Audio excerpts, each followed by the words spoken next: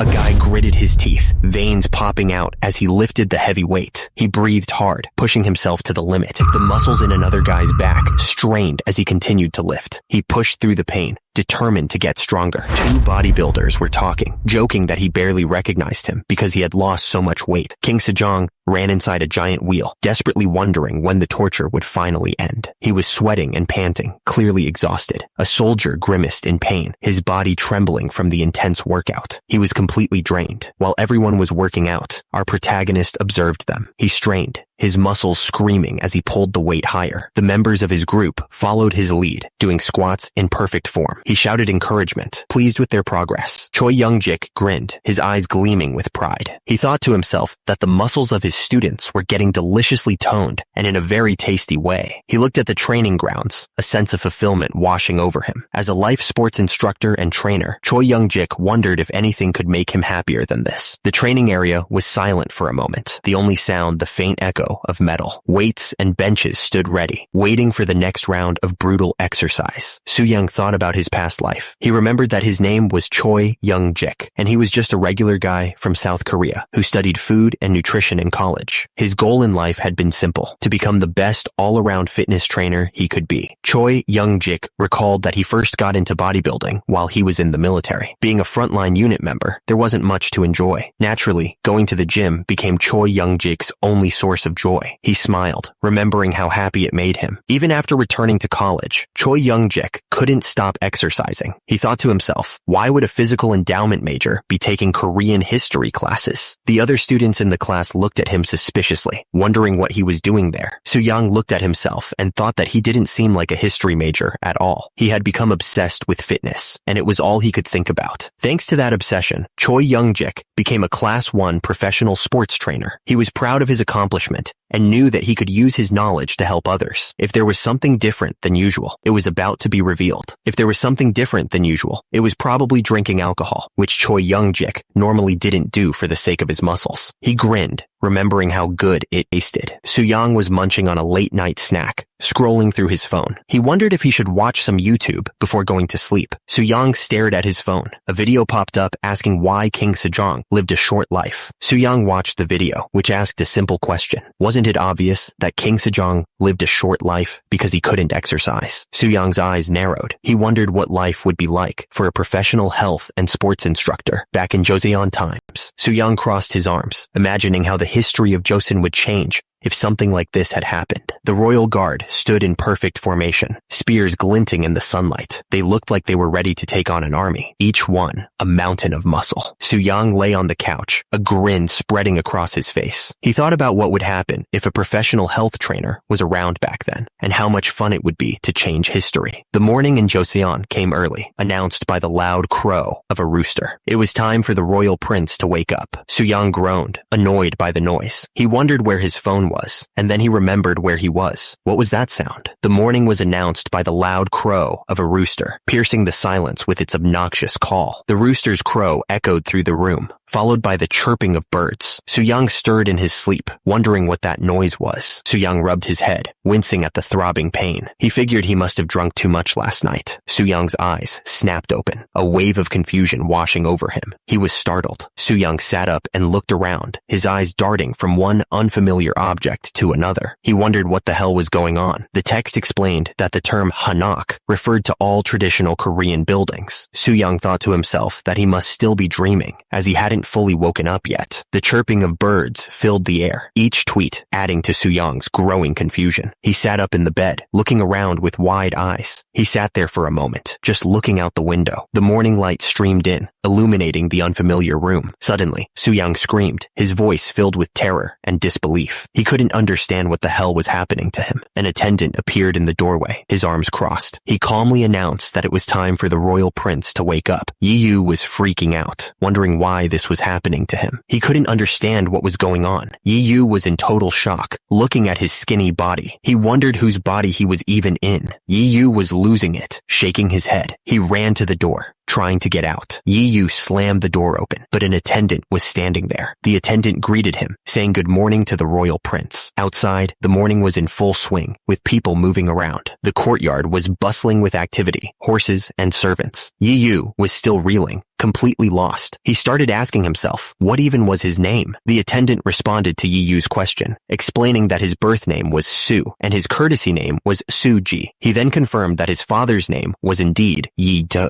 Yi-do, a name with heavy significance. The fourth great king of Joseon, a legendary figure in history. It finally clicked for Yi Yu. If his father was King Sejong the Great, and his name was Yi Yu, that's insane. Yi Yu stared blankly, trying to process the information. Turns out, in history, he was known by a different name. Yi Yu's mind raced, trying to catch up with what was happening. He asked himself, why was he even here? Yi Yu looked up at the palace. The place felt so foreign. He wondered how he ended up in the Joseon time period. All my senses are too real. It seems like I really came to the Joseon era. Your Majesty, Grand Prince Jinyoung has arrived at court. Since I'm still called Grand Prince Jinyoung, this must be before 1445. It's obvious to be nervous as there is nothing familiar about this situation. But thinking about the man I'm about to meet right now, my heart is pounding like crazy. Historically greatest and popularly most revered figure of South Korea. To think I'm going to have an audience with the great King Sejong. As a history student, this is such an overwhelming moment. Right, you're here. Look how charismatic his voice and gasping are. I summoned you here because I had an order for you. Sejong demanded. What are you staring blankly at? Are you not awake yet? Suyang's eyes widened. Is this Sejong the Great? Sejong tilted his head in confusion. Huh? What is the matter? Suyang bowed slightly. I apologize. As father has shown a lot of insight in taking care of the national affairs. I was wondering what kind of decree you would bestow upon this dull son. That's why I failed to hold my manners. This automatic translation function is interesting. Sejong replied, don't call yourself dull. I adore your talent. So I'm going to assign you an appropriate task. We're going to rewrite the comprehensive reflections to aid in governance. Sejong commanded him to go to the Hall of Worthies and rewrite it in big letters. Suyang was shocked. The Hall of Worthies? I receive your command. The Hall of Worthies. Suyang mused. Who would have thought I'd come to the Hall of Worthies in my life? Someone commented, if the Grand Prince is the one who will fix the outline, you will be able to see words that are full of power. Suyang replied, please stop flattering me. Grand Prince Anpyeong's writing is better than mine. The other man chuckled. Ho ho, how humble of you. Suyang continued, by the way, it's not just words. I don't have any problem understanding words either, as if the memories of this body's original owner are still here. He flipped through the pages. He examined the text closely. Reading into this, the letters in this book aren't that small though, but the great King Sejong said that he couldn't see it well. Suddenly, Suyang's eyes locked onto a new target, the great King Sejong himself. According to the eyes of a 15-year trainer, he ran an ID index on the king. The results were less than ideal. Severely obese, BMI above 35. Not a good start. On top of that, his face looked too swollen. Even though it was a cool summer morning, he was forming sweat beads on his forehead. In summary, diabetes or impaired glucose tolerance, a previous stage of diabetes, is suspected. The history after this was as obvious as looking at fire. Not long after this, the great King Sejong would pass away. King Munjong would undergo 3 years of mourning twice in a row, then rapidly deteriorate and die. In the end, Donjong would rise to the throne, and after that, Suyang's mind raced, contemplating the grim future that awaited King Sejong. Number 1. I will never let it happen that way.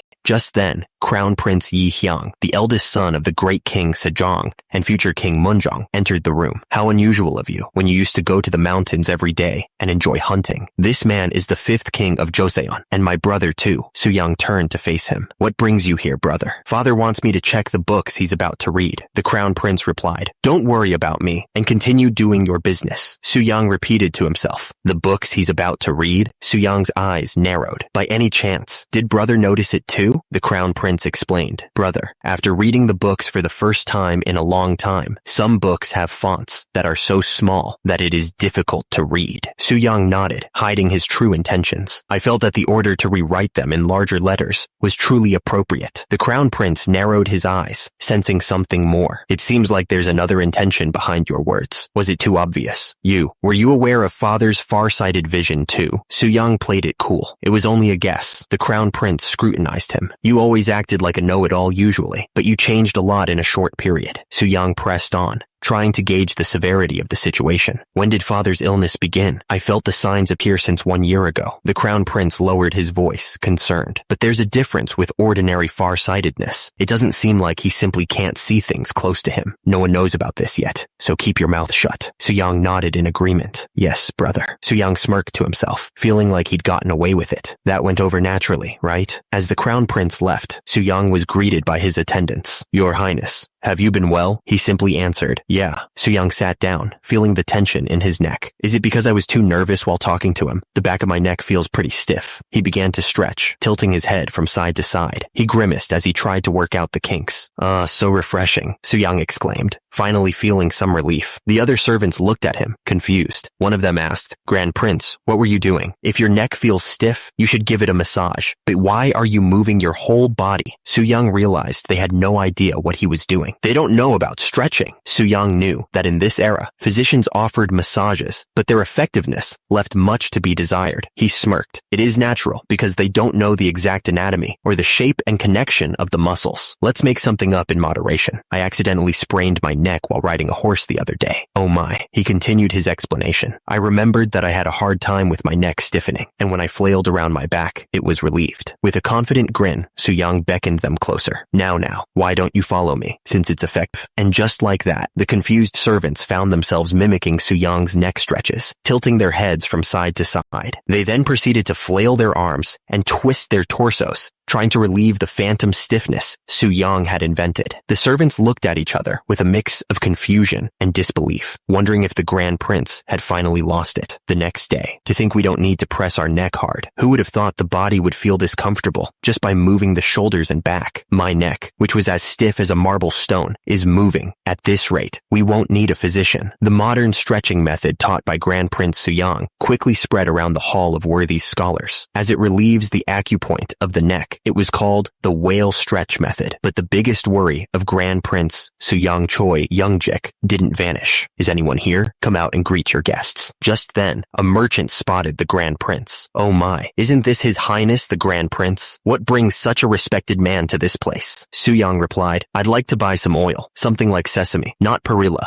or Paulownia tree oil. Other than sesame oil, we have beef tallow. I can even offer you some horse tallow right away. Suyang tossed him some coins. Collect 5 ml of the poorest quality oil and give it to me. One of the servants watched him, puzzled. Just now, he bought heartleaf, seaweed, and angelica root from the herbal medicine store. But why is he buying so much oil this time? I have no idea what he's thinking about at all. Suyang thought to himself, if my memory serves me right, Grand Prince Suhang would die after suffering from severe dermatitis. Until I find a way to go back to the modern time, I need a countermeasure. Even if it's a simple severe dermatitis, it's something fatal in this era. He clenched his fist. I must make it as soon as possible. Back at his residence, a servant announced, we have arrived at your abode, Your Highness. Suyang nodded. Yeah, great work. Suyang was thinking to himself, if I just resolve this problem, I can. Just then, a voice interrupted him. You have been visiting the streets very often recently. Suyang turned to face the speaker, a smile spreading across his face. That is correct, my wife. He was eager to test something out after looking at a book at the Hall of Worth. But wait, wife? His wife stared back, unimpressed. A few days ago, you were so focused on hunting, and now you are mingling with lowly people. It makes me wonder what you're thinking, dear. Right, he had a wife. He was looking for an object that was used to wash one's body during the Old Song dynasty. Calm down. He must be even calmer at times like this. His wife tilted her head. Is that so? Suyang nodded. Yeah, I thought it'd be worth a try. The thing he needs the most after coming to the Joseon era is soap. Even modern people suffer from various skin diseases if they exercise while wearing clothes that have not been washed properly. What if he did bodybuilding in this era, where soaps aren't around? Full of germs, he'd definitely suffer from various skin diseases. He remembered. He did make a soap in the gym where he used to work before. It was a poorly made soap because the building owner grandma said that she couldn't trust soaps in the mart, but for the most part, soap was soap. Youngjik realized that the production method of a soap is actually simple. You can make it by adding water mixed with ashes from burned rice straw to natural olive oil, mixing it with herbal powder and heating it. That's it. With this method, he thought, I should be able to create soap even in the Joseon era. Youngjik was confused. Your body gets dirty when you get oil on it. I never would have thought oil would be one of the ingredients to wash the body.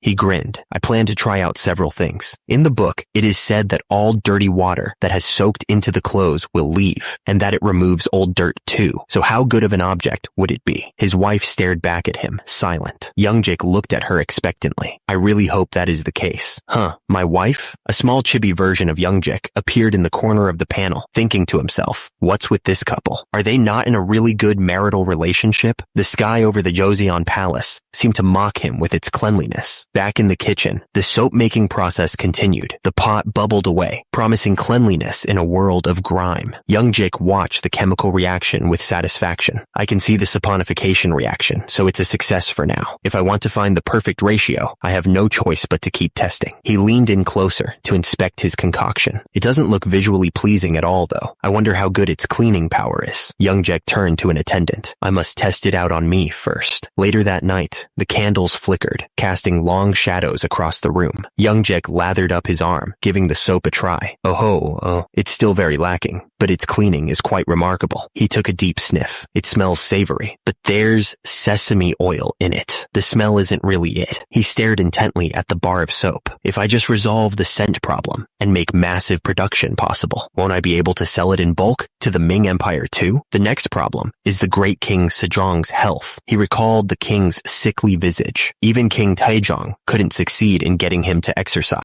Youngjik smirked, a plan forming in his mind. To think I, the second son, who is not even the crown prince, can succeed in getting King Sejong to exercise when he didn't even listen to his own father. Suddenly, a booming voice echoed through the room. It seems like my little Yu is having a lot of random thoughts because he has nothing to do. They offered him positions of power. Would you like to lead the Jurchen people in the north, together with Kim Jong-seo? Or how about holding a post in Murong Island, an official post in animal husbandry in Tamra Island? Does not sound bad either. Soo-young slammed his fist into his palm. In the end, to cure obesity, I must win the great King Sejong. Logically, he looked down at his own body, pinching his meager stomach. My body is a problem too. I can't teach bodybuilding with this kind of body. Even a stray dog would have more muscle than me. In order to increase my persuasive ability, I must reach 400 kilograms of Big 3. He struck a pose, visualizing the gains to come. He knew he needed to hit those deadlifts, squats, and bench presses. His mind raced with possibilities. What if I just make bodybuilding into an entire field of study? How far am I imagining things? I'd make a book containing this theory.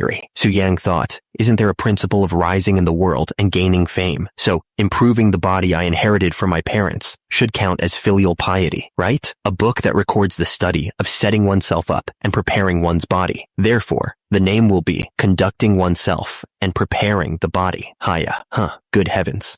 With a thud, Soo-young landed back on the ground. Soo-young marveled at his new body's potential. What's with these gifted genes? He pumped out 29 reps of dips with ease. Then, he effortlessly transitioned into 82 push-ups before finishing with a dragon flag. He analyzed his performance. Most of his muscle groups are somewhat natural, but the core and pulling strength are beyond average. Soo-young stared at his physique in disbelief. To think I can do 15 pull-ups with this belly fat. As expected, the narrator chimed in. The bloodline of Yi Seongge, Taejo, doesn't lie. Just then, a servant arrived. Your Highness, I've brought the things. Finally, the small barbells, dumbbells, are here. I shall pay the price right away. It's a relief that you like it, since it was our first time making them. Haha. Grand Prince Jinyang has finally lost it. To think he'd pay bags of rice for those cast iron blocks. Is there a way for us to figure out what those high in status think? Even martial families don't need that much iron. Don't tell me he is gathering soldiers. You, watch your words. We should just get our hands on their pennies. Let's quickly go. Soo-young, eager to get back to his gains, thinks to himself, I haven't been satisfied working out barehanded all this time. How long has it been since I lifted weights? His wife, however, is far from impressed. Even if he's royalty, he's going too far. Bangshil asks, are you just going to sit by and watch, Your Highness? But she's quickly shut down. Forget it, Bangshil. That's enough. One of the servants gossips. He even washed his body with oil. Bags of rice is a few years' worth of living costs for a farmer. To think he'd spend such a fortune on iron blocks. His wife continues to stew. He's been very much into hunting for quite some time, and treating you as if you didn't exist, she finishes, with a look of utter disdain. And he's now into weird things.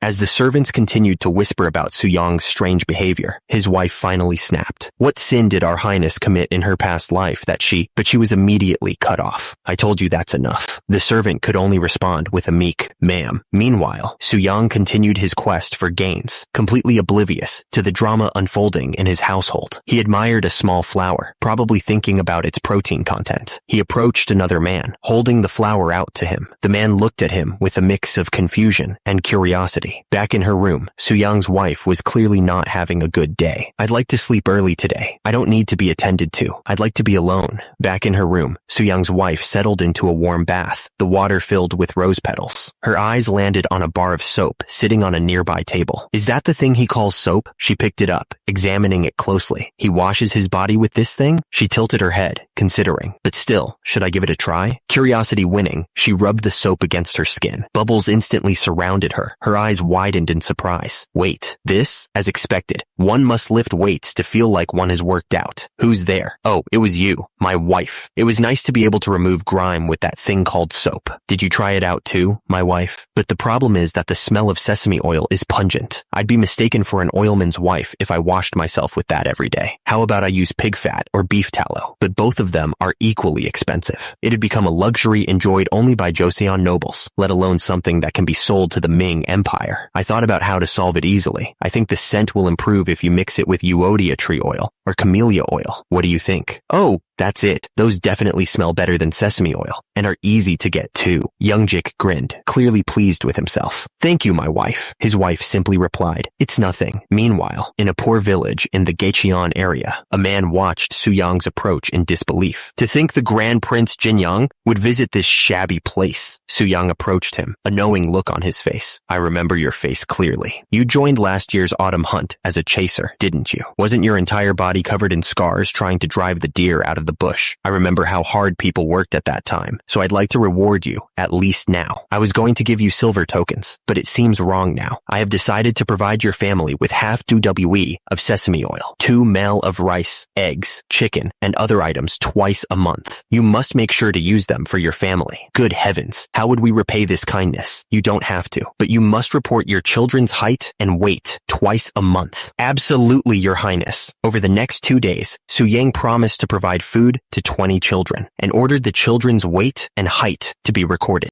Half of them were provided with an appropriate diet focused on protein, and the other half were provided with a diet focused on carbs and fat. Afterwards, he planned to record the changes in the children's body shape and exercise ability and use them as evidence. Little you are talking about that useless stuff again. He presented his findings with the zeal of a man who'd just discovered the secret to eternal youth. Father, please take a look at these records. Such perfect theory. These records would certainly be of great help in improving King Sejong's eating habits. Meanwhile, the blacksmith worked tirelessly, sparks flying as he hammered away at the metal. Suyang watched him work. Will it be possible? The blacksmith squinted at the diagram. I cannot read letters, but I can recognize figures. 30 chuk, 20 chuk, 10 chuk. Tell in 1 chuk is 30.3 centimeters. 1 round piece of iron weighs 30 gun, but isn't that the weight of 3 cauldron lids? The prince confirmed his calculations. Tell in 1 gun is 375 grams, 13.2 ounces. You want to put an iron bar on it, right? The blacksmith confirmed it. That's right. It should be good enough to put around 4 of them at each side. Got it? Suyang's request left the blacksmith bewildered. Pardon? Then 8 of them. Isn't that a total of 240 gun? Suyang nodded, already planning for future gains. To be honest, it needs to be able to withstand a bit heavier weight. The blacksmith looked up, his face a mask of confusion. I'd like it to withstand more than 300 gun of weight. Suyang, not finished with his requests, held out another diagram. I'd like to order one more thing. He grinned, presenting his next invention. The length will be around 3 chuk. Roll up a steel plate and make it into a rod shape to make it lighter. Suyang mused, thinking of the possibilities. I'm doing this out of pure curiosity. I wonder if using the technology of this era, his eyes gleamed with excitement. I can create a rifle. The servant bowed deeply, clearly impressed by Suyang's eccentricities. His Majesty will be very delighted to see your virtuous heart. Suyang watched the servant leave, a thoughtful expression on his face. It seems Grand Prince Suyang's image was a complete idiot before I possessed his body, but it has changed for the better. hasn't it? Then, Su Yang smiled, supremely confident. Things will return to the right path. Didn't I pull myself together and put things back the way they were? Ha ha. He turned to Ma Il-yang. But Ma Il-yang, you, suddenly, Su Yang's eyes glowed with an unearthly light. Trainer eyes activated. He began to analyze Ma Il-yang's physique. You have quite the physique, don't you? Scanning. Amazing shoulders and triceps brachii. Sturdy lat muscles. Assertive forearm muscles. Ma Il-yang was taken aback. Pardon? I've been called strong bones since I was young, but Su Yang's mind was already racing. He just can't become a government official because he's the child of a concubine, but he has the perfect talent for bodybuilding. A devilish grin spread across Su Yang's face. I'd like to teach you to nurture your body as my first disciple. If you succeed, there won't be many people in Joseon whose body can compare to you. Ma Il-yang was stunned by the offer. A disciple? Your Highness, how could I repay this kindness? Su Yang simply chuckled. Haha, kindness, you say? Just believe in me. Ma Il-yang could not even imagine his future. Your Highness the Crown Prince. Ah, you're here, you. Yes. Even when you look like you've lost weight, on the contrary, your upper body has gotten bigger and your eyes look brighter. I'm even more curious about why you asked to meet me. It seems like my face color improved while making a new training method in place of hunting. Truthfully, the reason why I asked to meet you is because I want you to take a look at this, Your Highness. A new training method? And what's that? Su Yang presents the Crown Prince with a box, inside which rests a golden protein bar. Su Yang proudly presents his creation. It's called soap. Please try it out. The Crown Prince heads to the nearest water source to test out the new invention. He examines his hands, now sparkling clean. To think old dirt would come off so easily. What a truly magical object. But he pauses, thinking about the cost. The price of camellia oil is certainly high. Su Yang's wife overhears the conversation and chimes in to correct him. No, if only expensive oil had been used, it would have cost about 4 male of rice. But by mixing it with Evodia tree oil and others, the price only amounts to around 2 male of rice. The Crown Prince nods thoughtfully. I see. Would you lend me a brush for a moment? He grabs a brush and prepares to use the soap for a very different purpose. Right. This should be good enough. The Crown Prince had an idea. Grand Prince Jinyang has created an object called soap that can wash away old dirt. In order to prevent the books from getting dirty, all officials must wash their hands with soap in the morning and evening. He continued, the way I see it, soap may be expensive, but people with money will certainly buy it. But since the efficacy of this item is unknown, no one may want to buy it. His advisor looked at him with a raised eyebrow. Are you making every official in the government office try the soap? If they wash their hands once, won't they want to wash their body too? A chibi version of Youngjik appeared in the corner of the panel, a light bulb flashing above his head. Is it like the free trial promotional strategy used in the modern world? Once soap spreads widely, and a lot of people create soap for their own use, I plan to impose a tax on them. That way, another source of tax revenue will be generated for the government. The advisor was impressed. Simply using soap to generate tax revenue. What a truly adaptable idea. He smiled, as expected from the son of the great King Sejong. No, is it Munjong of the future? Meanwhile, construction continued on the new gym. Meanwhile, some shady characters were getting grilled about a certain order. Are you sure these items were ordered by Grand Prince Jin Yang? We're not lying at all, my lord. Of course you won't, because if you lie, you guys know better than anyone what will happen. Take care, my lord.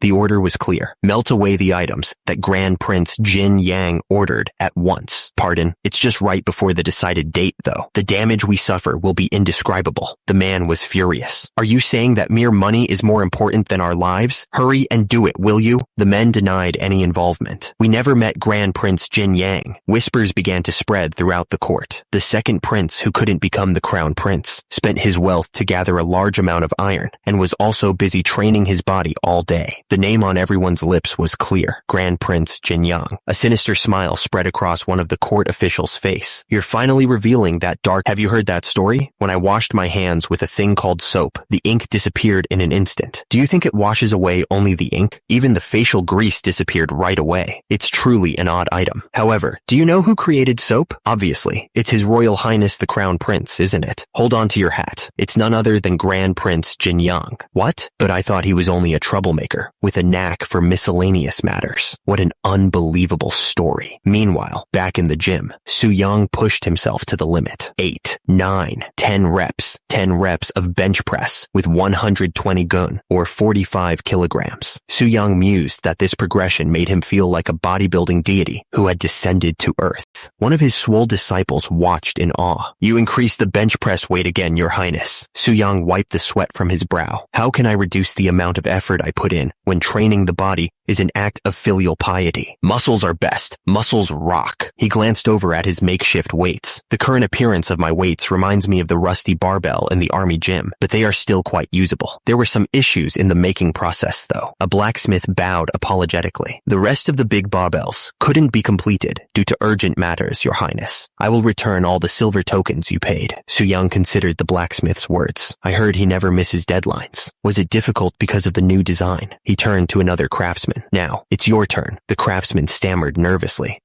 The craftsman, face contorted in agony, cried out, "I think I'll be crushed by this weight at once." Soo-young, ever the supportive gym bro, encouraged him. "Didn't I tell you? Body keeps seeking new stimuli. You need to use both your upper one and lower body to perform a proper bench press. That's it. And again, you were right." Soo-young's wife watched with growing amazement. "This is a truly mysterious phenomenon. I know that he always had an agile body, but it's impressive that he is trying to increase his strength to this extent. In this state, he might rival General Wonbong." Soo-young overheard her, face beaming with pride. "Wonbong, you say?" The craftsman, still struggling under the weight, groaned. "Your Highness." Soo-young, lost in thought, mused. "They say that from a young age, he accumulated military prowess, gaining fame under His Excellency, Kim Jong-seo. Wouldn't it be nice to create the conducting oneself and preparing the body method exclusively for soldiers someday?" He looked down at the struggling craftsman. "I can win in terms of pure strength, but the moment he lifts a weapon, there'll be no chance for me at all." Meanwhile, a furious pounding echoed through Soo-young's residence, startling everyone. The door shook violently under the assault. Soo-young, annoyed by the interruption, demanded, "Who is it banging on Grand Prince Jin-young's door like this?"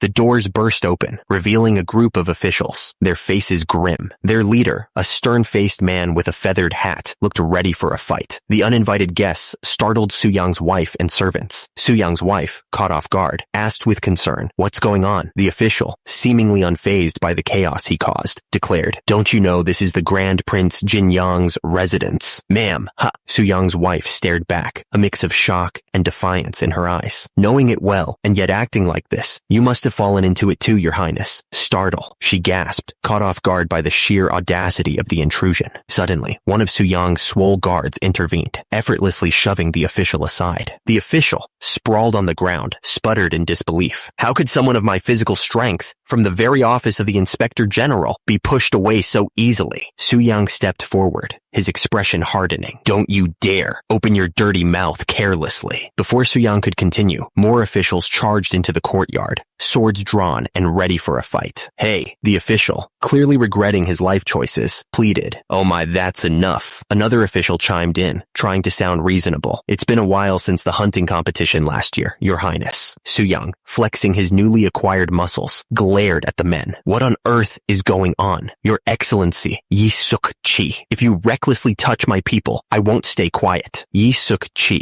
undeterred, pointed an accusing finger. "Your Highness, how shameless and unaware of your own sins you are. With just one bar you are holding, 20 sabers can be made." He gestured wildly at the rack of weights. "And you have 20 of those. What are you going to do with 400 military weapons? And is that all?" Meanwhile, the captured disciple was dragged away, looking worse for wear. Yi Suk-chi continued his tirade, laying out the facts. "Just 7 months ago, you were someone not interested in the subjects, and now you're actively providing them aid. Do you want to use them in an upheaval?" Soo-young, his biceps straining against his traditional garb, was reaching his limit. "What a sophistry. You can't consider that as evidence. You brought along soldiers to my house on mere suspicion, even if you are someone from the office of the Inspector General. This is a blatant abuse of power." He was absolutely seething. "Don't you dare bring an unsubstantiated claim." Yi Suk-chi just smiled, unconcerned. "It's a rumor-based denunciation. Did you forget? We have always worked this way. Don't worry, the truth will be revealed soon." Soo-young pressed him,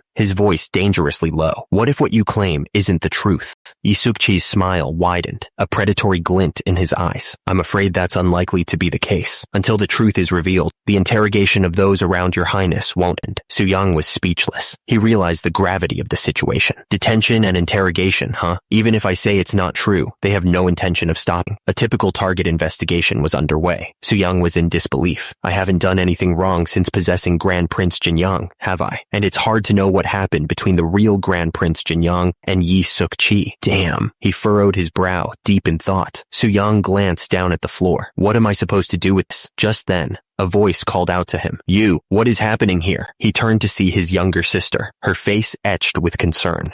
Elder brother! Just then, a voice booms out, interrupting the tension. I heard negative rumors about you, so I came by in person. Your Royal Highness, the Crown Prince. The Crown Prince eyes Su-young warily. Although I believed that you had figured out a method for training your body. Don't get too close. If that person dreams of an upheaval, who knows what he might do? Su-young looks back, confused. That person? The Crown Prince's advisor steps forward, his gaze sharp. Watch your words, Inspector General. He's not that person, but his younger brother. The Crown Prince turns his attention back to Su-young, gesturing towards the gym equipment. It's a common law for those who are unsatisfied with their relatives to use their wealth privately. You, try to convince me about these devices. Su-young's brow furrows as he responds, his voice firm. Even if one is family, the sin of going against it cannot be forgiven, and the same is true for someone who defames my sibling. The Crown Prince's threat hangs in the air. You too should risk your neck. The Crown Prince's threat hangs in the air. You too should risk your neck. With a resounding thud, Su-young's feet hit the ground. Su-young turns to the Crown Prince and his advisor. It's great that you are here. I needed to talk to you anyway. Su-young gestures to one of his attendants. Bring me the conducting oneself and preparing the body. Yes, master. Su-young explains his grand plan. The reason why I made and trained my body was to put it to use for something really important. He hands the book to the Crown Prince's advisor. First, please check my regimen. What is so important about it that you made a book? The advisor skims through the pages. So you have concluded that nurturing a good body shape is an act of filial piety. Well, that isn't wrong, but the Crown Prince eyed the gym equipment with suspicion. I don't understand why you need such huge devices. He continued, clearly not impressed. Why would you go through such an inconvenience just to make one regimen? Su-young turned to the Crown Prince, his expression serious. I think we should talk privately about it. As they walked, Su-young lowered his voice. You also know that our father's health is deteriorating with each passing day. I shouldn't say this, but I'm sure he has a disease. The Crown Prince scoffed. It's just his age. You are overthinking it. If you really have medical knowledge, tell me what his illness is. Su-young's advisor chimed in, equally concerned. Yes, your highness. You must have noticed that these days, his face looks feverish, and he sweats a lot, even when it isn't hot. I'm sorry to say this. Su-young's face darkened. I suspect he has high blood sugar. Su-young continued to explain his diagnosis. The cause of high blood sugar is excessive accumulation of yang qi. He elaborated. It's likely due to him consuming an excess of food beyond what is necessary. The Crown Prince listened intently as Su-young laid out the facts. He doesn't even indulge in physical activities, so there is no way to release the yang qi. What's more, the high body temperature has affected his eyes and worsened his eyesight. Is that why you have been out to help people? I heard you were making a record after distributing food to the children. Is that act also related to our father? Su-young confirmed his suspicions. Yes, I've concluded that a few bowls of rice and eggs are enough to make someone obese. What's going to happen to our father is quite obvious. That's why I am trying to make a record related to eating and working out, he added, and make our father see it himself. The Crown Prince, now understanding Su-young's motives, addressed the Inspector General. Inspector General, get your men to step back. It seems like Prince Jinyoung didn't have a bad intention.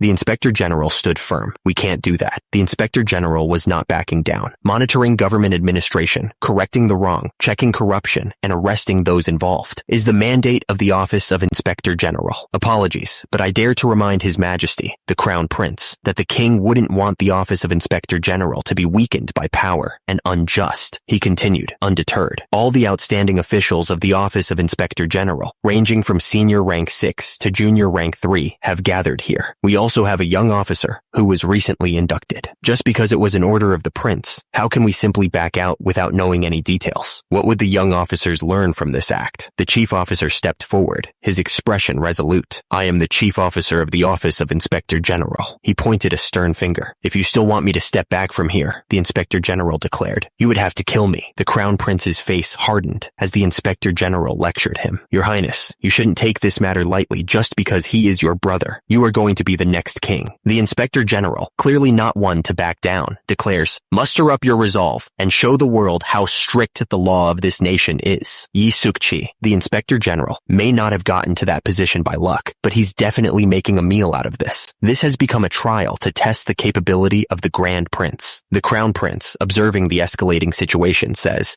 I don't know about other things, but I think you have to explain why you need so much iron and so many devices. Su-young, seeing no other way out, responds, since push has come to shove, yes, your highness, I will show you myself. He declares with unwavering resolve, I will prove it with my strength. Su-young explains his methods. Too much yang qi has accumulated in father's body and is now manifesting as the signs of aging. If we remove the excess qi through working out, he will get better, but we all know that he doesn't like moving. So what if we show him a strength he has never seen before? Don't you think it would motivate him? For example, showing the strength of Xiang Yu. If I can't convince them, it won't work for father either. So, I understand. Su-young, now with a clear goal, shouts out, listen, Prince Jin Yang was inventing a regimen for the people's health. Those irons are his inventions to help that. You mean he really uses those to train his body? Those lumps of iron that look heavier than most of the cauldron? Just then, an idea sparked in the Crown Prince's mind. I've got a great idea. The reason why he is being suspected is because we don't understand how all those are used. He continued, then, if he shows you how he trains himself with those, he can't be falsely accused anymore, right? What do you think? Anyone who would like to come forward? An official, face obscured by his hat, declared, let me challenge him. The man's eyes glinted with confidence. I have never lost to someone in strength. If he is found weaker than me, it'll prove that everything he said until now was a lie. Su-young cracked his knuckles. Stepping forward, the crowd murmured in anticipation, eyes glued to his bulging biceps. He flexed his arm, muscles straining against his white robes, as the officials looked on with a mix of apprehension and excitement. The challenger, gritting his teeth, struggled to bench press the weight. Su-young explained the exercise. This training is called bench press. He elaborated on its benefits. It's for training arm, and shoulder strength. The official, now lying on the bench, smirked. So in the end, all I have to do is to lift it with my strength, right? He taunted Su-young. You are talking too much, your highness. Are you worried that I might win? The official grunted with effort, his face contorting. He strained under the weight, struggling to lift the barbell. Sweat poured down his face as he pushed with all his might. It's heavier than it looks, but right now, the honor of the Office of Inspector General is in my arms. The official strained with everything he had, veins popping and muscles screaming. With a final, desperate heave, he managed to lift the weight. The onlookers were impressed, as expected of Xenia. Then, what about Prince Jinyang? The official's eyes widened, a bead of sweat trickling down his temple. He was starting to realize what he'd gotten himself into. Meanwhile, Su-young was already back at it, effortlessly pumping iron. The official watched in disbelief. You have been acting tough, but that's all you got. Su-young turned his gaze towards the official, his expression unreadable. The Crown Prince's words hung heavy in the air, a clear threat masked as concern. 8,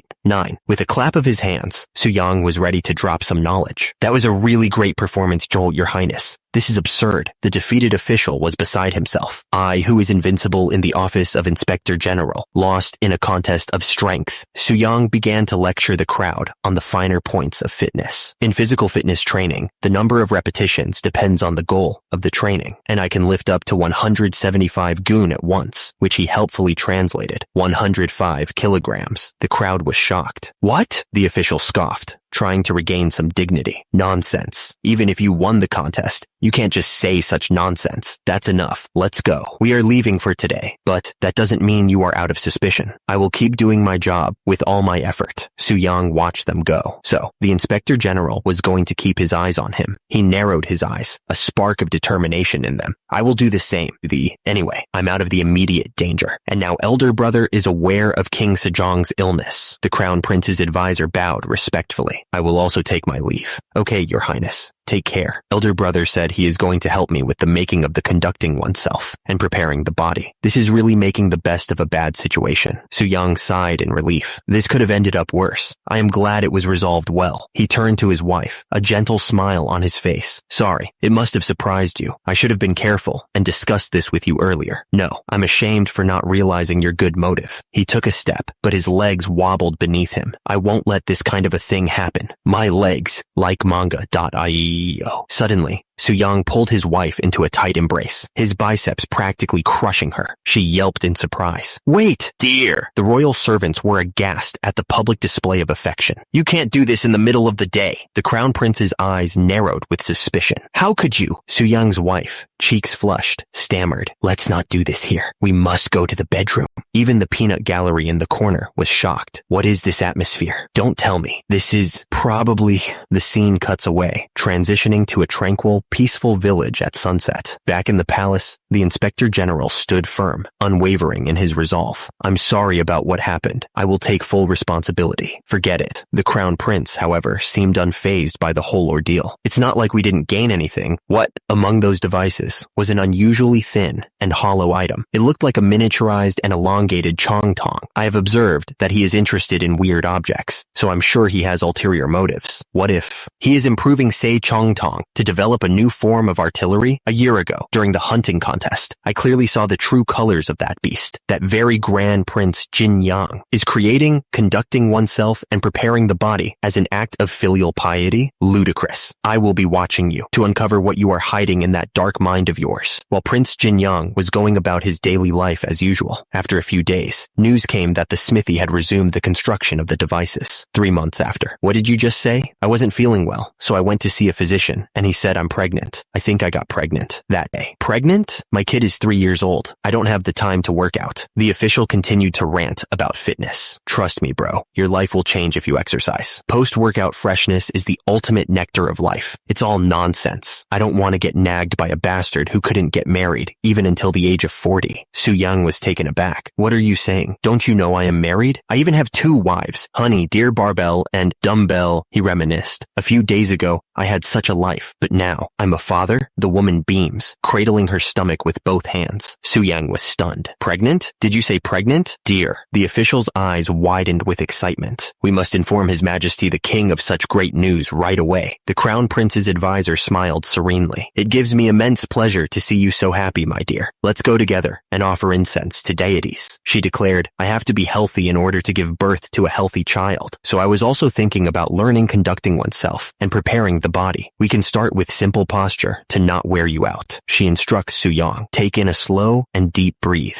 Stretching isn't enough for safe birth. He recalls the grim statistics. After giving birth, the Crown Princess passed away due to childbed fever. That is how common maternal fetal death is in this era. Postpartum infections, also known as puerperal fever, childbed fever, maternal sepsis, or maternal infection, are any bacterial infections of the female reproductive tract following childbirth or miscarriage. He brainstorms a solution. I think simply using alcohol for disinfection can help a lot. I guess I'll have to make that do. Just then, a servant arrives. Your Highness, we have a guest. He repeats the word. You said it's called sojugori. He examines the contraption. I had no idea a sojugori would have such a peculiar shape. Su-young explains the science behind his still. The design was developed by me. I want to obtain pure alcohol, so I am using this thin and elongated tube part to condense the alcohol vapors into dew. He barks out an order. Bring me all the soju inside the house. A servant nervously responds. Yes, sir. The servants scramble to obey. Now that the distillation is done, I have to check for the purity of the alcohol. He carefully sets up his experiment. There are 2 cups of the same weight. I have filled 1 cup with water up to 80% of the cup. Su-young explains his methodology. The relative density of alcohol is roughly 0.8. So if the alcohol that I filtered is heavier or lighter than the water in the other cup, it would mean that I failed. The scale teeters slightly. The scale balances perfectly. It was a success. It worked. Disinfectant. Production successful. A lot of time has passed since I came to the Joseon era. I often thought, What if I suddenly returned to the modern era while working out? But such a thing didn't happen. I even wondered what happened to the present where I originally lived. Although these questions remained in the back of my head. After my child was born, I was completely absorbed into my life in the Joseon era. That's how fast the time passed by. Meanwhile, back in the royal court, Prince Jinyang has made a great achievement recently. He has distributed soap among the civilian populace, enriching the royal treasury, and invented a disinfectant that helps with the wound. Thank you, Your Majesty. Suyang modestly replied, I still have a lot to learn. I don't know how to react to your compliment. The king waved his hand dismissively. You don't have to be so humble. He continued, I will give you 200 nyangs of silver as compensation for the cost incurred for making soap. Another court official chimed in. Not long ago, Prince Jinyang had his first child. This is truly a blessing to our royal family. What's more, the princess returned to her usual life within a week. As such, the effectiveness of the disinfectant has been proven. The king declared, from now on, the disinfectant will be used to treat all newborns and mothers. The royal court responded in unison. Your wish is our command. The king turned his gaze towards Suyang, a hint of admiration in his eyes. I thought you were just like my painful finger. But the king, impressed by Suyang's display of strength and dedication to health, acknowledges him. You have matured. But suddenly the scene shifts as an official cries out in alarm. Another official shouts, Your Majesty! It's March of the year 1438, and the king has collapsed. Panic erupts. Hurry! Call the physician. As the court scrambled to aid the fallen king, Suyang worried, taking a sip of water. Father's illness has worsened. Fortunately, he quickly recovered this time, but uneasiness remains. How is he doing now? Suyang continued to ponder the king's health. Thirst makes him drink a lot of water, and his eyesight has deteriorated to the point where he reads books by placing them close to his eyes. The official sighed. Even the decoction has had no positive effect. Suyang pressed his brother for details. Elder brother, has father ever commented on his symptoms? I mean, things like seeing a hazy mist or some insects floating around. He recalled his own modern medical knowledge. It's what my grandpa mentioned when he suffered from diabetes. The crown prince shook his head. No, he never mentioned such symptoms. He usually said, it's frustrating that I can't see things far away. In that case, the situation isn't serious yet. This symptom may be a temporary consequence of overwork. What a relief. Still, we can't breathe easy. Retinal degeneration or cataracts are incurable in this era, if nothing is done. As history says, a year later, the great King Sejong would lose his eyesight due to complications. Mother's birthday is this September, right? I will create an opportunity to change father's mind that day. The crown prince tilted his head. Curious. What on earth are you planning to do at her royal banquet? Suyang smirked, thinking of his gains-filled plan. In conducting oneself and preparing the body, there are 3 exercises that use the heaviest weight. Suyang laid out his ambitious plan. The key to saving the king lay in mastering the fundamentals, like the deadlift. Together, they're called the Big 3 exercise. At our royal mother's birthday banquet, I will perform with a total of 1,000 gun in the Big 3 exercises. 1,000 gun in the Big 3 exercises? Doesn't this weight sound ridiculous? The palace guards, who were ordered to try it, failed to lift even 600 gun in the Big 3. Up. How miserable, Your Highness. Right now, I'm only at 900 gun. Achieving 1,000 gun is challenging even with all my strength, but I will make sure to succeed for father's sake. If that's your wish, I will also do my best to help. The current conducting oneself and preparing the body lacks a lot academically. I will make it a book that father will be satisfied with. So you must also devote yourself to your studies. Huh? Devote myself to studies? Didn't you write conducting oneself and preparing the body out of filial piety? At least you should incorporate the content of all 13 classics. And as the author of Conducting Oneself and Preparing the Body, you also need to thoroughly understand them. Hold on. The only scriptures I inherited from the Grand Prince Suyang's memory are the 4 books and 5 classics. Is the difficulty suddenly increased to the 13 classics? But I'm doing it all for the great King Sejong. Suyang's face was a mask of determination. You can count on me, elder brother. When I achieve 1,000 gun in the Big 3 exercises, we will raise the topic of conducting oneself and preparing the body in front of father and make sure he experiences your method. For the sake of our father's well-being, cheers. Suyang steeled himself for the challenge ahead. Now, I have to take on something really crazy. Increasing weight in the Big 3 exercises by 100 gun in 6 months is already a questionable thing to do. But even if I succeed, this body, laden with fat, won't be a compelling argument for the great King Sejong. Suyang glanced at the mountains, a plan forming in his mind. I guess to flex my muscles in all their glory, I need to drop body fat by about 8 gun. And the the best way to burn calories in this era is, of course, hiking. He began his ascent, his loyal companion struggling to keep pace. I hope this body's boundless potential will come handy, because from now on, all I can do is special training. The days blurred into a montage of sweat and study. From early morning hiking to working on conducting oneself and preparing the body, I don't even have the strength to turn a page. Man, I'm going to die. Memorizing all this sounds absurd. The king's collapse has thrown the palace into chaos, but Suyang is focused on the real issue, his gains, the cause of this situation.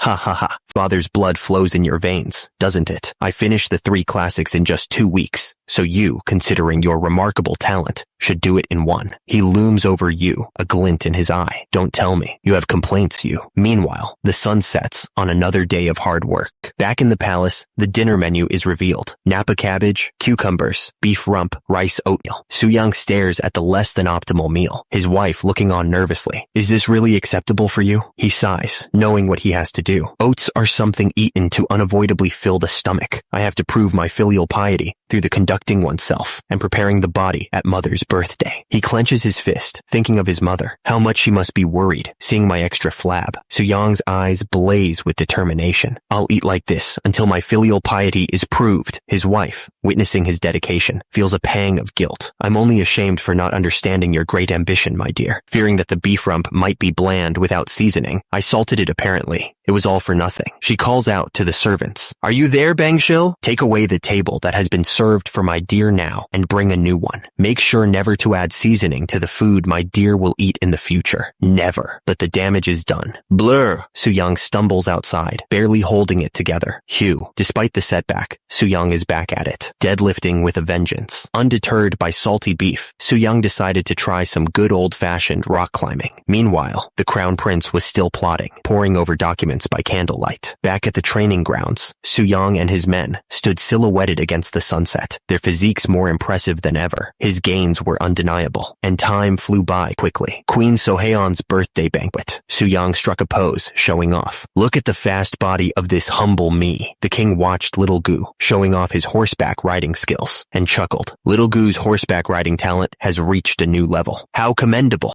Zooming in through the king's eyes, we see Little Gu on horseback. The king watched with a smile. Meanwhile, the crown prince was still plotting. Your turn is the last. Even among the royalty, everyone thinks you're going to show off your body, like street performers. Elder brother, have you mentioned conducting oneself and preparing the body to anyone else? Suyang listened intently. When I told the crown princess in the morning that you carried 300 gun, she didn't believe it and even got angry. So, just make our plan work out. The crown prince continued. And then, father will surely show interest in conducting oneself and preparing the body. Suddenly, a gust of wind blew. A voice echoes out. A thing I ask of you, you, the hooded figure, you, stands before a high-ranking official, his expression unreadable as he listens to the request. The royal banquet is in full swing. Next is Grand Prince Jinyang. Suyang steps forward, ready to show off his hard-earned gains. Royal Mother, I sincerely offer you my congratulations on your birthday. The fact that I exist in this world is all thanks to the divine kindness of His Majesty, the King, and Your Majesty the Queen. With this in mind, I have created conducting oneself and preparing the body, which means a healthy discipline for self-establishment and development of a fit body.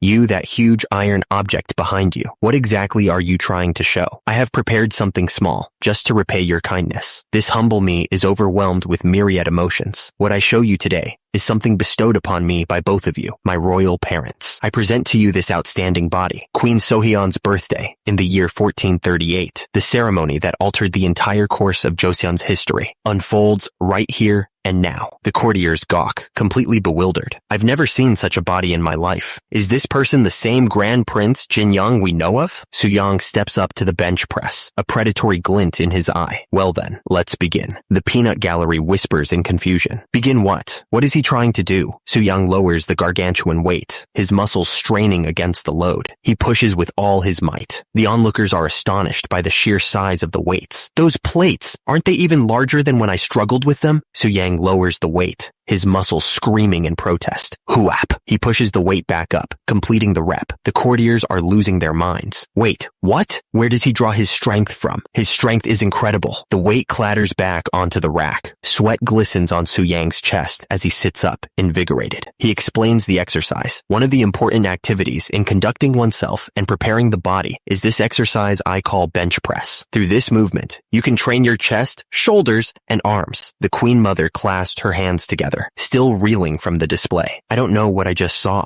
An official nervously calculated the weight. How much does it all weigh? The iron bar is 40 gun, and the cylindrical plates combined are 240 gun. Altogether, it's 280 gun. The king's eyes widened in disbelief.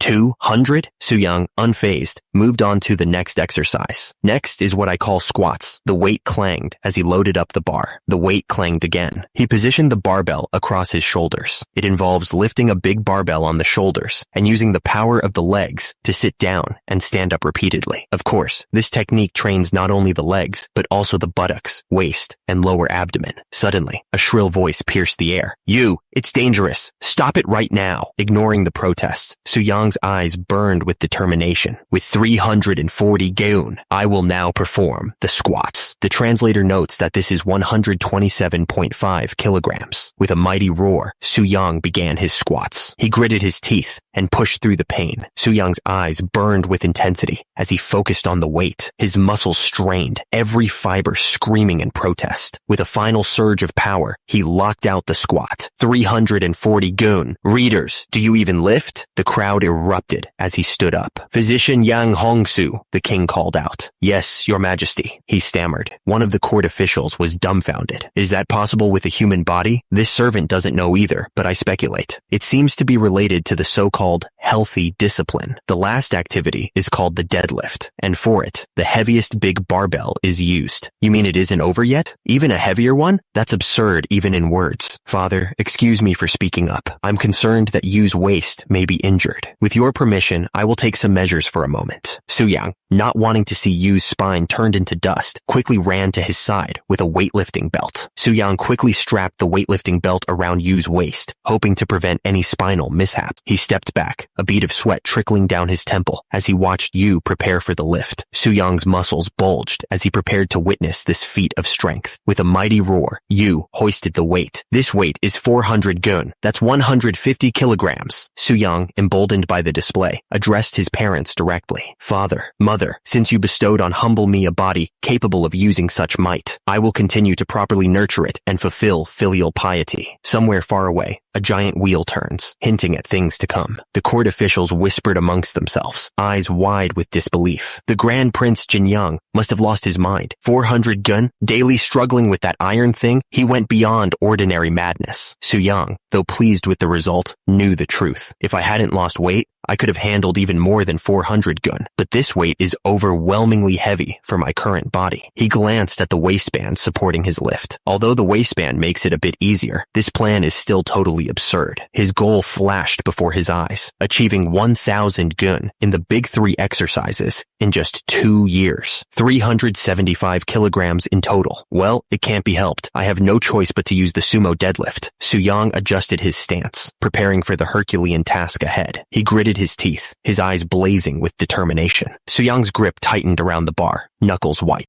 The weight strained against gravity, groaning under the pressure. It's going up. Is it really possible for that heavy mass of iron to be lifted solely with one person's strength? And with a final surge of power, the weight crashed back to the ground. Su Yang's hands, though victorious, dripped with the price of his ambition. The crowd was left in stunned silence. With the weight down, Su Yang stood tall, a monument of muscle against the Joseon skyline. The crowd was silent, unsure what to make of this display of strength. Su Yang's hands, however, were screaming in pain. Blood dripped from his torn palms. The queen, witnessing this madness, gasped, "Royal Mother!" The weight crashed to the ground with a resounding boom, shaking the very foundations of the palace. The force of the impact pulverized the stone floor. The court officials looked on in stunned disbelief. The queen's attendant looked like she was about to faint. The queen, utterly bewildered by the display of raw power, could only stammer, "My dear." Su Yang stood there, a mountain of muscle, the very embodiment of physical prowess. He turned to his mother, realizing she was inspecting waving his torn hands. Royal Mother, the queen, holding his bloodied hands, began to speak. You've been using those irons daily for 2 years, so your hands are like this now. What do you mean by that talk of filial piety? But then, a surprising change of heart washed over her face. In all my life, I've never seen a greater manifestation of it than yours. Tears streamed down her face as she continued. Seeing you train your body to this extent makes my tears flow incessantly. Su-young, touched by his mother's unexpected reaction, responded softly. Mama, the queen's praise wasn't the only reaction. One of the onlookers was still reeling from the visual feast he had just witnessed. I know that those who have mastered martial arts may show visible muscles on their abdomen, but to have such distinct texture, look at how the muscles inside are moving. King Sejong, visibly impressed, chimed in. Indeed, you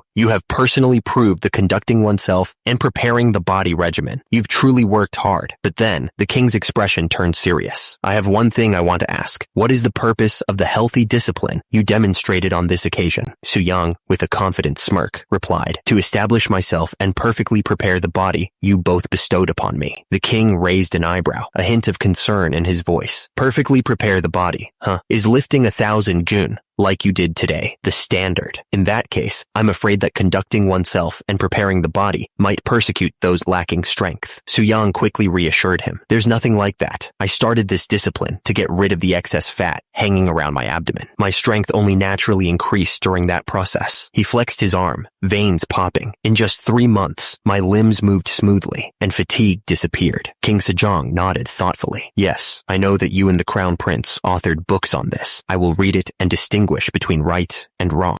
Let's discuss conducting oneself and preparing the body at the palace later. Su-young beamed, clearly pleased with the king's response. Your royal grace knows no bounds. The king continued. Besides, your royal title, the Grand Prince Jinyang, doesn't seem satisfactory. He gestured regally. Since you invented the healthy discipline and reached its peak, I suggest taking Su from Su-youngbu to name you. And with that, a new title was bestowed upon the swole prince, the Grand Prince Su-young. Under the silent gaze of the moon, the palace stood still, unaware of the seismic shift that had just occurred within its walls. The king picks up the book, clearly impressed. This book is truly extraordinary. He looks up at his son, a flicker of suspicion in his eyes. Even though you lend him a helping hand, since when did you read widely to become this knowledgeable? Su-young bows slightly, maintaining his innocent facade. This humble son of yours has also read this book and marveled many times. I simply compiled the regimen you've managed to create into these books. The king's eyes narrow as he flips through the pages. Unlike other books, there's a diagram he specifically put at the end of volume 1. Alright, today I'll check just this one. He begins to read. Changes in eating habits and body as seen through the growth records of children in Gaichen. Gathering and analyzing data when making policies is quite like me. The king continues to read, his brow furrowing in concentration. If you cook rice with 1 mal of grains, 17 liters, 6 kilograms, an adult can eat it for 10 days, while children can fill their stomachs for twice as long. On the other hand, overeating results in excess fat. A spoonful of sesame oil every day overflows children's bodies with strength. The king's eyes widen in horror as he finishes the passage. Meanwhile, a person with a full stomach gains over half a gun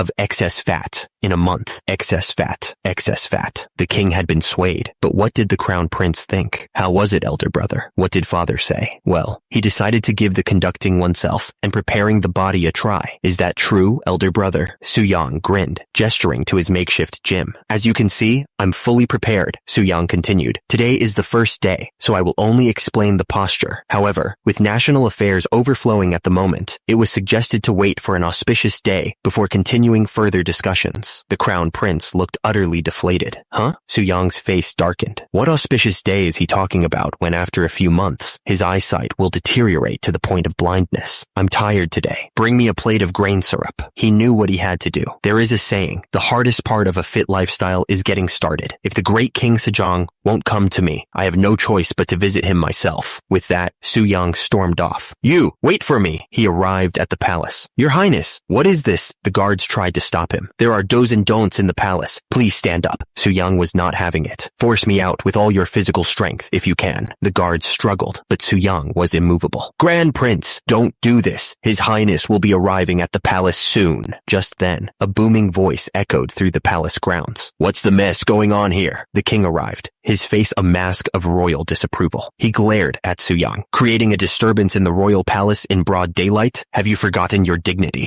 Su Yung wasn't deterred. Father, there is something that really needs to be discussed. The king sighed, already knowing where this was going. I'm certain it's about conducting oneself and preparing the body, isn't it? Besides, I've already read it, and I'm sure I express the will to experience it when I have time. I shed tears of gratitude for Father's immense generosity. However, Su Yung cut him off, undeterred. The right approach to conducting oneself and preparing the body is starting from today and doing it consistently. The king recoiled, sparks flying around him. Let's start exercising, he repeated, exasperated. I said I'm busy. The king narrowed his eyes. Tell me, Grand Prince Su Yung, did you write conducting oneself and preparing the body, suspecting that I had an illness? Su Yung stood his ground. I meddled because signs were appearing. It says in books that the most proper thing is to treat the illness in advance. The king immediately called upon the physician. Physician Yang Hongsu, what signs of illness do you see in me? Physician Yang Hongsu stammered. The only matter of concern is that your majesty the king perspires profusely and drinks a lot of water. Su Yung watched the exchange, knowing he had to push harder. It's obvious why the great King Sejong brought along the physician. Did you hear what he said? He says there are no special signs of illness. He thought to himself, he must have already read the annexure diagram in conducting dressing and preparing the body and have been seriously contemplating his illness. It's just that he hates exercising. Therefore, all we need is one final blow. Su Yung pressed on. Considering the symptoms, I guess that father's illness might be similar to high blood sugar, so I tried to put my body in a similar condition. One of the court officials was shocked by Su Yong's bold claim. What? Meanwhile, Su Yung stood tall, his muscular frame gleaming in the sunlight, a stark contrast to the frail scholars around him. The crown prince was taken aback. He stammered. Huh? When? Declared. I've put my body into a condition similar to Sogul. The court official sputtered. What? Ignoring the outburst, Su Yung explained. Sogul is a disease where an excess of yang qi destroys the body. As we know, sugar is also used as a medicine to make up the yang qi. Eating too much grain syrup or taffy can cause temporary Sogul. As a result of experiencing Sogul this way, I often became extremely thirsty and drank up to a bucket of water. Moreover, my vision often went dark due to excessive fatigue, and I fell asleep on the spot. Su Yung turned to the king, his expression serious. These symptoms, are they the same as the ones you experienced, father? He thought to himself. Of course, I was lying when I said I made myself fall into Sogul. I just recited the knowledge about diabetes from the modern world. To convince the great King Sejong, of course, I can lie this much. Unknown to him, he even got his brother deceived unintentionally. He thinks to himself, when did this bastard do that? 5 days. Very well. If I see no improvement in 5 days, I shall charge you with the crime of deceiving the king. Of course, father. At this rate, my whole insides will be twisted. Su Yung corrected the king's form. Father, you must not crouch your body. The crown prince watched in disbelief. That? He's saying that again. He'd nag at me if I got the position just a bit wrong. Please, straighten your body and strengthen your back. The king was starting to get fed up. How long do I have to keep doing this? Su Yung finally relented. Father, an hour has passed, so we can wrap up here. The king was overjoyed. Very well, that's the most delightful thing you've said. Su Yung crushed his hopes immediately. I was talking about the warm-up. The king groaned as he was forced to continue lifting. The king, though exhausted, was starting to see the light. Father, he grunted with effort. You must exhale when exerting your strength and inhale when relaxing. I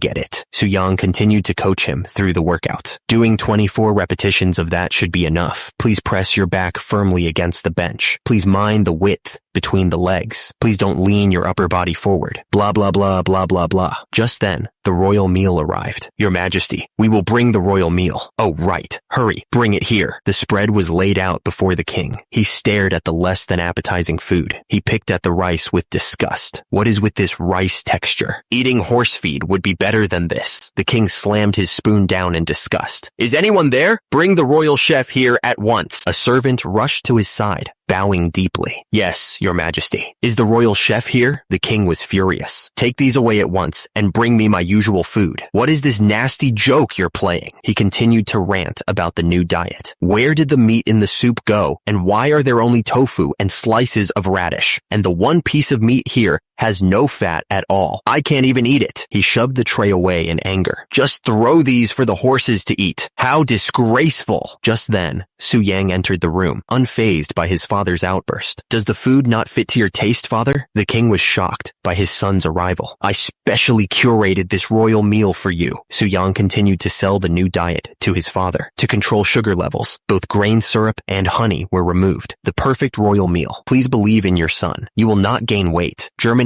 brown rice keeps you feeling full for a long time, and tofu is a helpful substitute for meat. The king, however, was not convinced. But it's not delicious at all, is it? Su Yang was ready with a counter-argument. Father, forgive me for saying this, but didn't you agree to absolutely follow my words for the next 6 months? He even quoted Confucius. I learned from the Analects that a wise man regards promises as high as his life. Su Yang laid down the law. I'm even prepared to take all my family members and be exiled for the rest of my life in 6 months. But can you not keep your promise for even 6 months? The king sighed, defeated. Who does he resemble for being so strong-headed? Later that night, the king sat alone, writing furiously by candlelight. The king, exhausted, tries to focus on his calligraphy, but his hand tremors betray his fatigue. He barks an order. I moved the brush incorrectly, so have the paper manufactory send a new one. A courtier replies, at your command. The king laments his weak state. Having repeatedly done those lifts, I don't even have the power to hold the brush. Meanwhile, Su Yang continues to pump iron. The king wonders, it's been 2 weeks since I've been doing that thing he calls conducting oneself and preparing the body. But what is the meaning of all this? Back in his chambers, the king stares blankly at the scroll, lost in thought. He calls out, desperate. Is anyone there? Bring me some snot. Suddenly, a single bloodshot eye peers through the lattice of the door, watching him intently. The king recoiled, startled by the sudden interruption. A courtier peeked through the door. I apologize, your majesty. I wondered if something was up since you stopped between your words. The king waved him off. Forget it. You may leave. You, that bastard might even appear in my dreams now. The candle flickered, casting long shadows in the room. The king slumped back, defeated. I can't perform my political duties because of that brat's exercise. Had I not promised him, I would have stopped this long ago. Meanwhile, the moon hung high in the sky, a silent witness to the royal suffering. Elsewhere in the palace, 2 court ladies exchanged worried glances. The court ladies whispered, watching the king sleep soundly. This is a big deal. His Majesty usually tells the attendants to leave because he snores, doesn't he? Just 2 weeks ago, he couldn't breathe well and kept tossing and turning. The king slept peacefully, a rare sight indeed. Meanwhile, Su Yang and his swole guards were in the middle of an intense workout session. The royal bodybuilders beamed. Congratulations! The king continued to sleep, unaware of the gains being made in his name. The title card appeared, the result of 1 month of conducting oneself and preparing the body. Suddenly, a guard peeked through the door. Who's there? Meanwhile, the guard watched the king, noticing something strange. Is he asleep? The training dummy seemed to stare back with glowing red eyes. What's that now? The king mumbled in his sleep. Hee. How did my second son look like again? No. Did I even have a second son? Hee. He continued, still lost in his dream. Wait, are you saying that I'm married? When? Year 1434, you say? The king's dream turned into a nightmare. Isn't that the deadline for the armillary sphere? Production brat. He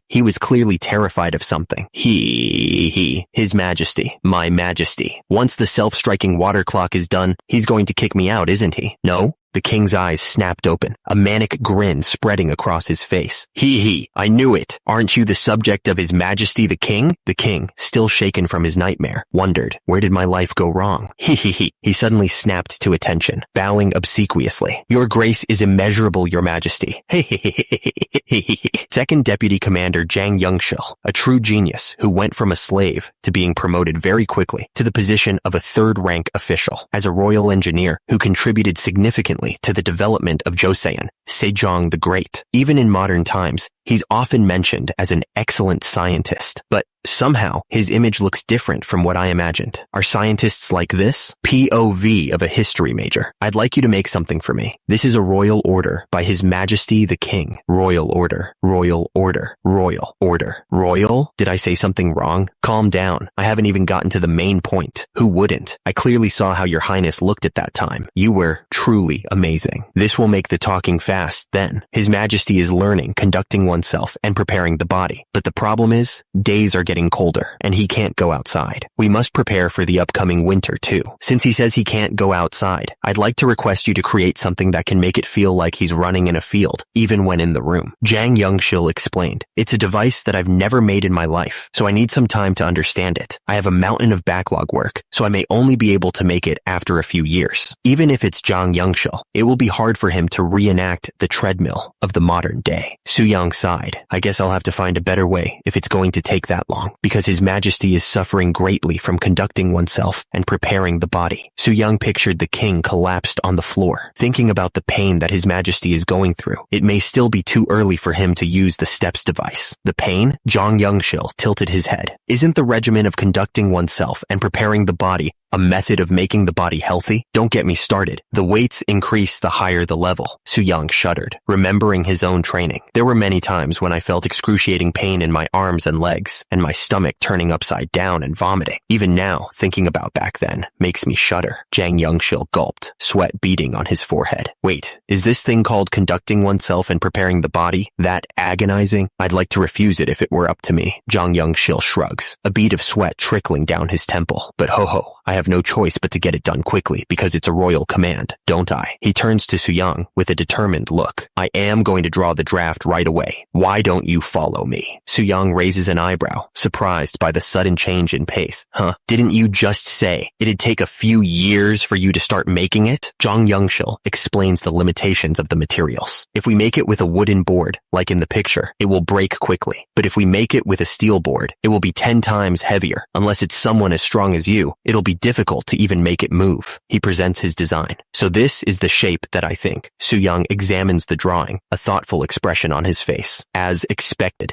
Jang Youngshil confidently states, very well, it'll take around 1 month, won't it? Without fancy decorations, 10 days will be enough. Suyang is taken aback. It only takes 10 days? You said you had a mountain of work to do. Jang Youngshil, dripping with sweat, assures him, since a royal order is strict, I must work until my bones break. Just leave it to me. 10 days later, Suyang and the crown prince stand before a massive contraption. So this is that thing you call the steps device, the crown prince observes. He places a hand on the wood, testing its sturdiness. It's a relief to still be able to exercise inside the palace in the middle of winter, but I'm worried because father is the first one to use it. Suyang flexes, confident in his creation. You don't need to worry too much, brother. I've tested it in advance, and there's no problem with the device function at all. How long has it been? The crown prince sighs. It'd be nice if everyone was like you, but it hasn't been long since father started learning conducting oneself and preparing the body. It'd put my mind to rest if someone who usually does not train could try it in advance. Suyang grins. An idea forming. I happen to know someone perfect for that. The crown prince's eyes narrow suspiciously. Don't tell me. Are you talking about me? You should not make jokes like that. Jang Youngshil's face contorted in a mask of forced agreement. I don't know about anyone else, but I resemble father in the sense that I detest exercising. Time seemed to blur as Jang Youngshil continued his workout of doom, sweat pouring down his face. He cried out, is it enough now? It feels like 1 hour has passed since I'm using this. Suyang was unsympathetic. Only a quarter hour has passed. We still have another quarter left. Only that much time has passed. Jang Youngshil was then forced onto the bench press. Why do I have to do the bench press too? Suyang beamed, completely ignoring the man's suffering. To think someone with a good figure like yours isn't conducting oneself and preparing the body is such a pity. Just 3 more presses. Let's add 3 more! Jang Youngshil's face turned red with exertion and despair. Is this brat set on butchering me? 12 added with 3 makes 15. But how could you want me to add 3 more to that? Suyang loomed over Jang Youngshil, who was struggling with the bench press. Your muscles tell me you can do it 3 more times, brother. I'm going to send you to the teaching official and make him teach you how to count. The camera panned up to the palace roof as Jang Youngshil, utterly defeated, could only plead. Tell me honestly. Jang Youngshil, now doing squats with the barbell, questioned Su-young's motives. I did 12 repetitions of squats earlier, but you're planning to deceive me like during the bench press and keep increasing the number, aren't you? Su-young grinned, his eyes gleaming with maniacal fitness energy. My calculation method changes depending on how your muscles look, brother. If you maintain the right position, the number will never increase. There's no calculation method like that in this world. Suddenly, Jang Youngshil's form faltered. Brother, your knees gave out. Again, Su-young continued to berate him. Your back is tilted too far forward. Again,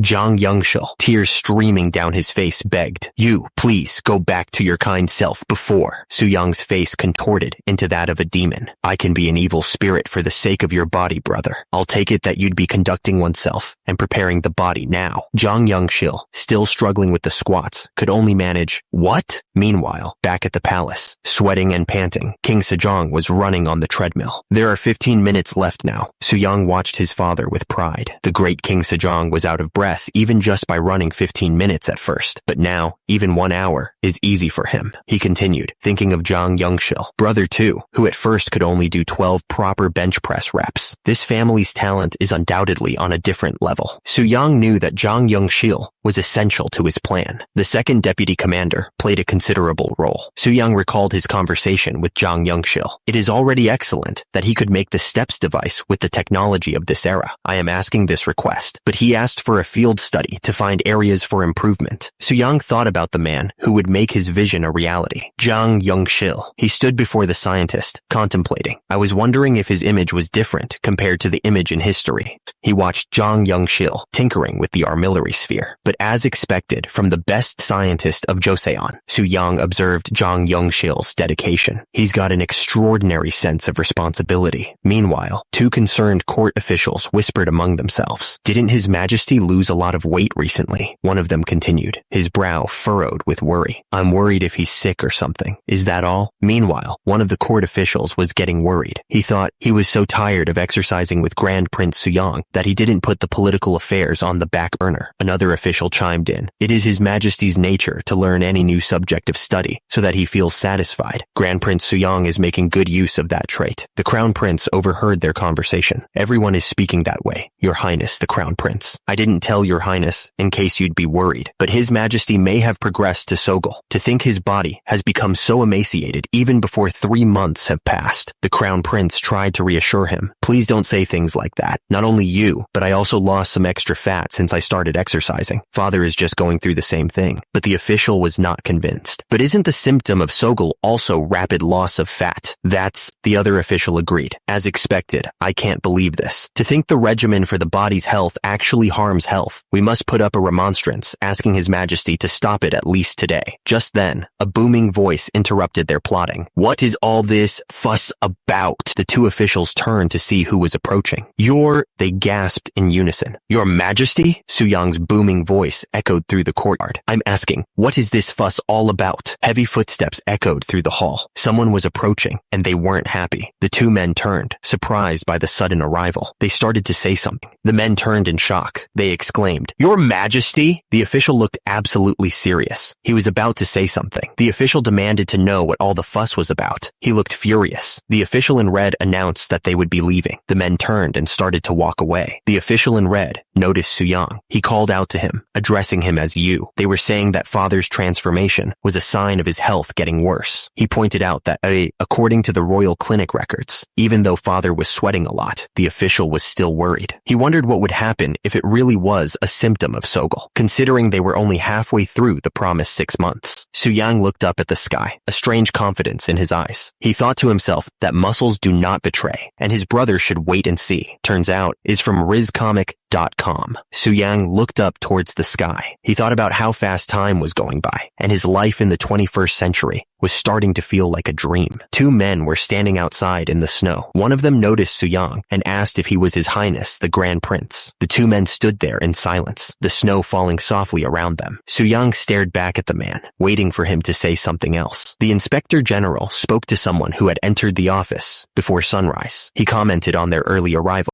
The person in the office, likely likely His Majesty based on context, asked the Inspector General what brought him so early today. The Inspector General explained that His Majesty had been complaining of fatigue and had less time for political affairs. He said he came to lift His Majesty's burden, even if just a little bit. The Speaker told the Inspector General that he was working really hard. The Speaker asked if the Inspector General had any plans in conducting oneself and preparing the body. The Inspector General looked serious as he explained that he had important work to do. He added that as an official, he couldn't only be thinking about his own safety and didn't have time to put effort into the regimen. His Majesty replied that he wasn't as well versed as the Inspector General when it came to public service, but he argued that if the Inspector General just spent 2 hours exercising, he'd be able to devote himself even more to public service for the remaining 22 hours. The Inspector General pushed back, saying that it might be the opposite case. He said that 22 hours of public service might be ruined because of those 2 hours. The Inspector General responded that he was just wishing the best for His Majesty's health, too. The snow crunched underfoot as someone walked away. The meeting was over. His Majesty stood in the snow, looking up at the sky. He thought about the 6 months he'd promised. Someone reminded His Majesty that the time he promised would be over soon. The Office of Inspector General was an organization that investigated the wrongdoings of all high-ranking officials. They made sure to call out anyone who stepped out of line. The sound of footsteps echoed through the halls. Someone was walking with purpose. Impeachment could be based on nothing but rumors. High-ranking officials could be kicked out of their positions, even without any real proof. The Office of Inspector General followed only the principles and were feared by the other officials. Their power was absolute, and they were not afraid to use it. The official looked concerned. Tomorrow was finally the day of the military training. The official looked down, urging His Majesty to make a decision right away. The officials kneeled before His Majesty, begging him to reconsider. They were desperate to change his mind. His Majesty, still holding the dumbbells, asked what brought them in such a hurry. He seemed annoyed by the interruption. The Inspector General begged. The Inspector General explained that all disciplines take time, but the issue was different. He said that political duties were more important than anything, and exercising was just a light matter. The officials continued, saying that although His Majesty had never neglected his political duties, the king must always set an example for his officials and ministers. The Inspector General said that we are worried. The wind rustled the leaves, carrying their worries into the sky. The tension in the air was thick enough to cut with a knife. His Majesty spoke sternly, pointing out that the Inspector General always stuck to his principles. He wondered aloud if the inspector was showing loyalty or challenging the king. A heavy silence fell over the courtyard, broken only by the rustling of leaves. Everyone waited with bated breath, wondering what His Majesty would say next. His Majesty continued, his voice rising with passion. He declared that the reason he learned about conducting oneself and preparing the body was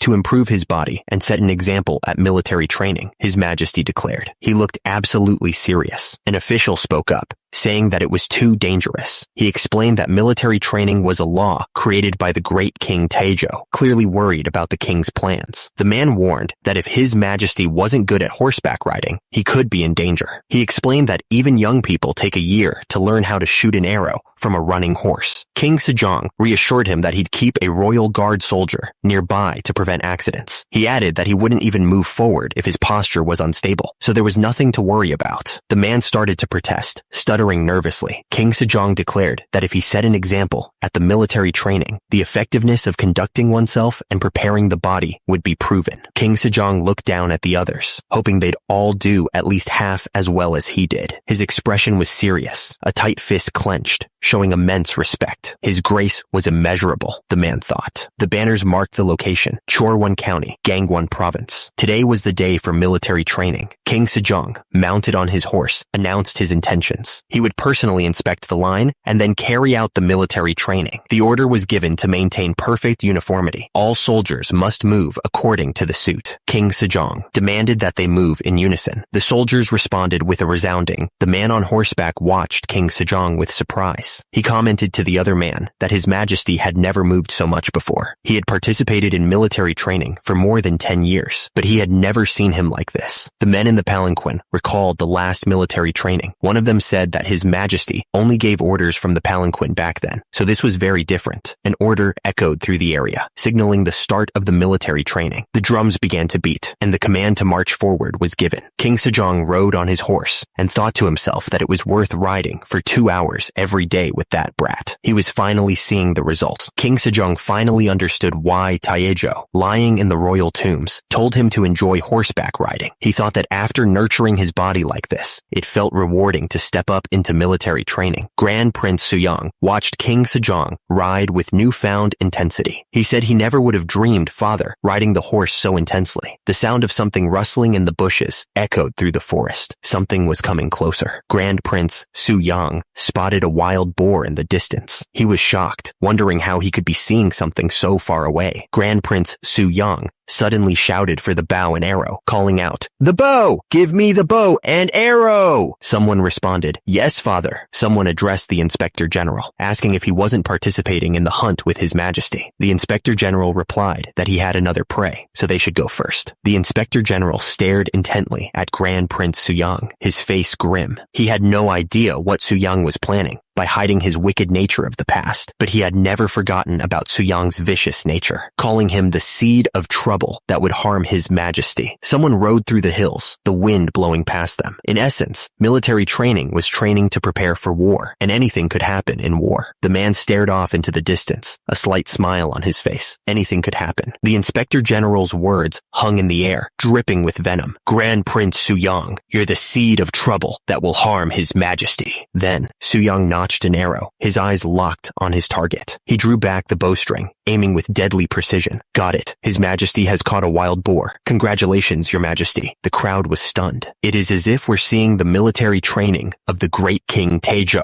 The king's horse reared back, narrowly avoiding trampling the boar. He landed hard, his boots sinking into the dirt. The crown prince rushed forward, shouting, "Feed, father!" The Inspector General was right behind him, a look of panic on his face. Your Majesty, are you all right? Are you hurt somehow?" But the king just started laughing. Haha, the crown prince was bewildered. Haha, father, the king, dusting himself off, declared, "Never once have I ever hit the target with a bow, but I'm only realizing the fun of horseback riding and hunting now that I'm older." An official nervously replied, "Your Majesty, please take care of your body." The king chuckled. "Haha, I know." The Inspector General watched with narrowed eyes. "Your Majesty," he muttered suspiciously, his face contorted in silent rage. Meanwhile, the crown prince reached out to help his father. "Father, please stand up carefully," he said, offering a steady hand. The king, accepting his son's help, proclaimed, "I proved that conducting oneself and preparing the body is not a simple regimen." The king, having proven his point in the most strenuous way possible, declared, "Now that I've done what you all said was impossible, it's your turn to keep your promise now. You all must become experts in conducting oneself and preparing the body now." The officials, realizing they have no escape, responded, "We receive your command, Your Majesty." Later, a craftsman approached Suyang. "The first device out of the things you've asked is here." He gestured towards a strange contraption. "It is called lat pull down." Suyang cracked his knuckles. "You've really worked hard. Then shall we?" He gripped the bar, muscles bulging with anticipation. With a grunt, Suyang began his set. "Hoop, hoop, hoop. How long has it been since I last did a set of lat pull downs? What do you think, Your Highness?"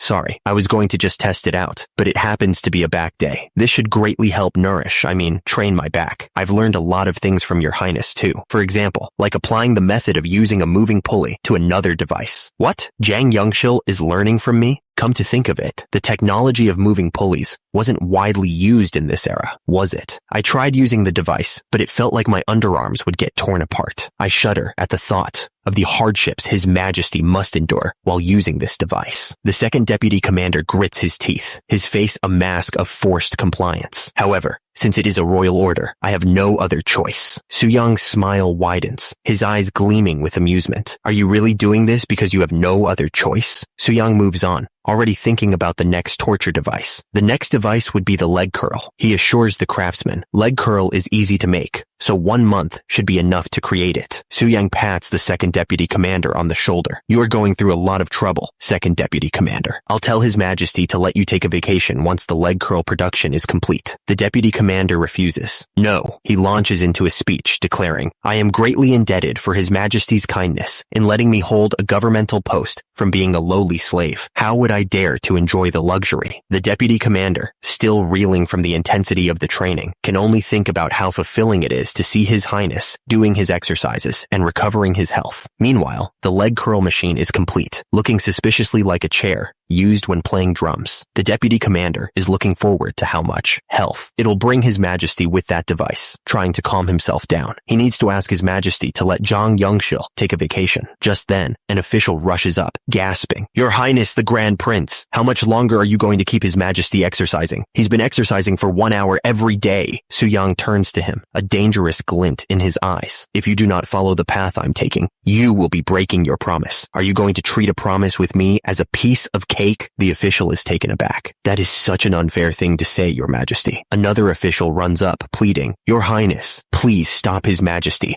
and not just keep watching." The official could only smile weakly, thinking, who would dare to stop His Majesty? Another official thinks to himself, there's no mistaking that he's taking revenge on the Office of Inspector General for barging into his abode. If not that, the Inspector General collapses to the ground, exhausted. His subordinates rush to his side. "My lord, are you all right?" The Inspector General, utterly defeated, wheezes, "I'm done for. You all should at least run and chase after His Majesty." His loyal or terrified subordinates respond, "We'll go with you, even if we have to carry you on our back. My shoes are ripped apart. Please save us." One of the officials can only think. I can only hear their moans, as if they're going to fall over at any moment. Ow. Suyang, riding high on his horse, surveys the scene with satisfaction. Desirable to see this of Yoseon. A week after the military training, we find ourselves at Inspector General Yi Suk-chi's house. "Do you really have to go?" The Inspector General is clearly not happy about something. "What is the meaning of it now?" he continues, lamenting his age and the state of the court. "Busybodies who don't even know what's going on are talking about demotion and exile as they please. I'm going to be 50 soon. It means it's hard for me to accept something new now." The Inspector General finally admits defeat. "I must admit it now, that His Majesty really became healthy due to conducting oneself and preparing the body." The camera focuses on a darkened face, eyes gleaming with an unknown intention. Grand Prince Suyang too.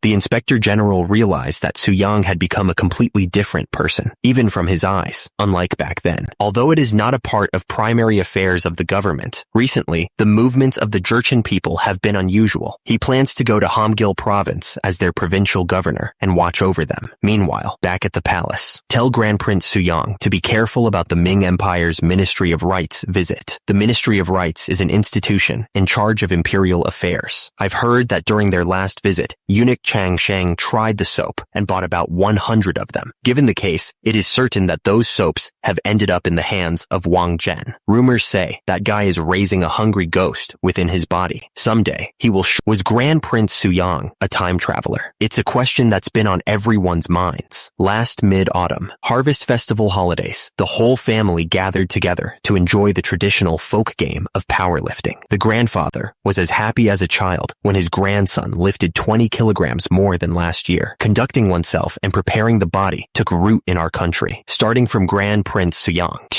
the second son of King Sejong the Great. Traditional folk games weren't the only thing he developed. Grand Prince Suyang was also the first creator of soap and surgical spirit. Some even claim that he was a time traveler. According to Lee Doan Kwan, director of Joseon History Archives, conducting oneself and preparing the body that Grand Prince Suyang created seems similar to modern bodybuilding. During his youth, he was competent to the point that he seemed like a time traveler, but he became more negligent of his duty as days passed. Experts also criticize him for that. Had he spread conducting oneself and preparing the body even further, it wouldn't have been simply a traditional folk game. Instead, it would have spread to the entire world and replaced bodybuilding. To sum it up, he is just a meaningless figure who only added a folk game to the cultural heritage of our country. The Crown Prince eyed Suyang with concern. "What dream did you have that you're behaving prudently?" He noticed Suyang's pallor. "You look very pale too. You'll have to reduce reading books for a bit." "Yes, brother. That dream felt so real. There's no way I'd get caught for being a time traveler in the future." Suyang shook his head, a newfound sense of purpose in his eyes. "No, it certainly can happen. On top of that, if I don't work hard from now on, it's highly possible that I'll be criticized by future generations." The weight of responsibility seemed to crush him. "I'm about to die. under this pile of books. But then, a spark ignited within him. I'm going to make a new set of characters for our people starting tomorrow, he declared with renewed vigor. I can't say that you're excellent in simply but with the passion of conducting oneself and preparing the body. There's nothing you cannot do, is there? Let's gather our strength and make it. The Crown Prince smiled. You happens to know Sanskrit too, so it's a relief. We have a lot of books on phonetics, so it'll be of great help, aiding him in making proper sounds for the instruction of the people. I had a lot to prepare just for conducting oneself and preparing the body. Do you understand how I feel? The young prince now thinks that I'm someone who visits him only in the middle of the night. Your habit of sighing now resembles the second deputy commander, Zhang Yangshil. Su Yang sighs deeply, contemplating the future. What do you think about looking into disciples? Didn't you say that you needed the roles of a trainer and assistant trainer? I think Ma Il-yong is suitable for that role. Since he's the son of a concubine, he couldn't rise to the governmental position, but his abilities are outstanding. It'd be great if it were him, but it'd be better if there were people of various identities. Why do we need people of various identities? Aren't filial piety and talent much more critical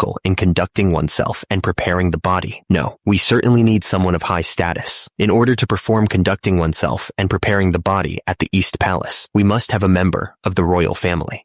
A disciple that is a member of the royal family. I can only think of one person, but I don't know if he'd want to perform conducting oneself and preparing the body. Prince Siosan, the third son of the deposed Crown Prince Yang Yang. He stood silently, lost in thought. Grand Prince Yang Yang, who was the original crown prince during King Taejo's reign, committed several acts of corruption and infidelity while riding on the backs of the royal family. In the end, he was deposed, and the great King Sejong rose to the throne. I heard that Prince Seosan grew up doing scoundrel-like deeds. What brings you here to see me, brother? Prince Seosan, personal name Yi Hye, third son of Grand Prince Yang Yang, asked. Su Yang sized him up. He's more normal than I thought. Su Yang thought back to what he knew of the prince. I know the reason Prince Seosan went crazy was because his father, Grand Prince Yang Yang, insulted his concubine. Is he still doing fine because that hasn't happened yet? Su Yang decided to cut to the chase. Have you ever heard about conducting oneself and preparing the body? Seosan replied. Yes, I know it's a new discipline founded by you, brother. Even His Majesty recommended it to the office of Inspector General. Su Yang extended an offer. I'd like to take you in as my disciple and transfer the knowledge of conducting oneself and preparing the body. What do you say? Seosan bowed slightly. I would just like to thank you for your consideration, brother. Su Yang grinned. How refreshing. Mr. Ma, the man bowed. Yes, your highness. Su Yang turned back to Seosan, a glint in his eye. We shall begin after having you relax your body with a wooden bar. Su Yang's offer of swole enlightenment was met with resistance. Don't come any closer. The prince recoiled in disgust. My head is hurting already with the smell of sweat. How dare you try to touch me with your dirty self? The prince continued his rant. I'd love to learn conducting oneself and preparing the body, but I'm a member of the royal family too. Brother, how do you expect me to function with a lowly son of a concubine? Suddenly, a royal scolding rained down from above. What are you doing? Hurry and get down at once. The prince's legs gave out. I really can't do it this time. I can't feel my thighs anymore. Su Yang watched the prince struggle, unimpressed. You're making such a fuss. Isn't it easy for Mr. Ma to carry 60 gun and even more? The prince, face contorted in pain, could barely choke out. I was wrong. Please decrease the weight, he begged pathetically. Please, brother. Su Yang, however, was unmoved. As expected, the answer was right here. The prince collapsed to the ground, gasping for air, utterly defeated by the weight. An official watching the scene unfold couldn't help but speak up. Haven't you been mistreated all your life because you have the blood of a deposed crown prince? He continued, his voice laced with disapproval. How could you give him the same unfair treatment you experience regularly? The official berated the prince, questioning, when you know that such injustice would be compounded because Ma Il-yong is a concubine's son. Tears streamed down the prince's face as he confessed. It's because, without doing such things, I can't bear the injustice done to me, he continued, lamenting his position. What can I possibly achieve by learning this discipline when elder brother and second elder brother are already more excellent than me in it? I've never been involved in government affairs, let alone held a government post. He sobbed. I've lived my entire life under the watchful eyes of others, with people worrying that I, with an impure heart, would threaten the throne. I can't do anything, and I am always frustrated. I remain anxious no matter what I try to do, he whimpered. The official remained stern, replying, even so, as a member of the royal family, you ought not to behave like that. Don't you know how scary the wrath death of a royal family is to a commoner. Finally, the prince relented, tears still streaming down his face. Ma Il-young, I was wrong. I will behave well in the future. The prince seemed to be taking his words to heart. As Su-yang continued to plot his next move, Su-yang declared, learn the 3 basics of bench press, squats, and deadlift from Mr. Ma. Su-yang peered intently at the prince. Once you reach a combined weight of 650 jun, I'll consider putting you in charge of conducting oneself and preparing the body inside the palace. The prince was shocked. Me, conducting oneself and preparing the body in the palace? Hasn't His Majesty proved the effectiveness of conducting oneself and preparing the body himself? Su-yang began to lay out his vision. Someone who goes back and forth in the palace must master conducting oneself and preparing the body just like the 4 books and 5 classics. The person teaching, conducting oneself, and preparing the body will be called trainer. Su-yang continued, I need someone other than me who can perform the conducting oneself and preparing the body hall in the East Palace. What do you think it is, if not being the king's teacher? Su-yang finished his thought. If you rise to the position of the king's teacher, do you think the people around you can still point their fingers at you? The prince looked utterly defeated, sprawled on the floor after his workout. A single tear rolled down his cheek. Is there really hope for me? I'm embarrassed to say this, but I was so scared of the other's eyes that I haven't even learned the 13 classics. Su-yang and Mr. Ma stood side by side, a united front. Mr. Ma and I will help you, Su-yang continued, reassuring the prince. And His Majesty is creating a new set of characters, which will immensely help learning the scriptures. These new characters were called the proper sounds for the instruction of the people. Meanwhile, the newly buff royal guards bowed in unison, a testament to the effectiveness of Su-yang's training. King Sejong, ever the benevolent ruler, declared, our country's language is different from that of the Middle Kingdom, and many people cannot express their will. For this purpose, I am creating a set of 28 new characters out of compassion. He presented the new script with pride. This is a set of characters to teach the people correctly. With a flourish, he emphasized the importance of this new system, correctly engraving the voices of the people in itself. The king finished with a flourish, will widely benefit the world. Just then, the young prince came running in, calling out, Father. King Sejong smiled. Young prince, what brings you here? The prince beamed, holding up a cat. Father, now I can carry the cat too. Sejong chuckled. Ho ho, how amazing. The prince tilted his head, a child's innocent curiosity shining in his eyes. But father, why is Uncle Jung-ho always lying down whenever I see him? The other day, he was begging to have his life spared. Is he sick? Meanwhile, on the training grounds, Ma Il-young was completely spent. He wheezed. There is no gain without pain. Muscles get sore while growing. Oh, back with the king. The young prince looked up to Hye, impressed. Uncle Hai, you are amazing. Uncle Jung-ho is always lying down, but you're always sitting. Hye sighed, wiping sweat from his brow. It's nothing amazing. I'm starting later than the others, so I can't lie down even if I want to. Young prince, you should learn any discipline early.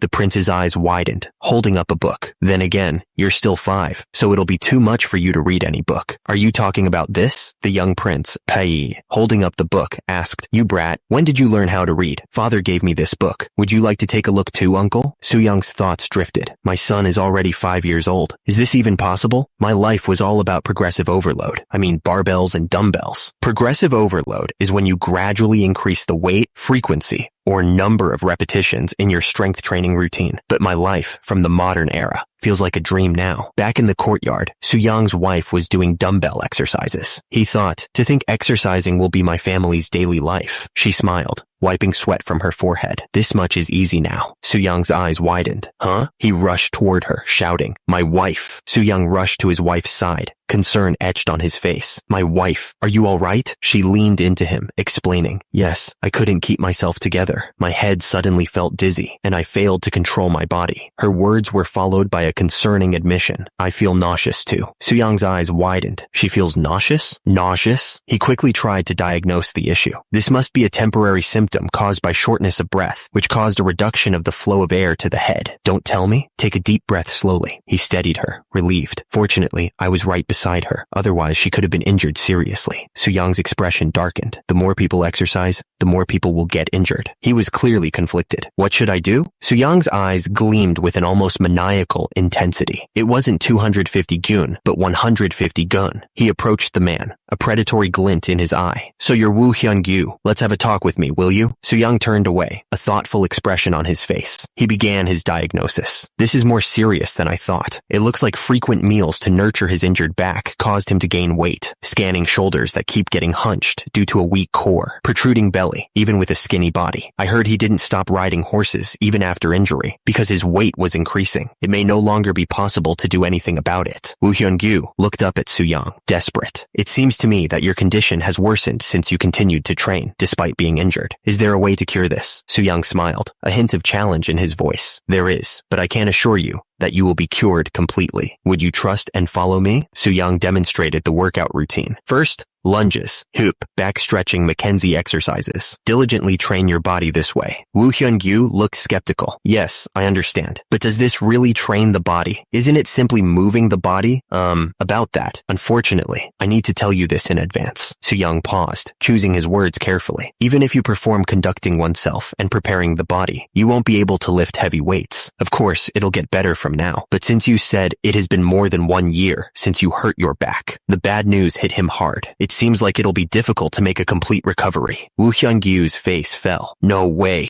Despair washed over him. Is there another way? Are you telling me to live this way without being able to act like a man? I'm ashamed to see my wife now. Woo Hyun-gyu's world had just crumbled, but then he heard a voice. A wife. My wife, are you all right? He rushed to her side, a wave of emotion washing over him. I couldn't keep myself together. Soo-young watched the scene unfold, then spoke. So I'd like to ask you, Woo-jong. Soo-young continued, laying out his plan. I'd like you to find ways to cure yourself based on conducting oneself and preparing the body. Woo Hyun-gyu was dumbfounded. Are you asking me to become a physician? I've never even read any medical books. Soo-young countered with logic. Even physicians don't know about muscles in detail. He elaborated on his reasoning. That's why many people like you receive wrong prescriptions. A rehabilitation physician must understand the relationship between muscles and skeleton. The royal physician was moved by Soo-young's dedication. I see. To think you'd be this deep thinking. I won't let anyone speak badly of His Highness now. Soo-young chuckled. Haha. I think everything will be fine as long as you keep your mouth shut. Meanwhile, the royal guards continued their intense training, lifting weights and performing calisthenics under Soo-young's watchful eye. Soo-young mused to himself. By the way, I'm slowly gathering disciples. Through the invention of Hangul, the concept of conducting oneself and preparing the body would spread rapidly, and at this rate, people would start exercising naked outdoors. He realized the need for appropriate workout attire. I must find a fabric that anyone can easily buy and wear, regardless of whether they are nobles or commoners. He examined a sample. Oh, you created this in a hurry, but it's not bad. It's a fabric that is easy to obtain, so even if it gets torn and dirty, it will be easy to wear again. One of the court ladies examined the fabric closely. Even so, isn't cotton mainly worn by commoners? Soo-young flexed, showing off the gains. There are other fabrics too, but why does it have to? What do you think, my wife? The queen was visibly shocked by the sight. Good heavens. What kind of clothing is it? It's my first time seeing this type of clothing. Soo-young explained his vision. This is an outfit exclusive for exercising, designed by me, although it's just a normal t-shirt in the modern era. No matter what, I chose cotton because it'll be easy to obtain, and it's the most comfortable for athletic activities. He paused, considering the implications. But nobles might not want to wear it because they are unfamiliar with the texture. But the queen's expression changed, a spark of understanding in her eyes. I was wrong. Judging by how you're moving, it looks like the perfect fabric for exercising, as expected. So that's what you think, my wife. Very well. Then make some extra pieces using this pattern. A court lady bowed. Yes, your highness. Like that, cotton, which was often used by commoners, was used to make exercise suits. Meanwhile, elsewhere in the palace, oh my, is this what conducting oneself and preparing the body is all about? The seeds of change were being sown, and not just in the palace. Elsewhere, at Jingwan Temple, under the dim light of a candle, a scholar was engrossed in his studies. Meijuk Heian, aren't you too absorbed in your studies? He stretched, joints popping. It's 11 p.m. now, so you should return now. I lost myself again in books. Is it midnight already? Seong Sam-mun, scholar of Hall of Worthies, Shin Suk-ju, junior scholar, asked. You've been focusing more on your studies recently. Why is that? He replied, what do you think? A relative of the royal family is setting an example. We can't lose either, can we? Implying Grand Prince Soo-young. He picked up the book. Is that the book of conducting oneself and preparing the body? I just read it briefly, but I like the content. By the way, what is Dan guy doing? Ouiji's courtesy name. It's something called push-ups in the book. Come to think of it, you disappeared at dawn and came back after bathing. By any chance, were you taking a run on the mountain path according to the book? I'd like to do that, but the path in Mount Bukhan is steep, so it's hard to run. In return, I did rope skipping for warming up the body and driving away distracting thoughts. I don't think it's such an amazing book. Other than how to build a body, it's just a compilation of what we already know. You should not take lightly the book His Highness the Crown Prince sent us. Ouiji, junior scholar of the Hall of Worthies. The two scholars stared intensely at each other, the tension palpable. Now, you're both very hot-blooded. Why don't we stop here for the day and discuss the book tomorrow afternoon? The scholars continued their debate about Su-Yang's new training methods. The sun streaming through the trees outside. One of them suggested, would Dan Guy, the one who read the book the most, speak first? Dan Guy began. The discipline called conducting oneself and preparing the body believes that it is not enough to just cherish the body given to us by our parents, so it focuses on making it stronger. Another scholar chimed in. I still haven't done it, but hearing about it from Dan Guy, there's something I'm doubting about. A scripture contains the words of a wise sage, but was Grand Prince Su-Yang that kind of person? Another agreed. I think so too. And there's something else. The basic way to show filial piety is to rise in the world and gain fame. So what is the purpose of building the body? The first scholar continued. According to the first volume of Conducting Oneself and Preparing the Body, it is said that minor illnesses would disappear, and one would not get tired easily, even in extreme heat and cold. But I'm doubtful if it's correct. He concluded, while I do not think focusing on cause and effect is a bad thing, what bothers me more than anything is that it is a discipline that uses expensive hardware. The scholars continued to debate the merits of Su-Yang's fitness revolution. One asked, it is said that the body can change correctly, but how many people have been transformed? Another scholar responded, don't you know it too? He revealed the shocking truth. It's His Majesty. The others were stunned. Don't tell me, are you guys? They panicked, vehemently denying any ill intent. Trying to disdain His Majesty? There's no way we would. One of them pointed out the obvious. He rapidly transformed ever since learning conducting oneself and preparing the body. The eunuchs say he's even more active than during his youth. He continued, not all theories of the book may be correct, but doesn't it definitely make the body stronger? He paused, considering the implications. If we immerse ourselves in a book all day and can still move normally the next day, won't it help with our studies too? One of the scholars was aghast. Are you implying that we should bring the hardware into Jingguan Temple? Su-Yang, ever the pragmatist, suggested alternatives. If the situation is not conducive, we can use stones or logs of small weight, 15 kilograms. Su-Yang shrugged, unimpressed by their lack of commitment. If you don't like it, you don't have to do it. 8 days later, a log slammed onto the temple floor. Hey! One of the scholars collapsed, utterly spent. It's so hard that I can't take this anymore. What's so good about this? But it wasn't long before the scholars started dropping like flies. I can't take this any longer, one of them argued. We can read one more book within this time. Another scholar wiped his brow, utterly defeated. Su-Yang watched them go, unfazed. In the end, everyone is quitting, huh? He grabbed the pull-up bar, determined. I saw people changing due to conducting oneself and preparing the body, so I'm going to perform it diligently and make a healthy body out of myself. August 1441. Back inside, the king approached Wu Hyun-gyu with a smile. You've worked really hard. Su-Yang watched his subjects working hard. I thought creating a shoulder press device and seated row device would be difficult. He grinned, scribbling notes. It's all thanks to working day and night. If I add more weight here, what will happen? One of the workers, clearly regretting his life choices, muttered, isn't it natural for a subject who receives a stipend to obey the royal orders? Another added, panting. Men of the office of Inspector General were the ones working hard because they even provided resources to test the stability of the device. Just then, a familiar voice called out, You! I came here to see the completed devices. Brother! The workers scrambled to attention. Your Highness the Crown Prince. They bowed deeply, eager to report on their progress. We would like to make a report, Your Highness. We have proven the stability of the devices. The Crown Prince was practically begging. He implored the men to test out the new weightlifting device. Please get on the device and perform the exercise. But Su-Yang was having none of it. Would you let this go? I'm going to punish all of you. Should I have brother do the big 3 exercises while I'm at it? He pushed his brother harder. Brother, a bit more. Put in a bit more strength. Finally, the Crown Prince completed the lift. A system notification appeared. You've raised the level of conducting oneself and preparing the body. Congratulations on reaching 500 gun of the big 3 exercises. The Crown Prince, now benching 190 kilograms, felt a surge of pride. It feels different being acknowledged by you. My body is quickly getting better, so it'll take around 1 year to reach 700 gun. don't you think? Suyang smiled, laying down some hard truths. We don't know for sure. Everyone's muscles grow at different rates, but for me, I have diligently grown my muscles to lift 800 jun for the big 3 exercises. He glanced at the barbell, a T/L of 300 kilograms displayed above it. Ever since then, my muscles haven't grown further. Suyang continued his fitness diagnosis. I possess the body of Grand Prince Suyang with tremendous talent and have already gained experience in the modern era. On the other hand, although brother is a descendant of the talented King Taejo, he lacks experience and skills. He turned to his brother, flexing his arm. It would probably take 2 years at the shortest or 5 years at the longest for brother to reach 700 gun. He grinned.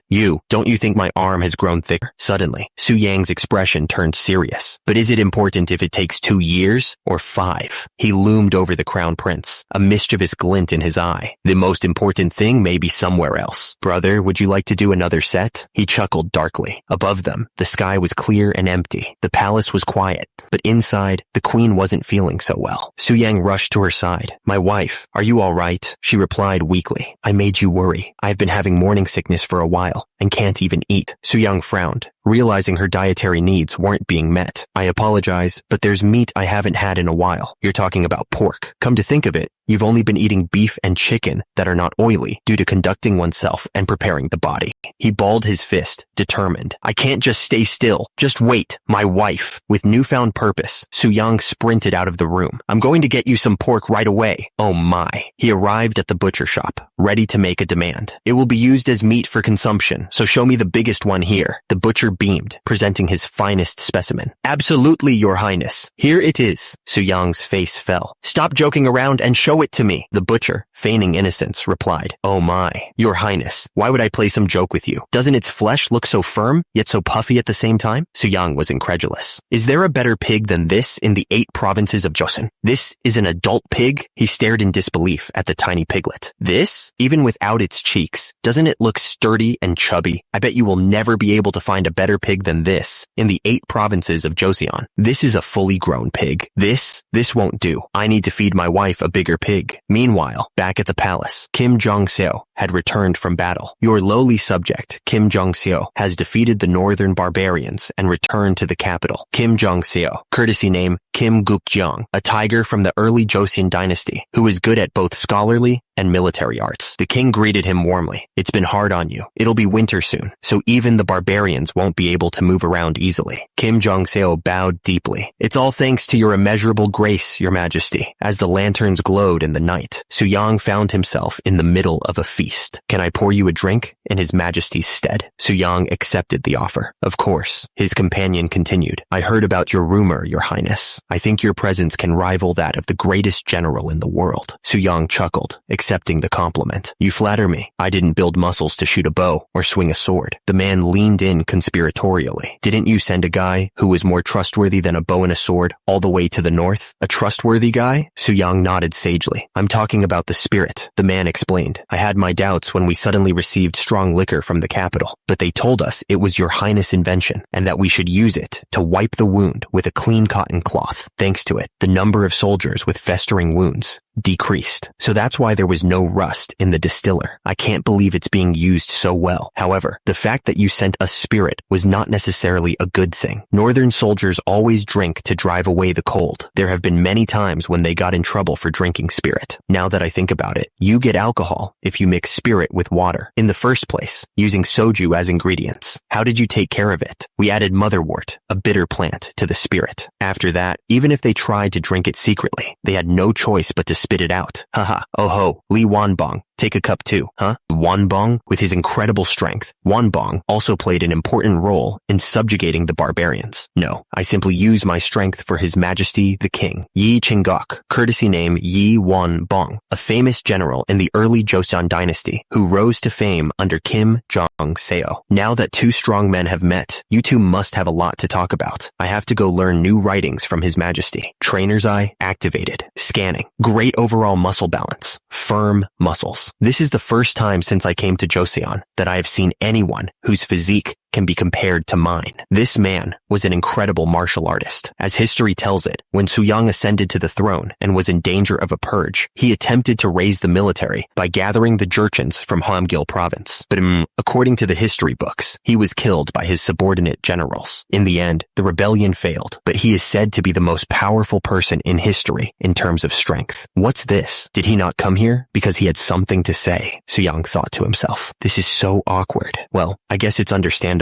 because if history goes the way it was, he would end up dying at my hands. The general stammered. The news of your mighty power spread all the way to the north, Your Highness. How embarrassing. He continued. I have a lot of questions about conducting oneself and preparing the body. Would it be all right if I visit your house later? Suyang smiled, realizing the general was trying to spare his feelings. Oh, competing for strength here would make a lot of people feel uncomfortable. Did he say that out of consideration for me? Of course. He reevaluated his opinion. This person may not be as bad as I thought. Meanwhile, two soldiers approached Suyang's residence. Is it His Highness the Grand Prince's house? They stared up at the massive prince in awe. Is he truly a human like us? Inside, the general examined the equipment. I've already read conducting oneself and preparing the body. Is that thing called a small dumbbell? That's right. He reached out cautiously. May I take a look at it? Suyang cautioned him. Since it's made of cast iron, please be careful as it is quite heavy. It definitely weighs a lot more than it looks. The general watched Suyang casually curl a dumbbell. I can barely do dumbbell rows with a 25 gun small dumbbell, yet he's doing dumbbell curls with it? Another soldier chimed in, having heard rumors of the prince's strength. I heard that Your Highness used 1,000 gun for the 3 major exercises. The general's competitive spirit flared. If I were to do the 3 major exercises, how much could I lift? Meanwhile, Suyang continued to push his own limits, grunting with each rep. The general watched in awe as Suyang lifted the massive weight. This definitely takes quite a bit of strength. I've been learning for 6 months, and I can't even dream of lifting that heavy yet. The iron slammed back down, the impact shaking the room. The soldier was impressed. You are incredible. For someone who is doing body training for the first time, you can already lift 690 gun in the 3 major exercises. In this day and age, it wouldn't be strange if someone called this divine power. What's wrong? Is there something you don't like about conducting oneself and preparing the body? No. Thanks to it, I learned a lot about how to train my body. Please be honest. Since I came up with this study on my own, I think it has some shortcomings. His Majesty the King said that Grand Prince Suyang invented a method to perfect the body, and it could be used in military art. However, you are thinking that it would be difficult to use the conducting oneself and preparing the body in the military, right? Suyang nodded, waiting for the general's honest opinion. When it comes to conducting oneself and preparing the body, the emphasis is on bulking up the muscles, but I don't think you need to be muscular to wield weapons. After all, you need a specific body type for using weapons. I've heard this a lot somewhere. Bodybuilding muscles are for decoration. That's some great insight. Please continue. Also, the book said to eat meat and get enough exercise. Would it be possible for average soldiers to eat meat daily? As military literature and academics have different paths, conducting oneself and preparing the body can only be applied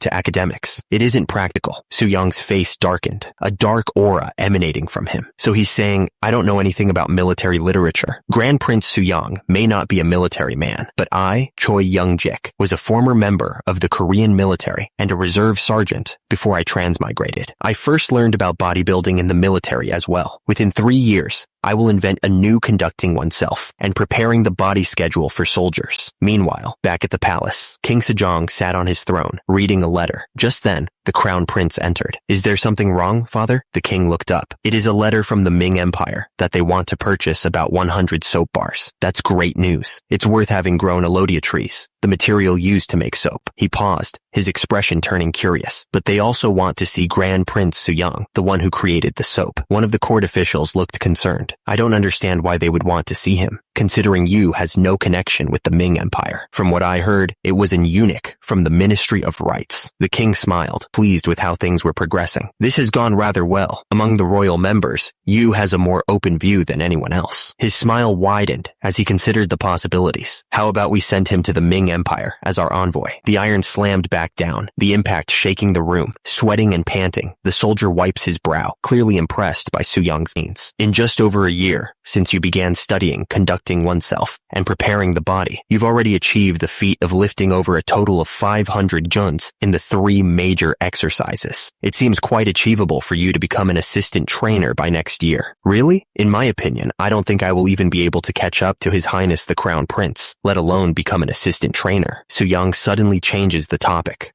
Brother, do you remember when I tried to take in a concubine before? I guess so. You wanted to bring in a concubine. However, you gave up, saying you wanted to focus on conducting oneself and preparing the body. Actually, I brought in a concubine again. People around me were apprehensive because I didn't have children. The Crown Prince looks shocked. What? I see. Soo-young continues. Yes, that's why I ended up taking the daughter from the Yoon family of Hamyang. In this era, people usually have children before age 20. It is a prevalent practice to have a concubine if you are childless, even after age 20. King Sejong the Great was also very concerned until Big Brother had his first child at 23. Is there a problem? About that. Soo-young leans in with a devious grin. Would you believe me if I told you that soon your father would attack your wife? So, he raises a finger, a glint in his eye. I read your fortune based on the Book of Changes. It is said that if you take a second wife, a man-made disaster will befall her. The Crown Prince looks back, concerned. A man-made disaster? Not a natural disaster, but a man-made one. Soo-young smirks, knowing he has his brother's attention. Do you know how to prevent a man-made disaster? Using your physical strength, of course. He flexed his bicep for emphasis. Oh, makes sense. Something like stopping a man-made disaster caused by a thief with your strength. But the method for a woman to develop her strength, there's one. Look carefully. This is the martial art that I will teach your concubine. Try grabbing my collar, brother. When you beat someone, don't you always try to grab them by the collar first? He adjusted his grip, ready to demonstrate the devastating power of his new martial art. The man grinned, completely unaware of the pain that was about to be unleashed. It's true that I've grabbed many people by the collar. I really didn't want to do this again, so let me apologize, brother. Soo-young's fist clenched, muscles bulging as he prepared to strike. You're grabbing it well. The martial art I created saw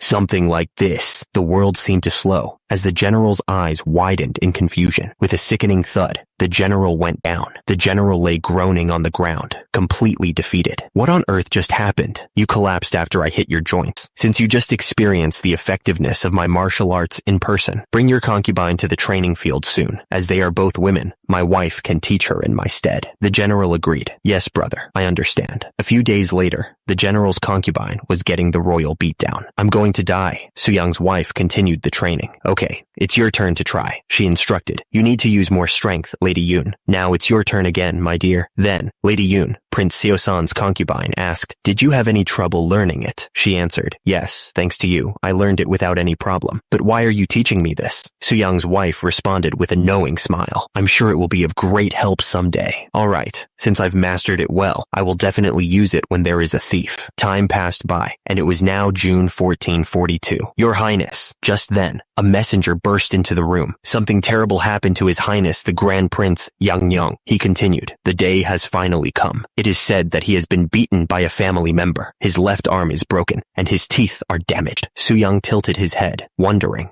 Even though she learned only the elementary self-defense art, she still managed to injure that Grand Prince Yangyang. That seriously, what on earth happened? Meanwhile, Prince Seo-san was relaxing in his room. To think Prince Seo-san studies this hard. What a surprise. He called out, new child, are you there? Bring me some tea. A girl responded, yes, father. She entered the room with the tea. Father, your tea is hurt. Prince Seo-san erupted in fury. You wench. The teacup goes flying. You only know how to take care of your husband, while you no longer feel the urge to take care of this old man anymore. Do you? Did you bring the tea here after growing the tea leaves yourself? How much time has passed since I told you to bring it to me? He continued his tirade. You mannerless wench. The girl looked up, tears streaming down her face. Just then, the king appeared, a lecherous grin on his face. Seo-san has brought in quite a beautiful child. His taste in women is exactly like mine. Seo-san grabbed her roughly. Hyarg! The girl cried out. No, don't do it. She pleaded. Please let go of me, father. The king's lecherous intentions were cut short as Seo-san's nose exploded in a shower of blood. You bitch! The girl, surprisingly strong, had grabbed his arm and twisted it. Seo-san screamed, I told you not to come closer to me. When did I come close? Have you gone out of your mind? With a sickening crack, his arm snapped. He howled in agony. Save me! Meanwhile, back in the forge, the metal continued to heat up. The king, now in a wheelchair and with his arm in a sling, sat surrounded by court officials, the girl kneeling before him. The chief inquisitor stepped forward. Tell me what the Royal Investigation Bureau has discovered. Yes, your majesty. We have concluded that Grand Prince Yang was beaten by a concubine. He has suffered severe injuries. There's something I'd like to ask. How can concubine Yun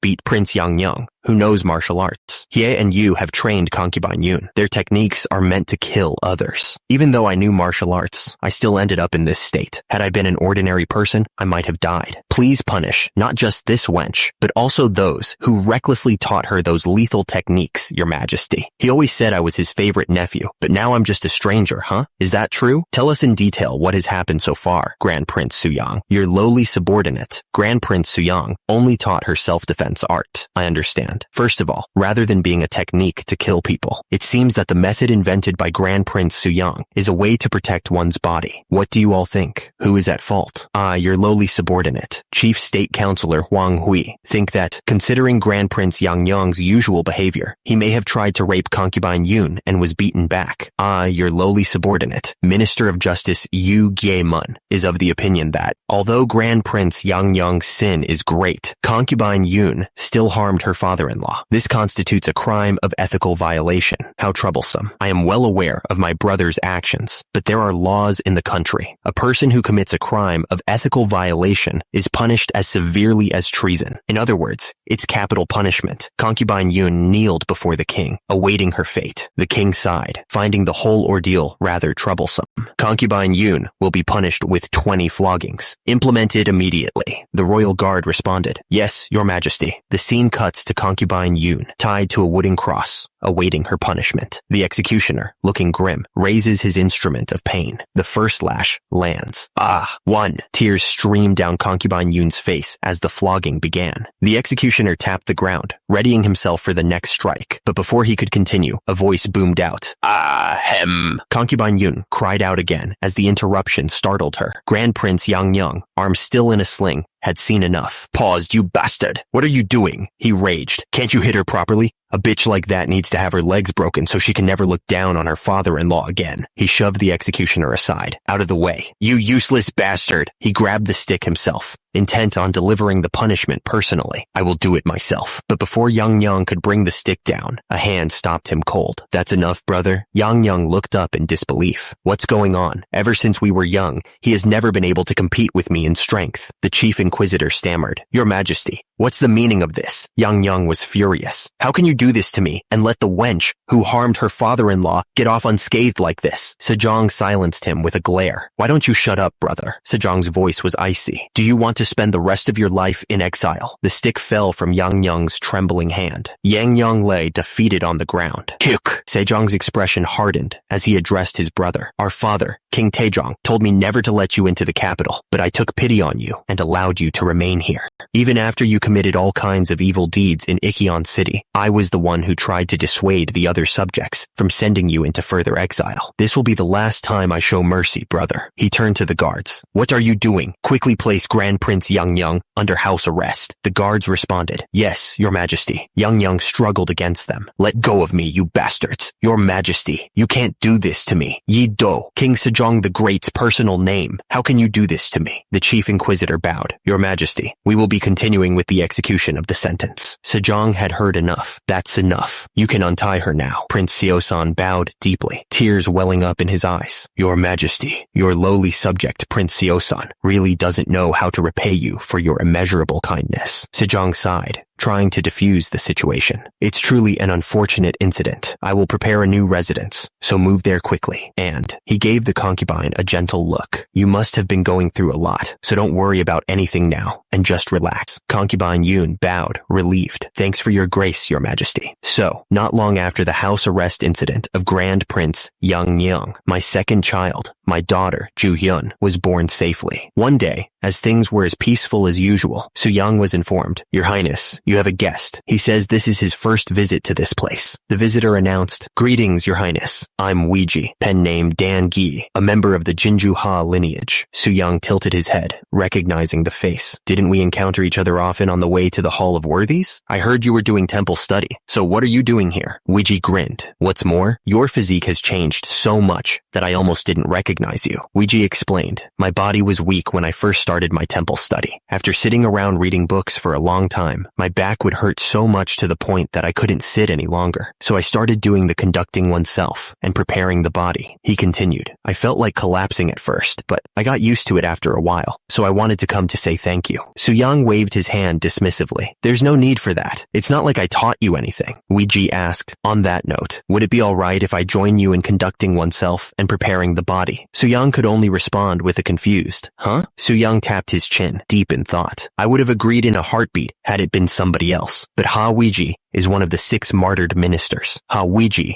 is a man of great ability, so our country will suffer losses." Su-young voiced his concerns. "I'm just worried that such a talented man like you seems to be taking an arduous path." Ouija responded, "Pardon? There is no need to worry." He continued, "Compared to other friends, my talent is nothing special. Aren't the people you are comparing yourself to all geniuses?" Su-young looked him in the eye. "Do you truly want to become a trainer?" Ouija responded with a determined look. "Yes, I do." Ouija declared, "I have already told His Majesty the Lord that I am withdrawing from the Hall of Worthies." Meanwhile, back at the Gain's dojo, Su-young's fitness revolution continued to unfold, one pull-up bar at a time. A new disciple arrived, ready to embrace the path of iron. "I am the new disciple, Ha Jiwi. It's my pleasure to meet you, senior brothers." One of the senior disciples responded, trying to put on a brave face. "All right, although you have started your career as a government official, your experience in conducting oneself and preparing the body seems lacking, so come watch us and learn a lot." Ha Jiwi bowed respectfully. "Yes, please guide me." One of the swole disciples flexed his biceps, eager to show off. "It's embarrassing, but I'd like to show you what I've accomplished so far." He approached the pull-up bar, ready to demonstrate his mastery. "I'll start with pull-ups first." He paused, confused. "Huh? Pull-ups?" The senior disciple struggled on the bar. "Don't overdo it. It is difficult for those who are new to conducting oneself and preparing the body to do even one pull-up properly." He grunted with effort. "I have studied it for half a year, but I still can only do 3 or 4. Another disciple took over, exploding with reps. 5, 6, 7, 8. The first disciple, humbled, yelled, "Your arms aren't fully extended. It's the correct form that matters, not the numbers."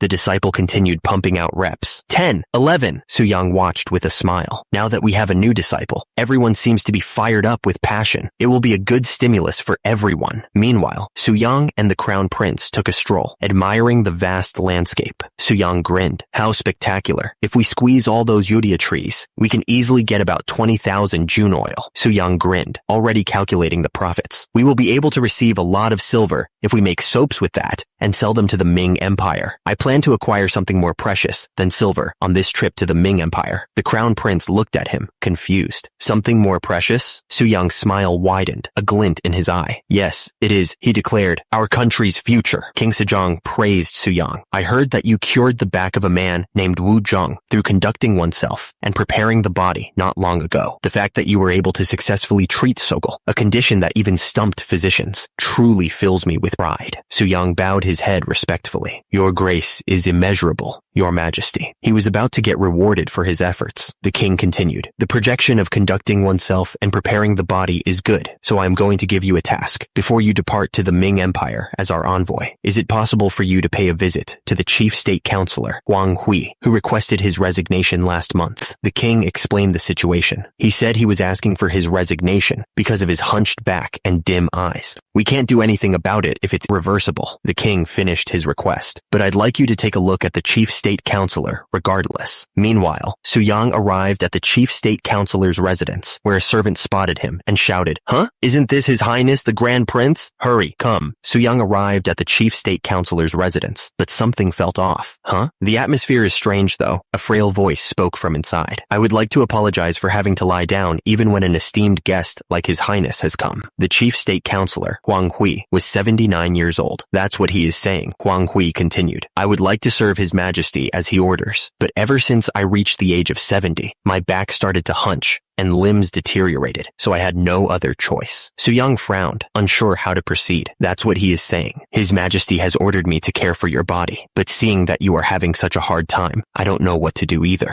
Su-young sighed internally. A royal order is a royal order, and you must know about your body the best. Huang Hui chuckled weakly. Then you won't be able to play Go comfortably, even with such a high-quality Go board. Su-young smiled slyly. It seems like a good idea to let Sir Mang-chung use this beautiful Go board. Su-young's expression suddenly shifted. He placed his hand on the Go board. The Go board is warm. Su-young realized. It's as if someone was just playing Go just a while ago. Huang Hui sighed. All I can say is that it's impossible to restore your body's aging with my power. Su-young smiled, ever the picture of health and vitality. However, I'd like to tell you about a way that helps in taking care of the body, rather than curing it. Huang Hui chuckled, a weak sound in the room. Oh, to think you'd put such efforts for this old man. I feel apologetic that my body isn't following. Huang Hui bowed slightly. Ho, I'm ashamed to meet His Majesty, but I'd use this exercise method to keep my body fit. That is what he is saying. Su-young maintained his polite smile. I too hope that the Chief State Counselor can recover his health. Su-young watched the sleeping Huang Hui for a moment longer. Su-young offered some final advice. It is a good idea to keep the room warm to protect the body, but anything too much will become poison. Su-young frowned slightly, noticing the unusual warmth. I was wondering why the room was so hot that even the Go board was warm. He glanced at the sleeping Huang Hui, noting the lingering signs of activity, as if someone was playing Go just up until a while ago. Su-young,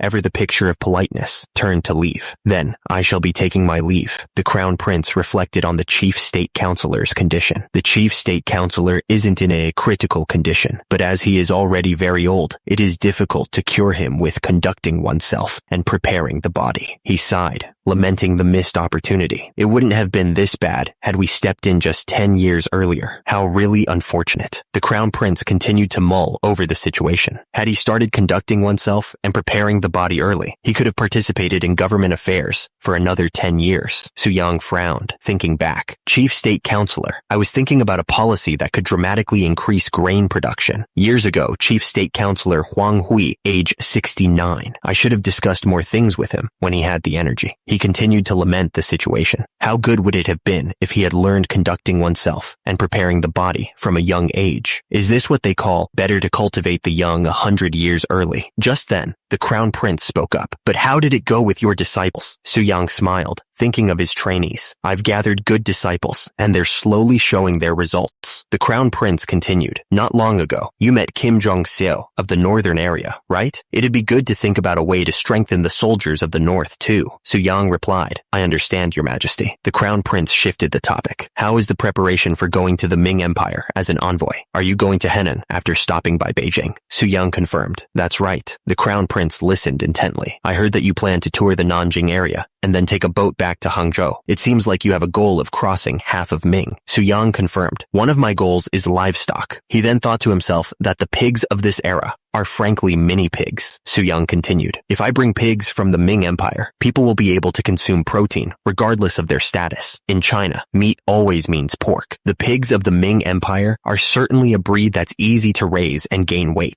He knew that it's not enough if he's just trying to look for livestock. He must have another goal. Su-young thought that, as per the king's perspective, he'd be away from his son for about 1 year, so he thought he'd be easy to convince. But was he mistaken? He continued, the Ming Empire has a vast land and a large number of people, so I'd like to grow countless grains and vegetables. With that, Su-young added, he'd like to stop by Nanjing to pick up some books as well. The king replied, books, you say? Nanjing is a capital that has been passed down for generations from the southern Song dynasty, so there are probably many rare books. Su-young asked him if he thought the chief eunuch of the Ministry of Rites who selected him would help him on his journey, and then answered his own question, I do. He explained that Wang Zhen is already someone who enjoys power to the extent that he is called father by the ministers. Su-young explained that if it is an offer is harmful to the country, he will reject it. But if it is beneficial, he will gladly assist in our journey. The king warned, I haven't met him before, but he is a man of evil reputation. Be careful. Su-young replied, Yes, your majesty. The king then inquired, right, come to think of it, my granddaughter Ju-hyun was born not too long ago, right? Have you talked with your family members? Su-young confirmed. Yes, of course. The waves lapped against the pier. Su-young turned to his wife and said, then I'll be back, my wife. Su-young's son tugged at his robes, calling out, Father, father.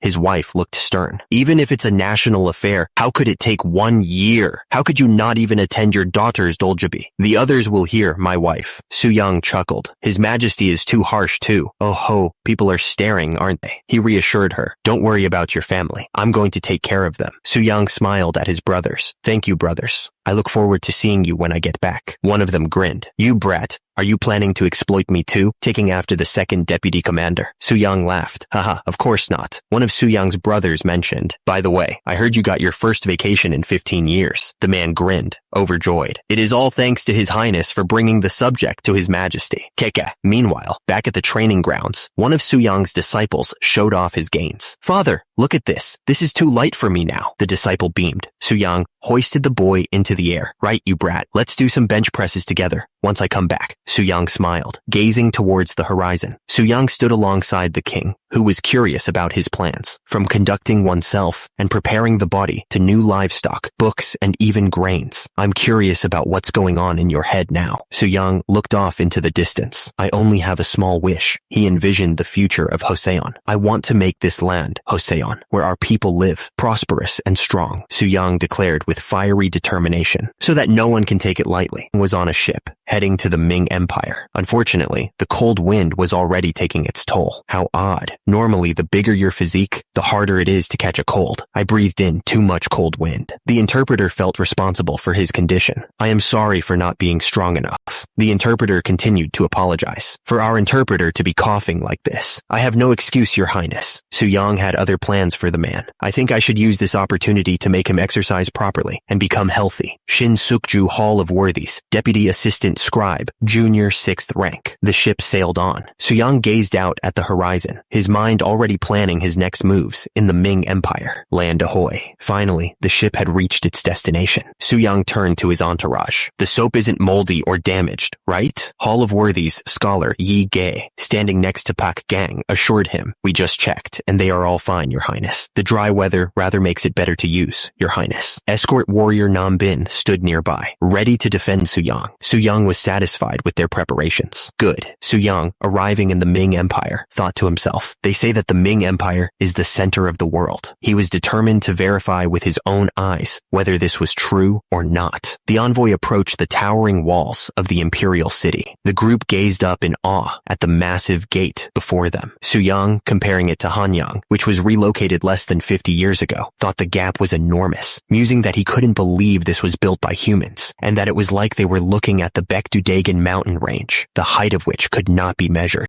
Nearby, eunuch Chang Sheng smirked, thinking to himself, these country bumpkins. Su-young's envoy inquired, when can we have an audience with His Majesty? Oh ho. The official replied, he is not someone with whom just anyone can have an audience. Only Grand Prince Su-young will receive an audience with His Majesty the Emperor. The official added, and about the date, he continued, it should take about 40 days. The envoy was shocked. 40 days? The official responded, that's right. By the way, are those the tributes you brought? Is there a problem? Another official chimed in, I tried using the soap some time ago, and it was quite effective. Su-young smiled, pleased with the reception of his product. Even though it's still lacking, I'm glad you like our product. He then added, since the existing soap was not fragrant enough, I've brought a specially improved product this time. The official wondered, improved product? Doesn't that mean you won't have enough? Su-young replied, we prepared 2,000 jun and brought some extra. Would you like to take a look? The official leaned in, inhaling deeply. The scent of flowers and ginseng is faintly present. Did you say you've brought 2,000 jun of this? The official smiled, taking the soap. It's great to see a not-so-well-off country set such a great example like this. Another official watched Su-young intently, thinking to himself, I heard that the second son of the Joseon king has the appearance of a brave general. The official looked at Su-young with admiration. Now that I see it, your wide-open shoulders and magnificent arms are just like Verhaka. Startled by the sudden praise, Su-young's aide could only respond, "Sir." The official continued, "What's it about that?" The aide, confused by the comparison, wondered, Does that make any sense? Meanwhile, Suyang kneeled before the emperor from the vassal country of Joseon. "This lowly one, Yi Yu, greets you, your majesty." Suyang kneeled before the Ming emperor, head bowed low. "The world is at peace thanks to your immeasurable grace, and everything is singing your praise. My mouth hurts just from saying my greetings." The Ming emperor, Yingzong, responded, "I heard that Yi Do, the king of Joseon, had several outstanding sons." Yingzong held out his hand, examining it closely. "The other day, when eunuch Chang Sheng brought me the soap, all of the dirt on my body disappeared. The fact that you were the one who created this surprised me even more." He continued, "It must have been hard to bring 2,000 jun of soap here. Let us discuss the future trade of soap in another place. Your grace is immeasurable." The officials behind Suyang exchanged uneasy glances. The emperor dismissed Suyang. "Then you may take your leave." Suyang bowed. "Yes, your majesty." He felt the strange atmosphere. Suyang was taken aback by the sudden hostility. "What's going on?" One of the men sneered, "Seeing those urine-stinking bastards hanging out with the parasitic Hoseon bumpkins. It truly makes me sick." Suyang was confused by the animosity. "What's with this hostility?" One of the men declared. "You are finally here." Another added, "We've been waiting for you." The lead official bowed deeply. "It's my great honor to meet you. Thanks to your kindness, I met His Majesty the Emperor in just 10 days. The official smiled, clearly pleased with himself. "It's truly our greatest blessing." "Does that mean you know who this person is?" Another official chimed in. "According to a rumor we received, there was a magnanimous gentleman from the Ministry of Rights, and the subjects referred to him as Elder." Wang Zhen peered from behind his fan, a hint of amusement in his eyes. "I have heard many stories that the second son of the king of Joseon possesses a strong build, but it looks like he was also one with great intelligence." One of the officials held up a bar of soap. "Thanks to the soap made in Joseon, I feel refreshed every day. In particular, I couldn't help but be impressed by the quality of the soap you brought this time." Suyang leaned forward, ready to negotiate. "Tell me the price you want. It depends on the ingredients." The price was steep. One soap bar containing ginseng is worth 10 bags of rice. Scented soaps are a little cheaper and cost 6 bags of rice per piece. Suyang calculated the cost. "That means it would be about 1 silver tael for 1 gun." "I see." He then asked, "In that case, how much does the manufacturing method cost?" One of the officials was shocked at the question. How shameless. Was acquiring 2,000 jun worth of soap not enough? Is he planning to steal the recipe as well? Suyang explained the ingredients. "The soaps are made using the kelp from Hamgil Island." Wang Zhen chuckled behind his fan. "To think you would tell me that easily. Isn't it Joseon's major export item?" Suyang maintained his composure. "As a member of a vassal country, I am just doing my best to keep my manners. Still, to think it would be kelp. After the sea ban,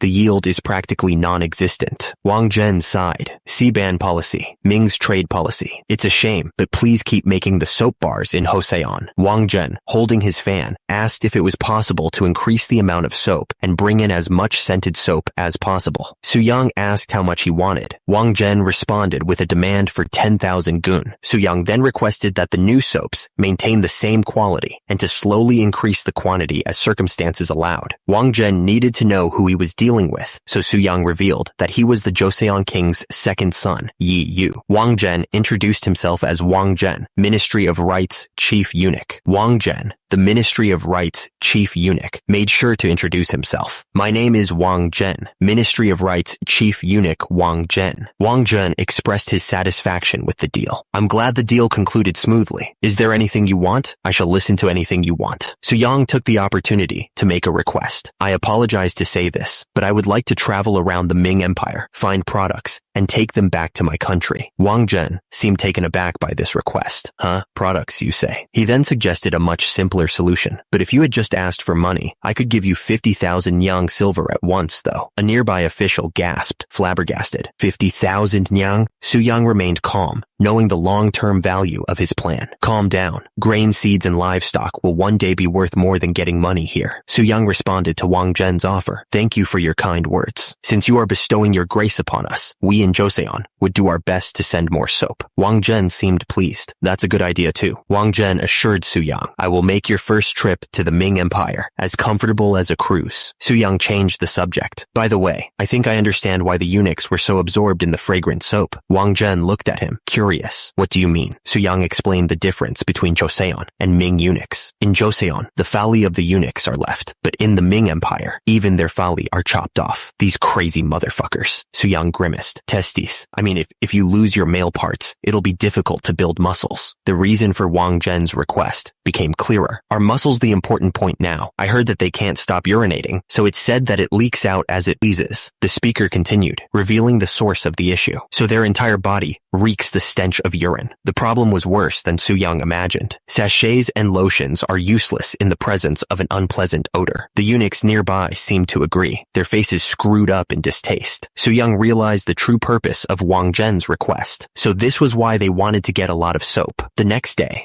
day, a horse-drawn carriage arrived. A man asked, "Are you the envoy of Joseon?" The man, who appeared to be the chief eunuch of the Ministry of Rites, said, "The chief eunuch of the Ministry of Rites asked me to take care so that there would be no disruption to the tour." He gestured towards the carriage. Such a dazzling carriage. Isn't this almost like the carriage the prince rides in? Another man looked nervous. Are we really allowed to receive this? The carriage that the prince will be riding in is twice as big as this one. Please do not worry. The carriage rolled along the dusty road. Inside the carriage, one of the men marveled at the speed. To think the carriage could run 150 li a day. How interesting. Another man, seated nearby, was less impressed. Would you close that window?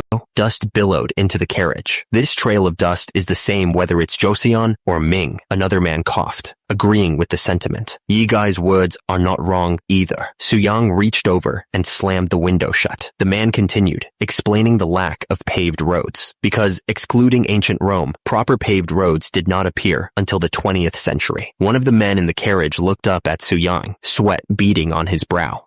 Your Highness. Su-yang was doing seated push-ups between two benches as the man questioned his sanity. What are you doing when you have a perfectly intact chair? Su-yang paused for a moment, looking at the man. You miss my father and mother more when you come to a foreign country, don't you? Expressing filial piety with your body is what conducting oneself and preparing the body is. The man seemed to be at a loss for words. You must not neglect the body given by your parents, even for a moment.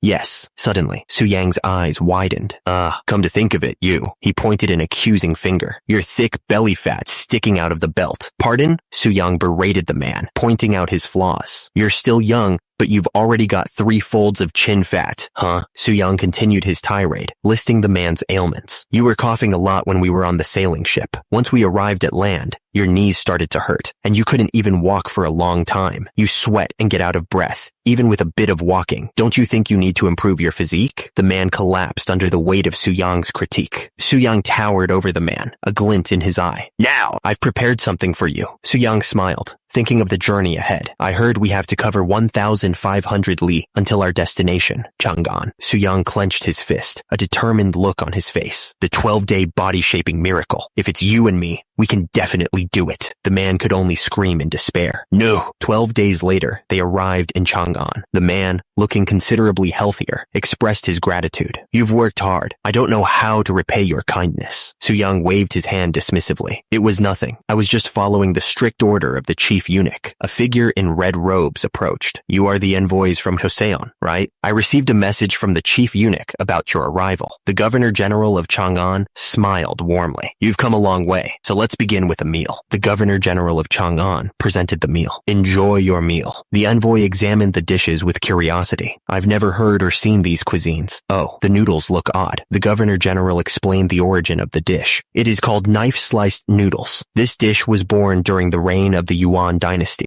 Another dish was presented. Next cuisine. The envoy picked up his chopsticks. It's boiled beef meat. Let's see. He chewed thoughtfully. The pork in the noodle dish is excellent, but the beef tastes terrible. Su-yang grimaced at the beef. It's like eating beef that died from malnutrition because the farmer didn't feed it properly. He shook his head, lamenting the poor preparation. To think they'd cook a precious meat this way. Tisk, tisk. Su-yang tried to lighten the mood. There must have been some kind of mistake. Haha. Instead, doesn't everyone agree that pork tastes good, eh? Of course. He declared his love for the other meat. If it's this kind of pork, I won't get tired of eating even if I eat it daily. Meanwhile, back in the Ming Empire's capital, Beijing, a message arrived. We have received a message from the Governor General of Chang'an. Wang Zhen spoke of the man who had escorted Su-yang, hoping he could put in a good word about him to the Son of Heaven. He wondered aloud, in any case, why are you taking care of those countrymen of a small nation? Wang Zhen reminisced. Back then, when I became a eunuch, I had just 1 silver nyang. He held up a small dish, remembering his past. But now, I've ascended to a position that can offer them even 50,000 nyang. Wang Zhen tossed the dish into the air, the coins inside jingling. The small dish landed on the roof, coming to rest among the branches. Wang Zhen looked forward to something. He smirked, musing about the true value of his offer. How much do 50,000 nyang worth to the second son of Joseon King? Stared at the massive pig. Is this really a pig? Done big, one of the men with Suyang observed. It is so big to the extent that it can rival a wild boar. It's clearly a pig because it doesn't have tusks. Another man chimed in. The pigs we raise can get as big as 200 gun in just a year. That's impressive.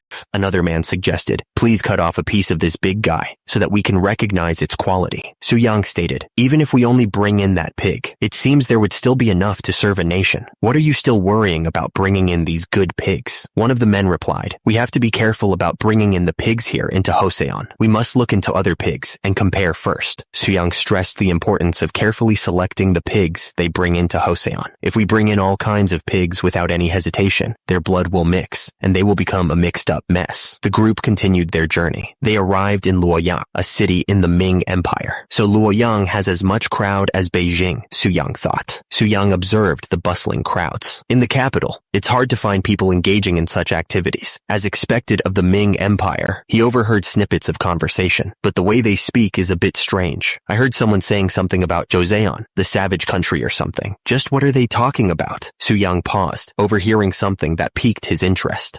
If you buy this in bulk, you can also have a body like Grand Prince Suyang. One of Suyang's men spotted something outrageous. Those bastards are selling off your name. He's saying that he's selling pills containing ginseng purchased from the Joseon prince. He says that if you eat just that, your body will become strong. Oh ho! Suyang was shocked. It's only been a month since we started our journey in the Ming Empire, but the rumor has spread to this place already? His subordinate cautioned him. Your Highness, it'll be troublesome if envoys cause any problems. Suyang scoffed. If I cause a problem here, won't it be the same as insulting father, right in his face? I'm just trying to show off real muscles. The man could only repeat himself. Exasperated. Your Highness! Nearby, a merchant hawked his wares. Now, eating one of these pills will boost your energy, and eating 100 of these pills will make you the strongest person in the world. This is the highest grade medicine made using ginseng, obtained from the Joseon prince who visited Beijing. The merchant gestured grandly. This friend right here ate 100 of them. The crowd was shocked. With 100? Huh? The crowd looked up at Suyang in awe. Wait, such a strong and big build. Is that really the body of a person? The merchant turned to Suyang, pills in hand. I don't know where you're from, but you'll become the strongest man in the world if you just take 50 pills of these. Suyang crossed his arms. I don't need any pills. Suyang stepped forward, towering over the pill peddler. I'm here to have a contest of strength with the strongest man in the world. The merchant chuckled nervously, clutching his chest. It seems like our esteemed customer won't need to take any pills. The man's face twisted in disbelief. You said that you got ginseng from the Joseon prince, right? How dare you when you don't even recognize me? The merchant sputtered, his eyes wide with panic. Who are you? Do I have to know you? Suyang's muscles rippled as he prepared to reveal himself. I am none other than, with a burst of fiery aura, Suyang declared. Grand Prince Suyang from Joseon. The merchant, utterly terrified, yelled, Youngest, deal with him. Oh, the youngest stepped forward, fists clenched, ready to face Suyang head on. The youngest struggles against Suyang's grip, face contorted in effort. Ku? He couldn't believe it. I have a bigger build than him, but why am I losing? Suyang's face looms closer. Because, with a mighty roar, Suyang slams the youngest into the ground. I have much more muscles than you. The youngest lies defeated, Suyang standing over him. Suyang smirks, assessing his victory. Suyang stands over the defeated youngest, suggesting he try 1,000 gun of big 3 exercises to become the strongest man in the world. To think the youngest lost. The onlookers realize they messed with the wrong person as they are sent flying. Suyang smirks. These are the real muscles of Joseon. Suyang flexes, showing off his gains to the crowd. One of the men, clearly impressed, asks, would you hand me some paper, pen, pen, and ink. One of the onlookers plans to carve a new Buddha statue in Longmen Grottos and thinks it will be majestic if he uses that body as a model. The man taking notes tells Suyang it's cold and asks him to stop. Suddenly, two men rush towards Suyang. "Ah, so here you were, Your Highness. Did you obtain anything?" Suyang replies, "I think it's too early to decide on the pig breed. What about you people, huh?" One of the men explains, "We found some old books, but they aren't in good condition, so we plan to send them back to the country first." Another man adds, "We got a lot of seeds, but we don't know how they will adapt to our country. You've all worked hard." Wait, Suyang looks at a book and asks, "Isn't this the new writings of Baekje?" One of the men happily declares, "You got your hands on a really satisfying item. You even got the inscription of Chu Suiliang." Suyang rolls his eyes, muttering, "Is that true? Make sure to show them to me. Is this the difference between an art god and a martial god? They're nerding out too much." Another man exclaims, "Oh, isn't this the book about the life of Han Xin, the general of the Zhou dynasty?" Someone else calls out, "Please show me too." The narration states, "The harvest of Luoyang was pretty good, and we moved to the next location. It's March 11th, 1443. The group arrives at Jinghang Waterway, Entreport Hongzhe Lake, where Suyang marvels at the size of a massive ship. Is this a ship or a city? The turtle ship is one of the world's largest ships, but this huge ship makes it look like a little child. One of the men explains, "This must be the only ship in this world like this. It was used when Emperor Yongle created a large-scale expedition with the eunuch Zheng He as the commander." Suyang nods, commenting, "If we visit Nanjing, we really need to go to the shipyard that built this ship." He reflects, "Come to think of it, it has been 3 months since we arrived at the Ming Empire by ship. Has that much time passed already?" Suyang sighs, homesickness washing over him. "It makes me miss my family in Tosan." Meanwhile, back in Joseon, the crown prince reports to the king about the newly researched Huapo, a small fire gourd. "Yes, your majesty," he confirms. The king wonders if they are wasting their time. "Doesn't such a small Huapo just serve to scare off the enemies? I wonder if we're wasting our time." The crown prince explains the advantage of the new weapon. "No, in return for being small, it is made long and can be moved while firing." He continues, "So if each soldier carries a Huapo, he can fire at the enemy freely." However, the crown prince informs the king of a report from the northern area. There was a report from the northern area that a countryman who shot with a Seichongtong woke up fine. The report also said that he killed the person who shot him. The crown prince clarifies the details of the report. That's because the countryman was dressed in leather and a small arrow was used against him. Had he been shot hard using a wax-coated pill, his leather clothes would have been pierced and he would have died. Suyang, still in Ming, ponders the gifts he received. "Therefore, I tried to find a breakthrough in the counterweight sticks that you gave us." He stares intently at the counterweight stick, his mind racing with possibilities. Suyang raises the counterweight stick, a glint of inspiration in his eye. He took a sip of his drink, lost in thought. He was enjoying a long-awaited vacation, but he still couldn't stop thinking about His Majesty. He muttered to himself, "Tell me, what should I do to satisfy His Majesty?" A servant overheard Suyang's soliloquy and wondered if he was losing his mind. What? Is he self-talking? Suddenly, a strange mannequin appeared, offering a drink. "Your jokes are going too far. Ha ha ha ha." Suyang grabbed a bottle. "Here, let's stop talking. You should drink a glass too." Suyang looked up, surprised by the sudden arrival. "Huh? Aren't you Second Deputy Commander Zhang? What brings you here?" The Second Deputy Commander Zhang brushed off the formality. "There's no need to address me formally. Would you grill me one herring? Ho ho, it'll come out in no time." He presented the grilled herring. "Here it is. Let's see." The Second Deputy Commander Zhang took a bite, his face twisting in displeasure. "It seems like this herring has gone bad. It tastes weird. It seems like it's because the herring was salted late. In return, I'll bring you seasoned vegetables." Suyang's eyes narrowed, focusing on the man's words. "Wait, it went bad because it was salted late?" Second Deputy Commander Zhang then held up a bottle. "This is called alcohol. If you clean the wound with alcohol, it will heal easily. But if you leave it for 2 days, you will suffer for several days even if you clean it with alcohol." Suyang considered the information, a new idea forming in his mind. How old is this herring? It was left under a boat for roughly 2 days and then made into this dish. He envisioned the process. Then, if you cut open the stomach of the live fish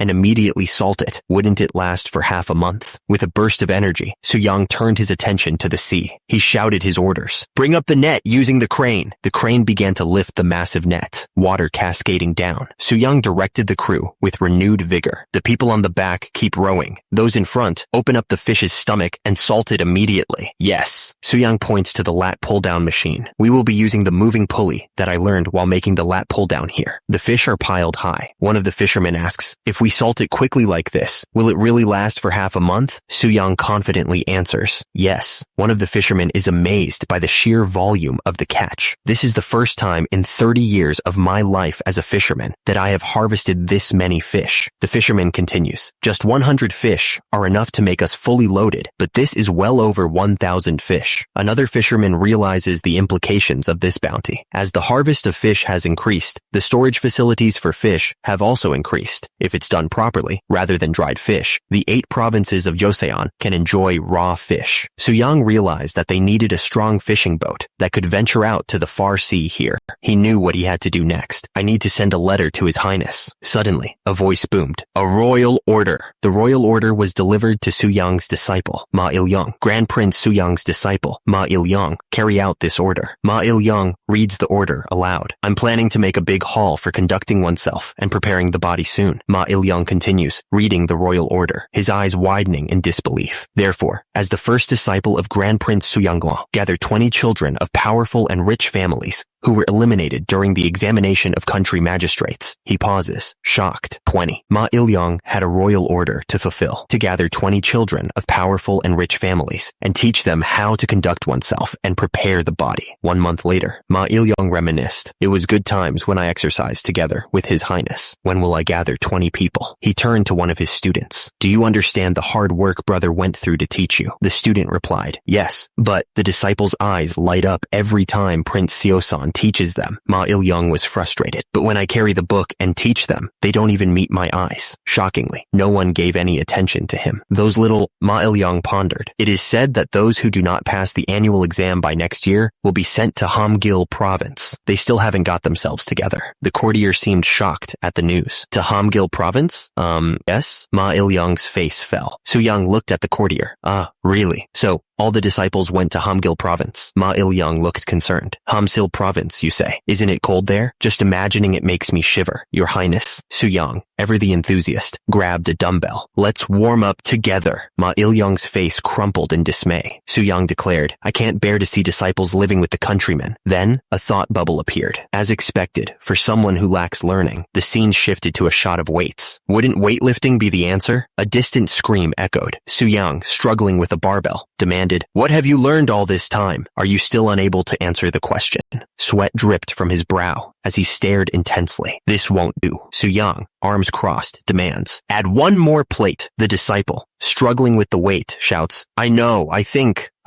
Suyang observes the disciple's struggle. Judging by how you're saying the correct things every time I add the plate, it seems like I must add more. Another plate is added to the barbell. The disciple grits his teeth, barely holding the weight. Get yourself together. We can't lose in weightlifting. I can't. Sweat pours from the disciple's face as he strains. I can't be the only one to suffer, Suyang declares. I shall let those coming after me answer with weightlifting too. This way, the answer provided by weightlifting began to spread throughout the 8 provinces of Joseon. Meanwhile, Suyang's travels take him to Nanjing in the Ming Empire. Lunar calendar 4th month, Nanjing, Ming Empire. Isn't Beijing the capital of Ming? On the contrary, Nanjing looks more like the capital, he muses. He continues his observations, noticing the agricultural practices. I mean, it's only the 4th month of the lunar calendar, but there are already cucumbers here. They should grow rice while they grow these cucumbers. How could they? The answer, it seems, is economics. It must be because it's possible to make more money by farming vegetables other than rice, he realizes. Suyang reflects on the differences between Ming and his own kingdom. Joseon's farming is rice farming because survival is its first and foremost priority, he thinks. He knows that Joseon's agricultural focus is rooted in its tumultuous past. Joseon was a country founded on a kingdom devastated by invasions by the Red Turbans, rebellion, and Japanese pirates, he remembers. Suyang continues his work in the fields, knowing that Joseon had no choice but to pursue state-led food production. However, Suyang declares, we must move forward like this from now on. Everyone, follow me, he announces to his group. We'd like to have a feast with this, so take care of it and bring us the food. The group stares in stunned silence. The 2 men look at each other, their faces a mixture of shock and disbelief. Suddenly, a dish is presented. This is a fried carp that is still alive and kicking. If you touch its head, it will flap around, so please be careful. The feast continued with a roasted whole piglet, deboned and stir-fried for easy eating. Roasted whole piglet. It has been deboned and stir-fried, so you can eat as much as you like. Next up was a sea turtle soup. We had a great sea turtle, so we made some soup out of it. The men looked on, stunned by the sheer volume of food. Suyang savored the flavors. Hiya, so this is the taste of the Ming Empire. There were a lot of interesting ingredients. Suyang then asked the people of Joseon if they were experiencing the true flavor of the mainland. Is this the true flavor of the mainland? Did you see that, people of Joseon? With the feast concluded, Suyang prepared to move on. Now that we all are full. With the feast concluded, Suyang prepared to move on, stating, now that we all are full. Suyang announces, there's someone I'd like you to meet. The scene shifts to the Nanjing shipyard. Suyang approaches a man with a muscular build. Are you here? I came to ask something. The man eyes Suyang up and down. A new porter. With that physique, you could probably move an entire keel.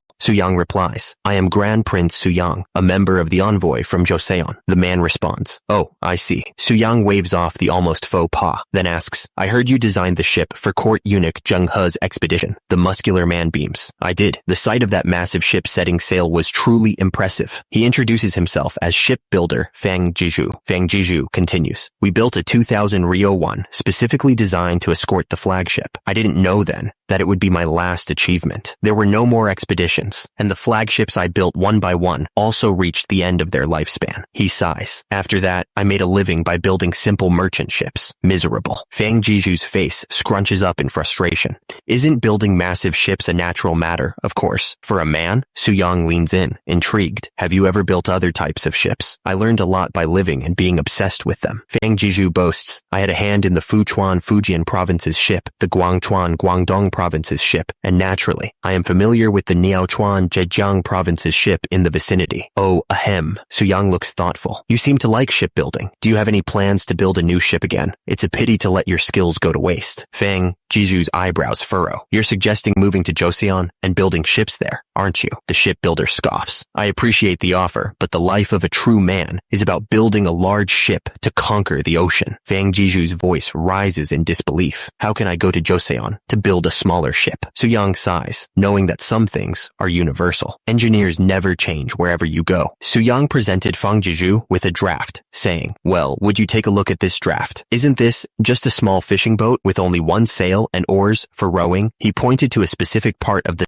Fang Jiju with a draft, saying, well, would you take a look at this draft? Isn't this just a small fishing boat with only one sail and oars for rowing? He pointed to a specific part of the design. But what is it here? Windlass. Suyang explained the device's purpose. This ship catches 4 times more fish than a same-sized fishing boat. The drawing showed a pulley system in action. Indeed, to pull up the net with the windlass, you only need one mast. Fang Jiju looked thoughtful. While you may not know how to build a ship, you sure know how to create devices. Suyang smiled, hoping to sway the engineer. If a small boat surpasses a large ship, that would also be the pride of an engineer, right? Please think it through until we head to Joseon. Suyang left Fang Jiju with an invitation. And if you feel like working on it with us, visit our lodgings in 10 days. Meanwhile, Suyang's party arrived at a farm on the outskirts of Nanjing. Suyang examined the produce with a discerning eye. These Napa cabbages are truly unique. They're large, packed, and taste good. Just having these Napa cabbages will last us throughout the winter. He held one up, marveling at its size. It's like the great-great-grandfather of the Napa cabbage we eat in the modern era. Suyang turned to address the owner. Well, all right. Hey, owner. The owner scurried over, a bit flustered by the sudden attention. Select the best seeds. Make sure they're worth the money. Oh my, nobles from Joseon have come. Just a moment, please. Suyang inquired about the pig's growth period. The owner replied, years, you ask? I grew it for a little over 1. He explained that the exceptionally large pigs weighed over 240 jun. Suyang was surprised to learn that even after being raised for over 2 years, Joseon pigs only weighed around 70 jun, and that was considered the highest rank in terms of size. He asked, can you sell us 100 piglets? The owner seemed hesitant. 100?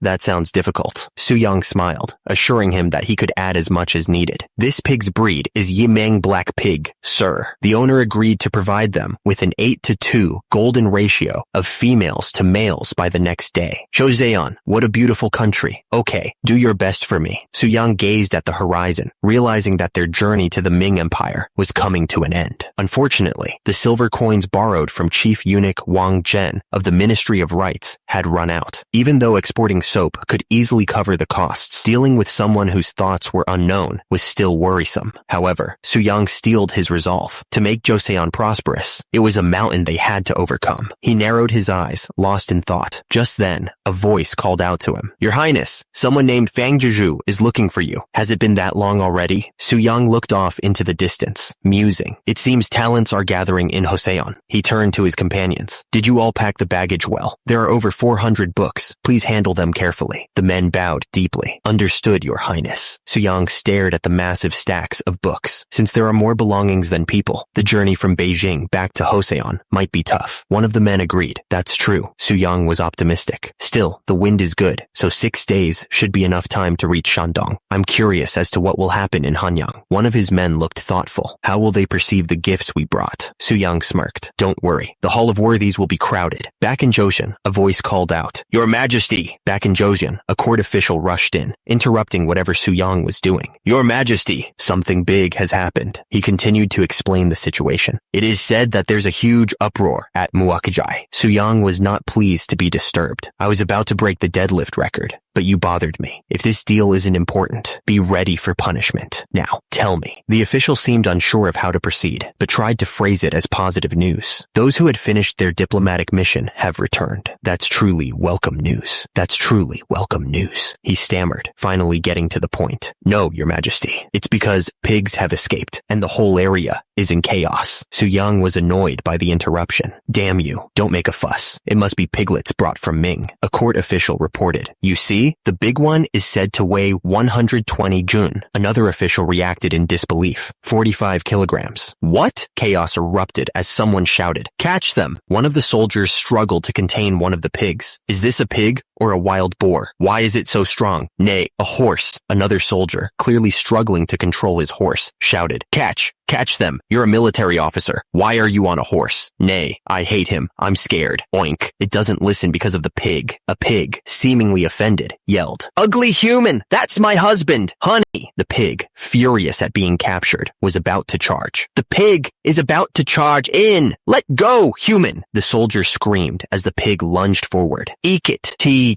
But then, another soldier grabbed the pig. Here you go, rascals! Oink! Soo-young watched the chaos unfold, a wry smile on his face. Although it's been a year since I left Joseon, if this continues, what will become of my dignity? The Yimeng black pig piglets, finally settling down, began to snort contentedly. But 2 of the piglets, with furrowed brows and narrowed eyes, seemed less than thrilled with their accommodations. Soo-young, observing the pigs, chuckled. Oh ho, look at these wreckers. Their fiery temper, and even their build, resembles a wild boar's. One of the disgruntled piglets turned its gaze towards Soo-young. Hey! Soo-young approached the pen, a bundle of straw in his hand. You guys have been through a lot, coming all the way to the distant land of Joseon. He held out the straw, a warm smile on his face, hoping to appease the grumpy pigs. The Yimeng black piglets, finally settling down, began to snort contentedly. Soo-young chuckled, observing the pigs. Ho. I guess the hunger in your belly wasn't ordinary. Soo-young, pleased with their appetite, grinned. Given their size and vigor, it seems I don't have to worry about the future. One of the piglets thought to himself. Oink, oink. It seems we can trust that human. Oink, oink. That human. Something's different about him. Soo-young, his eyes gleaming with anticipation, declared. Present the fattest pig among them for the celebration. Soo-young walked away, flanked by an attendant. Considering that many books were lost during the Goryeo dynasty, I have brought some of them. Most likely,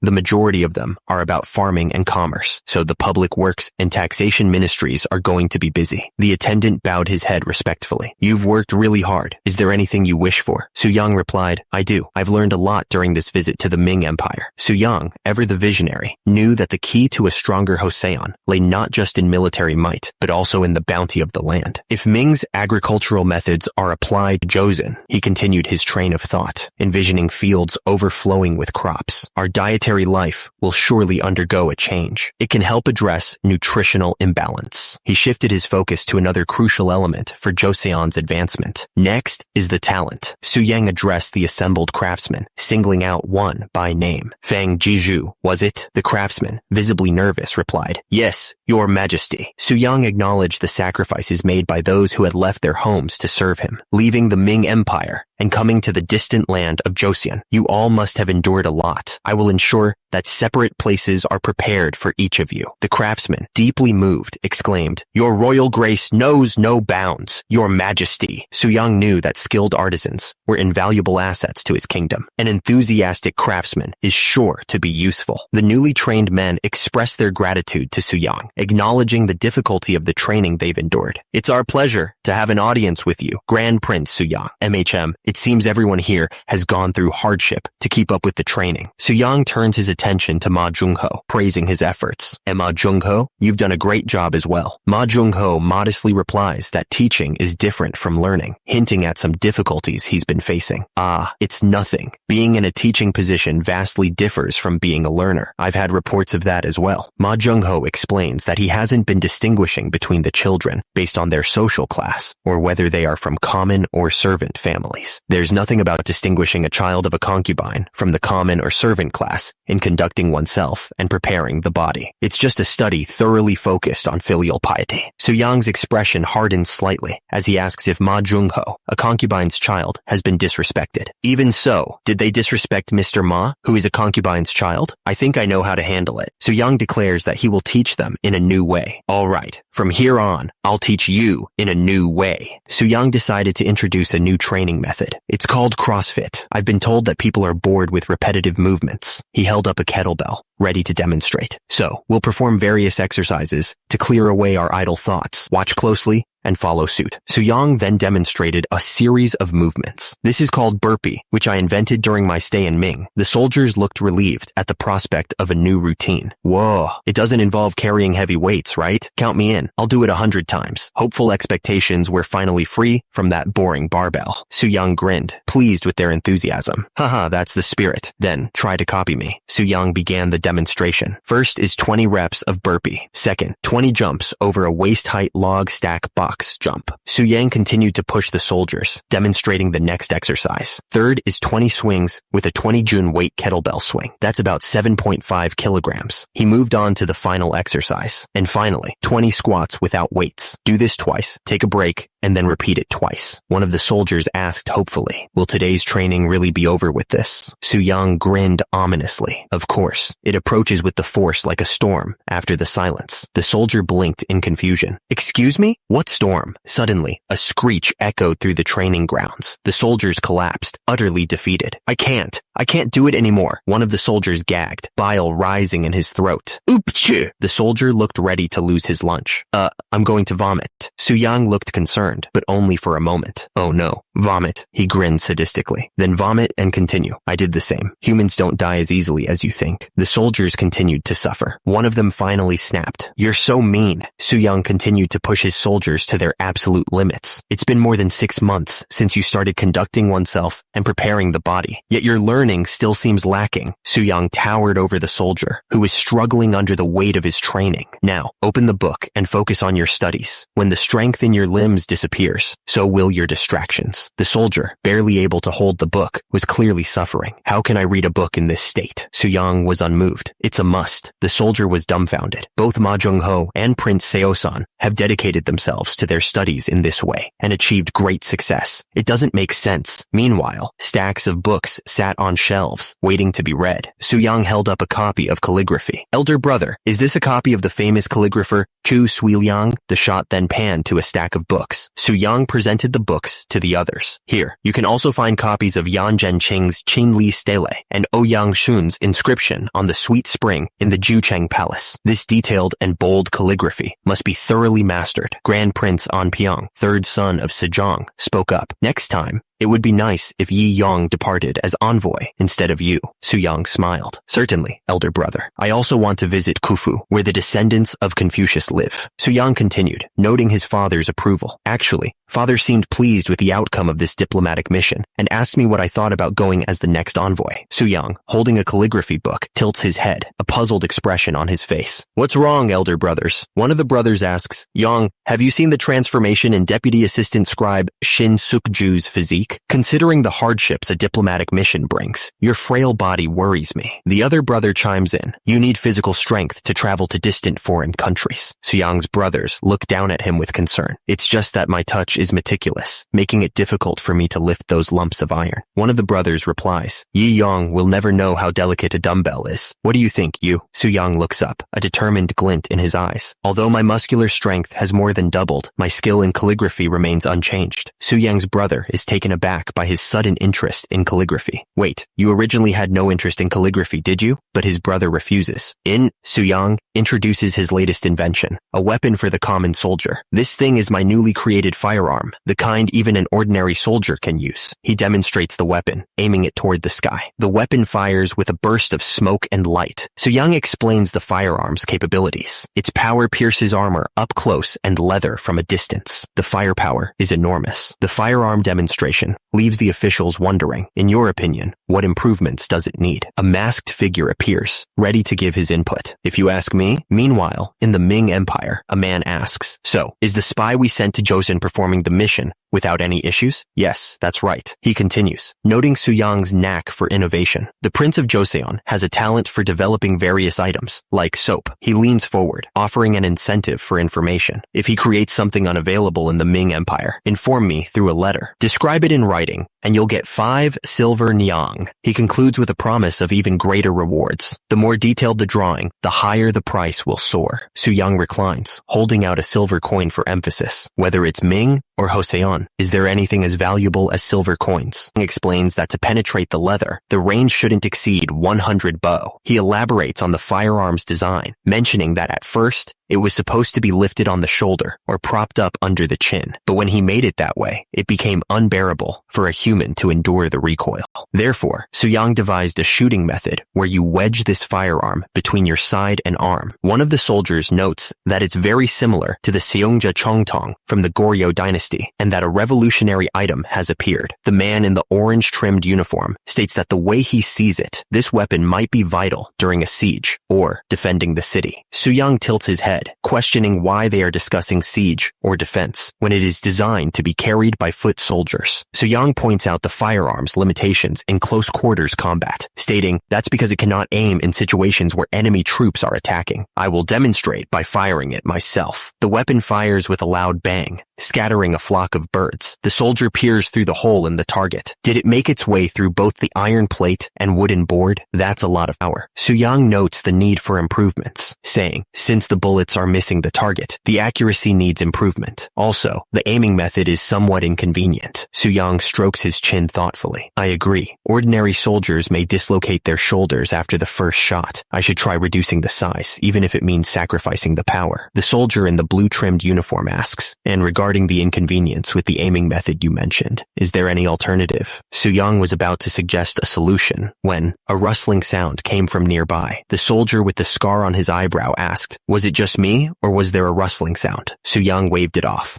It's nothing. You asked about a solution to this firearm's aiming method, right? Just then, a voice called out, hello, is Pak Gang here? A soldier replied, yes, your highness. Suyang turned to Pak Gang. Weren't you the one who drew the blueprint of the Ming Empire's crossbow and disassembled the actual ones several times? Do you think you can recreate the crossbow's structure? Suyang was on a roll. Of course. As a matter of fact, I've also been improving the previous design. Let me show me right away. Suyang gestured enthusiastically. Elder brother, I'll shoot the crossbow myself to showcase the issue with this firearm. He took aim, his expression serious. The crossbow fired with a snap. The arrow struck the target dead center. Suyang turned back to the group. As one would have guessed, Suyang explained that high accuracy requires the eye and huapo to be in a straight line. He then described another challenge. 2 hands are not enough, and losing the aim when the huapo is held with one hand and lit with the other. Another man agreed, stating that it may not be apparent if the enemy is passive, but when both sides are in motion, everyone will face difficulties handling such a weapon. Suyang had an idea. In that case, combining the frame of the crossbow and huapo would solve the problem. Suyang then ordered Pak Gang to stop what he was doing and make this first. Pak Gang was surprised, but agreed. Suyang noted that with each shot, ordinary soldiers lose strength and may get injured on their faces. Suyang considered the design. How about extending the wooden board to the back and attaching attaching it to the shoulder, it might burn the head. So change the place so that the smoke comes out to the side. And what do you think of attaching a dagger to the end as a precaution? Not bad. It would be even better if a huapo could be used as a short spear. 3 months later, on March 2nd, 1444, today was the day the crown prince and you would present the new huapo. The military officials had been gathered inside the royal palace. They seemed to have prepared very thoroughly. One of the men worried that although the crown prince and you didn't do anything lightly, huapos had been prone to malfunctions.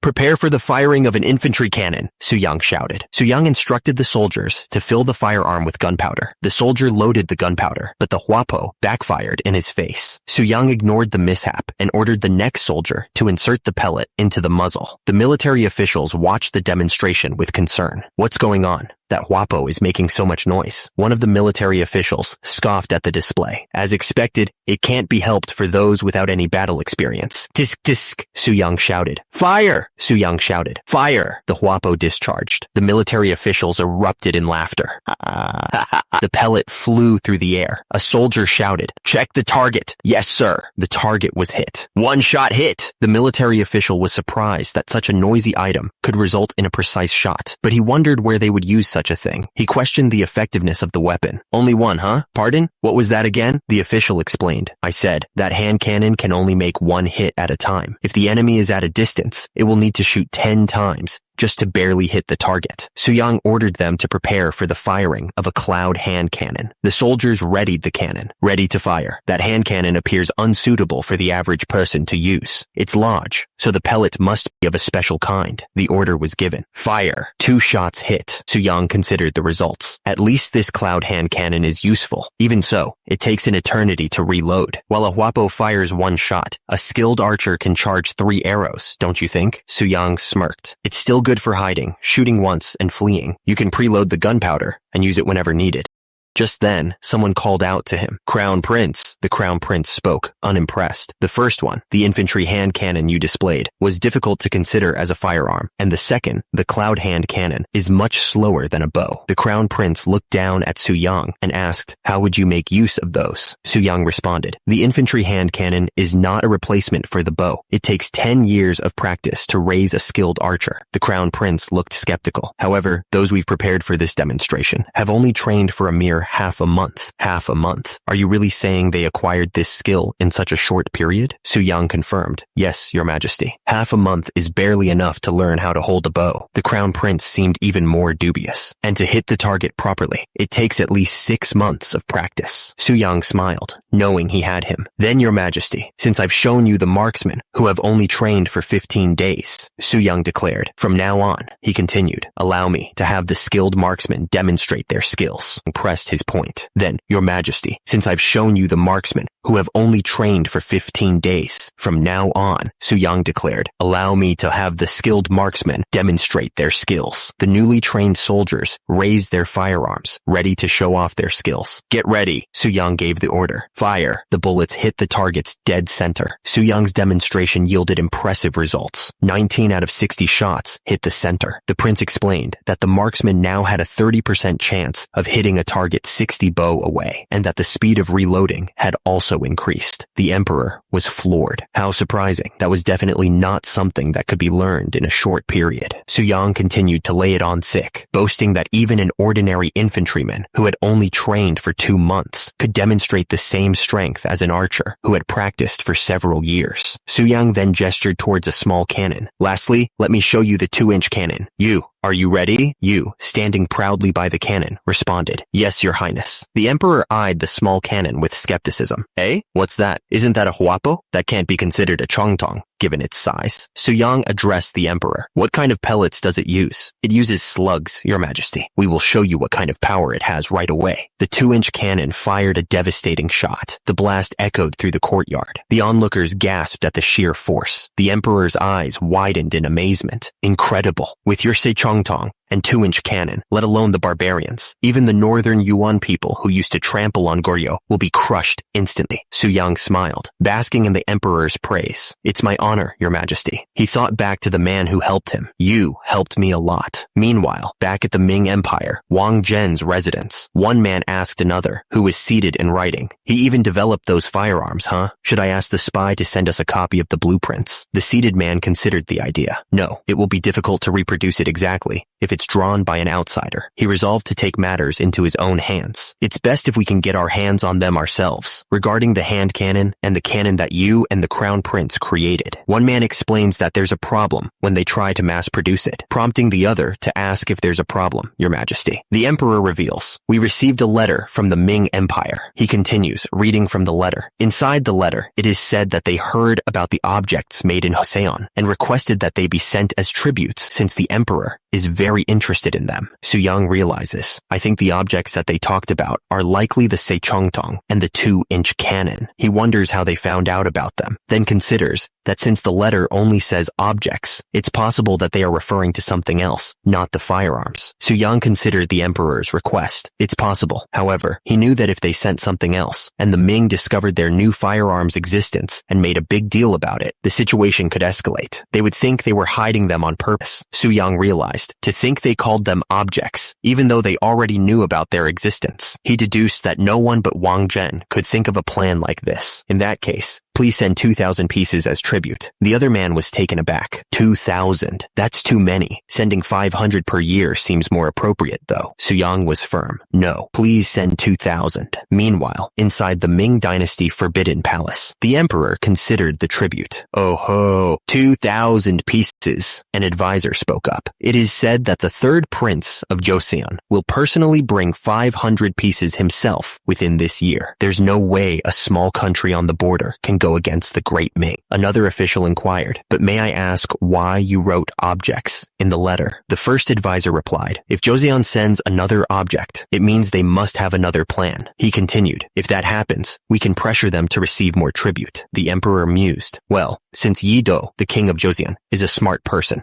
that wouldn't happen. The emperor smirked, thinking about how to squeeze more tribute from Joseon. Had they said it'd be hard to pay tribute, I would have used that as an excuse to obtain something even greater. Something even greater. His eyes narrowed with greed. We can have the second prince of Joseon as hostage. The scene shifted to a burning village, a symbol of the emperor's ruthlessness. Or if they don't listen to us, we can make them understand with force. The sound of wood chopping echoed through the village. Meanwhile, back in Joseon, one of Su Yang's men approached him. Hey, Young-hae, did you see the announcement a while ago? What did it say? I couldn't read it properly because it was written in proper sounds, or whatever it is. News spread among the common folk. I heard that on February 5th next year, the government will recruit a new unit called the Military Training Command. One man looked concerned. Military Training Command? That sounds sketchy. If things go wrong, won't they send us to the far north? Another man hammered wood nearby. Since they are recruiting in the capital, won't the training also be done there? Rumor has it that the person who founded this command was Grand Prince Su Yang. The first man pondered. If they are recruiting in the capital, they must be looking for cavalrymen. He looked down at his own 2 feet. Since I don't even have a horse, something like that is impossible for me. But then, a glimmer of hope. The announcement didn't even mention anything about horseback riding. It even said that a bow and arrow aren't needed. The common folk buzzed with excitement at the prospect of joining the Military Training Command. One man's reaction was disbelief.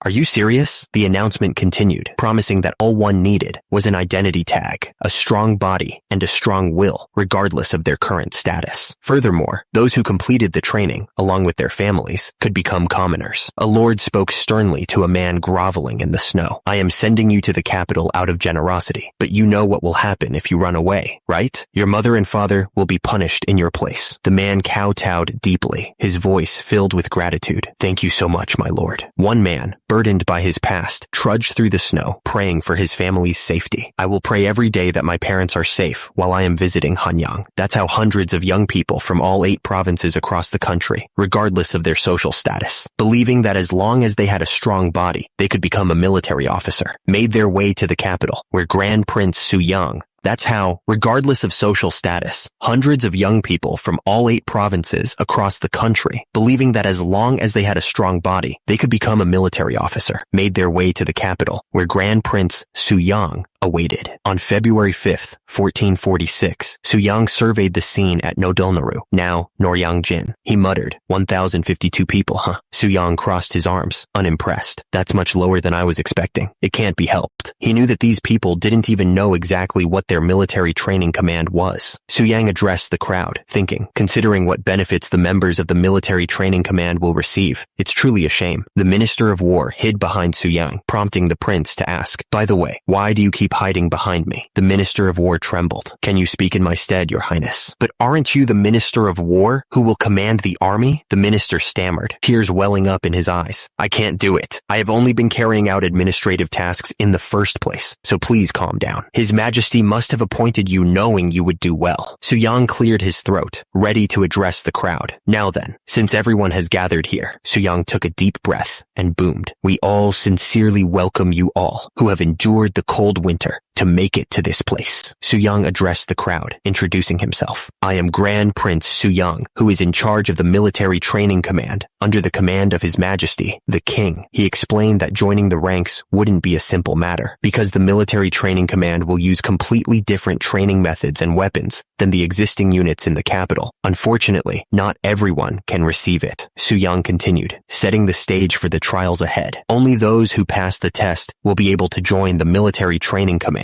In return, the first test will be easy. The first test is, he revealed the first challenge with a smirk. Running, Suyang continued, his voice booming across the training grounds. Since you all made your way to the capital, your legs must be strong, right? A soldier's life and death depends on his lower body, and that is even more the case for members of the military training command. He finished his speech with a declaration. Without a strong lower body, you are not worthy to be called a man. Suyang announced, I will guide you to the test site, so follow me. He gestured forward, declaring, from now on, you have to run from here to the training center in the rear. Suyang continued, your destination is Tancheon. Everyone, get ready. With a commanding presence, Suyang yelled, now then, the quick march starts now. Think that the enemies are encamped before you, and run. Yes, sir. The recruits surged forward as Suyang warned, if you are tired, move out of the way. Otherwise, you will be stepped on. The grueling pace immediately took its toll. People failed the first test. People remain. The text at the bottom of the image read. Suyang began to explain the next stage of the trials. You may have heard of conducting oneself and preparing the body. This is an exercise method I created, and it is a way to be filial to your parents by managing your body effectively. He continued, the second test is to verify your filial piety with this conducting oneself and preparing the body. He laid out the standards for the test. The standard is that you must perform inclined bench presses with a total weight equal to 80 of your body weight. Suyang continued listing the requirements. Front squats with a weight equal to your body weight. He finished with the last exercise. And deadlift with a weight equal to 120 of your body weight. Suyang pointed to a nervous recruit. Well, let's start with you first. The recruit responded, yes, Your Highness. Suyang encouraged the recruit. It doesn't matter if you fall, so give it your best shot. The recruit responded, yes, sir. The recruit struggled with the weight, every muscle fiber straining. The recruit's form faltered, and the weight crashed down. Suyang reassured everyone that no one would be seriously injured, with the second-generation disciples and royal guard instructors present, and asked if the recruit was all right. After the second test, 182 people failed, and 221 trainees remained. As a result, 221 trainees with proven capabilities were selected and began moving to Namhansan, where their training ground was located. The trainees continued their journey to the training ground, torches illuminating the path through the darkening woods. One of the recruits shivered, his teeth chattering. My legs are still shaking. It's getting dark. If we stay out in the mountains like this, we will probably freeze to death. He turned to his companion, seeking reassurance. What do you think, Brother Hong? Hong scoffed. The tests were too easy. He crossed his arms confidently. I would have passed even if they increased the weight. I think the test at the next location will also be easy. Finally, the trainees arrived at Namhansan Fortress, their new training ground. One of the recruits, however, seemed more concerned about the soap. Is it okay for us to use something as precious as the soap bar? The recruit was floored. The other recruits celebrated at the thought of daily hygiene. Suyang dismissed them for the night. I will personally conduct an interview tomorrow morning, so just wash up and rest for today. The recruits responded with a resounding, yes, Your Highness. Suyang watched them go, knowing that these guys will go through 7 months of training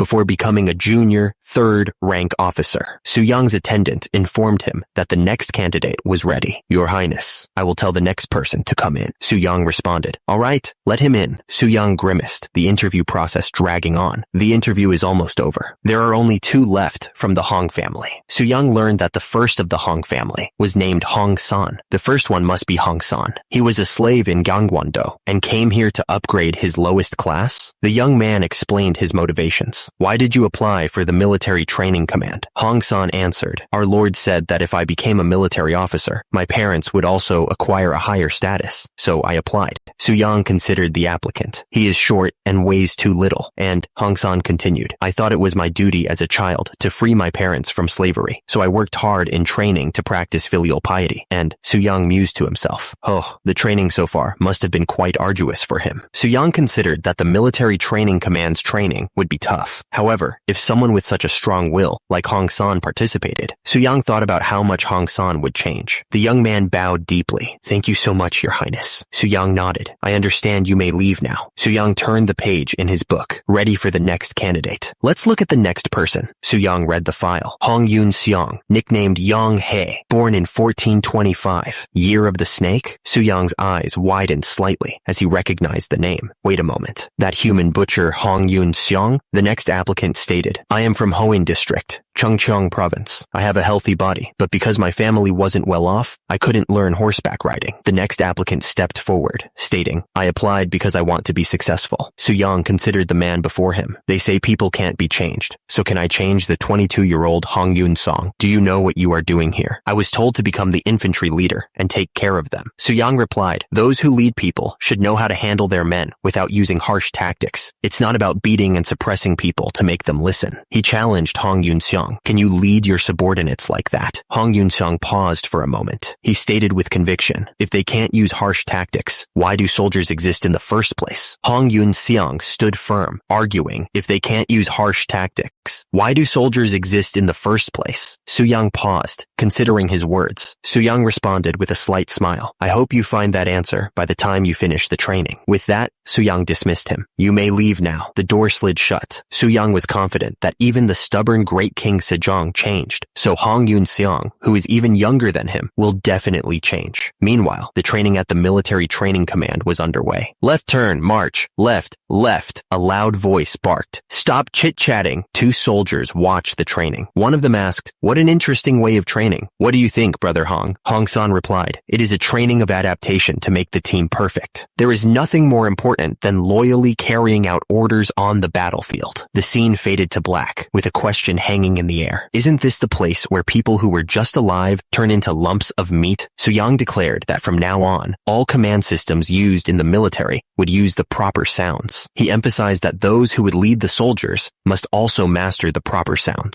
The trainees listened carefully to Su-young's instructions. Hong-san watched with a stern expression. Su-young asked if they knew how to use it after reading, adding that he was still learning the proper sounds, but was in no rush. Hong-san thought he was going to reconsider about him if he showed his rough temper again, but he's still following without any problems for now. Source. One of the trainees observed, if we keep going like this, that guy will be the leader of the first military training command. A jangi piece clattered against the board as one of the trainees exclaimed, damn, I lost. Another trainee asked, son, where are you going? It's your chance to play. Hong-san, looking slightly sheepish, replied, sorry, but I have never played jangi before, so I'm going to take a walk and cool my head. One of the men scoffed, take a walk, my ass. It's already hard as it is. We should take a break now. When else can we take a break otherwise? Hong-san chuckled nervously. This is taking a break for me, so I'm really fine. Please enjoy your game. Haha. Hong-san walked away from the jangi game, lost in thought. He paused, considering something. He told someone, this is the only valuable thing I have. The man was instructed to sell this and add it up to what you have. Hong-san continued, and don't come back here anymore. Don't worry about us either. Hong-san walked off, leaving the man behind. Suddenly, someone noticed something. That, peeking into the tent, he thought, come to think of it, this tent is the only tent with lights on until late. What is this place? Inside, Su-yang was working out with weights. Is that? The peeping man quickly apologized. If you're out of curiosity, just return. Excuse my rudeness, my lord. Su-yang continued. By the way, I've used other things during the exercise. Su-yang questioned the use of the large clubs, 3 times the size of a rolling pin. The 8th senior grade assistant training officer, Ma Il-young, asked which government post Su-yang held. Su-yang asked assistant training officer Ma where he used the club he was carrying. Ma Il-young grinned, asking if he was curious. Ma Il-young offered to let him hold it. Then he'd gladly let him know. Pardon? This is called a meal. Ma Il-young explained that this was a method of increasing grip strength and dexterity in wielding weapons by slowly turning the wooden stick. One of the trainees struggled with the oversized club, questioning how one could exercise by slowly turning this thing. The trainee let out a groan. He wondered aloud who created this thing, saying he'd really love to see his face. Su-yang appeared, overhearing the comment. Who do you think? Of course, it's His Highness Grand Prince Su-yang. He wondered if someone was talking about him. Su-yang explained that the exercise would differ according to the weapons they all chose, but since they didn't know which one to choose, they'd have to try out everything. Pardon. One of the trainees, clearly regretting his life choices, declared, I'm going to go with the round shield, so I won't need to wield that meal, right? A hulking soldier presented him with a massive plate. Then, you'll have to use this huge plate that weighs 64 gun. The trainee, upon learning that it weighed 24 kilograms, burst into tears. I apologize. I'm uneducated, so I can't use the shield either. He turned to flee. Su-yang asked him, where are you going? Su-yang grinned, his eyes gleaming with sadistic glee. Now that you're here, you should try experiencing it in advance. The trainee broke down, tears streaming down his face as he realized the sheer scale of his mistake. 1 hour later, Su-yang dismissed the trainees. Now then, I'll see you tomorrow. One of the trainees leaned against a tree, his face pale with exhaustion. Phew, how will I endure this now? He glanced nervously around, sweat dripping from his brow. A figure approached him from the shadows. Yonghae, where have you been? The trainee was confronted by a figure in the darkness. I thought the trainees were prohibited from going outside the military training command. I was bored of training with weak people, so I just came to exercise for a bit. He stared in shock. Your arm. The trainee noticed the blood. Isn't it that blood? Did you get hurt while exercising? The figure turned away, silent. He spoke, glancing back at the trainee. It seems like you're the only one who saw me going outside. He issued a warning. Pretend you didn't see me today. I don't know the reason, but it seems like Grand Prince Su-yang is carefully keeping an eye on me. The mysterious figure warned the trainee to keep quiet about their encounter and return inside. Just know that and go back inside. He turned, a disturbing smile playing on his lips. And don't worry, this blood isn't mine. Meanwhile, back at the military training command, Su-yang prepared to demonstrate his achievements. He addressed the king. I could come all the way to this position due to father and mother's grace. Su-yang continued, his voice ringing with confidence. Now, I'd like to show you my achievements so far. 2 chibi figures watch on, one radiating confidence and the other burning with competitive spirit. Good luck. Su-yang gripped the barbell, his knuckles white as he prepared to lift. With a triumphant grin, Su-yang completed the bench press. Phew, it's a success. Su-yang beamed, confident that no one could say his arm could only hold paper, pencil, or ink. He had worked hard in practicing conducting oneself and preparing the body, bench pressing 140 June, or 84 kilograms. Su-yang then announced that he would like to challenge deadlift. The weights crashed to the ground. Su-yang succeeded in his deadlift. The weights clattered against the frame.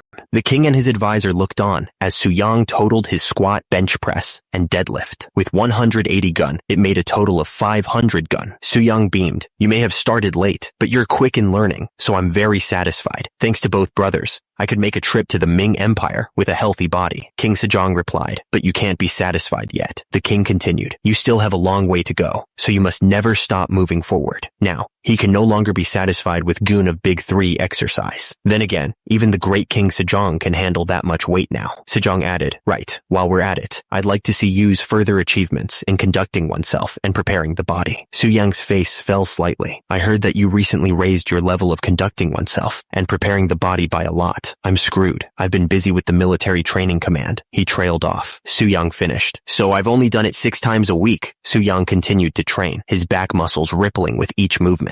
Meanwhile, King Sejong watched with a smile. It's always greatly rewarding, no matter when I see that body. Suyang steeled himself. I'm always working hard with filial piety in mind. Then I shall begin squatting with 440 gun of weight, 264 kilograms. Suyang began his squat, the weight pressing down on him. He strained under the load.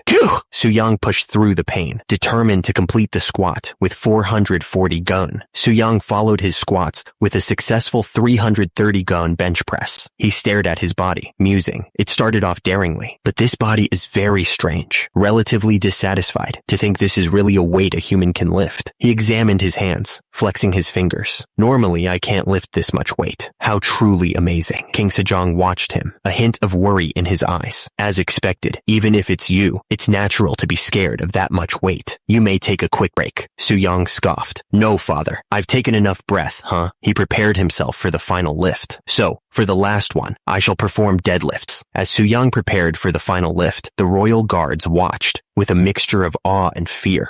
The onlookers could only stare as Suyang began to lift. With a mighty heave, Suyang completed the deadlift. 430 gun deadlift succeeded. King Sejong beamed with pride. How proud am I of you. The Crown Prince is on 700 gun, and Grand Prince Anpyeong on 500 gun. To think you can lift what they lift combined. How can this not be a blessing? He instructed Yang. Before Yu goes to Beijing, draw his body on an 8-panel folding screen. He continued, place the folding screen in the exercise hall to serve as an example for those who are working on conducting oneself and preparing the body. One of the trainees looked up, confused. Pardon? Drop. Suyang stared at the poster of himself. Now a fitness celebrity. Don't tell me. Won't the gym be swarmed with this from now on? King Sejong stood proudly, but Suyang was mortified. Father, leaving my body for generations to see is embarrassing. No, since you lifted 1,200 gun weight, isn't that a feat that will forever be remembered in history? Suyang's face soured at the thought. We shall be calling 1,200 gun of Big 3 exercises as the Suyang Gun. Suyang Gun. Suyang's mind raced, questioning his influence. I'm not changing Joseon in a weird direction, am I? Meanwhile, at the military training command headquarters, new orders were being issued. Starting today, we will divide the military into different types and begin training tailored to each weapon. The speaker emphasized a crucial point. Keep in mind that the marksman is the one who handles the new firearm developed by the Crown Prince. Suyang instructed his trainees. Then, stand on the branch of your choice. The trainees responded with a resounding,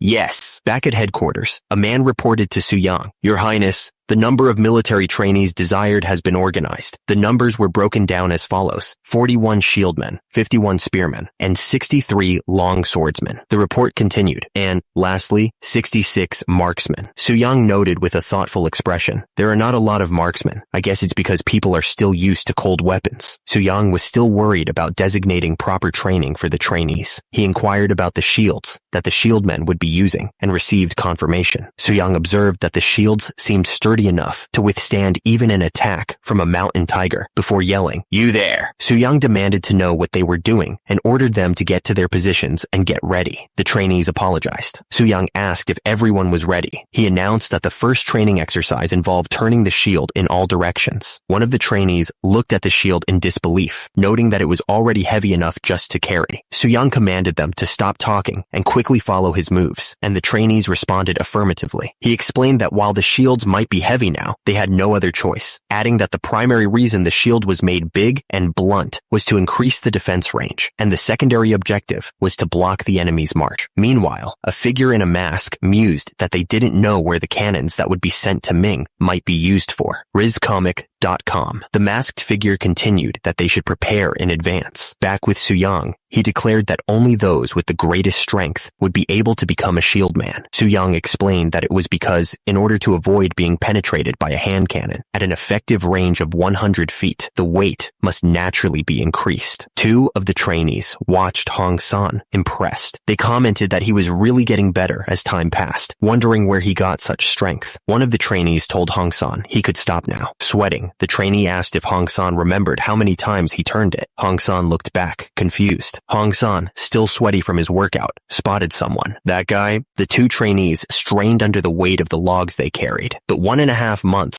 was enough time to change people. It is hard as hell, but the meals are really good. If you eat that much for lunch, don't you feel bloated? One trainee asked, a rice ball halfway to his mouth. Another trainee smirked. I don't think I'd be as bloated as you. Shieldmen eat with their shields on their backs, even during meal times. Well, I always ate horse or cow meat. The meals are one thing, but I have only discovered that pork is this delicious since coming here, the first trainee replied, taking another bite. The trainee savored the pork. I agree with you. To think I'd be eating pork instead of beef. When else would we enjoy such luxury? Another trainee, hearing this, decided to get more. In that sense, I'll be getting more food for myself. Wait, already? He grinned, already heading back for seconds. Yes, maybe because of the difficult training, I end up eating endlessly. I'll be back soon. Then again, he's at his peak growth. Suddenly, Su Yang's voice boomed out. You finally look like a soldier. As you may have already experienced during the admission, a soldier's life is all about their lower body. Su Yang informed them. Socks and new shoes will be provided additionally, so get used to it. We will be going on a march in 2 days. One of the trainees looked up quizzically. What kind of march do you mean? Su Yang grinned. We're going to walk the mountain path from morning until evening for 100 li, 40 kilometers. One of the trainees muttered. Of course, whatever it is, I won't starve. So, rain began to pour down on the trainees. They trudged along the mountain path. One of the trainees grumbled. If it were up to me, I'd really love to just run down and go home. His companion replied, you'll meet a mountain tiger and die if you do so.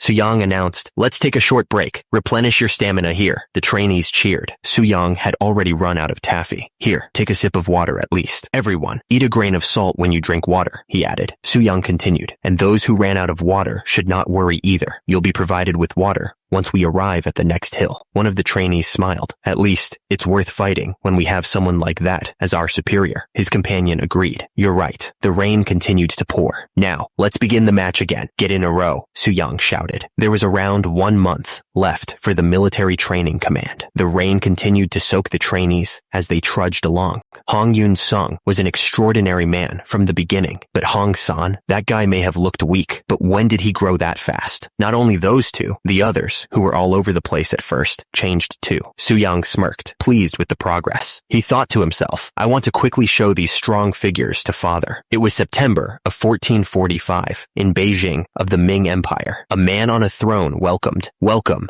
third prince of Joseon, Yi Yang. The man continued, to think the third prince would come after the second. I understand how passionate Joseon's education is. I heard you have a knack for calligraphy. He asked, would you write a phrase for me? A phrase. He examined the calligraphy. Right. I'm satisfied with this calligraphy. He then stated, I'd like to talk about your tribute next. The man on the throne questioned, you called it hand cannon, but I'm curious why you did not use it in the fight with the wild men Jurchen people. As a civilized country, we are embracing a cultured country, so we can't use it as we please. He continued, just as it is a child's duty to show respect to their parents, won't it be appropriate for us as a civilized nation to do the right thing? Another man interjected, then, did you send us a weapon that is yet to be proven, without even using it in real battles? Su Yang responded confidently, but it pierces through armors, so it is extremely excellent. Moreover, the soldier will become proficient in it after 1 month of training, so the Ming Empire will have nothing to fear in the world. The man on the throne stroked his beard. Seeing how confident you are, I'm curious about its power. He then stated, let me see it for myself. A soldier aimed the hand cannon with precision. 3 out of 8 shots hit their mark. The king watched intently. Since it penetrated the armor at the chest and abdomen and became lodged inside, anyone would have died instantly. He examined the results closely. As it consumes less gunpowder than our cannons and can shoot faster, we can say that it is an excellent weapon. Another man beamed with delight. I thought there was no sibling better than the older brother, but they're right here after all. To think Joseon would make a better firearm than the great Ming, their brother. The king's advisor spoke up. Would you pay 1,000 hand cannons every year as a tribute? We need to drive out the ferocious Tetters. How could we dare to do that? A man in fine robes pleaded. We came here prepared to present 2,000 hand cannons as tribute. Please consider our sincerity. Meanwhile, at Joseon Military Training Command headquarters, a trainee was sent flying by a brutal punch. His comrade looked on in shock as the trainee fell to the ground. The shocked trainee's face was a mask of terror. The trainee who delivered the blow wiped blood from his mouth, looking displeased. It was September 1445. Su Yang was dismissed from his position due to abusive behavior.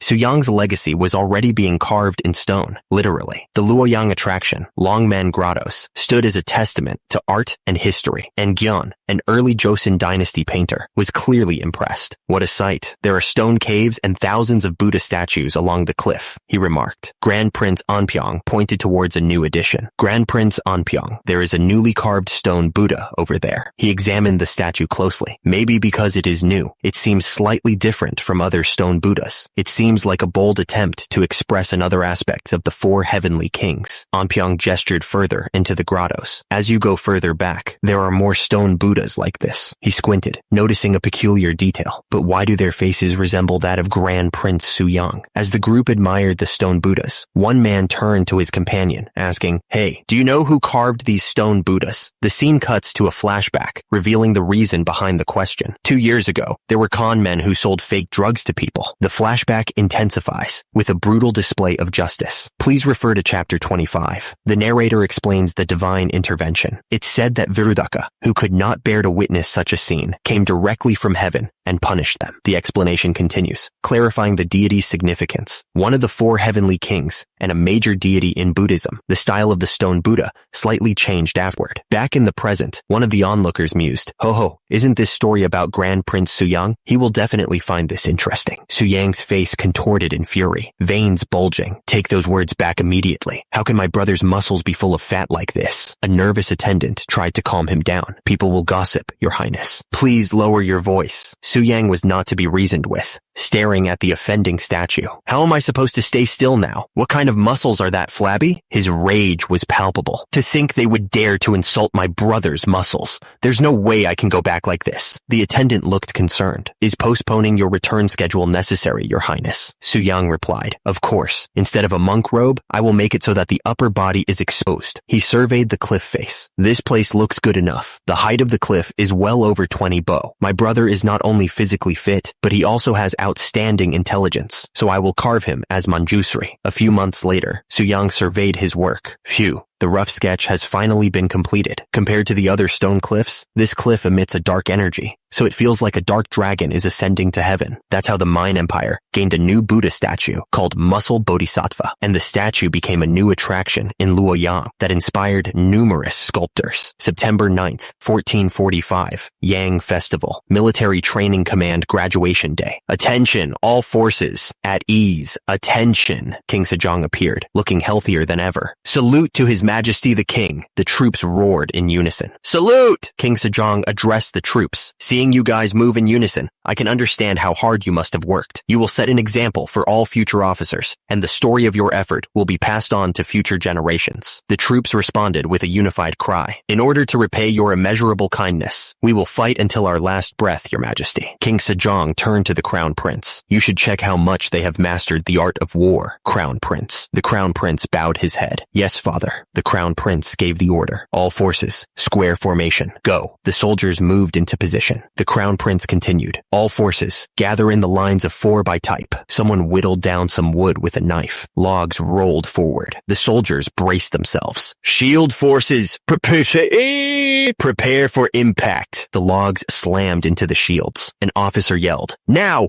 push and come out." The logs scattered. Su Yang continued to drill the soldiers. "Next, spearmen." He called out the next group. "Next, longswordsmen." His gaze was intense. He stomped his foot, signaling the next part of the exercise. The spearmen thrust forward. Su Yang barked out orders. "Marksmen, 2-rank formation, 2 ranks formation." Su Yang ordered the soldiers to prepare. 5 fire carts, shooting formation. He explained the weapon's origin. "Brother made this weapon specially for the soldiers of the Military Training Command. Should I call it Joseon's version of multiple barrel firearms?" He gave the order to unleash the volley. "Fire!" The fire carts erupted in a massive explosion. The king clapped his hands together, impressed. "Splendid. That was incredible." The king beamed with pride. "I don't think there will be any foreign enemies that will dare dare to attack our country from now on. The first military review of the military training command that day was a great success. By order of King Yang, the townspeople from the towns had their statuses upgraded, and Hong San was given a new name, Jung Byomsu. A man held up a document, seemingly in disbelief. Did they really complete all of these? Another man in a blue robe responded. It is said that His Majesty the King personally confirmed this. The king sat on his throne, looking over the report. If everything in this letter is correct, they are truly talented people. Normal soldiers won't even be able to compare to them. However, a voice echoed in the room. They must all be greenhorns with no combat experience. Yes, my lord. No matter how strong and agile those soldiers are in training, some of them might still run away during a real war. The man mused over the mountain range. They have never trained in the middle of winter, right? They might have climbed the mountain quite a lot, but there is no way they'd know how cold the mountains can be during the winters. He lowered his gaze, lost in thought. The military training command must have been created to stand at the forefront of the war. Another voice broke the silence. Then shouldn't we get ourselves some experience as well?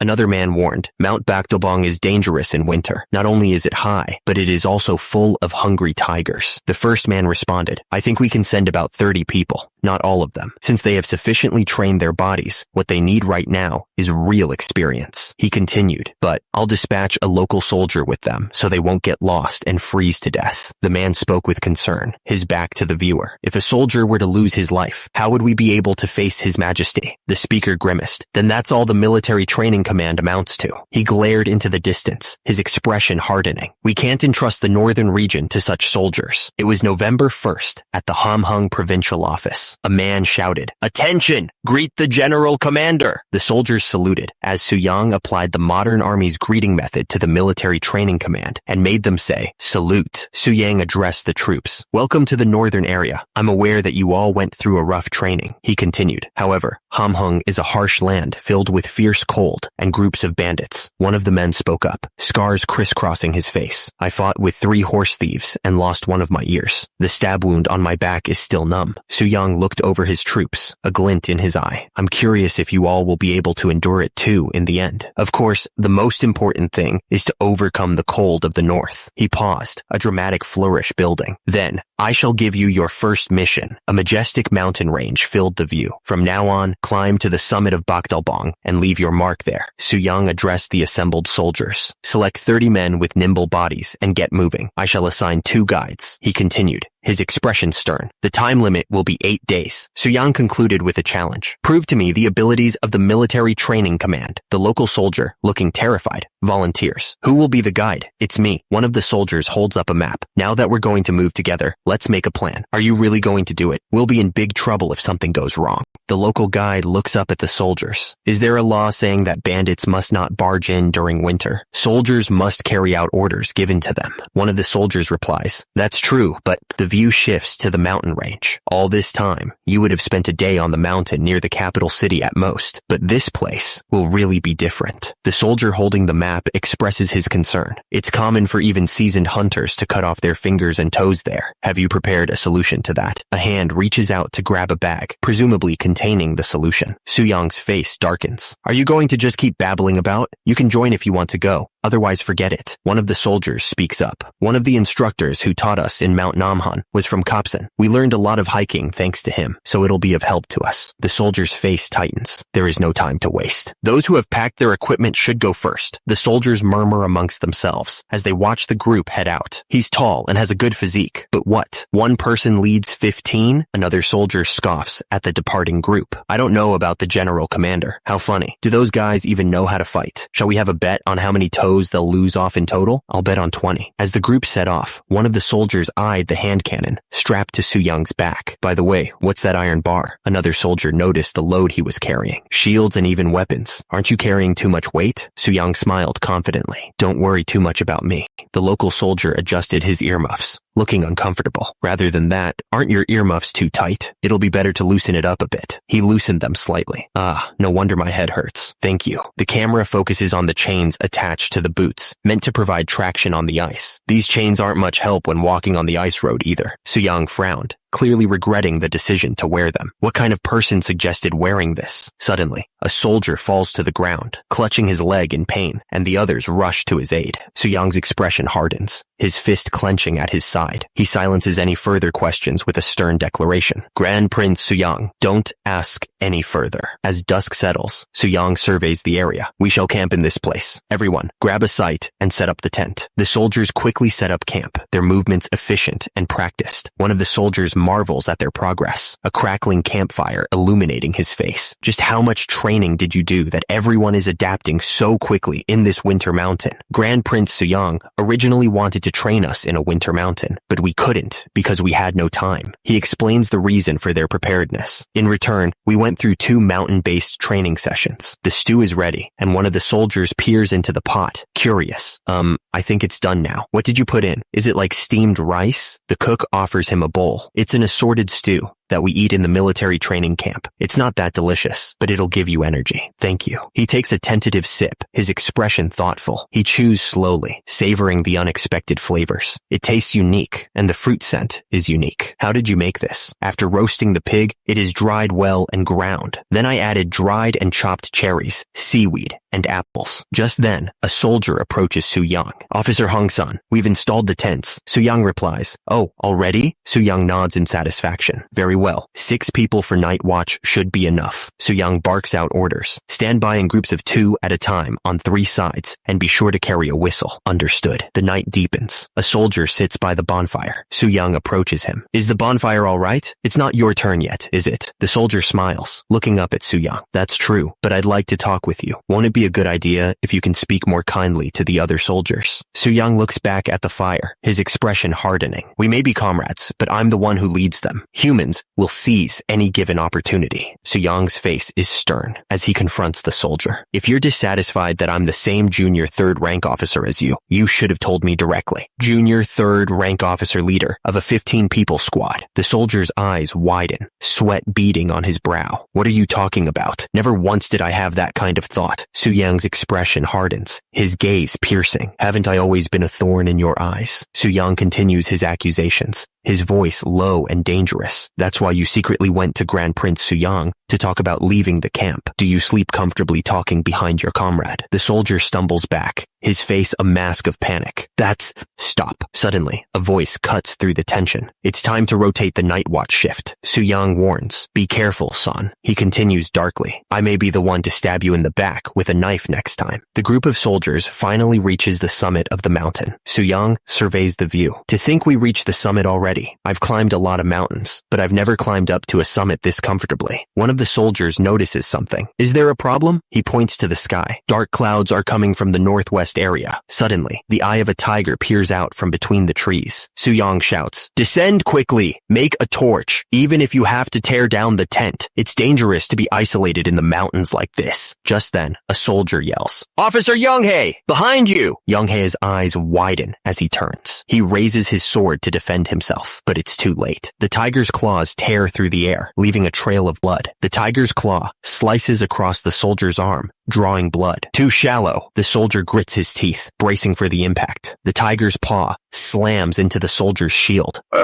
The force of the blow sends the soldier stumbling backward. The other soldiers look on in horror. The soldier loses his footing and plummets off the cliff. Someone shouted. Officer orders the soldiers to perform the 8th posture of PT gymnastics, preparing them for 31 repetitions of the lying leg twist. The soldiers look up at Suyang, aghast. The 31? Suyang glares down at the men. Don't start from the final count, you lazy slouches. He demands they get their muscles moving. The soldiers begin the exercise. 1, 2, 3, 4. Suyang watches them closely. Maintain your posture. Until your posture is correct, the repetition won't count. The soldiers struggle to complete the 8th posture, their legs trembling. My legs! Suyang watches them with a stern expression.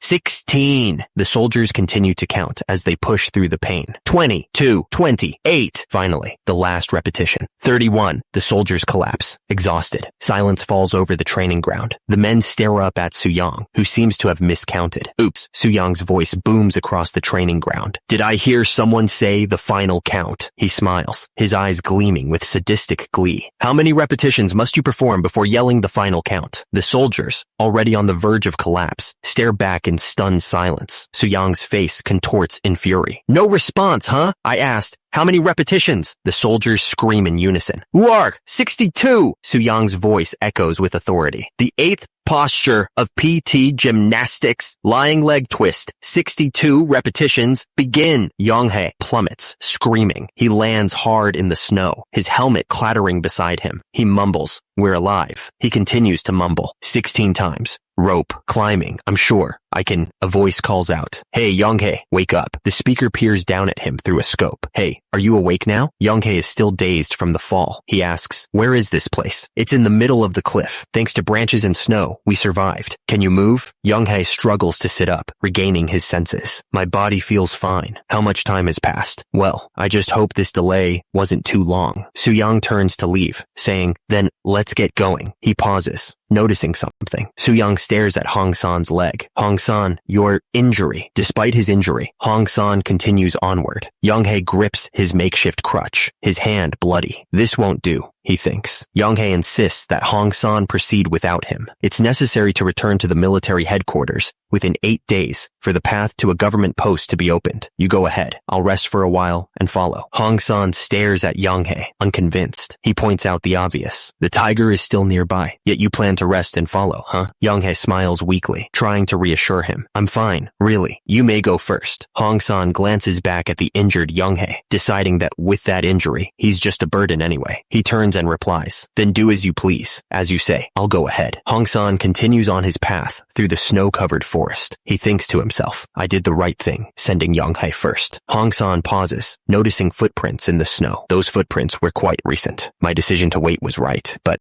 suddenly, a tiger emerges from the trees, stalking him. To think we would meet like this beast having starved all winter will chase Yonghae the moment it takes my life. Hong San knows there's no turning back now. He aims his rifle, realizing that his shot will barely make the tiger flinch. The tiger's face is marred by a wound, possibly obscuring its vision, and Hong San sees this as his only chance. He thinks, come closer. A headshot is my only way to survive. The tiger lunges. Its massive paws crash down through the snow. The tiger's fangs close around Hong San. Indeed, it was impractical to deal with it all alone from the very beginning. Suyang finishes the tiger off. He looks down at Hong San, whose face is marred with blood. Hey, don't get me wrong. I didn't come back because of you. He explains his true motivation. Any dropouts will raise doubts about the competence of the military training command. That's all. Suyang looks down at Hong San, a thoughtful expression on his face. I see. Hong San looks up in confusion. And do you still hate His Highness? What? Suddenly, a voice booms out from the darkness. Where have you been? I thought the trainees were prohibited from going outside the military training command. The speaker pauses, searching for the right words. Like, the man's eyes widen as he takes in the scene. Hong San, and is that Hong Yun-song covered in blood? The man's accusation rings out. We must expel Hong Yun-song now. He leaves the camp at will, pretends to be a military officer, and fights with the subjects. Suyang is told that his behavior will only tarnish the military training command's reputation. Meanwhile, Hong Yun-song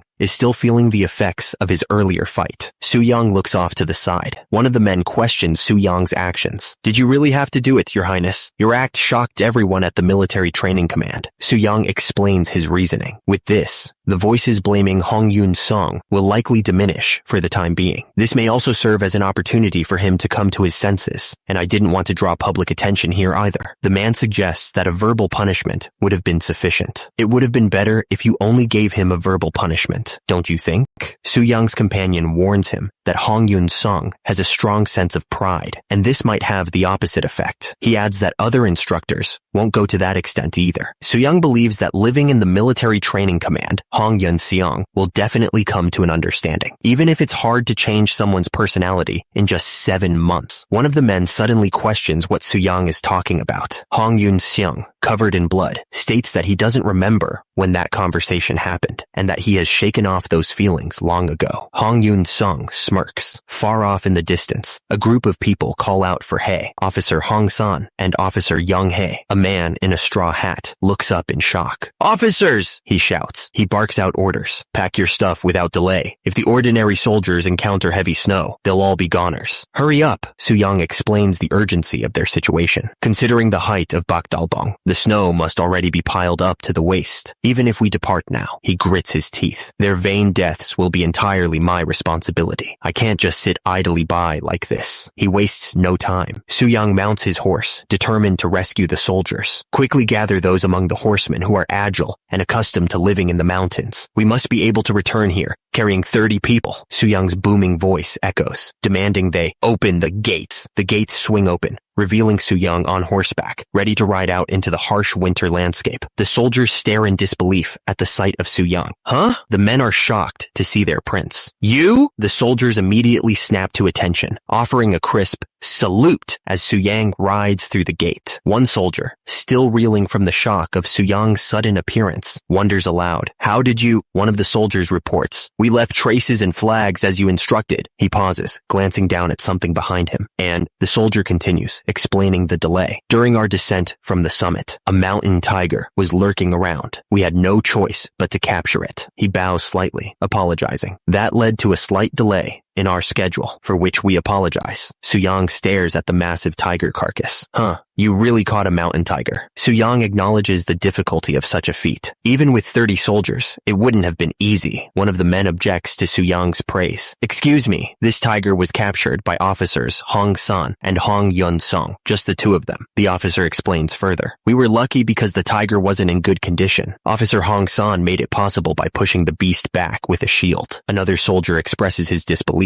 "Are you saying it was really just you two who caught it?" The man continues, marveling at their accomplishment. Even given the mountain tiger's condition, aren't they still only two rookies? Truly crazy talents. That day, for their feat of capturing a tiger, Yi Jing-ok elevated them to commander rank. It was an exceptional case where soldiers from the military training command were rapidly promoted. Someone scoffs at the idea of them tracking the tiger for days. "Don't make me laugh. Did you really roam around Bokdalbong for 3 days, as if making yourselves at home? I'd rather believe in flying pigs." One of the men scoffs, accusing them of deception. "It seems what you're skilled at is deceiving others. Dealing with a mountain tiger? Just the two of you?" He continues to mock their accomplishment. "I could also bring back a beast that starved to death all winter, claiming it was hunted." Hong San's face is shadowed as he identifies himself. "I'm Hong San, trained with a round shield at the military training command." The one-eyed man shivers, noticing the change in atmosphere. "It's good that everyone has been lively since the morning. What? Are my feet getting cold now? Why is he causing a commotion with that lowered voice?" Suyang ignores the doubters and announces his intentions. "I'll start the training now. Don't worry, it won't be difficult." Another man continues to accuse Hong San of lying. "Be honest. You returned after killing time at the guard post, didn't you? And that mountain tiger was caught without any effort, right?" One of the men continues to question Hong San's story. "That's what I'm saying. What's so special about the military training command to catch a mountain tiger so easily? I think we're right, judging by his face." Suddenly, Suyang grabs the man's wrist. The man is caught off guard. "What are you doing?" Suyang flexes, revealing the deep wound on his abdomen. "I got wounded while catching the beast. Do you still want to tease me? Despite being trained to the extreme, it injured me like this." Suyang stares intensely. "Had it been any deeper, my innards would have popped out." The hecklers visibly recoil, realizing they've gone too far. Suyang continued his story, adding, "Well, of course, that beast also paid a hefty price. I took his eye." "What?" The men stared in disbelief as Suyang described his battle with the tiger. "And on the way down, I chewed on his eyeball as a snack." "Eyeball?" Suyang grinned, showing off his gains. "Believe me, that was a real delicacy in the world. Too bad you guys don't know its taste." The man with the eye patch reeked in disgust. "You're crazy." Suyang was done with the talking. "All right, enough talking. Go bring your sticks." The man with the eye patch questioned, "Hey, will you beat us up to make us listen to you?" Suyang smirked. "Well, are you curious to know?" Suyang declared that he would show them just how weak they were. "From now on, I'll show you directly how weak you all are. Come forward one by one and hit my round shield." He sweetened the deal, promising a reward for anyone who could make him budge. "If I drop the shield or fall backward, I'll give each one of you 5 mal of rice." The man with the eye patch and his companion looked at each other, considering the offer. The man gripped his stick tightly, deciding that free rice was too good to pass up. "All right, I don't see a reason to refuse free rice." He charged forward, swinging his weapon with a yell. "I'm going to eat well, dear officer." The stick connected with the shield, resulting in a cloud of dust and a cartoonish figure flying through the air. A few hours later, the two men lay groaning on the ground, wooden clubs scattered around them. Hong San grinned, still holding the shield. "We apologize. We didn't know Officer Hong was so strong. Are you ready to go along with my training now?" The eye patch wearing man looked up in dismay. "You mean right now? On our first day? Let's drink a cup of hot." Suyang interrupted him, announcing the next exercise, the 8th posture of PT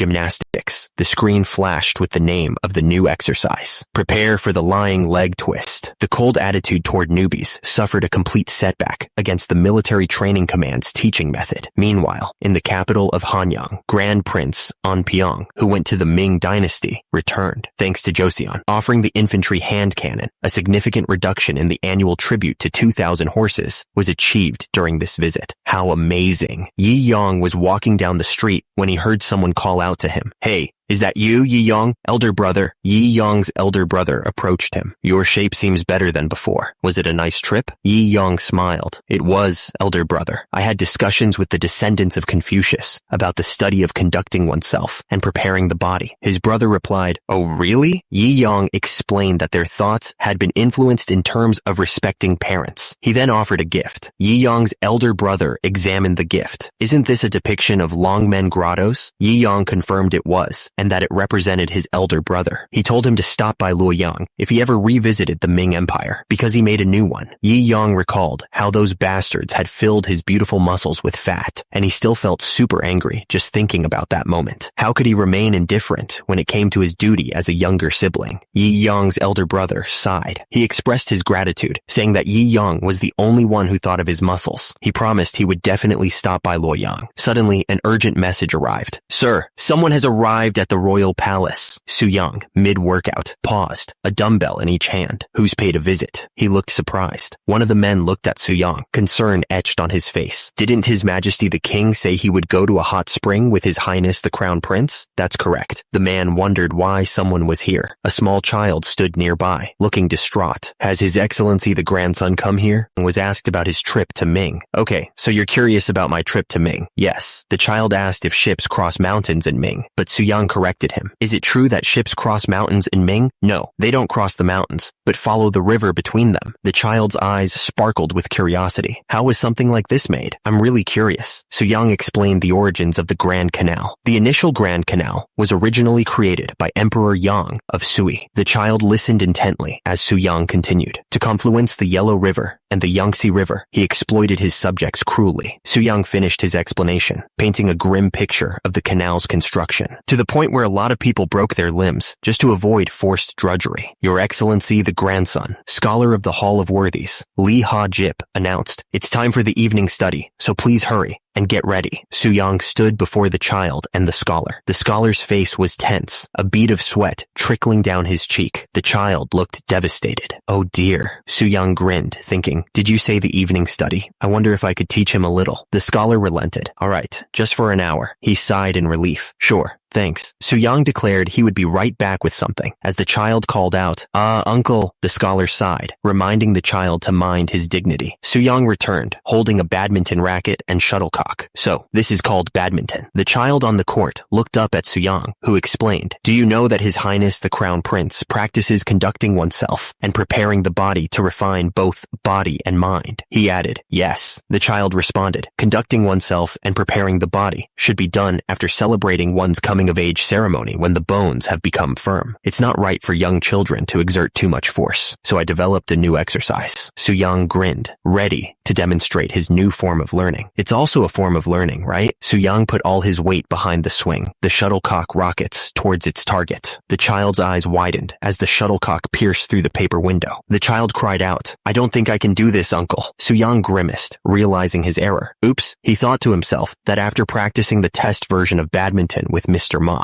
he had put too much strength into his swing. Su-young cleared his throat, trying to recover from his previous blunder. "Just look at your clumsy uncle. Let's try again." He wound up for another shot. "Here we go." The shuttlecock flew towards the child. Su-young watched with a smile. The child watched the shuttlecock soar. So cool. Even though it seems like attached feathers won't let it fly away, this thing is quite fast. Nearby, the man in the black hat watched with a stern expression. Su-young continued teaching badminton to the child, but the man in the black hat sighed. "What kind of teaching are you replacing the evening study with?" He looked thoughtful. After returning from the hot springs, elder brother will surely want to verify the progress in Honghui learning. Although I understand the mind of this scholar, who must produce actual results, yet, Su-young responded to the man, holding up his badminton racket, learning through the body. is also learning. If one builds their body with badminton, it will be helpful for future conducting oneself and preparing the body. The man in the black hat gave Soo-young a sidelong glance. What is it, if not learning? After a moment, he seemed to concede. Yes, I understand. Soo-young turned back to the child. Hong-wee, try to mimic my movements. The child nodded enthusiastically. Yes, uncle. Soo-young smiled, explaining that skipping the basics is like trying to understand advanced scripture without elementary learning. The child peeked out from behind the wall, and the king asked if the young prince would like to try it as well. The child responded, asking if his father was serious. The shuttlecock flew through the air. The young prince took a swing. Soo-young also took a swing. The king announced the scores, revealing that the grandson scored 9 points and Prince Doan scored 11. The attendant suggested, Your Excellency, the grandson, how about we stop for today and go inside? The young prince's face appeared, suggesting Soo-young try badminton himself, but the attendant refused. Why don't you try badminton yourself? Absolutely not. I'm here just to serve His Excellency the grandson. Oh, come on. Just once, the young prince insisted, grabbing Soo-young's arm. The attendant was shocked. What are you doing? The attendant scolded Soo-young, his face contorted with disapproval. Your Highness the Grand Prince, even you shouldn't exceed your authority. His Highness the Crown Prince will also be greatly disappointed that the grandson skipped the evening study. After a while, Your Excellency the grandson, Soo-young called out, a touch of sweat glistening on his brow. Please move your feet more diligently, all right? The young prince suggested it was time to return to the palace. Soo-young agreed, noting the young prince's exhaustion. I think now's the time to go back to the palace. That's right. He seems exhausted, so it's better to continue tomorrow. My dear young prince, go have your dinner. Soo-young suggested that his wife should also try exercising with badminton, stating it's good for everyone, including women, but conceded it was getting late and they should have dinner. After a while, Soo-young declared he'd hit the line, claiming a point for himself and stating he saw it clearly. Soo-young, with a touch of awkwardness, told his wife that they may now go have dinner. However, the question remained, did the popularity of badminton end there? Meanwhile, it was mentioned that the young prince often visited his uncle's place. His companion pointed out that missing so much of the evening study meant he must have known his father would scold him severely. Suddenly, the young prince appeared, demanding more badminton. Father, it's evening study time. I haven't tested all the learning yet. Hurry up and hit. Another prince watched from afar, growing envious of the attention Soo-young was receiving. You, damn you! When you develop a new exercise, you naturally should present it to me, your elder brother, first, out of our brotherly bond. It seemed that badminton was taking over the royal court. Has badminton become the only authorized drug in Joseon? And just like that, with the gentry at the center of the trend, badminton spread even among the common subjects, and thus, Joseon acquired a new traditional game. Back at the palace, the king was ready to put the cannons to good use. He addressed his minister. Excellent. I will ask Kwang Ye from the Ministry of War. How many infantry hand cannons have been produced so far? Kwang Ye bowed low. We have received 3,000 pieces of those from Joseon, while the current mold production amounts to 8,000 units. The king stroked his beard, considering the report. How are the molded infantry hand cannons? The performance is similar, but being much heavier, they cause fatigue in ordinary soldiers more quickly. He grinned, a solution already forming in his mind. If weight is an issue, let the sturdy soldiers carry them. The king nodded, pleased with his own genius. Ah, that's right. When subjugating the northern Yuan, use the infantry hand cannons. The king declared, I'll follow the imperial order to produce far more of them. What? Kwang Ye looked up, startled. Your Majesty, did you say subjugate? The king confirmed, I did. His face hardened with resolve. I will take this opportunity to wipe out those infinitely arrogant northern Yuan bastards. Meanwhile, Soo-young's influence was being felt in unexpected places, starting with the military supplies department. The king addressed the department head. So, after several failures, you finally managed to improve the infantry hand cannon? The official bowed deeply. Yes, Your Majesty. He continued, it's all thanks to His Highness the Grand Prince. Without his inventions, I wouldn't have been able to make it. Soo-young looked surprised. My inventions? The official elaborated. Do you remember when the axis in the steps device I was using recently bent and had to be remade? He marveled at Soo-young's impact. With that kind of strength, Soo-young had an idea. I thought, why not peel the barrel as well? He demonstrated his idea with a burst of strength. Just like this, the apprentice inside the barrel peeling device was sent flying. Sparks flew as the blade spun, carving away the metal. Soo-young asked, what do you think? This is the way to make infantry hand can. Nons. In a short time. He explained the original method. At first, the apprentices rotated the blade to create a narrow hole using the strength of their forearms. However, no matter how hard they tried, the strength of their arms was limited, causing the blades to often go off course. Suyang elaborated, "That's absolutely right. Continuously repeating the same motion is bound to gradually weaken the strength, isn't it? So, in compensation for leaving 1 hour earlier, we had them use the steps device." One of the officials looked skeptical. Were they swayed into exercising by the offer of leaving work early? Suyang's man confirmed that they were. Then, everyone was eager to use the steps device. Another official questioned, "Are you not using the methods of wrapping soft iron or two mutual wrapping that I taught you before?" Suyang's man explained the problem. "Yes, they couldn't withstand 100 shots and kept breaking, so we resorted to the narrow hole method." His Highness the Grand Prince Gumseong came. He came up with many ideas. Grand Prince Gumseong? That fellow is clever, but Suyang continued, "Just judging by the military supplies department alone, we'll easily produce 2,000 infantry hand cannons annually. Does that mean infantry hand cannons, made by rolling up steel plates, will soon disappear?" He confirmed, "That's the plan." He elaborated on the cannon designs. While the cloud hand cannon offers superior range and power, it requires grooves to be carved. On the other hand, it's a precious item that must inevitably be made by rolling a steel plate. Suyang explained further, "Since the infantry hand cannon has a low unit price and a good production rate, once the craftsmen become skilled, we intend to spread this narrow hole method." The king tilted his head, listening intently. "I see. But father,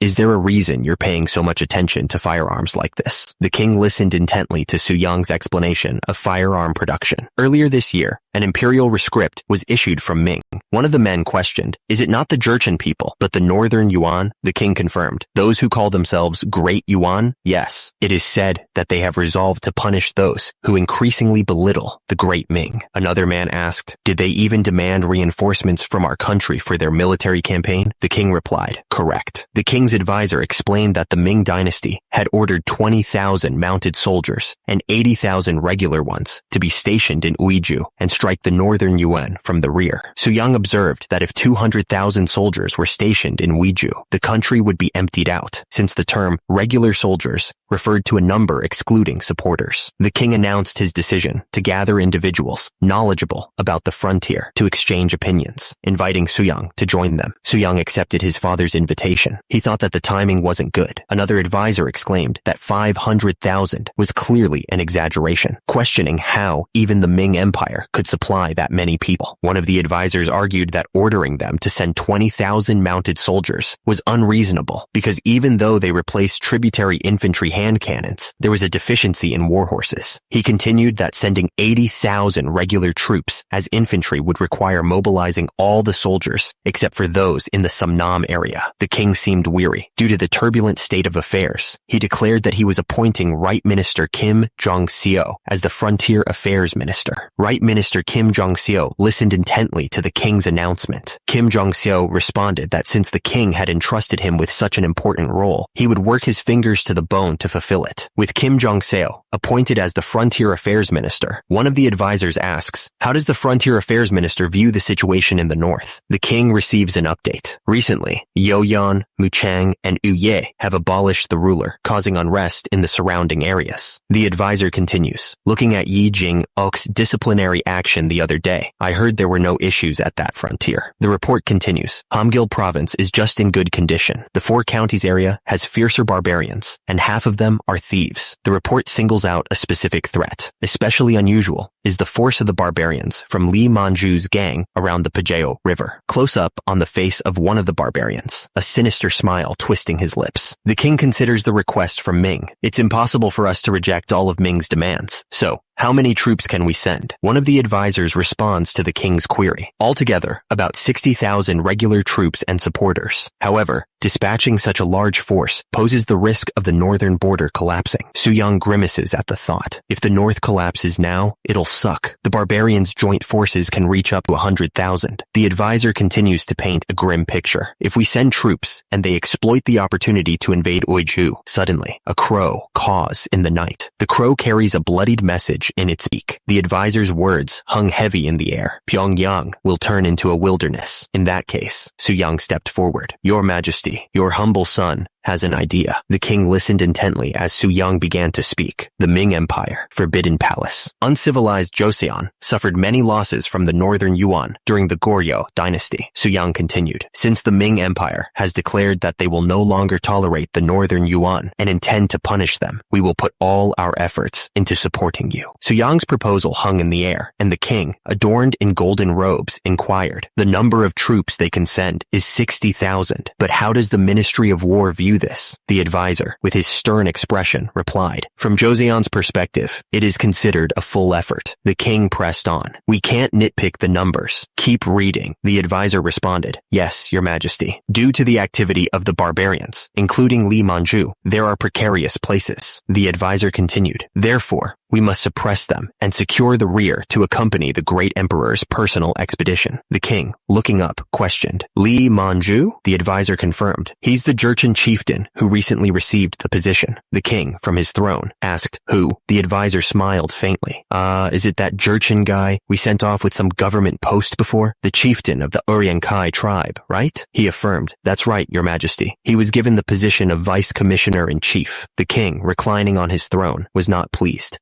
He received an official position bestowed upon him, yet trades in robbery. Pitiful bastard. Tell them to get rid of him right away. A servant stepped forward, eager to offer his opinion. Please allow this servant, Kwang Ye, to speak up to the emperor. Kwang Ye, dressed in formal robes, explained the situation. Although it's a formality, that person received the position from Ming. The king listened intently as Kwang Ye continued. If you have him subdued by Joseon, other Jurchen people may rise against Ming. Another advisor looked concerned, worried about the potential consequences.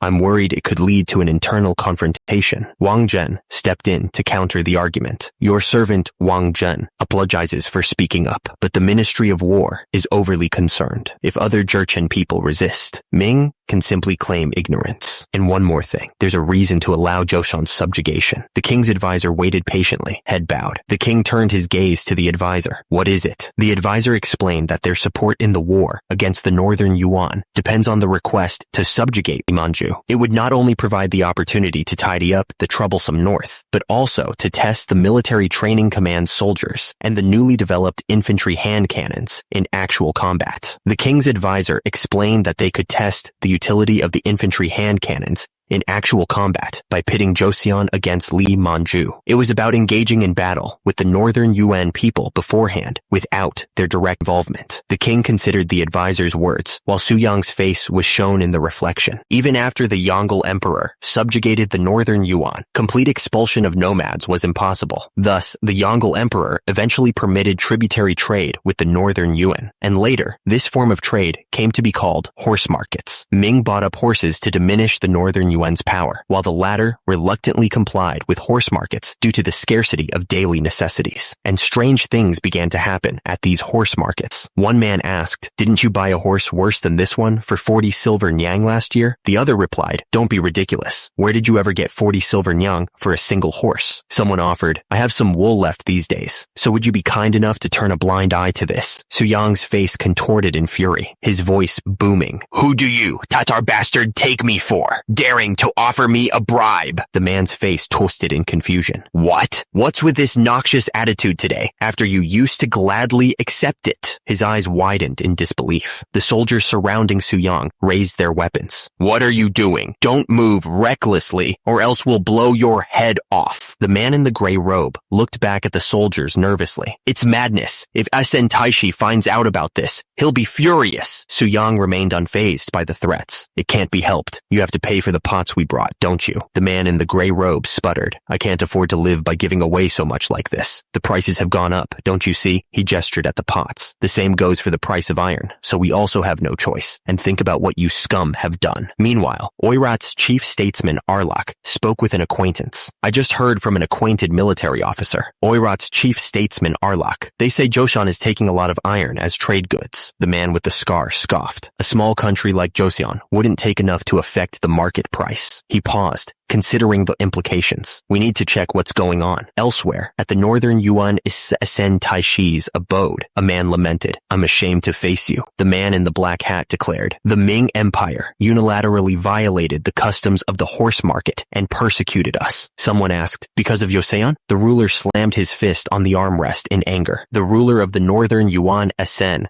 Taishi shouted. What kind of nonsense is it to use the excuse of Joseon, the successor of Goryeo, which was sucking up to us from below? A man with a shaved head pleaded. Please calm down, Taishi. He relented. All right, I suppose we should send an envoy to Joseon. The man in the black hat continued his train of thought. In case they kill or force out our messenger, it will seem like a scheme with Ming, he continued. But hospitable treatment, on the contrary, will be a sign of their estranged relationship. A few days later, in Hanyang, Joseon, an envoy from the Northern Yuan declared, Our Orient Northern Yuan is the successor of the former Great Yuan, and Joseon has also established itself as the successor of Goryeo. He continued reading from the scroll. Since our former countries made a marital pact, why not make a new brotherly one? Someone muttered in disbelief. What? Su Young's face blusted in disbelief at the envoy's words. A new brotherly pact? It hadn't even been a century since the Yuan dynasty was driven out of the Korean peninsula. Every year, hundreds of princesses were taken away, and thousands of subjects were enslaved. Forced conscription led to countless deaths in distant foreign lands. Was turning the entire country into such a slave-like state what they meant by brotherly? The court officials exchanged uneasy glances, wondering just how far this brotherly love would extend. The envoy explained that the Ming Empire had been reducing trade and attempting to cut back on essential iron items, leaving their subjects to starve and eat light meals from leather pots. In short, they wanted to establish a new trade route with Joseon. The man with the gray beard seethed with rage. I should tear his dirty mouth apart right now. My 4 daughters were dragged away by those bastards and became lonely souls. He wanted to beat that trash to death and calm his resentment. Su Yang urged him to stay composed, reminding him that recklessly killing the envoy would only bring trouble. The king, from his throne, considered the situation. His Majesty likely has the envoy would only bring trouble.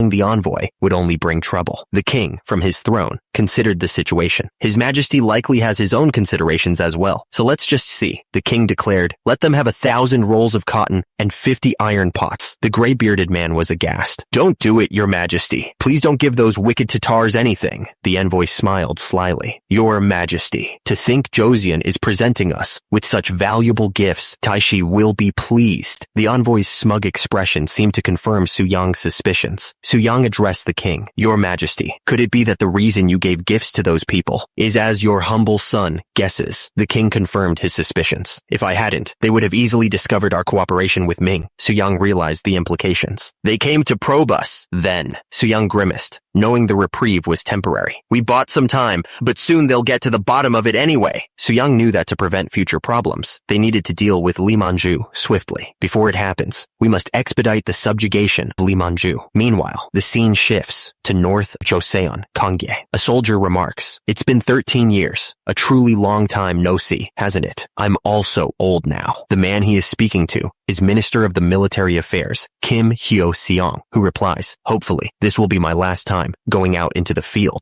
The soldier continues, I heard that Wonbong added common soldiers from the so-called Military Training Command. Magistrate of the Privy Council, Yi Jing-seok, responds, when dealing with barbarians, we rely on the cavalry, right? It's beyond the strength of the infantry. The soldier remarks that mounted troops are best in less rough terrain. He adds that those passing through the 4 counties might appear like beggars. Map. The man in the helmet thinks it's unusual to finish one campaign and immediately embark on another. The other soldier calls someone a naughty noble. Someone asks why he is making that face, since it's been a while since he has seen his younger brother, and if they are still not getting along. He replies that he just has no affection for a narrow-minded brat. The man on horseback is introduced as Wonbong, who even after traveling a long distance and defeating bandits, still exudes strong military power. The battle plans are being finalized. The decision is made. We'll move troops on the first day of the 6th month in the lunar calendar. The man with the beard speaks with conviction. Despite the slaughter of thousands of barbarians, should Li Manju escape alive, it will only fuel his morale, enticing more barbarians. Su Yang proposes a strategy. In that case, why not split our forces into right and left and surround them simultaneously? The right troops temporarily stay in Shenyang and send the vanguard north first. The man on the right adds, the left ones march northward from Kangye and strike east of where Li Manju is staying. We need to set a date for the encirclement from both sides. Our coordination is crucial. The bearded man explains, as we heard from the barbarian chieftain who decided to cooperate in this maneuver, Li Manju's gang has already crossed the Pajeo River and is hiding deep to the east of Kaiyuan. The bearded man emphasizes the importance of a swift victory. If we can't subjugate them at once, they'll hide even deeper. He continues, concerned about the logistics of the operation. Eventually, it may be impossible to find them. I'm fine with the right troops, but the left, can they travel 600 li on mountain roads? Su Yang steps forward with a proposition. I have a request. Please remove 400 infantrymen and 600 supporters from the left troops. The man with the top knot questions Su Yang's request. What's that for? We need enough supporters to be able to fight in war. I have separately selected reliable individuals. Su Yang assures him of their capabilities. They have already experienced and checked high-altitude regions many times. The man with the top knot still seems unsure. Can they really meet the date? There's no doubt. But Su Yang's thoughts raced ahead. If we arrive first, he wondered further. Can we take immediate action? The man with the top knot peered intently, weighing the risks and benefits of Su Yang's proposal. Central Flank Commander Kim Hyo-seong leads a force of 8,000 men, along with 3,600 auxiliaries. Meanwhile, Right Flank Commander Yi Jing-seok commands a cavalry unit with a strength of 5,000 men and 2,500 auxiliaries. And finally, Left Flank Commander Yi Jing-ok leads an infantry unit consisting of 4,000 men and 1,400 auxiliaries. On June 1st of the lunar calendar, 3 armies set out to subjugate Li Manju.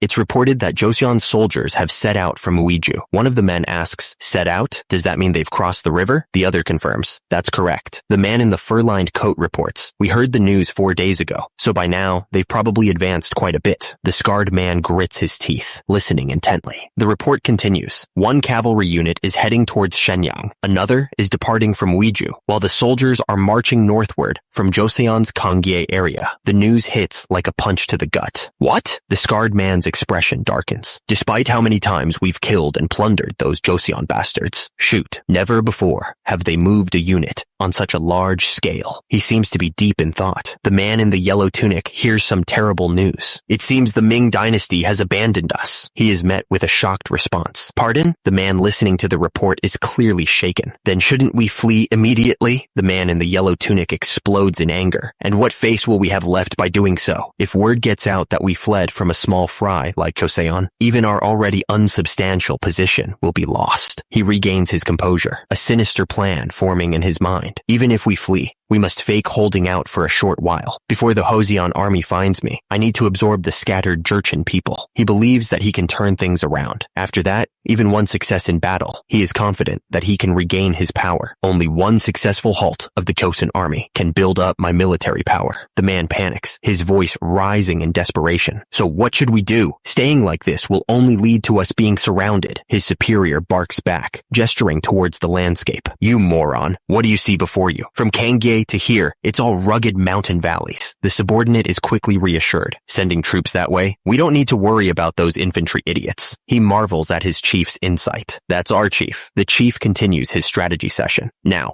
our concern shouldn't be the freaks climbing the mountains from Kangye, but the cavalry unit. Yes, chief. Meanwhile, the Joseon soldiers march onward. One of the soldiers, sporting an eye patch, expresses his frustration. Li Manju, that son of a bitch, has us trekking through these mountains for 8 days straight. I'll cut him into 256 pieces. The soldier with the eye patch declares, 256? He grins maniacally. The arithmetic you taught me last time was fascinating. I'll split him in half 8 times. His companion smiles, seemingly pleased by this display of dedication. Seeing your dedication to arithmetic makes me happy. The eye patch-wearing soldier continues his train of thought, but rather than splitting that bastard into 256 pieces, his expression twists into a horrifying grimace. I'd prefer to grind him in a millstone and taste his blood. He's a pure devil. Suddenly, a shout rings out, cutting through the air. It's an enemy raid. A desperate cry rings out as mounted barbarians charge down from the northern ridge. 300 mounted barbarians are charging down from the northern ridge. Take cover. Prepare for the battle. Everyone. Hidden amongst the tall grass, Joseon soldiers lay in wait. The soldier with the eye patch smirks, confident in their strategy. They will never know how many of us are here, conveniently coming down the ridge.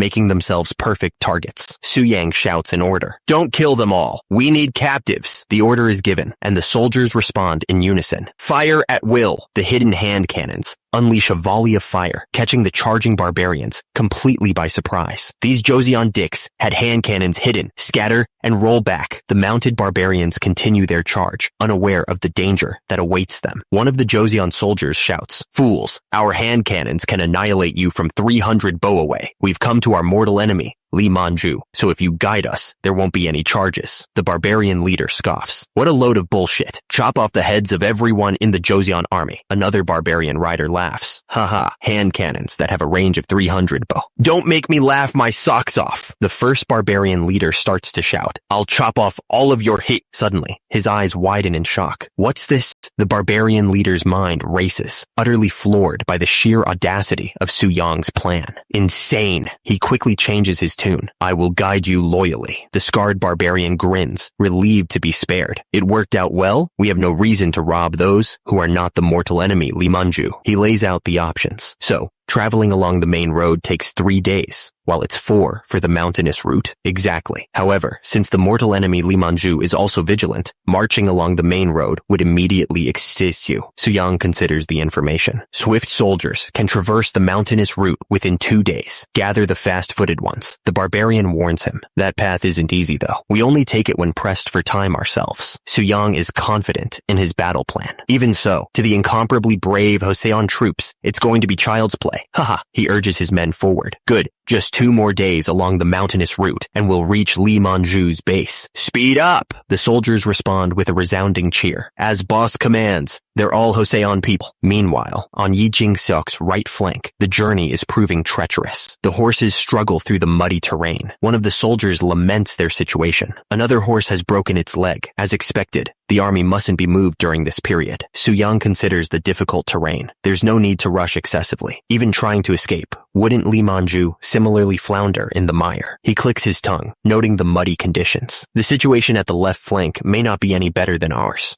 Then why go through unnecessary hardships, brother? Su Yang's expression hardens. He scoffs at the situation. That's not stupid perseverance. It's pure foolishness. 2 days later, the scene shifts to the southern mountains, Shifang. Su Yang addresses his troops. You've all followed me very well. Isn't it tough? I'm dying. The soldiers look around, clearly confused. Su Yang addresses the troops. Since the schedule has been prolonged, I'll provide each of you with 5 mail of rice. Don't worry. One of the soldiers expresses his gratitude. One soldier asks, but what should we do now? His companion responds, first, wait until the right flank arrives. One of the soldiers panics. The guard isn't usually strict, so those bastards might not notice us for a while. We have a big problem. The soldier shouts, the barbarian we brought along as a guide has gone missing. Suddenly, the barbarian grins, revealing his treachery. What? You fell for my perfect acting, didn't you? The treacherous guide has clearly rushed to Lee Manju, making it too dangerous to stay still. Su Yang realizes they have no other choice. He draws his sword. Su Yang commands his troops to get ready to attack, and grimly declares, so, we have no other choice. He draws his sword, the polished steel glinting in the sunlight. Sword in hand, Su Yang commands, everyone, prepare to attack. The army moves out, traversing the snowy mountain terrain. The scarred commander barks orders. Feed the horses until they're full, and pack your stuff, so you're ready to leave at a moment's notice. Another soldier confirms. It's a pity, but the sorghum and barley have to be dumped. He receives an affirmative response. Yes, Chief. Chief, those Joseon assholes are on the mountain. Hey, you scared me. Another man, with a shaved head and wearing a fur-lined coat, demands, what are you talking about? How could their cavalry bastards get up to that high summit? Well, the scarred man repeats the information. It's Joseon bastards. What? Meanwhile, Su Yang's army advances through the snowy mountain pass. The soldiers march forward, their faces grim and determined. The scarred man is shocked to see the approaching Joseon army. How the hell? He shouts orders to his men. Shit! Mount your horses, y'all! Yes! The scarred man observes the approaching army. They must be tired after the climb. Move! But their formation seems a bit unusual. He wonders about their strategy. Why have they put an extra line of soldiers behind? He speculates. They are probably archers. Joseon bows are weak against rain, and it seems the glue has softened during their march. He realizes the danger a moment too late. moment. So, they're standing in the back as a reser. The cannons roared, and the barbarian troops were blown away. That's oof. The scarred man surveyed the scene, his eyes widening in disbelief. Gosh, were those not bows, but real hand cannons? His face contorted in a mixture of shock and frustration. A Joseon soldier reloaded his cannon with practiced efficiency. Again, load the cannons. Load. The order to fire echoed across the battlefield. Now! The scarred man knew they were in deep trouble if they didn't act fast. It takes time to reload their cannons. If we don't charge now, those damn cannons will fire again.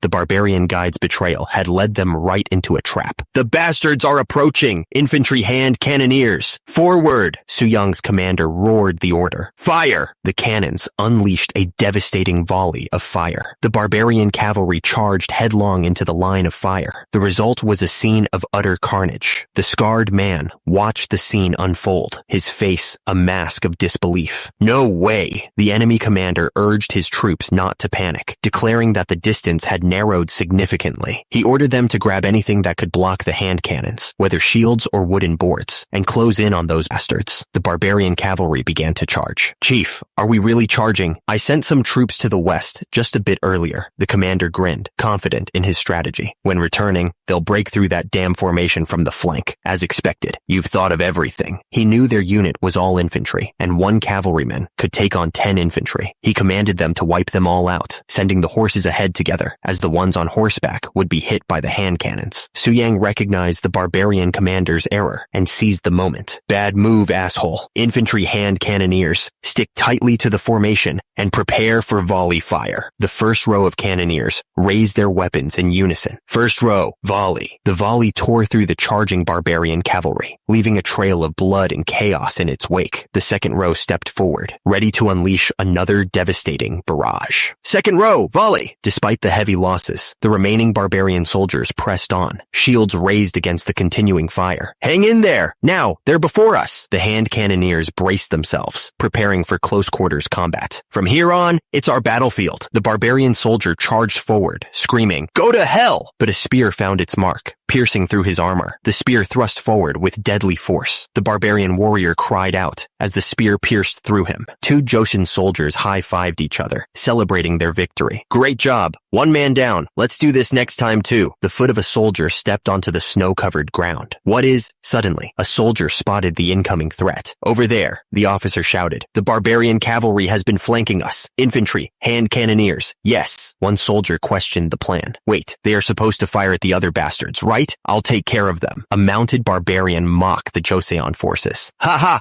Blocking a dashing horse with just one shield! He charged forward, confident in his attack. Stop me if you can. The Joseon soldier braced for impact, his steely gaze unwavering. The charging barbarian horseman crashes into the Joseon shield wall. The mounted barbarian is thrown from his horse. Shit, damn you. The barbarian leader is furious. How dare you, Joseon bastards, deceive. The barbarian falls, defeated. He lies bleeding out on the snow-covered ground. An officer gives the order. Soldiers carrying cloud hand cannons, leave the horses and aim for the men. Infantry hand cannoneers, you may fire at will. The Joseon soldiers surveyed the battlefield. By the way, where's that damn Lee Man-ju? He didn't escape, did he? Another soldier, his face grim, responded. Hey, you've seen his face. Is Lee Man-ju here? No, he isn't. A master of fleeing like him must have already gotten out of here. The horses, exhausted, struggled to move through the rough terrain. Have these sickly horses lost their strength so soon? We have no choice but to walk from here on. One of the men shouted at an approaching tribesman. Chief, what about the tribesman? The chief snapped back. Assess the situation with your eyes before speaking, you moron. Suyang listened intently. Suyang declared, generally, it's the leader of foot soldiers who must take responsibility for the consequences of their actions. The bald tribesman, his face contorted with fury, roared, "You bastard!" But Suyang was unmoved. Don't beg for your life, Suyang continued, his voice steady and resolute. Or if you are going to do it for your soldiers who are dying. The soldiers urged each other forward through the carnage. Move, move, one of the armored soldiers exclaimed. At this rate, we may be ambushed again. If the left flank gets to Lee Man-ju first, my dignity will be nowhere near fine. From behind the trees, a voice questioned, "Is that even possible?" The soldiers on horseback turned to face the newcomer. "Who the hell are you?" Suyang's face appeared, a look of slight surprise on his face. Oh, the soldier recognized him. Aren't you the right flank commander? The soldiers eyed the newcomers warily. You guys, are you from the Joseon army? From the left flank, to be exact. We're messengers on our way to the right flank. The armored soldier's eyes narrowed. Messengers, he stammered, realizing who they were. This is really... The soldier's eyes widened in disbelief. Really, Lee Man-ju. Just then, the real Lee Man-ju appeared, wiping his hands. What happened here? Have you arrived, elder brother? My apologies for not greeting you earlier. I was washing up. Lee Man-ju smirked, revealing his strategy. Thanks to Lee Man-ju sending troops to handle the right flank, the left flank got its chance. Su-yang questioned the soldier, his tone laced with disbelief. So, while I wasted time dealing with at most 200 people, the infantry alone finished off Lee Man-ju. The soldier stood firm, unfazed by Su-yang's skepticism. Your contribution is truly remarkable. Where are the horses those bastards were using? The scene shifts to the aftermath of the battle, showing the fallen horses amidst the carnage. Since the left flank doesn't have cavalry, riding them is a pain in the bottom. Thus, we concentrated fire to kill them from the first seconds of the battle. The soldier's expression turned gleeful as he spoke of the spoils of war. For the surviving horses, yum! 2 soldiers are now feasting on horse meat around a campfire. The drink sucks, but damn, this meat got me hooked. Where else would we taste such precious horse meat? The armored soldier's face contorted with a sinister glee. Some were allocated as rations, with the rest given to the cooperative barbarians. Well, as a monk general, you can do as you please. What about the Jurchen captives? The soldier explained that most of the captives had been handed over to the hamlets that helped guide them, which caused Su-yang to exclaim, "What?" Su-yang's face contorted in rage as he roared. "Isn't 100 captives enough? Listen, do you even realize the value of them and their horses?" Another soldier, also in armor, approached. "Is there a problem, elder brother?" The camera zooms in on the armored soldier's teeth, clenched in what seems to be suppressed anger. Su-yang responded, trying to control his temper.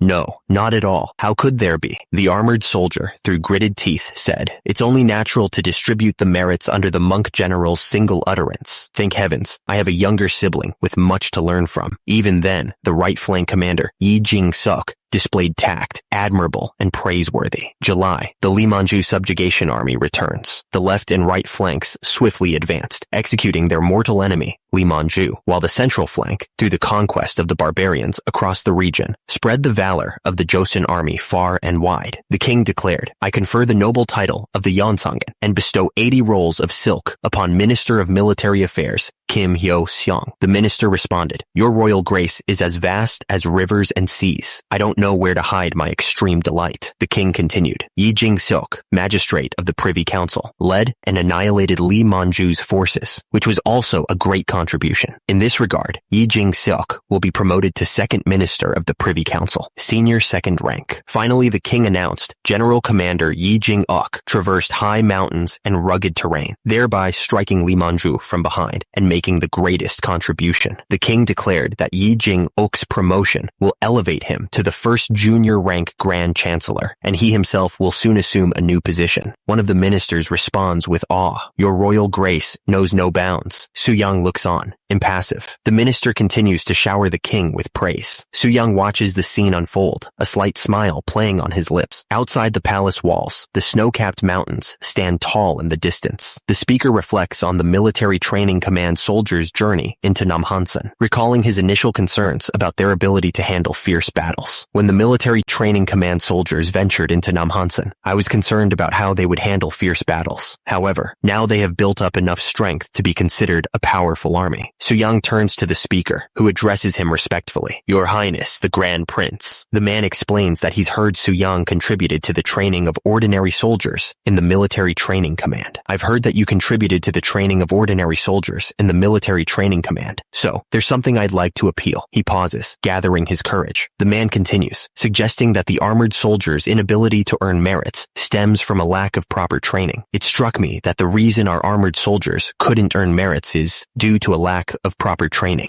Su-yang's face contorts into a look of annoyance. "No, this preamble." Su-yang's eyes narrow as he realizes what the man is implying. "Surely you're not telling me to train them too." The man explains how the cavalry is suffering, and the armored soldiers may soon be cut off from treatment. He makes a desperate request to Su-yang. Su-yang replies that he understands. Since the tributary amount of warhorses offered to the Ming has decreased, more people may become armored soldiers. He muses that cavalry units have made their names in history, citing the dragoons, hussars, and chasseurs used in Europe. Su Yang considers making a cavalry pistol or another suitable weapon. Meanwhile, in the Ming Dynasty Forbidden Palace, someone orders the disposal of a body, and another responds in agreement. Back in the Ming Dynasty, someone comments that Joseon has indeed accomplished something impressively challenging. Another responds, they surely have. An official report has also come up regarding the utility of infantry hand cannons. The report states, when deadly shot by them, even the brave barbarian cavalry was startled and scattered. 5 can severely injure one if they aim and shoot at the enemy from a distance 60 biso. The first man adds that the distance is about 100 meters, and the loud sound of infantry hand cannons startles the horses, which was an unexpected effect. He concludes that even if Tatar riders come in hordes, they can use the weapon. The second man reiterates that an official report has also come up regarding the utility of infantry hand cannons, and that they can make them resort to aggression first. The first man finishes by saying that even if they don't react to their provocative acts, starvation will cause internal discord, and that is the opportunity they will grab to begin the conquest. Back in the Ming Dynasty, Yu Qian, a servant, makes a request to the emperor. Since infantry hand cannons have proven to be effective weapons in Joseon, ordinary soldiers should be proficiently trained before the conquest. The emperor, sitting on his throne, considers the proposal. However, if even one soldier of Ming is taken captive, they might turn the infantry hand cannons against us. Don't you think? Another official interjects, agreeing with the emperor. No, your majesty. The words of the vice minister of war are indeed correct. In order to acclimate to the roar of hand cannons, all ordinary soldiers must fire 10 shots. The emperor wonders, what? 10 shots? Is it really enough? He suspects a conspiracy. That damn eunuch wouldn't possibly plan to conserve gunpowder and misappropriate the remaining expenses. Meanwhile, in northern Yuan, at Karakoram, Asen Taishi's residence, someone declares, those Joseon bastards are going to die with their heads pounded into horse dung. They fooled me. Back in northern Yuan, Asen Taishi is furious, pointing at the man before him. And you, do you have yours for decoration? What was my word? The subordinate shrinks back, terrified. Didn't I instruct you to go to Joseon, meet the king, and sound him out? He stammers. Yes, you did. Asen Taishi continues his rant. Yet you just returned, so obsessed with some pots and cotton. The man replies, but during my visit, they didn't seem particularly close with Ming at all. Another man with a shaved head attempts to calm him down. Please calm down, Taishi. Asen Taishi sighs. He might die. What do you mean, Buyan? He draws his sword, the blade glinting ominously. When did I ever accidentally kill anyone? Asen Taishi turns to Arlok, promising to postpone his punishment based on his performance in the war. He warns Arlok that one more mistake will result in his blood staining the ground before the Joseon bastards, declaring he'll wash away his guilt with their blood. Asen Taishi comments that the king of Joseon seems to have some brains in his head. He notes that they've sided with the Ming and subdued Li Manju, realizing that they are now the target. He vows not to leave those filthy bastards alone and orders everyone to get ready. Asen Taishi announces his intention to see the Khan. He declares that they must join forces with the Golden Horde of Kublai. Asen Taishi's envoy has arrived at the Golden Horde, seeking an audience with the Khan. He asks if the Khan has received any other news. The Khan, lounging with his concubines, replies that he has received none at all. One of the Khan's men stands nearby, ready to deliver a report. The Khan says he'd like to see them wiping out those Ming bastards. The envoy replies that if the world operated solely on thoughts, the Ming emperor would have been torn apart 1,000 times. He adds that they don't even know the true nature of the metal rods the Ming bastards have been consistently using against them. The Khan pauses, mid-bite, and asks what he means by metal rods. The envoy confirms that the Khan doesn't know, explaining that they've been using strange weapons for several years. The envoy from Asen Taishi orders Arlok to draw what he witnessed. Arlok quickly sketches the weapon. The Khan asks if the soldiers carrying these weapons have a matchlock, or rather, straw rope, to ignite the fire. One of his men confirms that they do, explaining that it's extended and attached to the iron on top of the weapon. He states that this must be the answer. The Khan slams his hand on the table, realizing that this must be a firearm. He recalls that this weapon was used to massacre the dregs of the Jin dynasty, the Jurchen tribe, and conquer every nation. The Khan is astonished by the weapon Arlok sketched, stating he's never heard of a portable hand cannon before, and that, according to the elders, a small iron bead exceeds a crossbow in terms of power. Power aside, he continues, those refined hand cannons fire with an explosive sound. He recalls that during the conquest of the Song dynasty, it was said to be as loud as thunder, frightening the horses to the point where they fell sideways. One of his men asks how such a small hand cannon could produce that sound. The Khan thinks aloud that while one person's voice may be weak, when thousands gather to shout, it shakes the plains, and asks what would happen to the horses if thousands of hand cannons were fired in unison. He tells them to imagine thunder striking right beside you. The Khan scoffs, suggesting, what about waiting for gale force winds or rainy weather? He continues, you must know why those bastards don't come to attack first. On windy or rainy days, they're determined to stay inside the fortress. One of his men proposes a solution. If the explosive sound startles the horses, couldn't we simply plug their ears? Then they wouldn't focus on commands and might get even more nervous. Su-young suddenly shouts, that damn explosive sound. I feel like I'm going to explode first. She looks around, confused by the sudden outburst. Huh? Suddenly, a massive explosion erupts nearby, sending her flying backward. Su-young suddenly shouts, hey, bonehead, don't you know that putting wet charcoal in the brazier leads to an explosion? The Khan's eyes widen in surprise. Su-young realizes something. Right. Why didn't I think of that? He recalls the history books. The soldiers of Kublai Khan, intending to punish the Tron family, burst bamboo to drive away the surrounding mountain animals. The Khan looks puzzled. Bamboo? Is there a tree that explodes when put on fire? Su-young nods. That's what I'm talking about. The Khan's face contorts with a sudden realization. He barks an order. Arlok,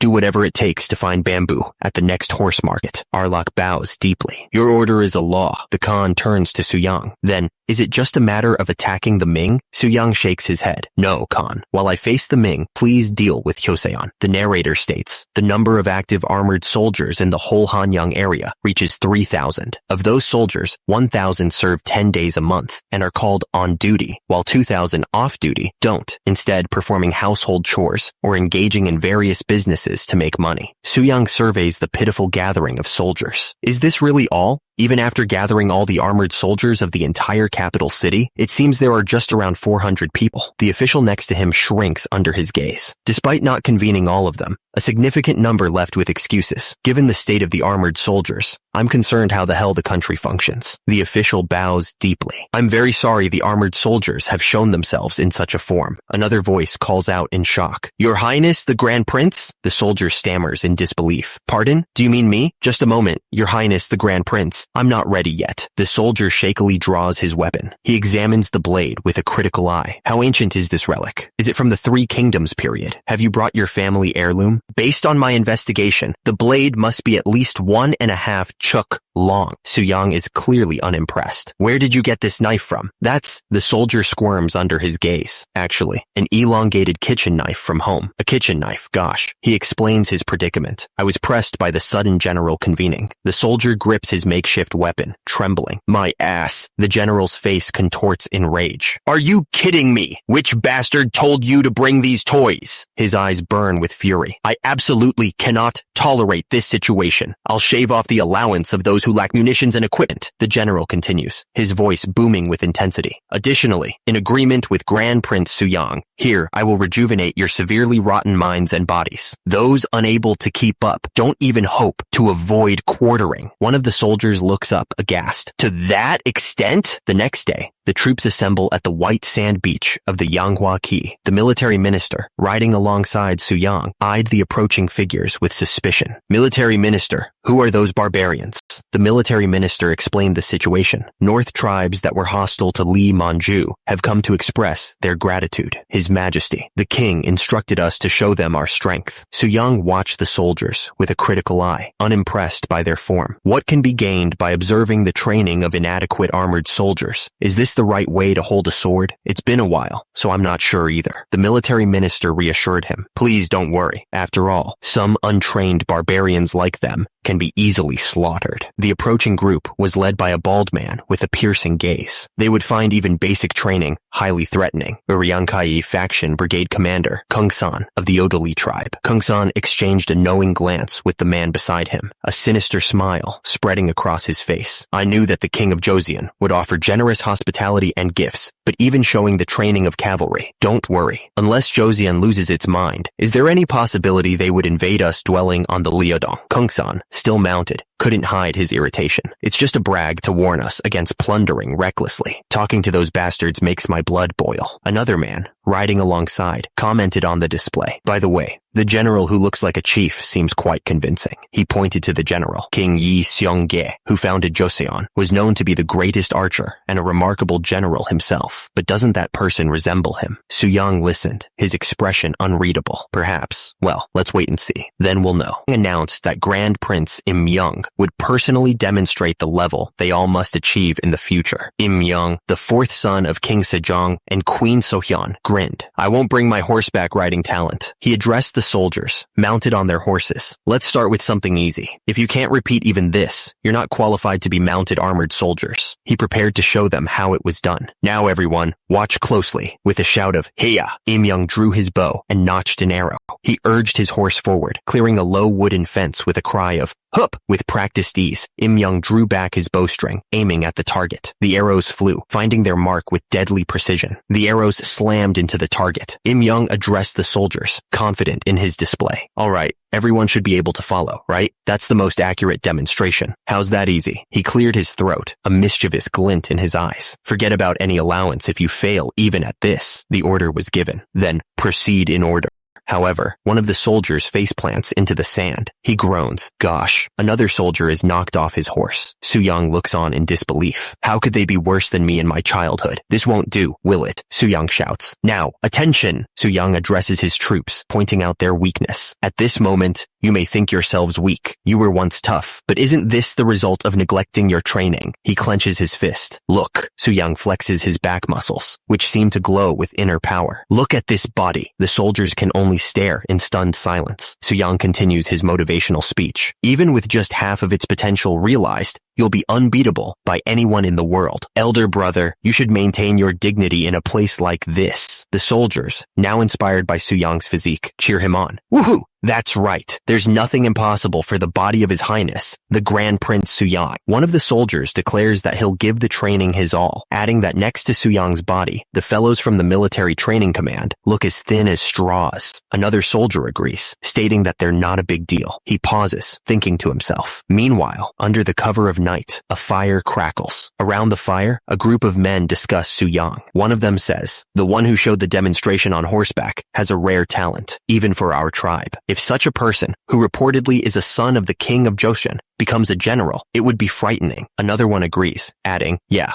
that body was really grand and magnificent. One of the men around the fire observes, this is serious, and I wouldn't be surprised if he could easily even pull the bow used by Yi Seong-ge. The fire crackles as they consider the implications. He continues, do you remember Gabiolcho? The man elaborates, those ferocious guys led by Yi Seong-ge. Many chieftains, including Mengtamu, became his blood brothers or subordinates and acted together. He furrows his brow. If soldiers like those in Gabiolcho arise in Joseon soon, they may once again exert their strength against us. There was clearly an intention behind showing us the training, too. Just then, one of the men notices someone approaching.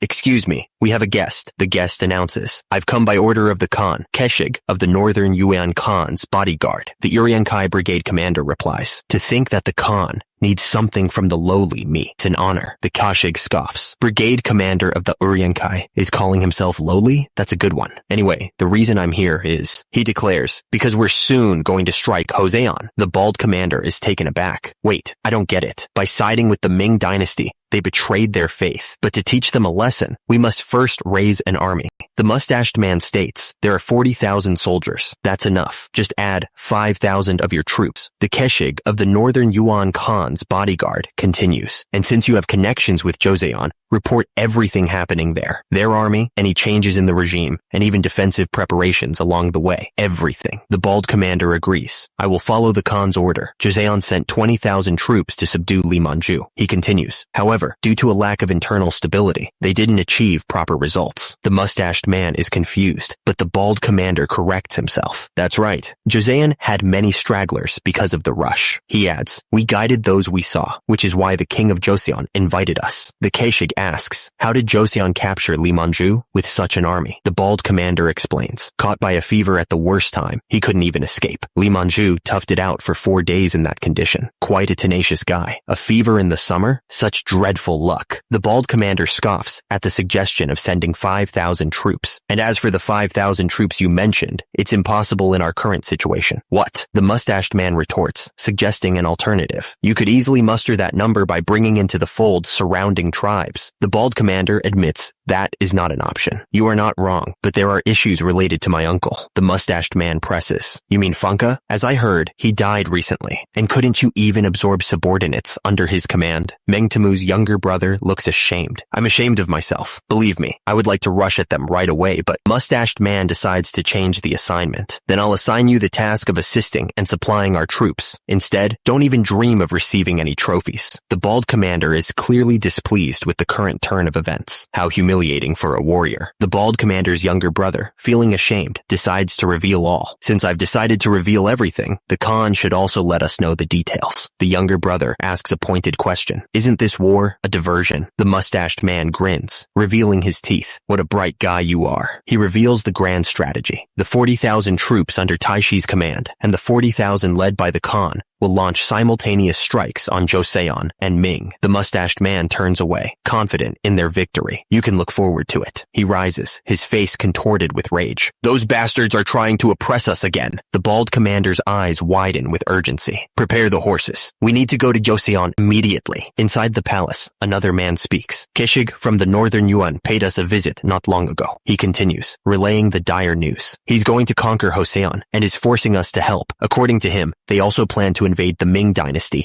at the same time. The bald commander glares intensely. Tatars told you about this, meaning you must have agreed to cooperate as well. I bowed my head to the northern Yuan to survive, so please forgive me, the man says. He continues, relaying the ultimatum, and refusal to comply, they said, would lead to Joseon's complete extinction, similar to the western Shias. He warned that if the barbarians were to come under the northern Yuan's command, it would lead to a massive uprising. He continued, saying that even the Ming general would find it challenging to quell the high-spirited northern Yuan. The man explained that the reason for sharing this information was because he wanted them to engage in battle with the northern Yuan for his protection, asking them to understand that he must lead his kin just as the king of Joseon governs the country. The man with the beard declared that it was settled, stating they would discuss the details later, and ordered him to go back and feign compliance with the northern Yuan's compulsion. Then he requested Crown Prince, Grand Prince Suyang, and Frontier Affairs Minister Kim Jong-seo to enter. The man in the red robes stated that if the northern Yuan had involved the barbarians, it wouldn't be an easy war to end, questioning if it meant they'd figured out a way to defeat Ming.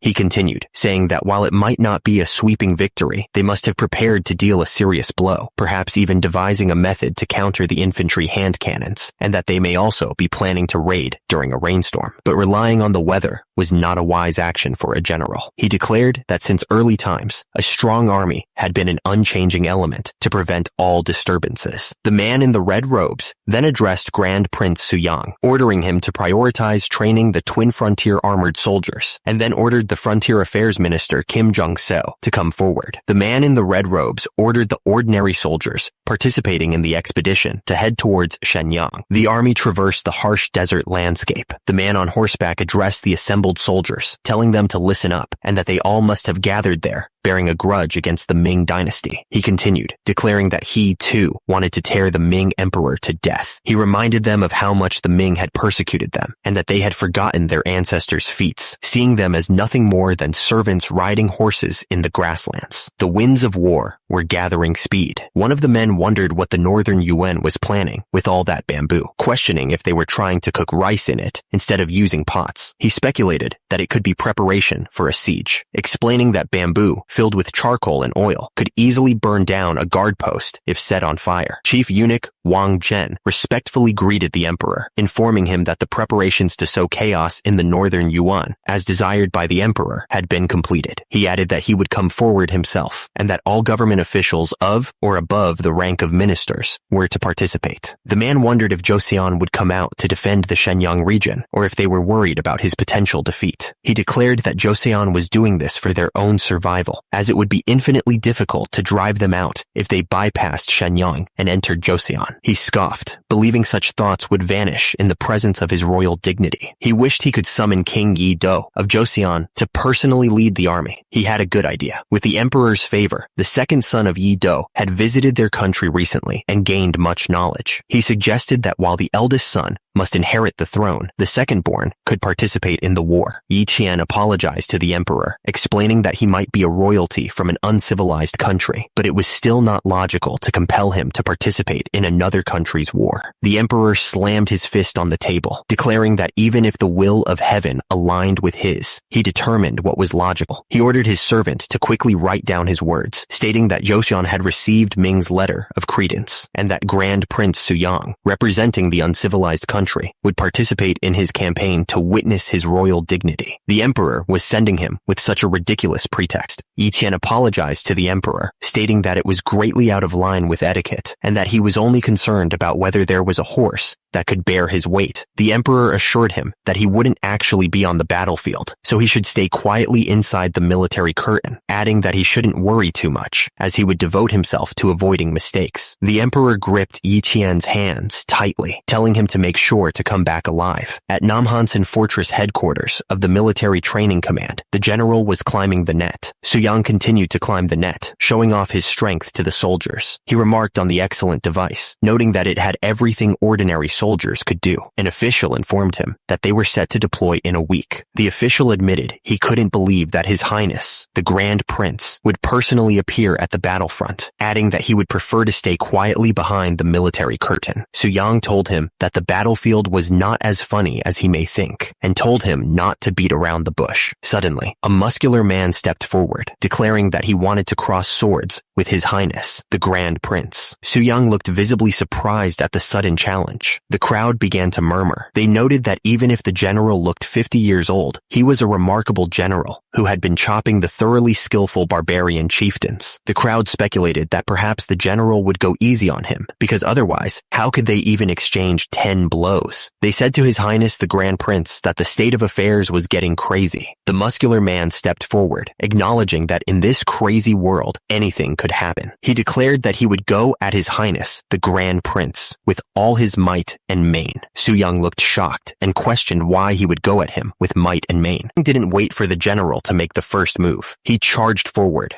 wooden training sword raised. The sound of wood on wood echoed as Suyang's training sword met the general's. The fight intensified as the two traded blows, neither giving an inch. Suyang pressed his attack, bringing his sword down with overwhelming force. Suyang took a decisive step forward. He raised his wooden sword high above his head, preparing to strike. The wooden swords collided with a resounding crack. An observer marveled that the general was kind enough to match the level of His Highness, Grand Prince Suyang, wondering who else could handle such strength. The force of the collision sent the wooden sword flying out of his hands. The wooden sword landed with a thud at the feet of the assembled crowd. The man in the black robes looked on in utter disbelief. Martial arts prowess is the foundation. The man in the red robes admitted that he had been worried because Suyang had been devoted to conducting himself and preparing his body while neglecting the sword for so long. He declared that his concern had been unfounded. The man in black robes cautioned Suyang that even the most skilled commander could not single-handedly defeat an entire army. Therefore, he urged him to stay away from the battlefield as much as possible, explaining that even Yi Jing-uk wouldn't dare harm a member of the royal family, despite his immense strength. Suyang realized that the original owner of the body he now possessed must have been extraordinarily skilled in martial arts to react so quickly. The man in black robes insisted that Suyang was talented and vital to the country, far more so than himself. At almost 50 years old, the muscular man with the practice sword apologized to the Grand Prince, explaining that if he were injured during their sparring match, it would be unlikely for him to be dragged into war. He added that he spared no effort and determination to land a breaking blow. Suyang smiled, realizing that the man might be made of sterner stuff than he originally thought. Meanwhile, on July 14th at Yanheku, Ming's military base, General Wu Kejong had already died and Datong had fallen. The man with the white beard asked what had happened, incredulous that they were attacked unarmed or if they had any infantry hand cannons. He then demanded to know the enemy's situation. The man in the red helmet explained that while the enemy's military forces were said to reach about 40,000, the actual number on the front lines was only half that. He suggested luring and striking the enemy, pointing out that they couldn't even match half their numbers. He added that those who fled from Datong were exhausted and demoralized and assured them not to worry. Just then, a shout rang out. The enemy was attacking. The soldiers were ordered to prepare spears and infantry hand cannons. However, one of the soldiers was confused, wondering if they had put gunpowder in the cannons. He suggested the other try first, and he would follow. The commanding officer bellowed at his troops, demanding that they get their cannons ready at once. The soldiers on horseback were ordered to shoot arrows, to force the enemy to fire their hand cannons. A hail of arrows rained down upon them. They shouted a warning to avoid the incoming fire. The order to fire the hand cannons was given. One soldier questioned if that was how much gunpowder they were supposed to use, but he was told there was no time to measure and to just fire. The soldier cried out in pain. He called out to Buyan. He wondered if the order to fire the grand cannons meant they were supposed to use these toys, asking if Buyan was okay. He realized it was a lead pellet that had gotten stuck in the leather armor and stopped. The soldiers noticed that their enemies were not stopping their dash, and they needed to act quickly. They shouted for gunpowder to be poured into the ignition hole, ready to pull the trigger. Suddenly, one of the soldiers looked at the hand cannon in his hands, confused. The hand cannon exploded, leaving the soldier injured. Another hand cannon went off as well. The order was given to withdraw the infantry hand cannoneers to the rear, as the casualties were already too high. The enemy was charging. The man with braided hair commanded his soldiers not to spare any sword, but to trample and kill their enemies. He demanded that they calm down and questioned what the rear archers were doing. The man with braided hair pointed and declared that one of the enemy soldiers was the leader. The bearded man ordered his troops to capture him. The man in golden armor noted that the vanguard unit had arrived at Datong, but it had been over 2 weeks without a single messenger. He wondered if his dignity alone had compelled the enemy to retreat. He declared that there were signs that the enemy had temporarily stayed 20 li ahead and demanded why they hadn't met him at the drop of a hat, given they knew he was coming. One of the men began to speak, but before he could, the scene shifted to a sky filled with birds. 2 men stood atop poles, overlooking a landscape bathed in a fiery red glow. He declared that it was now on the horizon, but the person who had to become a governmental eunuch for just 1 silver nyang was nowhere to be found. He commanded them to watch, and behold the powerful figure standing on the battlefield. He acknowledged that the heavens may have made him the son of a poor man. He asked if he had not risen to the highest position among most men. He vowed that through this war, he would ascend to a spot higher than even the emperor. He declared that he would stand higher than the heavens themselves. The man with white hair, adorned in a black hat, rode alongside a soldier in full armor. He announced that he had something to ask the eunuch of the Ministry of Rights. The armored man,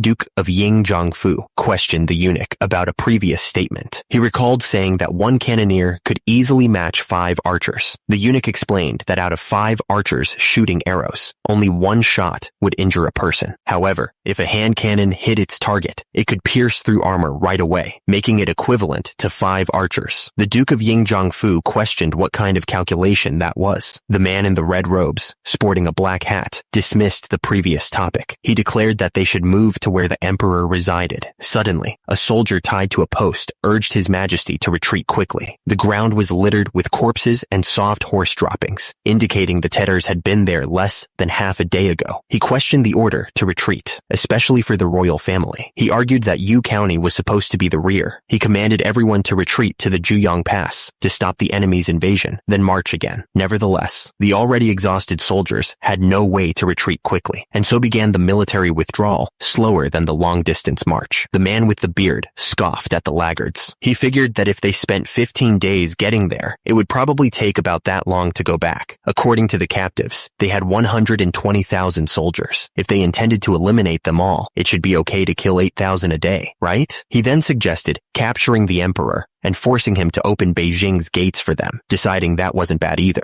He commanded that the tribal chiefs be told to repeat nightly raids to exhaust those bastards. The man with braided hair ordered his soldiers to aim at the Ming bastards' hand cannons. Arrows rained down, striking their targets with deadly force. A Ming soldier was struck, the force of the arrow sending battle marks splattering. The Ming soldier shouted for his comrades to fire back with a volley of fire. A horse reared up, neighing loudly as the man struggled to control it. He calmed the horse, noting that it was becoming desensitized to the sound of explosions. He added that they had sent bamboo to the Khan as well, so their horses could respond in the same way. Suddenly, a voice boomed out, declaring that their boasted hand cannons posed no threat and demanded they throw down their weapons and flee. One of the attendants declared that he was done with the situation. The soldiers were all dead, and they were commanding the attendants to carry spears and swords, so he was going to seize the chance to escape rather than die there. Another voice agreed, saying that bringing those dirty creatures who were neither men nor women was a bad sign. They reported that at Tumu Fortress, their army had been halved, and their losses were about 4,000 dead. They believed this was their last stand, so they were resisting fiercely. They planned to launch a full attack starting tomorrow, believing it must be over here. The man on horseback observed that many soldiers had been dying from hand cannons, likely because only the troops safeguarding the Ming emperor were left. He realized that this situation wouldn't last much longer either. Desperate, the man offered 100 silver nyangs to whoever could bring him water. When someone questioned if money could conjure water from thin air, the noble snapped at him for speaking to him in such a manner. Suddenly, a soldier exclaimed that the enemies were fleeing from the path leading to the Juyong Pass, and he was certain that reinforcements had arrived. The man in the golden helmet insisted that he was still there, and that the enemy's retreat was a trap, asserting that reinforcements couldn't have arrived so soon. Another man chimed in, claiming that it was clearly the palace guards pushing back the enemy, and that the emperor should hasten to the Juyong Pass for safety. The man in the golden helmet interjected, telling him that he shouldn't go, as it was obviously a trap set by the Tatars, and demanded that he shut up. The man with long gray hair sneered, asking how a rotten scholar dared to speak about military matters, and threatened to rip out his tongue if he spoke another word of nonsense. The man with the red beard agreed with the eunuch of the Ministry of Rights, urging everyone to retreat to the Juyong Pass without delay. The Juyong Pass was only 10 more li away. The men were urged to push on. The soldiers spotted the enemy's detached corps. One of them warned that going any further would be dangerous. He screamed at the man on horseback to move ahead and shield the emperor from arrows, cursing Wang Zhen for ruining everything.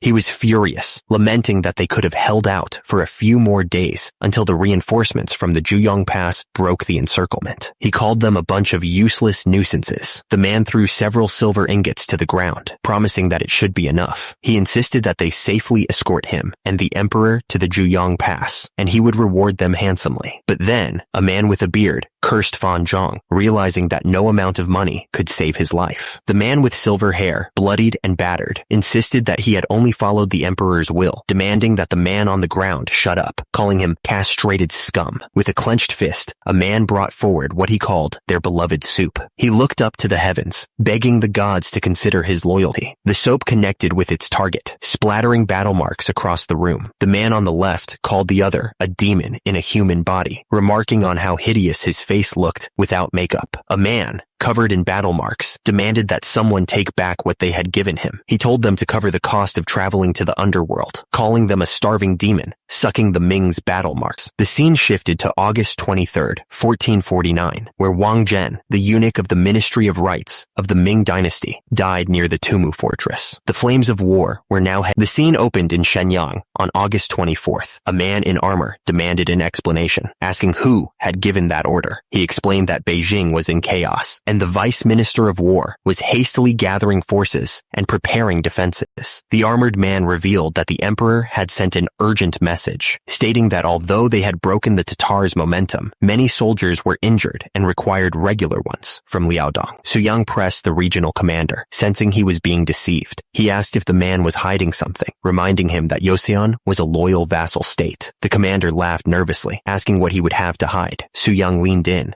his expression serious. He asked if there was some terrible event, the revelation of which would cause even the Liaodong soldiers to flee. He swore upon his status as a grand prince to keep it confidential if the commander spoke honestly. The armored soldier finally relented, revealing the devastating news. He reported that 200,000 soldiers, led by the emperor himself, were trampled and shattered by Tatars. He added that all officials above the minister rank were massacred. The soldier grimly revealed that his majesty had been captured by the enemy. The armored soldier explained that 100,000 soldiers from Central and South China were already advancing northward to defend Beijing, so they simply had to protect the city until they arrived. He warned that it would be a grave problem if the enemy shared the tactics that broke down the emperor's army. The man with the helmet leaned forward, demanding to know if they could defend the Shenyang region or not. He reminded them that it would take about 10 days for the news to reach the Liaodong region. He added that if they couldn't drive the enemy out before then, even the friendly Jurchens would turn against them. The man with a mustache insisted that their ordinary soldiers must step up to sweep away the Tatars. He exclaimed that they were ferocious enemies who had crushed the emperor's army and asked if they were really going to wage a full-scale war against them. One of the men argued that staying in Shenyang would only ensure their survival, while the entire northern part fell into chaos. He pointed out that historically, during the Tumu crisis, the Liaodong army remained in place, and Joseon did not suffer direct damage. But Suyang wondered how things could have turned out worse than in history, especially since they had provided the Ming soldiers with hand cannons. The Liaodong regional commander, Gao Yi, seemed dissatisfied, and who could blame him? The extermination of a 200,000-strong army was incomprehensible. The sound of gunfire echoed. A man approached, asking to see the cannon. He identified it as a hand cannon,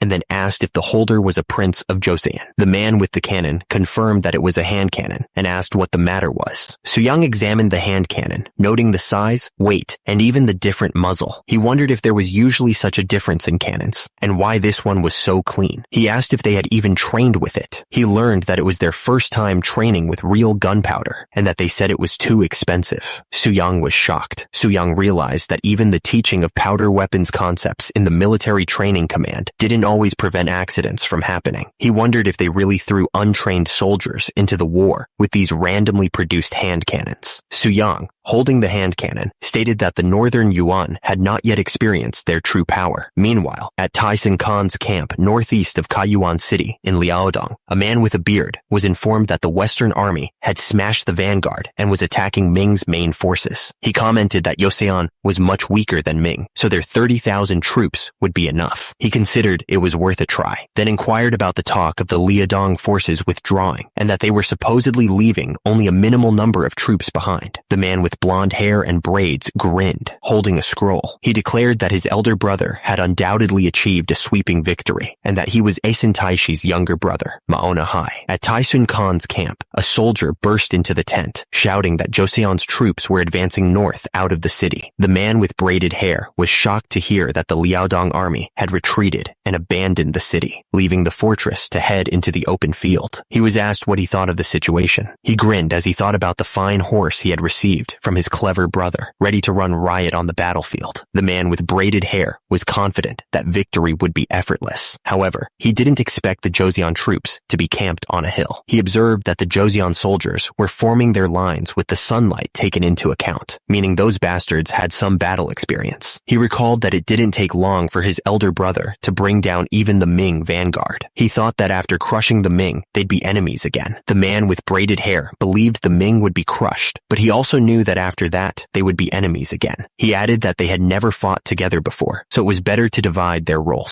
He stated that he understood and asked the Khan to charge, promising that his soldiers would step forward and open fire. A bald man with a top knot prepared to fire an arrow. A soldier arrived, announcing that he had brought the bow and arrows for His Highness, the Grand Prince. Suyang thanked him. Suyang was asked if he could really shoot those arrows. He responded that it was just a matter of overflowing strength. He drew back the bow, aiming at the distant Ming army. The Ming soldiers raised their shields just in time, bracing for the attack. "Shield yourselves," they shouted. The man with the beard, observing the shield wall, was impressed by their swift movements, but he thought it was nothing special. He declared they could advance without much worry. Suddenly, his eyes widened, and he stammered, wondering what he was seeing. An arrow pierced through the soldier's armor, causing him to cry out in pain as he collapsed from the devastating blow. The Ming soldiers realized even their cannons couldn't deal significant damage, and they were in big trouble. The casualties among their soldiers were severe, with commanders ranking centurion or above dead, controlling even small squads cannons was becoming increasingly difficult. They decided to pull back for now, fearing the entire formation could collapse. The Ming commander reasoned that since the Joseon soldiers shot arrows well, they must be good with cannons too. He ordered the troops to divide in half and prepare for unmounted archery. The Ming soldiers raised their bows and released their arrows, hoping to turn the tide. The Ming soldiers continued to fire their hand cannons, but the results were devastating for their own troops. The Joseon soldiers urged each other to hold the line, warning that any retreat would cause their entire army to crumble. Another soldier shouted for everyone to remain calm and continue fighting. The battlefield was shrouded in smoke, making it difficult for the Ming soldiers to aim accurately. The commander saw an opportunity and ordered his troops to strike now, then immediately commanded a full retreat.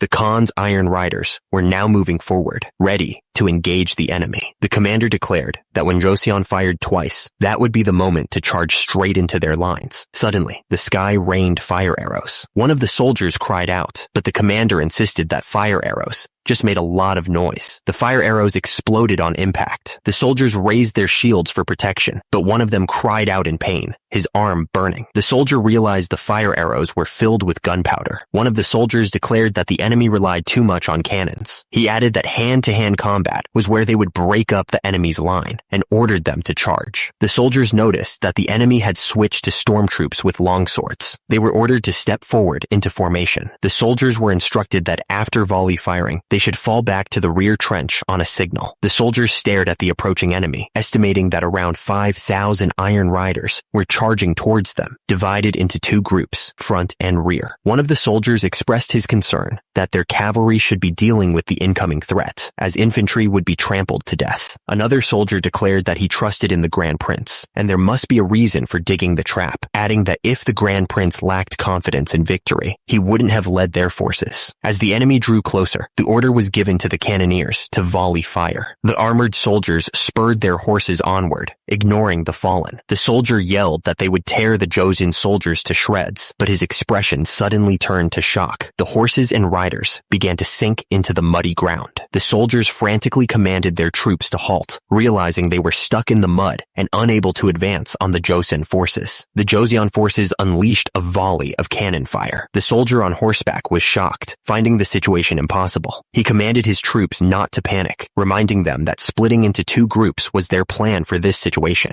He ordered them to bring things like grain or hay bales, anything suitable to lay on the soil to cover the mud and maintain speed. The soldier glared, declaring that if they dared to play petty tricks, he would crush their skull with his horse's hooves. A soldier reported that the enemies were spreading hay and grain on the mud to cross. He warned that the cavalry in charge formation would reach them in a day. The general ordered his men to send out their cavalry as well to strike the enemy's flanks. He also ordered them to prepare to fire within the position.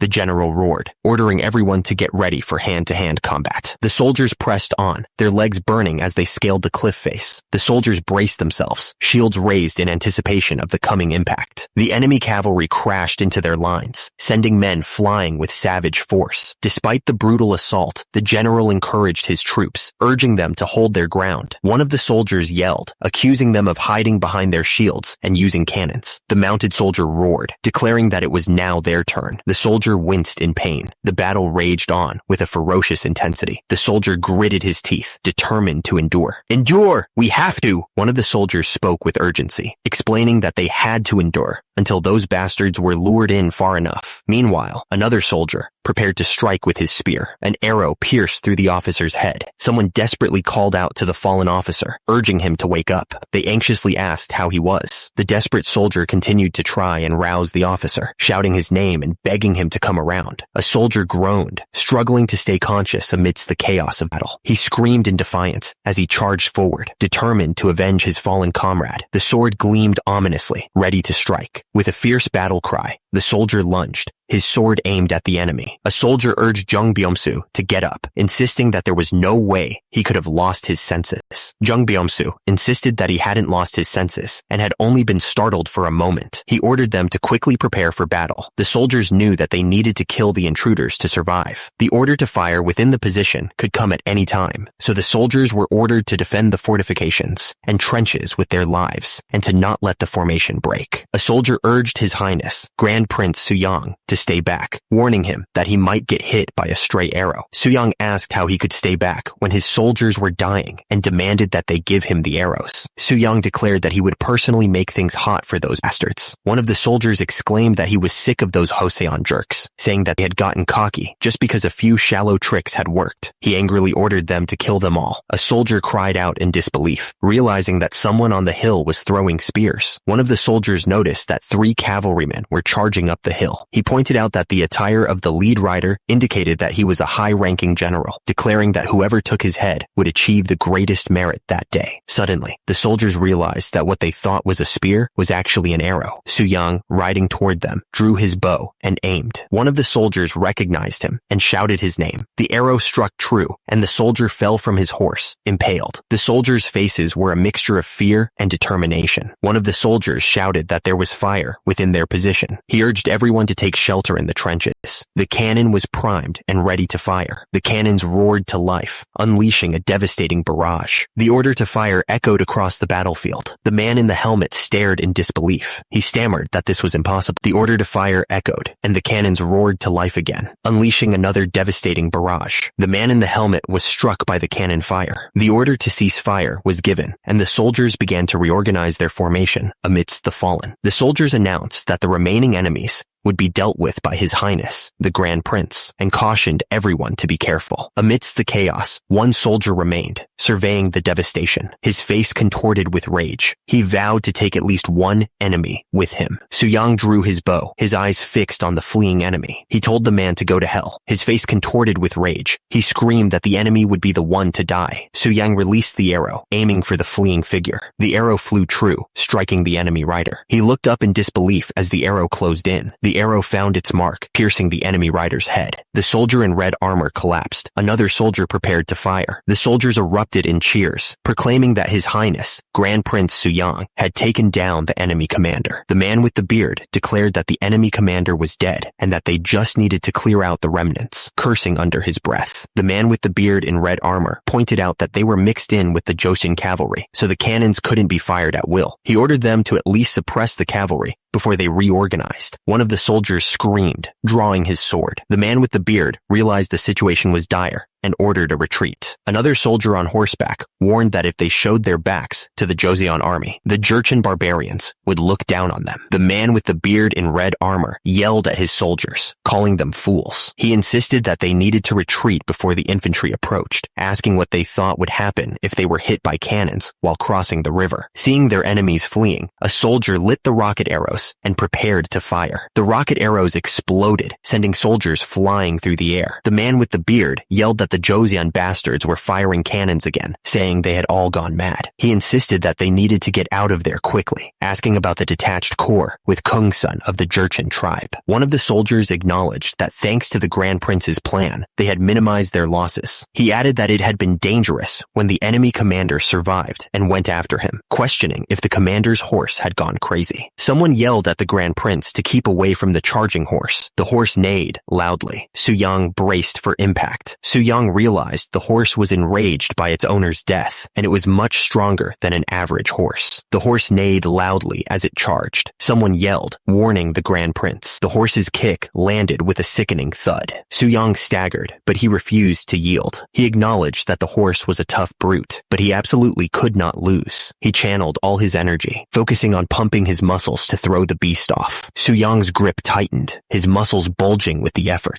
With a mighty yell, Suyang hurled the massive horse into the air. A soldier cried out that it was too dangerous for His Highness, but Suyang was determined to see it through. Suyang, on top of the horse, yelled at the animal, asking if it was going to keep puffing air. He reminded the horse that its owner was dead. He demanded that the horse surrender. Two soldiers watched the scene with disbelief, wondering if he was trying to break the horse's neck with his bare hands. Suyang continued to berate the horse. He warned the animal to listen, or it would live its whole life in the stable like a stallion, just eating fodder. He then told told the horse that he was a gelding and that most warhorses had their balls removed. Suyang's eyes welled up with tears as he declared how cruel it was. He gave the horse an ultimatum: die there or serve him. The horse seemed to respond to Suyang's intensity. A soldier marveled that Suyang had tamed the violent horse. Suyang declared that from then on, its name was Sore Grief, asking if it understood. Suyang apologized for carelessly laying his hands on the spoils. The screen displayed the results of the battle. The Northern Yuan army had started with 30,000 men and now had about 20,000 dead. The Joseon army, on the other hand, had started with 28,000 men, with 1,400 dead, 700 seriously injured, and 4,000 lightly injured. It was an overwhelmingly decisive victory. As the battle neared its end, the Northern Yuan army began to retreat. The bald man on horseback declared they also had to decide their course, warning that ignoring the situation would cause the Northern Yuan, or Joseon, to turn on them after the war. He stated that now was the time to chase Tyson Khan, asking for opinions, and adding that if the detached corps couldn't behead him, they needed to step in. Another man began to speak, addressing him as Your Excellency. The man in the orange robe grinned, announcing that he had a good idea. He explained that according to history, Tyson Khan was killed by Essen. The bearded man on horseback looked enraged. The smiling man wondered aloud, but what if the man in the orange robe wondered if Tyson Khan's end would come from someone else's hand? Meanwhile, soldiers raced through the forest on horseback. The man in the helmet asked if these were the only soldiers who got away, realizing that those who hadn't joined them by now were probably dead. He noticed that his horse was tired and losing speed. The soldiers explained that as soon as they retreated, the Jurchen scum turned into thieves and charged at them. The man in the golden helmet seethed, declaring that those Jin leftovers knew no honor and that the Iron Riders were doomed to massacre, with Maona Hai becoming a piece of meat. Something felt off to the man, wondering if Asen Taishi deliberately sent them false information, or perhaps those Joseon bastards just fought well. He decided that they were to quickly join forces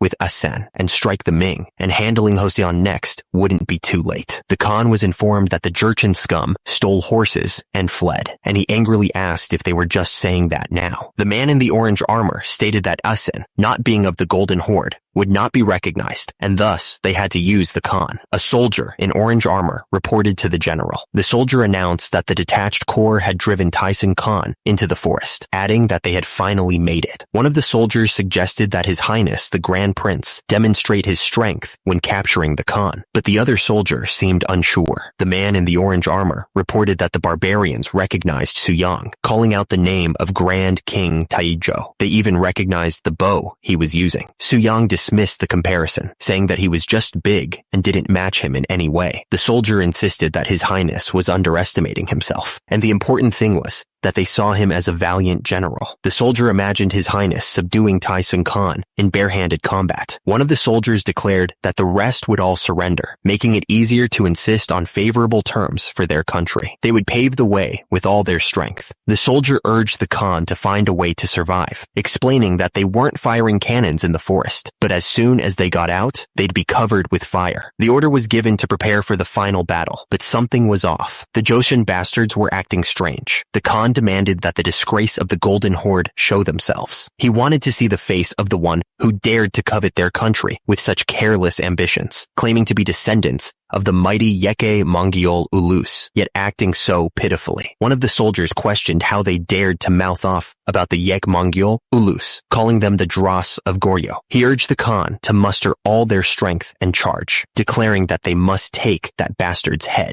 The man with black hair revealed that he was the descendant of Grand King Taizhou, the one who shot dead the Northern Yuan commander Maona Hai and the second prince of Joseon, Grand Prince Suyang. The enemy soldiers demanded that Suyang show himself, giving him an hour to come out and fight like a man. Their voices echoed across the battlefield, taunting the Grand Prince. One of the men scoffed at Suyang's silence, wondering if he was even a man or just someone who would quietly listen to the insults. Another soldier declared that they wouldn't even need weapons, suggesting they fight barehanded. One of the enemy soldiers declared that he enjoyed Buch and would like to try a modified version because he was sick of the current situation where they had to fight and die. The man with braided hair demanded that the second prince of Joseon, Grand Prince Suyang, reveal himself. He then asked what Suyang would give them if they beat him. The man declared that if he was recognized recognized as a true man and part of the Golden Horde, Suyang would return 1 horse per person. He added that Suyang would also ensure their safe escape to the Guangxun Pass. The man with the helmet questioned if they could trust Suyang, since no true man of Joseon had ever been as spineless as him, so how could he lie? He demanded that Suyang come out himself, or they would obliterate every one of his men. One of the men wondered if Suyang would come out. Given the situation,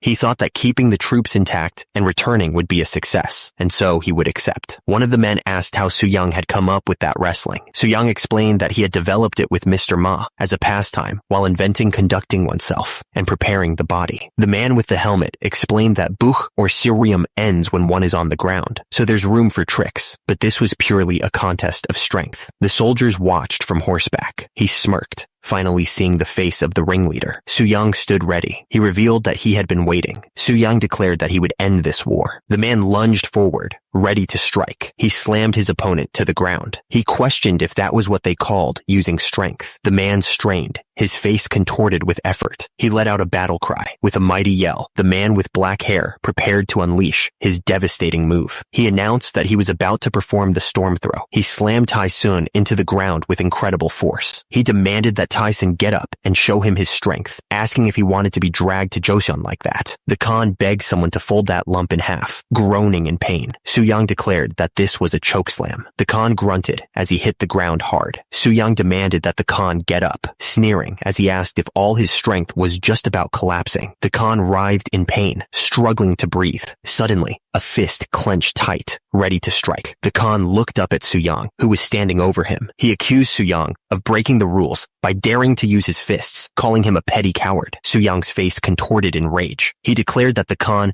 deserved to die. Suyang declared that next was the giant swing, leaving the soldiers looking shocked and terrified. The Khan, battered and exhausted, could barely speak. He questioned if Suyang was up for more struggle, thinking to himself what the hell this brat was. Suyang stood over him, flexing his massive muscles. The Khan admitted defeat, and the Joseon soldiers cheered. Suyang declared that his body had won, all thanks to the meticulous care bestowed upon him by his father, proving his filial piety once again. He then announced that he would now perform the Black Dragon's pose to celebrate the triumph. The soldiers exclaimed that from the front or the back, he truly was the Black Dragon himself, chanting Grand Prince Suyang's name. The commander-in-chief reported that together with Kungsan, they had conquered the enemy remnants, to which he was told, "Well done." Suyang told the captive that they would let him go as long as he accepted the agreement and recited the Gisa agreement. The terms were laid out. First, he had to acknowledge Joseon's victory and pay a ransom of 5 horses per captive. Second, if future trade with Joseon was established, he had to actively embrace it. Third, he had to send a letter about any attempts to invade Joseon by force. Fourth, at the next 2 Yeke Kurilta, he was to treat Joseon representatives on par with Goryeo King Sim. However, the representative didn't need to be of royal battle marks and could be a civil servant of the first junior rank or higher. Suyang questioned if they were insane and asked if they didn't like the terms. The captive man admitted that the first and second terms were fine since they had lost the battle. However, he questioned being treated on par with King Sim at the Yeke Kurilta. The captive man pointed out that King Sim was a Goryeo man with a proper title. He asked if Suyang hadn't once called Joseon the successor of Goryeo and their brother nation, and suggested they treat the Joseon representative like a Kamuk chieftain. The captive man asked if Suyang expected him to approve of the next Khan election while he was still breathing, and revealed that Suyang had no idea what was happening in Beijing right now. The captive man wondered why Asen would kill the Ming emperor, and stated that if he didn't,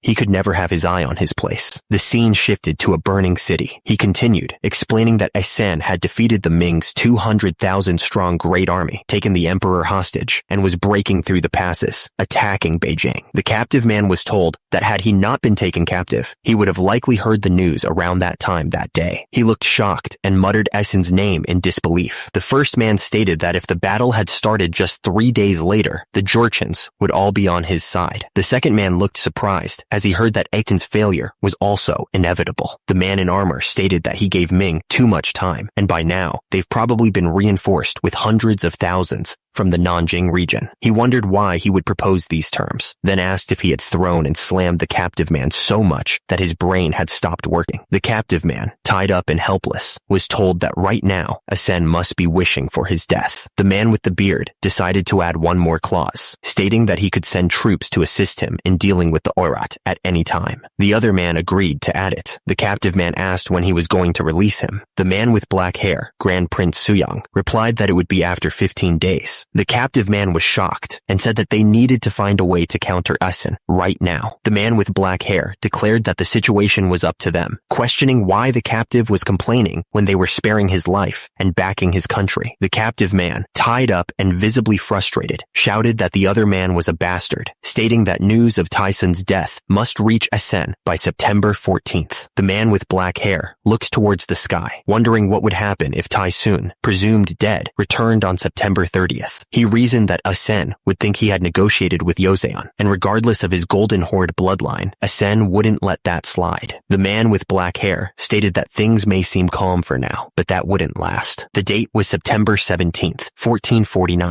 On the battlefield, a man with a shaved head and goatee yelled that everyone was too exhausted. The scale of the battle was immense, with the ground littered with the fallen. Despite the staggering losses inflicted upon the Ming forces, their ranks seemed endless, their soldiers constantly being replenished. The man in the battered armor declared that they would never breach the Forbidden City. Nearby, a warrior reported that Taishi was reporting in. A messenger announced that 100,000 more troops had arrived from the south. The man with long hair exclaimed that they had brought more men than arrows, confirming what they had heard at the Zijing Pass. The man with the winged helmet declared that they had 80 million subjects against their scant 100,000, with 1 in 5 men being a soldier. He asked if they were ready to face an 8 million strong army. The man with black hair grimaced, realizing that they were replenishing faster than they could kill them. A message arrived from the Khoit tribe stating that they would withdraw because of heavy losses, which caused the man to exclaim in disbelief. The man with black hair and a goatee remarked that those bastards were getting more skilled at handling cannons, to a level they couldn't ignore. The man with long brown hair and a goatee declared that even using the emperor as their last resort was proving useless. The soldier looked up, confused, and asked about the emperor. The man with the goatee clarified that he was referring to Yingzong Emperor's younger brother, Jingtai Emperor. The man with black hair and a goatee realized that they had already enthroned a new emperor, solving the problem with a major replacement. The man with the shaved head heard troubling rumors going around and asked what they were. The man with the beard and long hair declared that the Joseon army, victorious in the Liaodong region, was said to have finally killed the Khan, and with this momentum, they were going to march on Karakoram, the capital of the Mongol Empire. One of the men grabbed the other's shoulder and urged him to avenge the Khan and defend the Karakoram first. He argued that if they declared revenge for the Khan, all the tribes would unite, and not even Ming could withstand an invasion by an army of 300,000. At the Ming capital, one of the soldiers rushed to report to the chief eunuch with urgent news. He added that although the soldiers had taken quite a toll, they could still support the 20,000 regular ones left in Liaodong. The man in the red helmet then asked if the Joseon commander was the first junior rank official, Kim Jong-seo, and the other confirmed that he was.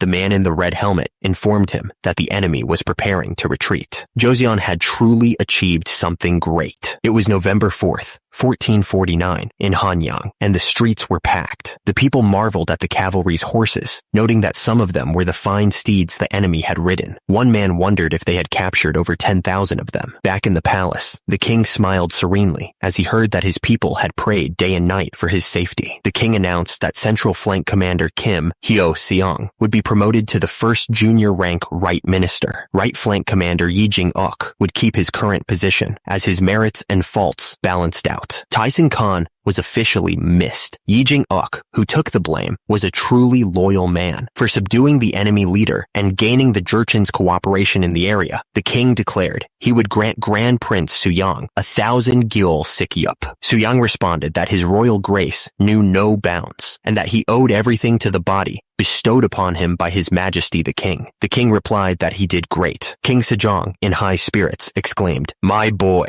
Meanwhile, the crown prince was pushing himself to the limit in the training yard. The trainer watched him with concern, telling the crown prince that he seemed to be pushing himself too much and to please take it easy. The crown prince strained against the weight, saying that since his younger brother had subdued the enemy king, they would now pay attention to the king's body. The crown prince continued pushing himself, lifting weights that were more than most military officers could handle. He wondered if he should be lifting 1,000 gun by now, and how long it had been since he lifted 900. The trainer told His Highness the Crown Prince that he was more than enough, and there was no need to comfort him. The Crown Prince strained to say that he would assist him. The man in red armor stood amidst a field of red. He looked around, disoriented. He wondered where he was. Suddenly, a brutal attack slammed into him. He found himself surrounded by bodies, the scene painted in crimson. The man in red armor looked at his hand, unsure of what was happening. He wondered what was going on as he muttered, "What is this?" Suddenly, he was face to face with a battered man, his face covered in battle marks. The brutal man grabbed the wrist of the man in red armor, declaring that he should feel his pain. The man in red armor's eyes widened, a bead of sweat running down his face. Amidst a chaotic backdrop, someone cried out for their lord, asking if he was all right. Two individuals looked at each other with concern etched on their faces. Su Young, still catching his breath, muttered, "My lady." Su Young admitted that it was no wonder he was feeling shaken. After witnessing such brutal scenes of people being torn apart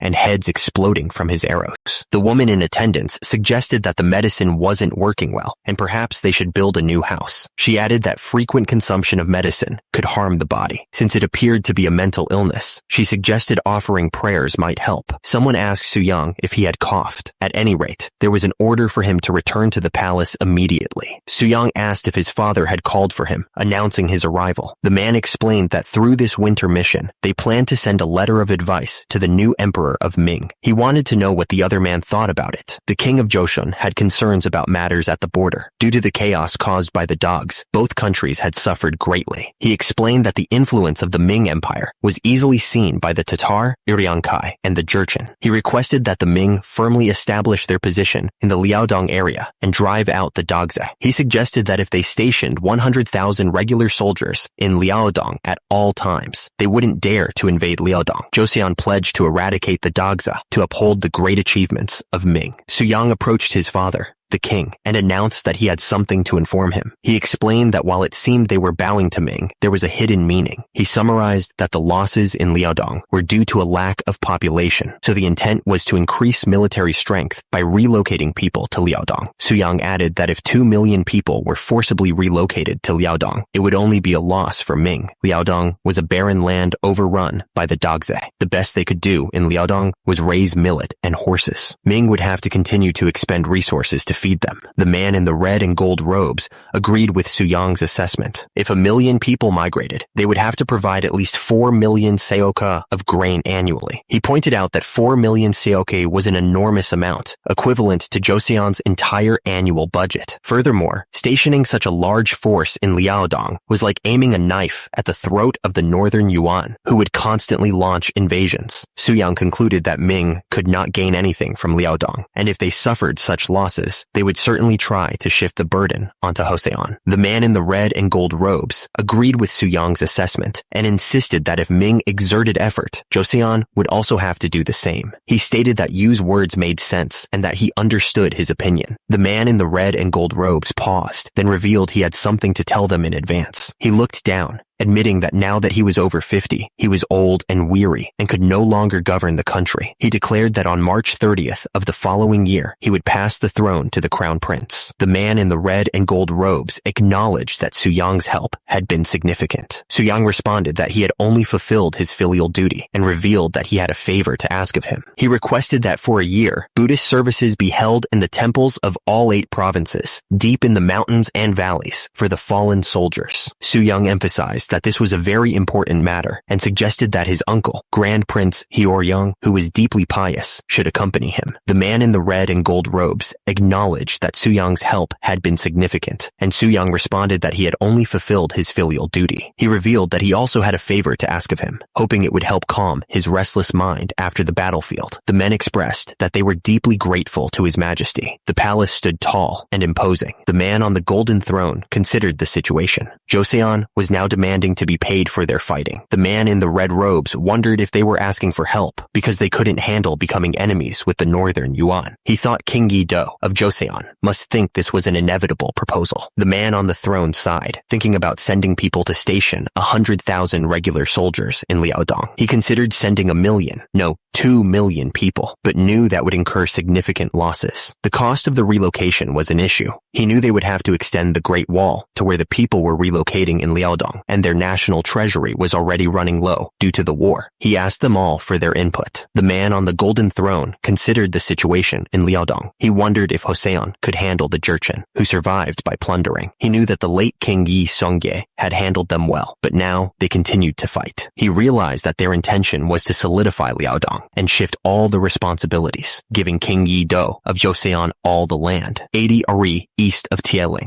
The kneeling man in red robes looked up, shocked by the proposal. "Your Majesty," he exclaimed. The man on the throne explained that upon dealing with numerous northern tribes, including the Jurchen, they would eventually be exhausted. The man on the golden throne ordered that a reply be prepared to send to Joseon. Thus, a new wind began to blow again. On March 1st, 1450, a grand ceremony was held. The fourth king of the Joseon dynasty, Munjong, ascended to the throne. While everyone was celebrating, there was one person who wasn't happy. The elderly man, Huang Hui, was barely able to stand. He lamented that despite the change of kings, he, at the age of 80, was still not allowed to resign. He wondered if he should ask the retired king once again for permission. The next day, Huang Hui requested retirement from King Sejong, who had become the retired king, but his request was denied once again. Deep in the forest, a man wearing a traditional hat seemed to be observing something. The man muttered that the king was using him as a counterweight and that he had a wicked heart. Su-young asked if it wasn't good to make the body strong, which caused the other man to call him an insolent brat. He retorted that if he kept getting stronger, he'd claim he could deflect blades with his abs, which Su-young thought was a bit excessive. The man in the traditional hat claimed there was something similar to deflecting blades with abs. He explained that some people train their abs by hitting their bellies with a rolling pin. The scene shifted. The other man retorted that saying something like hitting with a rolling pin out of nowhere made it seem like his mental illness was cured. He recalled spending enjoyable times visiting famous temples with Grand Prince Hyoryong. Su-young revealed that he had donated new millstones to the temples. Since temples made a lot of tofu, they used millstones quite a bit. He had used the old millstones to make dumbbells, which turned out quite decent. And since these were light, high repetitions were the answer. He continued, if the Buddha statues looked too clumsy, Grand Prince Hyoryong would ask you what he thought of the Buddha statue. Su-young was furious, noticing a crack in the Buddha statue. He couldn't stand it any longer and demanded that someone be called to make a new one. He declared that they would call someone to make a luxurious Buddha statue, and he would be the model for the 4 heavenly kings statue, no exceptions. He thought to himself that it was very good. Su-young was pleased that the 4 heavenly kings statue should be like this. Feeling at ease, he noted that it wasn't just a 4 heavenly kings statue, but a muscular, imposing 4 heavenly kings statue. Time passed, and it was soon the month of April. Su-young received a letter stating that his older brother was sick, which surprised Joseon. He pointed out that Su-young's older brother was also his great uncle, and he couldn't understand how such a healthy person could become ill. The man looked grave. He explained that the older brother had damaged his 2 front teeth, which had deeply saddened him. Since then, he had only been drinking, causing his health to deteriorate. Joseon agreed that teeth were one of the 5 senses, so it was understandable that he was deeply saddened. He added that he was nearing 60 and feared what would happen if his teeth were to go bad, then declared he could read faces quite well. They set off at a run. The man in black and red robes questioned why Su-young was doing this when there was perfectly fine advice to follow, pointing out that he had only taught Grand Prince Hyoryong simple exercises and bodyweight training. Later, the man on the left declared that the talk of face reading had made him curious to see his own fortune and asked if Su-young knew someone who could do it. He suggested they go to Gangneungsa Temple instead of Woljongsa Temple, as he knew a very skilled person. The man in the straw hat had learned from Hamheo and monk Jacho. The man in the black hat asked how it went with the fortune teller, wondering if he was as skilled as rumored. The man in the lilac robe was excited, declaring that the rumors were true. He insisted that the man in the black hat should go see him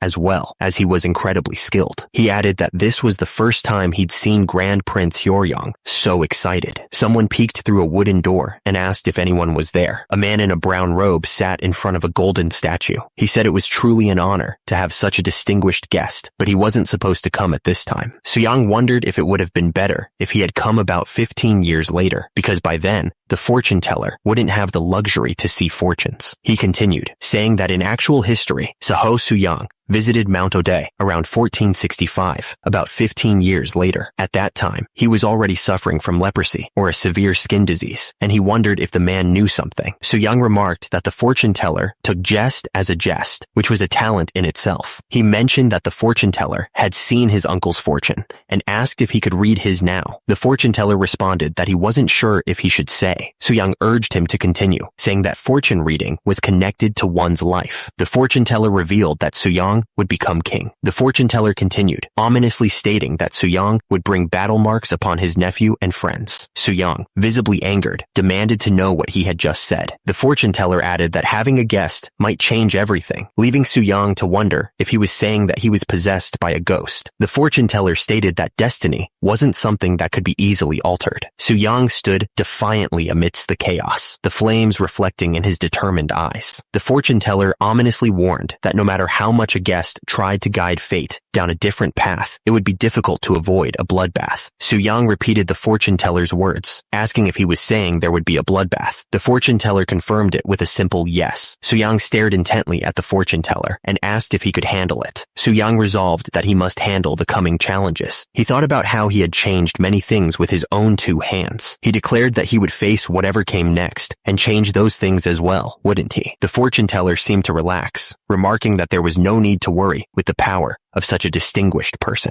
The man in the red and gold robes stared intensely. Soo-young knew that he must do everything in his power to change the future. He thought of all the things he had changed with his own two hands. He knew that he would surely create a new future, different from before. He clenched his fist, ready to face whatever came next. Yang walked down the path, his physique dwarfing the men in front of him. One of them asked if he came from the north. The man's eyes widened, recognizing him. He realized that this person was Grand Prince Soo-young. The bald man kneeled before Soo-young, stating that it was an honor to meet him and asking what would become of him if he kneeled here. The man thought that Soo-young was like a divine general, a warrior of the heavens. Soo-young stood in the courtyard, the elderly man beside him, looking up in awe. The bald man commented on Soo-young's remarkable physique, then asked if he was one of the disciples. He clarified that those who had properly learned the immortal body training exceeded 2,000, and that there were also so-called Taoists, but they wouldn't call them disciples. The man clasped his hands together, thinking that if he could learn under someone like Soo-young, and if those individuals passed on their teachings to others, he imagined that soon all Koreans would begin to grow stronger. The bald man looked up at Soo-young, declaring that in the north, strength was the only answer. He added that even if it was too late for him, his son must not have any regrets. He asked Soo-young if he would consider taking his son as a disciple, offering to make his sacred preparation that autumn and report to His Majesty, who he was sure would approve. The bald man was overjoyed at the prospect of his son becoming a disciple of the king's brother, thanking Soo-young profusely. Soo-young thought to himself that the chief might not be worth teaching, but his children certainly were. He revealed that he had already discussed this matter with his elder brother. He wondered if they would be able to understand the martial body training, since they didn't even know how to read or study Confucian classics. Soo-young reasoned that even if they didn't teach the Juchin chief, if they took in his children and taught them, their tribe's successor would, in essence, become one of their own. Soo-young explained that he wouldn't let the opportunity slide, not after a 10-year-old spent 7 years learning Hangul, classical Chinese, and the 4 books and 5 classics, followed by years mastering the martial body training. He intended to encourage them to take the imperial exam. He added that his elder brothers would create a foreigner's imperial exam specifically for the barbarians, so they could have the body of a Jurchen, but the mind of a Korean. The bald man asked if he could ask something, mentioning the rumor that Soo-young had defeated the Taisun Khan in the north. Soo-young confirmed that he had crushed him.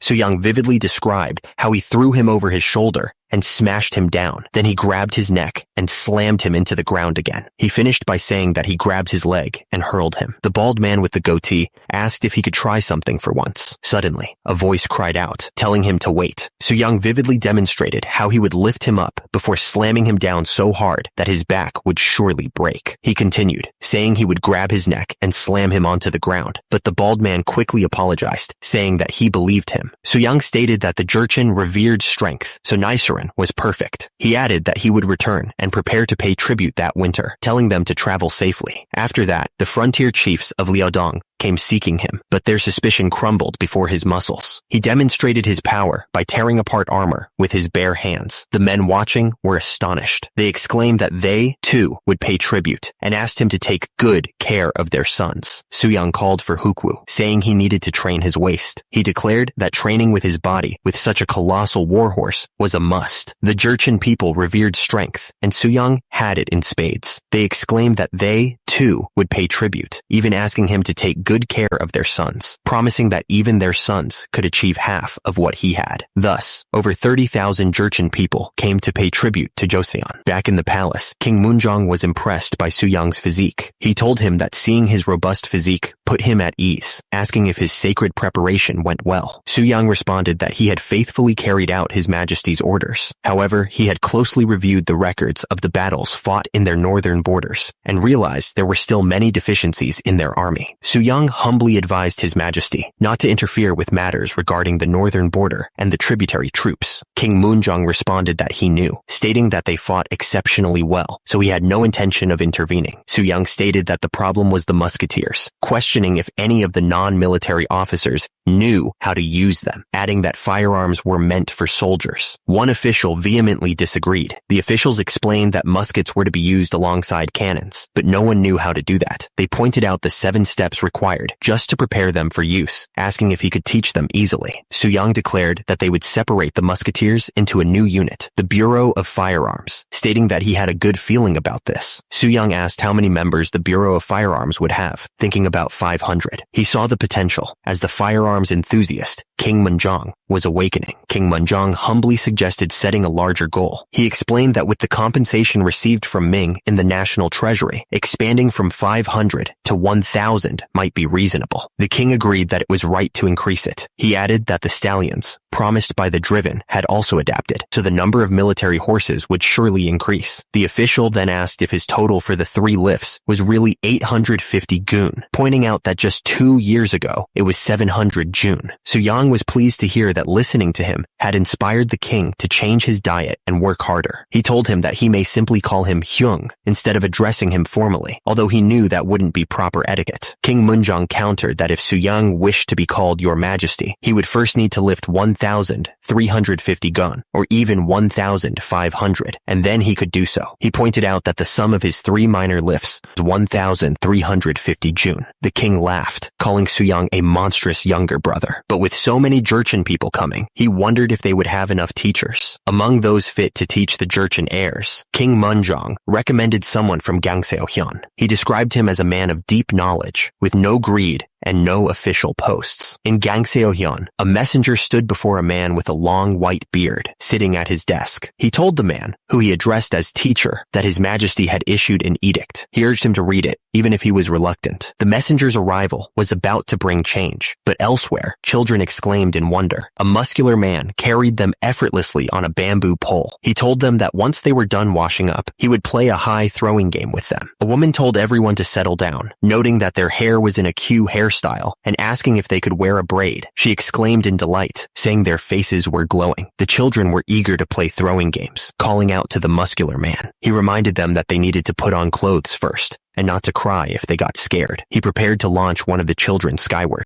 With a mighty heave, he sent the child soaring through the air. The men held the sheet taut as the child began to fall back to earth. Soo-young laughed as he sent the child skyward. He declared that this was how he would crush someone like Taisun Khan. One of the men wondered if Soo-young was even human. He realized that with this method, he could serve both his father and mother at the same time, doubling his filial piety. A young boy looked up at Soo-young, wondering when he would ever become like like him. Suyang told them that they would begin their training at 16, once their bones were fully set, and until then, they should listen carefully to their instructors. The students agreed. One of the men wondered what he was eating, complaining that it was bland and dense. Suyang told him to eat a lot of the meat, as it was essential to building a frail body like his. He then ordered them to go on a simple 10-li run. Suyang looked up, startled by the sudden commotion. He was disappointed that he had just gotten into his reading. An older man watched the Jurchen children, impressed by their skill. He exclaimed, "Oh my, this Jurchen kid is quite skilled." He wondered if this method could really improve learning. An uniform was thrust forward. He was instructed to put it on and follow, as they would test him on what he had learned that day. The man in blue robes looked nervous. He protested that they had only studied for one shikken twice that day, wondering how he was supposed to memorize all of it. He was warned that if he made mistakes, it would affect his progress in martial body training. He questioned what that even meant, and was told that martial body training started with 3-part training: chest, abs, and triceps, then back and biceps. He was informed that since it was his first time, he would lift 40 gun for 3 sets, focusing on shoulders and lower body. He was told that was if he didn't make any mistakes. What? The men continued to walk, leaving him behind.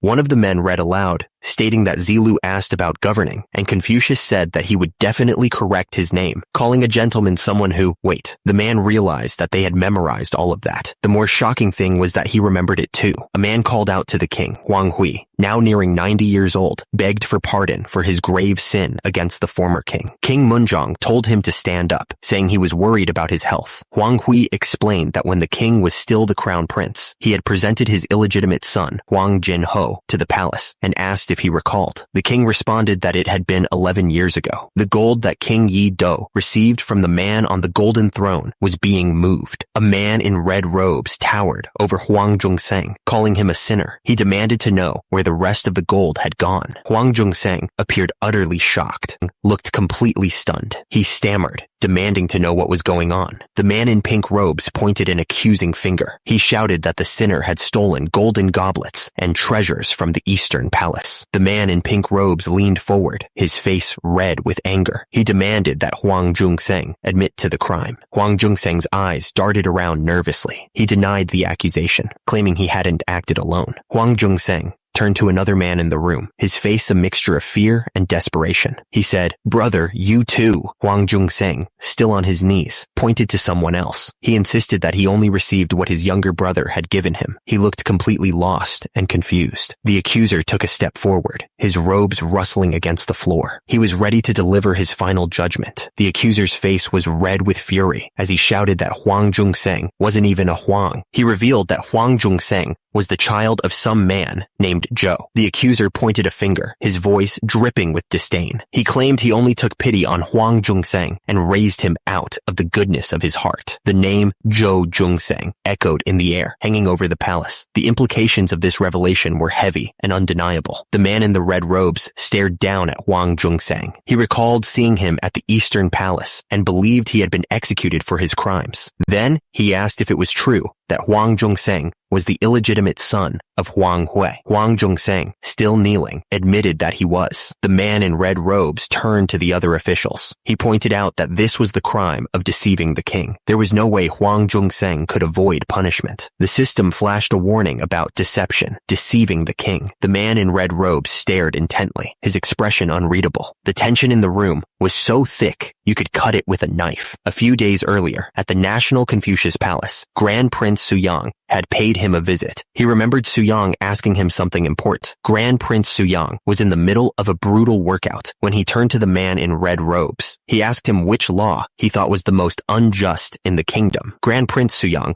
listened as the man spoke about loyalty. He said that even orchids in flower pots grow toward the sunlight, and that the loyalty of illegitimate children is no different from that of legitimate children. The man continued, mentioning that below his younger sibling was someone named Ma Il-yong. He didn't explain who that was, though. The man smiled as he spoke of Ma Il-yong's talent, but he added that Ma Il-yong was an illegitimate son. The man went on, saying that the orchid is a fine metaphor for a man of noble character. However, human greed knows no bounds. The man told Suyang that if both illegitimate and legitimate children attain office, the complaints of the legitimate ones will increase. He seemed worried about the potential fallout. The man with the beard looked down, a slight smile on his face. "Don't worry," he said, his voice calm and steady. The words seemed to hang in the air, heavy with meaning. Elder statesman Huang Hui would be the catalyst, it was decided. Indeed, the man in the ornate robes looked up, his expression one of reverence. "Your foresight, father," he murmured, clearly impressed. The older man looked down, his face etched with concern. It was King Taizong who established these laws to maintain order in the nation, he explained, his voice heavy with the weight of history. Tears streamed down the old man's face as he spoke, his voice cracking with emotion. "Yet this old man is now near death," he cried. "I confess my lies, so please abolish the discrimination against illegitimate children." King Sejong sat on his throne, his expression unreadable. He simply said, "Very well." Huang Zhongseng's face twisted in anger as the words hit him. He had been stripped of his office, his power gone in an instant. Then the order came. Huang Zhongseng was to go to the Sagangung Palace and seek forgiveness from the former king. He was stunned. King Sejong looked down at Huang Zhongseng. "Because you have members of the modern palace," the king said, "I will not punish you." Huang Zhongseng could barely believe his ears. The king's mercy was immeasurable. One of the men watching spoke up, questioning the king's decision to treat the crime of deceiving the king so lightly. "Is this truly right?" he asked, his voice laced with concern. King Sejong sat there, looking thoughtful. He wondered out loud, asking how illegitimate children were born in the first place. One of the men in the blue robes spoke up, explaining that these children came from lowly backgrounds, as if that explained everything. King Sejong continued to probe, asking if those of lowly status could even refuse their master's demands. The two men in blue robes looked uncomfortable, like they knew where this was going, but didn't want to say it out loud.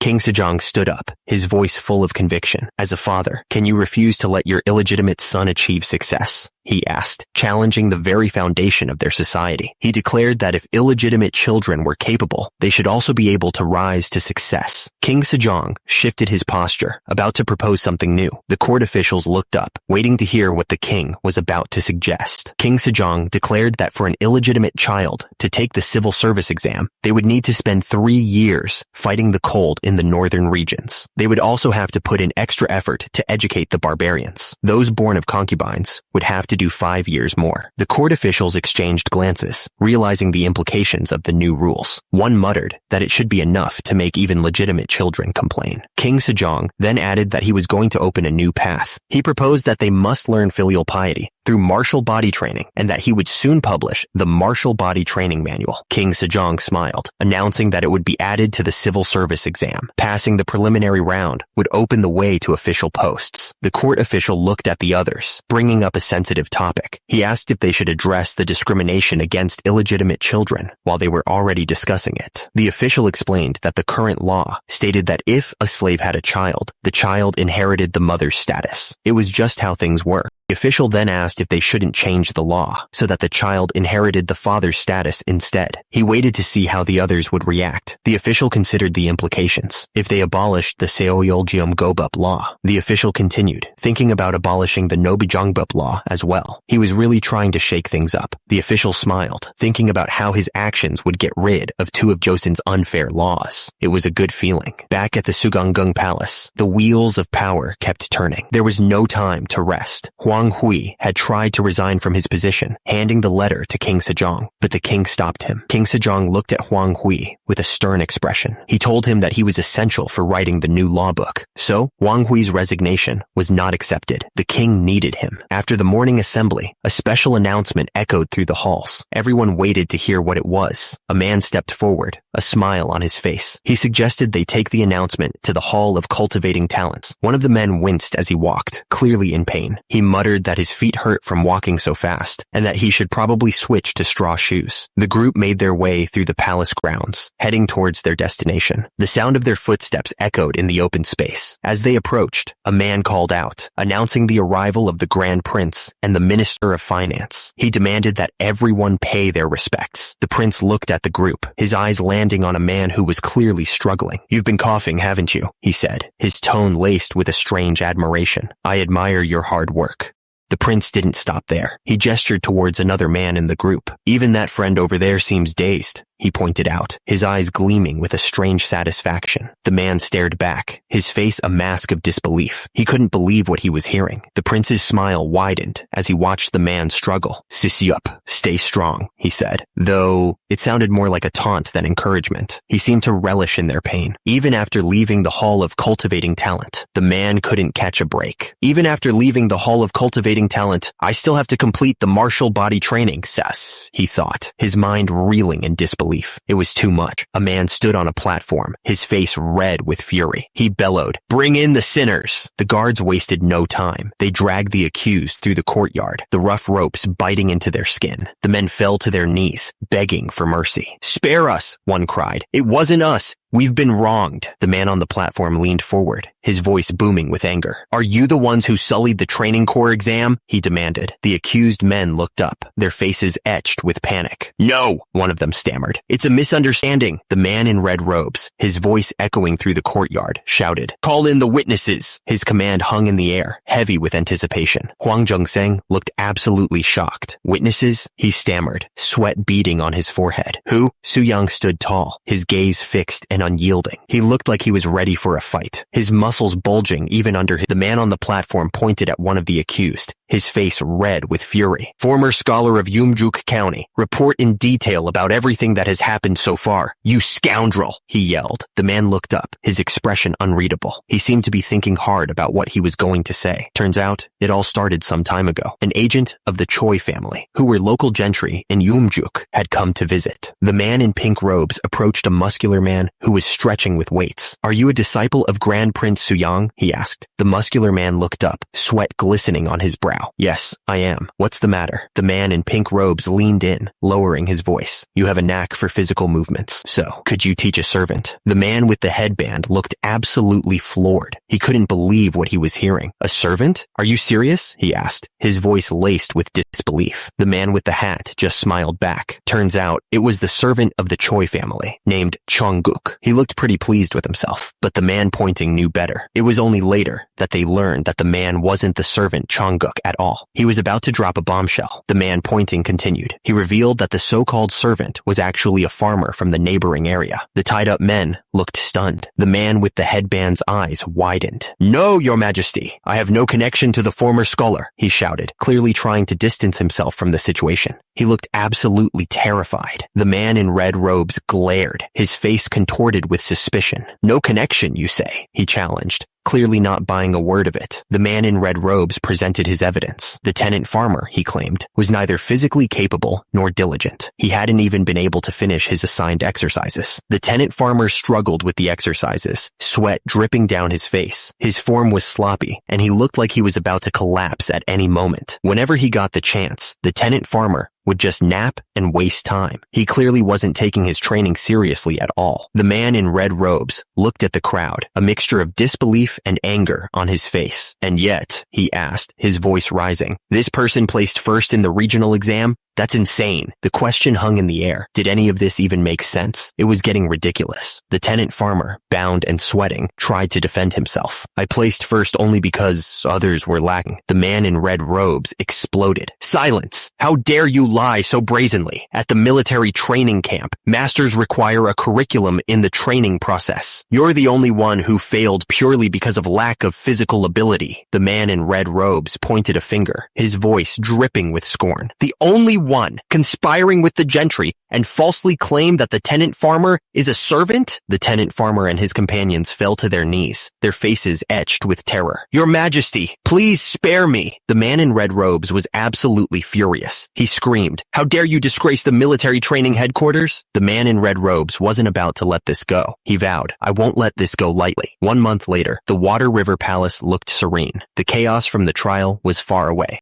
Su Yang sat with some officials at the table. He said, "Everyone thinks I raised the salaries for the household registry survey because of that incident." Su Yang smiled, holding up his cup. "But actually, it's groundwork to prevent misconduct through the Nobuyongbuk law." Su Yang paused mid-meal, looking completely caught off guard. He wondered what he had just heard. Su Yang smiled, clearly pleased with himself. He thought to himself that if even you didn't know his plan, he must have done a good job concealing it. Su Yang began to explain the history. He went back to the reign of King Taejong, when the Nobuyongbuk law was first put in place. Back then, female servants would have children with any free man. They then tried to send their children to other households, which nearly depleted the government-owned slaves. Those who sought to increase the numbers of slaves used their servants to assault free women. It caused unimaginable chaos. The men below begged the king to step in with his wisdom. They were desperate for him to make a decision. Eventually, King Taejong had no choice but to enforce the Nobijongmabub law. It was a law ensuring a child's status as a slave was determined by the mother's status. But if this happens, what then? Someone poured a drink into a cup. It was a quiet moment, a brief pause in the tension. The man holding the drink said that if there's a census register for slaves, any abuses could be identified and punished severely. He looked confident as he spoke. Grand Prince Suyang held his cup, his expression serious. He wanted to know what they planned to do with those who broke the new law. A voice answered with a single word: exile. The men sat in silence, the weight of the decision hanging heavy in the air. Grand Prince Suyang continued, explaining that they'd be punished by relocating their homes to the northern regions. He added that the lands they left behind would be worked on by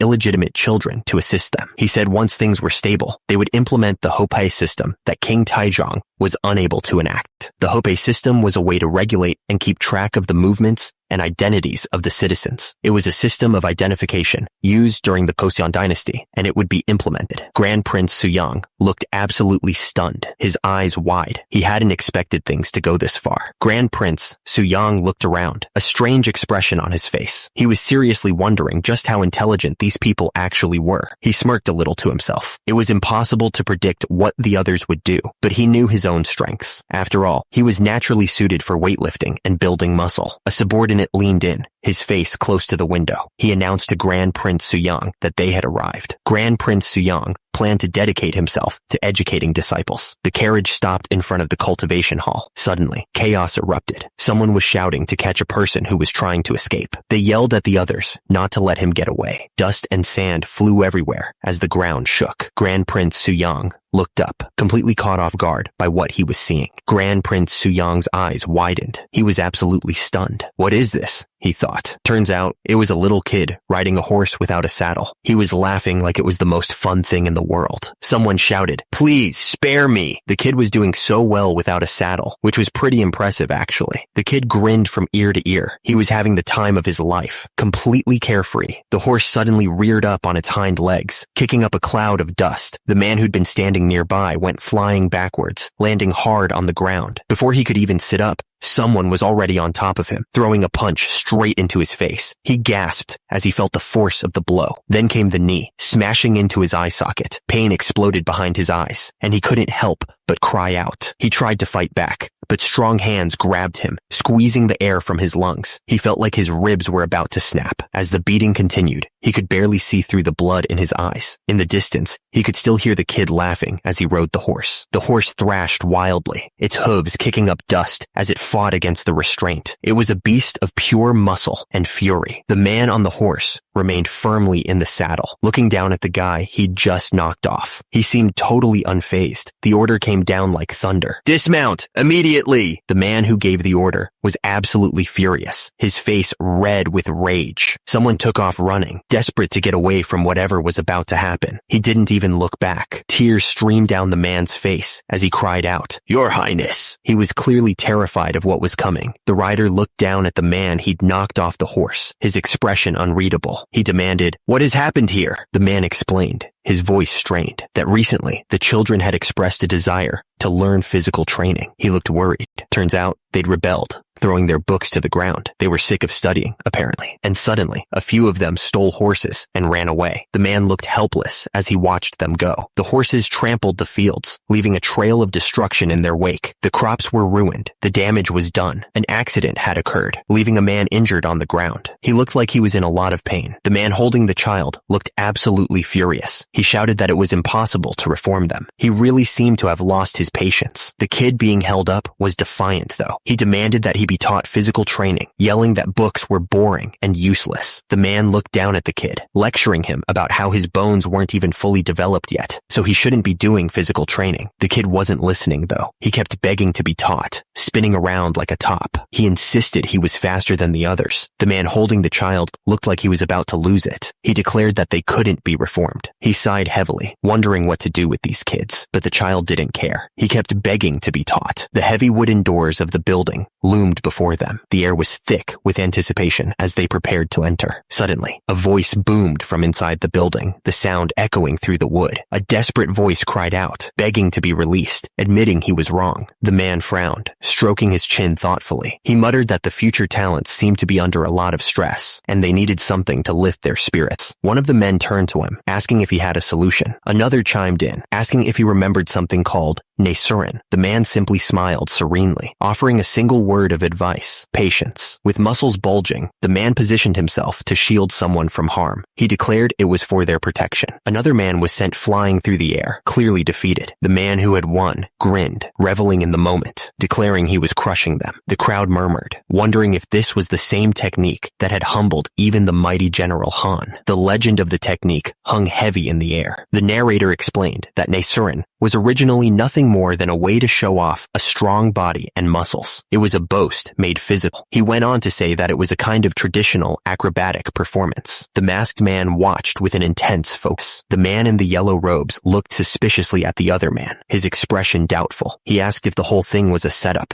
a performance. The man in the red robes grinned widely, his eyes crinkling at the corners. He said that it might be a good way to boost the children's morale, and beckoned them to come closer. The three men leaned in close, their heads nearly touching. The sound of their robes rustling filled the air as they huddled together. The two men's eyes widened in disbelief, their mouths agape. They were clearly shocked by whatever they were seeing. Meanwhile, the Chuseok festival was in full swing at Baedadong. An announcement rang out, declaring that His Majesty, the retired king, and Prince Hyoryong had arrived. The man looked around at the setup, his eyes scanning every detail. He commented that it seemed like the event was well prepared. The man turned his attention to the young boys, a curious glint in his eyes. He asked them, since they were descendants of the Jurchens, how their learning had been going so far. The boys glanced at each other nervously, fidgeting under the attention. One of them finally spoke up, his voice hesitant, as he said that it was interesting. The man chuckled softly, patting one of the boys' heads in a comforting gesture. He said that it didn't seem like it had been going well, but that it was natural, since everyone felt that way at that age. The talk around the Chuseok festival was that Suyang would be showing Nisurin later that day. The town square was buzzing with anticipation, all eyes drawn to the makeshift fighting ring. A voice echoed through the crowd, encouraging everyone to enjoy the show. Two men stood together, discussing the upcoming event. One of them said that Nisurin was supposed to be some kind of play or performance. The man carefully poured a drink, his expression clouded with concern. He wondered aloud if his elder brother would be attending. The man continued to pour the drink, a worried look on his face. He mentioned that he had heard Prince Yangyang hadn't been feeling well recently. He lowered the cup, thinking it would be good for Prince Yangyang to practice some self-discipline as well. Maybe that would help him feel better. From high above, the layout of the building was clear. People bustled around inside,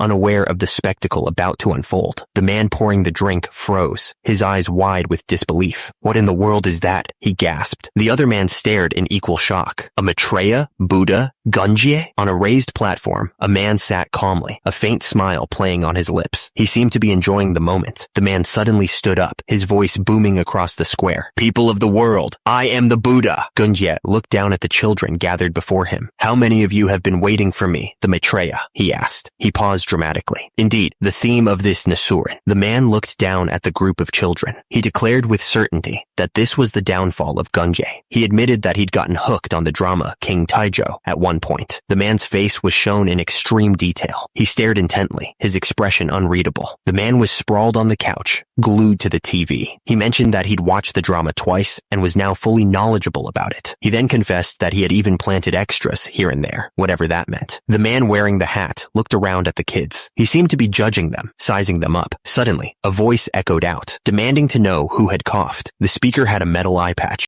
The overseer turned his head slightly, looking around at the children. He seemed annoyed by the interruption. A voice boomed out, accusing someone of having a mind full of evil spirits. The attacker swung a spiked club at the overseer, ready to strike him down. The overseer screamed, begging for his life to be spared. The overseer looked absolutely furious, his face red with rage. He demanded to know who dared to interrupt his clairvoyance with a cough. The man holding the children stepped forward, his voice booming with anger. He warned the overseer that he would not lay a hand on the children. The overseer turned back towards the man, his expression hardening. He ordered him to stop at once, his voice laced with authority. Two soldiers in armor stepped forward, their faces filled with outrage. They declared that they could no longer watch his tyranny, questioning how someone like him dared to call himself Maitreya. Two floating heads appeared, looking utterly embarrassed by the scene unfolding. One admitted that this was so embarrassing, and the other agreed. The children all stared up, their eyes wide with surprise. One of them shouted for everyone to look. A voice boomed out, declaring that what was about to happen was the true mark of the Maitreya. Suddenly, a massive bicep flexed, bulging with power. The crowd was stunned as Gunye shouted, "Haya!" The chest muscles rippled, catching the light. Gunye shouted that this was compassion. The voice declared that this was overflowing grace, leaving everyone confused. Gunye struck another pose,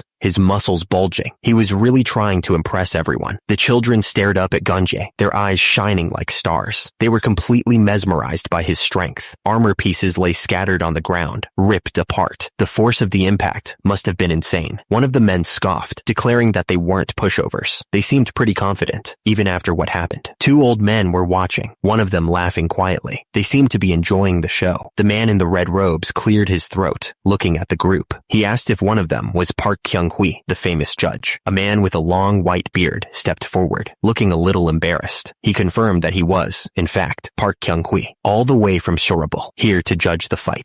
Gunye grinned, looking at Park Kyung-hui. He declared that he would leave the fight to the judge, then stepped back. A heavy wooden mallet was raised high, ready to strike. The air crackled with anticipation. Gunji got into a fighting stance, muscles tense and ready. He was a coiled spring, waiting to be unleashed. Gunji tensed every muscle, ready to unleash a brutal strike. He was about to show Park Kyung-hui just how serious he was. Gunji shouted at Park Kyung-hui to come and defeat him with his so-called clairvoyance. He looked absolutely confident. Gunje lunged forward, his muscles straining. He was about to deliver a crushing blow. Gunje pinned Park Kyung-hui to the ground, laughing. He declared that Park Kyung-hui was so weak that he didn't even need clairvoyance for this. Gunje raised his fist, ready to strike. He sneered that he would teach Park Kyung-hui a spell to escape suffering. Gunje crashed hard against the wooden floor, the air knocked out of him. He was completely helpless. A powerful chant echoed through the arena, filling the air with its ancient sound. It was a mantra of immense power.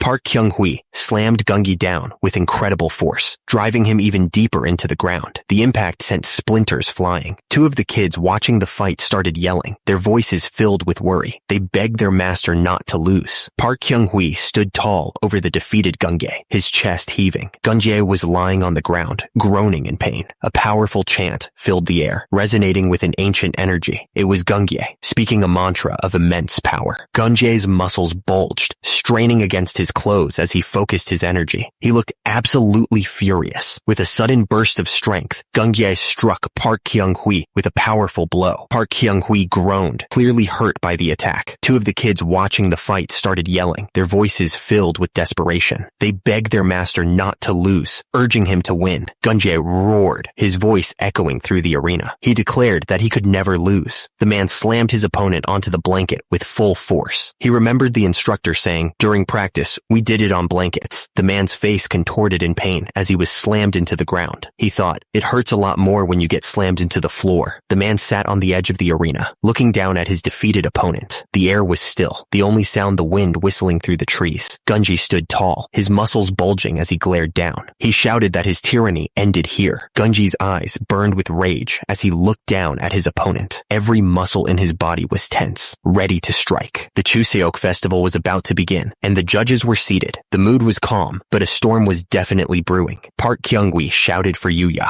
The challenge had been issued.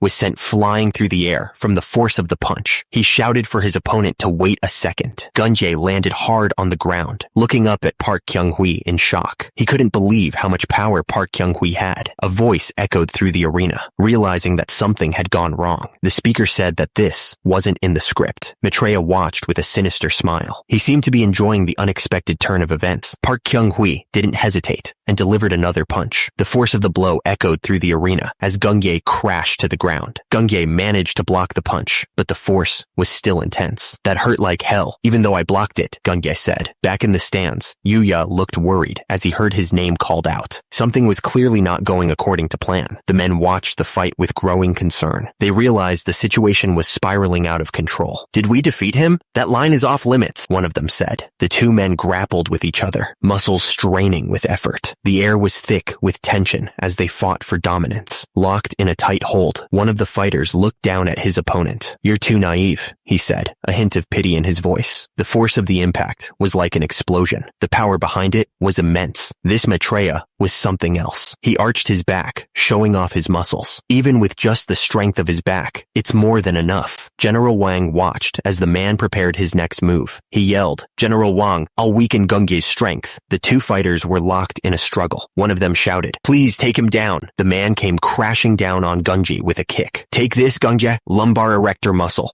So tasty, so eatable, Ming," he yelled. Gunjae crashed to the ground, the force of the kick sending a shockwave through his body. He groaned in pain, struggling to regain his composure after that savage blow. The man in the red robe looked absolutely shocked. He yelled, "This is foul play! Park Kyung-hui, what on earth are you doing?" The man in the black hat looked even more surprised. He stammered, "It made contact. Substitution approved." From above, the arena looked like a tiny stage, surrounded by rows of silent observers. The tension was so thick you could cut it with a knife. Two kids jumped up and down, cheering wildly. "Master, please punish him. Win! Win!" they shouted, standing tall and looking like he was ready to fight. The muscular man with the top knot announced himself. It was Dark Army General Nungsan. A voice echoed in his head, calm and collected. It said, "For now, let's buy some time." Gunjae, face contorted with rage, pointed a finger. He screamed, "You traitor! You joined hands with Wang Jian and betrayed me!" A thought flashed through his mind. He needed to recover his strength. He was in no shape to fight. The muscular man yelled back, dismissing Gunjae's accusations. "Calling me a traitor would be a waste of breath, you beast. Get lost." Behind him, someone shouted, "Well done." The man in the hat stared intently, lost in thought. You could tell something big was about to go down. One of the fighters yelled, egging the other on. "Come at me," he shouted, grinning like a maniac. The attacker crashed down on his opponent. The force of the blow sent shockwaves through the arena. Pinning his opponent to the ground, the man smirked. "Let's wrap this up now," he said, making it clear who was in charge. He didn't waste any time. He raised his leg and brought it down hard, ending the fight with a brutal kick. Gunjae roared, his face red with effort. He was putting everything he had into this next move. Park Kyung-hui didn't even flinch. He launched himself into the air, spinning like a top. His kick was aimed right at Gunjae's head. The two warriors crashed to the ground, landing hard. Both of them were out cold, not moving an inch.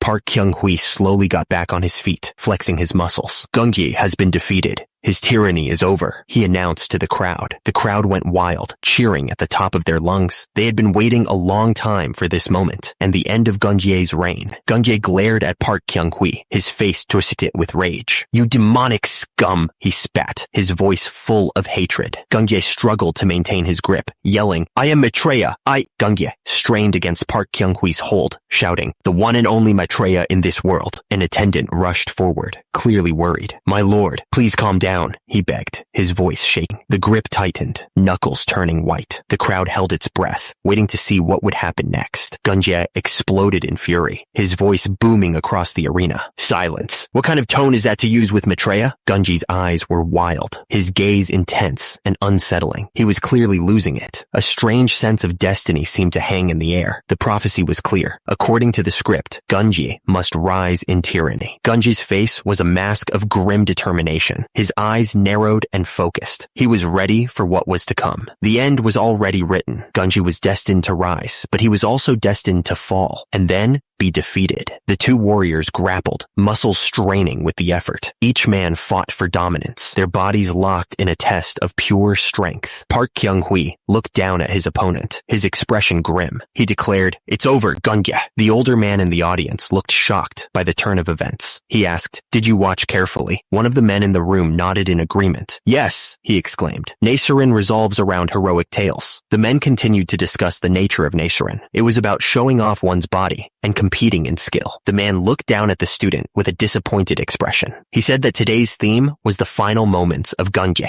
but it was clear the student hadn't studied up on it. The boy looked up, confused. He asked if Gunji was that crazy monk he'd heard about. The voice continued, explaining that if he actually learned from the studies he hated so much, he'd actually enjoy Nichiren even more. The boy looked down at the book with distaste. He complained that he hated studying, though. The voice responded, pointing out that his masters, too, had fully mastered the 4 books and 3 classics. The man in front smiled, telling the other that they could start the martial body training afterward. The man behind him grinned in anticipation, clearly excited about the prospect. The student replied immediately, saying that even so, he wanted to learn quickly. He seemed impatient to get started. The man at the desk looked up, asking how much he needed to study. He was clearly trying to figure out how much work he was in for. The instructor smiled, explaining that they needed to study until they were 16. He added that they could begin the martial body training 5 years from now. The instructor asked if they would all study diligently. A chorus of voices responded with a resounding, "Yes!" The man kneeled low, bowing his head in apology. He said he was deeply sorry for causing them any concern. The man with the beard admitted he'd been on edge the whole time. He added that it must have been embarrassing for Shimidesa, who had come with them. The man with the beard bowed again, saying, "Amitabha." He explained that he'd apologized right after it was over, and supposed he'd have to make a big donation later to make up for it. The man looked up, asking where the other had read about the insane monk Gunye. He seemed curious about the source of the information.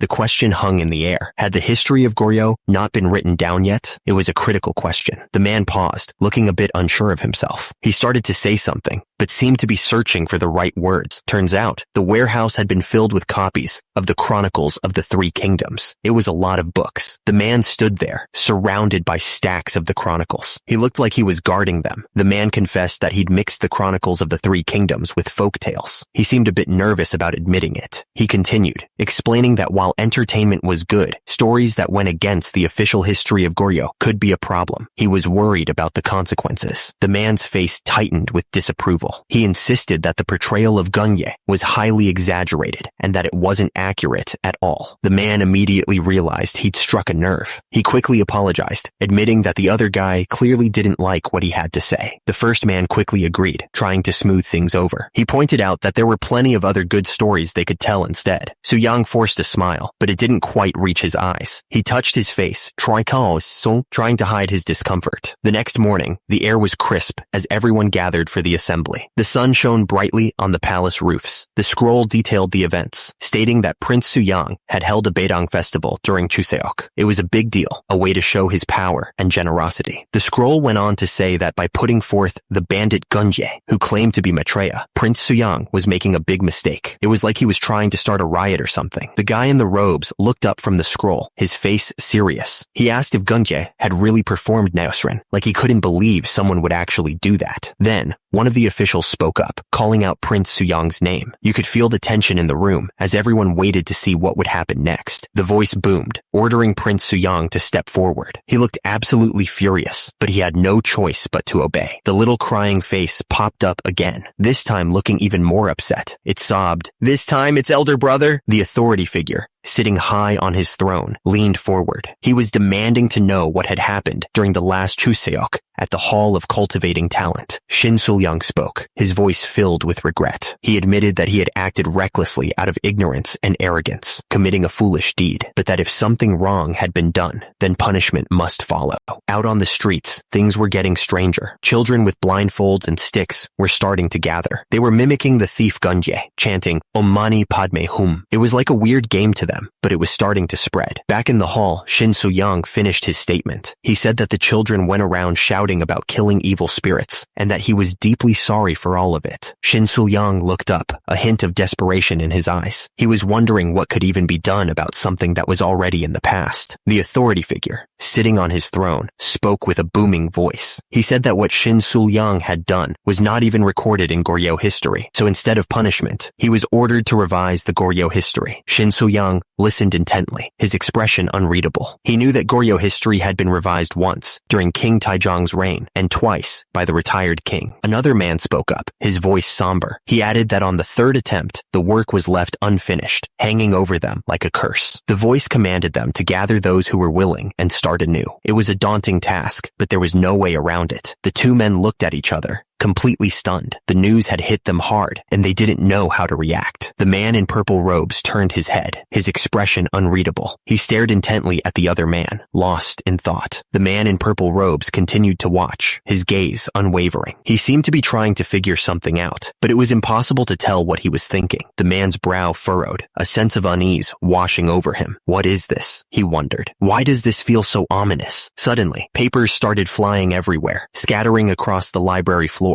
The ominous feeling only intensified, as if something terrible was about to happen. Soo-young stared at the massive stacks of documents, his eyes widening in disbelief. Is this all of Goryeo history? He asked, overwhelmed by the sheer volume of information. Another man looked over at the mountain of documents, his brow furrowed in concern. Are there other prior compilers? He wondered, clearly worried about the task ahead. One of the men pointed to the others, explaining the situation. Kwon Ram is busy writing other books. Kim Ujong, the Goryeo history manuscript, consists of 139 volumes. Who knows how many years it will take? Soo-young stroked his chin, lost in thought as he considered the implications of the situation. The weight of history seemed to press down on him, making him feel uneasy. Soo-young looked down at the ancient texts, a sly grin spreading across his face. For someone who majored in history, this is a convenient situation, he mused, seeing a chance to put his knowledge to good use. The man beamed, holding up the documents with a confident grin. At most, it will take 2 years. At minimum, it can be done in 1, he declared. The two men stared at him, completely surprised by what they heard. What? One of them asked, clearly not expecting such a quick turnaround. The system displayed a diagram, breaking down the revision process. It explained that the manuscripts weren't incomplete, but were already being reviewed for revision, with only the secondary sources needing verification. The man instructed them to arrange the manuscripts in order first. He added that the writing and compiling could be done later. Soo-young's hand touched his shoulder, a look of concern on his face. But it seems you are entirely neglecting physical training while focusing only on reading, he warned. The man on the left scratched his neck nervously.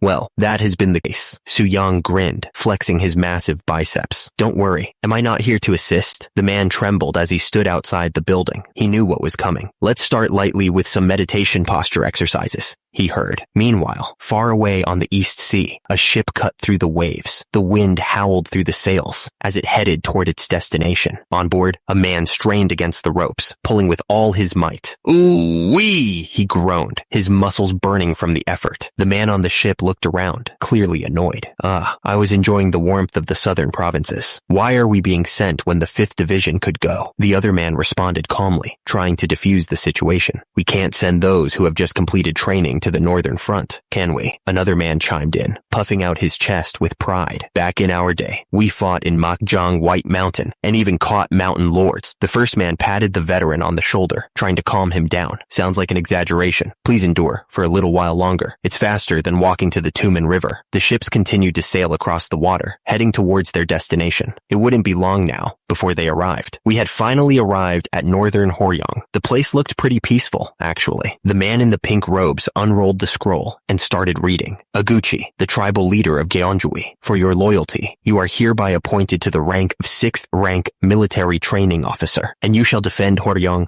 and follow the orders of His Majesty. Aguchi looked a little nervous, like he wasn't quite sure what to say. He stammered, The man in the pink robes seemed pleased with Aguchi's response. He repeated, I will honor His Majesty's command. Aguchi repeated himself, this time with more conviction. I will honor His Majesty's command. The man in the pink robes gestured towards the wagons, making their way down the road. He reminded Iguchi, "His Majesty has bestowed this upon you, so use it wisely." The wagons were packed to the brim, and Iguchi started listing off the supplies. 9 in total. Grains, pots, even cattle. Is that correct? One of the men looked concerned, asking, "Don't we need to farm?" The other man put a hand on his shoulder, reassuring him, "I will send more supplies again in 2 months." The man speaking gave a word of advice. "Organize everything step by step carefully." Iguchi looked surprised by the amount of support they were receiving. He couldn't help but wonder, they're providing this much support? One of the men looked at the list and asked, 300 iron pots? Can you even count? The other man looked absolutely furious. He shouted back, "Do you think I don't know how to count?" The man with the paper corrected him. "It's not 300. It says 400 here." He held up one of the pots, marveling at how well made it was. "The quality is so good. It looks like it could last 10 years without breaking." The man continued to examine the pot, noting the superior craftsmanship. The ones given by the Ming fell apart after just 2 years. One of the men exclaimed that there were 40 bundles of arrowheads. The other man corrected him, saying there were actually 50. One of the men picked up a brick-shaped object, looking at it with curiosity. He wondered aloud if it was edible. He brought the strange brick to his lips, ready to taste it. He immediately spat it out, making a face. "What is this taste?" he asked, wondering if it was medicinal. One of the men stepped forward, looking around at the group. "Is there someone in charge here?" he asked. "We are here to build a house. I am Iguchi, the 6th rank military training officer." The 2 men stood there, looking in the same direction. They were waiting to see what would happen next. Iguchi couldn't believe it. "What?" he wondered. "They gave me an official position, but is it a low one?" The man approached Iguchi, greeting him as the training officer. Iguchi replied that they needed more manpower to build the house, so he requested a few laborers. The other man assured him not to worry. They had plenty of people. Iguchi turned to another man. "Hey," he said, "gather up some strong workers." Iguchi pointed towards the trees. "Help with cutting and carrying the wood," he ordered. "There are good trees over there." Iguchi stared ahead, a thoughtful look on his face. He was starting to think this wasn't just some fake title they gave him. A few weeks later, Iguchi arrived at the construction site. He looked around, checking on the progress. "Is everything going well?" he asked. One of the workers looked at Iguchi with a smile. "The wood has dried and is sturdy," he replied. "We're building it solidly, so don't worry." Suddenly, the worker screamed in terror. The worker pointed up in horror. "Mountain Lord!" he yelled, as a giant tiger paw crashed down. The worker screamed, pointing up at the enormous tiger. The Mountain Lord had arrived, and he looked absolutely massive. The worker pointed in terror at the enormous tiger. "It's the Mountain Lord," he yelled. The other workers scattered, shouting, "Why has the Mountain Lord come all the way here?" Someone noticed the arrows sticking out of the Mountain Lord's fur. "It's been shot by an arrow?" he shouted. The men realized the Mountain Lord had been running from someone. "It seems it was attacked and chased down here," one of them said. "Quickly, get to safety." Iguchi, the 6th rank military training officer, watched the chaos unfold. He looked a little surprised. One of the workers grinned, flexing his arms. "Well," he said, "today must be the day we eat Mountain Lord meat." The feeder tore into the meat like a wild animal, teeth bared, drool dripped from his mouth as he devoured the chunk of flesh. The 6th rank military training officer held up a piece of roasted meat, smiling. "The Mountain Lord, Sir Military Training Officer, do you have any spare seokgum?" he asked. The robed man threw his hands up, looking apologetic. "We've already used up all the seokgum we brought," he announced. The questioner looked completely lost. "Seokgum?" he asked, tilting his head. The washer scrubbed vigorously at their hair, sending bubbles flying everywhere. They seemed completely oblivious to the chaos happening nearby. The robed man watched as the others washed themselves in the river. "Eating it, you say?" he asked. "It seems Manhwa forgot to explain this to you. Seokgum is an item used for washing the body." The robed man continued. "One piece of this is worth 3 mal of rice." The Sir Military Training Officer looked completely shocked. "What?" he asked. The Sir Military Training Officer held up the seokgum, grinning. "Sir Military Training Officer, you should try it as well. It's excellent," he said. A few days later, the Sir Military Training Officer wiped his brow, panting. "Whew, sweating so much again today," he said, out of breath. The Sir Military Training Officer figured he should probably wash up. He was covered in sweat after all. He stepped into the river, ready to cool off. But then he noticed the water was changing color, like something was mixing into it. Manhwa was already in the river, smiling like an idiot. "Ah, so refreshing," he said, sounding like he was having the time of his life. The system chimed in with a weird message. It was like the stream water had been through some serious stuff. Manhwa and the Sir Military Training Officer were scrubbing themselves with the seokgum, sending bubbles everywhere. They looked like they didn't have a care in the world. 2 months went by. Then, the man in pink robes announced to everyone, "There's a letter from the Hall of cultivating talent. The man in pink robes held up the letter. "Since you can't read, let me read it for you," he said, before reading the letter aloud. "Mother, Father, I'm doing well." The words hit home. A man and woman, listening to the letter, started to tear up, clearly missing their family. The letter continued, "Since I'm not yet 16 years old, I haven't started learning martial body training." Far from the letter's writer, two people were playing badminton. It was a simple game, but it was a good way to pass the time. He reflected on his training, thinking, "I either hit the feather or watch my teacher's internal meditation." The badminton player had tensed his body, preparing for the next move. He looked like he was putting all his energy into it. Nearby, his teacher focused intently, his muscles bulging. He looked ready to explode with energy. The student watched his teacher, thinking, "Someday, I hope to become like my teachers." The two men clashed, their bodies slamming together with a loud thud. The children watching cheered wildly, enjoying the display of strength. The two boys bumped fists, screaming in excitement. They were clearly celebrating a win, savoring the moment. The man looked up, admiring the sheer power of Grand Prince Suyang. He wanted to become just like him. The supplies from Gwangsonggon on Administrative District were late as hell, one of the men complained. He held a letter in his hands, remarking on how precious it was that someone was writing letters. Someone mentioned Jungwon, Administrative District. The name hung in the air. The man's eyes widened slightly, his expression shifting to concern. Something had just clicked in his mind. "I overheard that Gyeongwon Administrative District was a place you could reach by traveling along a mountain path. It was good information to have, in case we needed to go there. Turns out, on horseback, it would take 3 days to get there. That was good to know, since time was of the essence. I also heard that recently, the usage of sukkum had been increasing. I wondered why that was." The man in pink robes spoke up, explaining that they couldn't just wait for supplies to come from Joseon. He asked if it was possible for them to exchange supplies there as well. The man in pink robes agreed, but warned them not to cause any disturbances. He didn't want any trouble. "We finally made it to Gyeongwon Administrative District. The market was full of people trying to buy and sell all sorts of things. They were shouting, trying to get people to come take a look and telling them that they could bargain. Two men were checking out a pelt, but it was in bad shape. One of them pointed out that it had way too many arrow marks on it. Another man was trying to sell a different pelt. He said it was half price and the leopard skin was 3/5. It sounded like he was trying to make a deal. The man grimaced, complaining that whether it was the Joseon people or the Ming people, they all knew how to rip them off. He muttered something about 750 seok. Turns out, seok was a traditional Korean way to measure grains or rice. It was a common unit of measurement back then. The man proposed a price of 750 seok, even including deer antlers. The man in the purple robes argued that the Ming dynasty only paid about 150 seok. The man in the blue robes insisted that no one would offer a better price. The man in the purple robes threatened to find someone else. The man in the blue robes quickly tried to stop him. The man in the blue robes smiled, finally agreeing to the deal. Either way, the money would just be used to buy sokam and iron goods. The man in the purple robes grinned, a sinister look on his face. He offered to sell his goods at double the price, his eyes gleaming with greed. The man in the blue robes gestured impatiently. He demanded the other man bring the goods over immediately. The books were placed on the table. He looked at them closely, wondering what they were. The man in the purple robes held up a stack of papers. He explained that these could be taken to the government office and exchanged for rice, or used to buy other goods at nearby shops. The papers were handed over. The man receiving them said that he understood, but this place was so unstable, you see. The 6th rank military training officer stared down at the stack of papers in his hands. He couldn't believe they were using these scraps of paper as currency. The 6th rank military training officer looked up from the papers. There were a lot of soldiers around. The 6th rank military training officer turned to a soldier standing nearby. He asked why there were so many soldiers around. The question hung in the air, unanswered. Were the soldiers there to protect them, or were they planning to wipe them out if something happened? Another man walked up to the 6th rank military training officer. He suggested that maybe the soldiers were there for both reasons.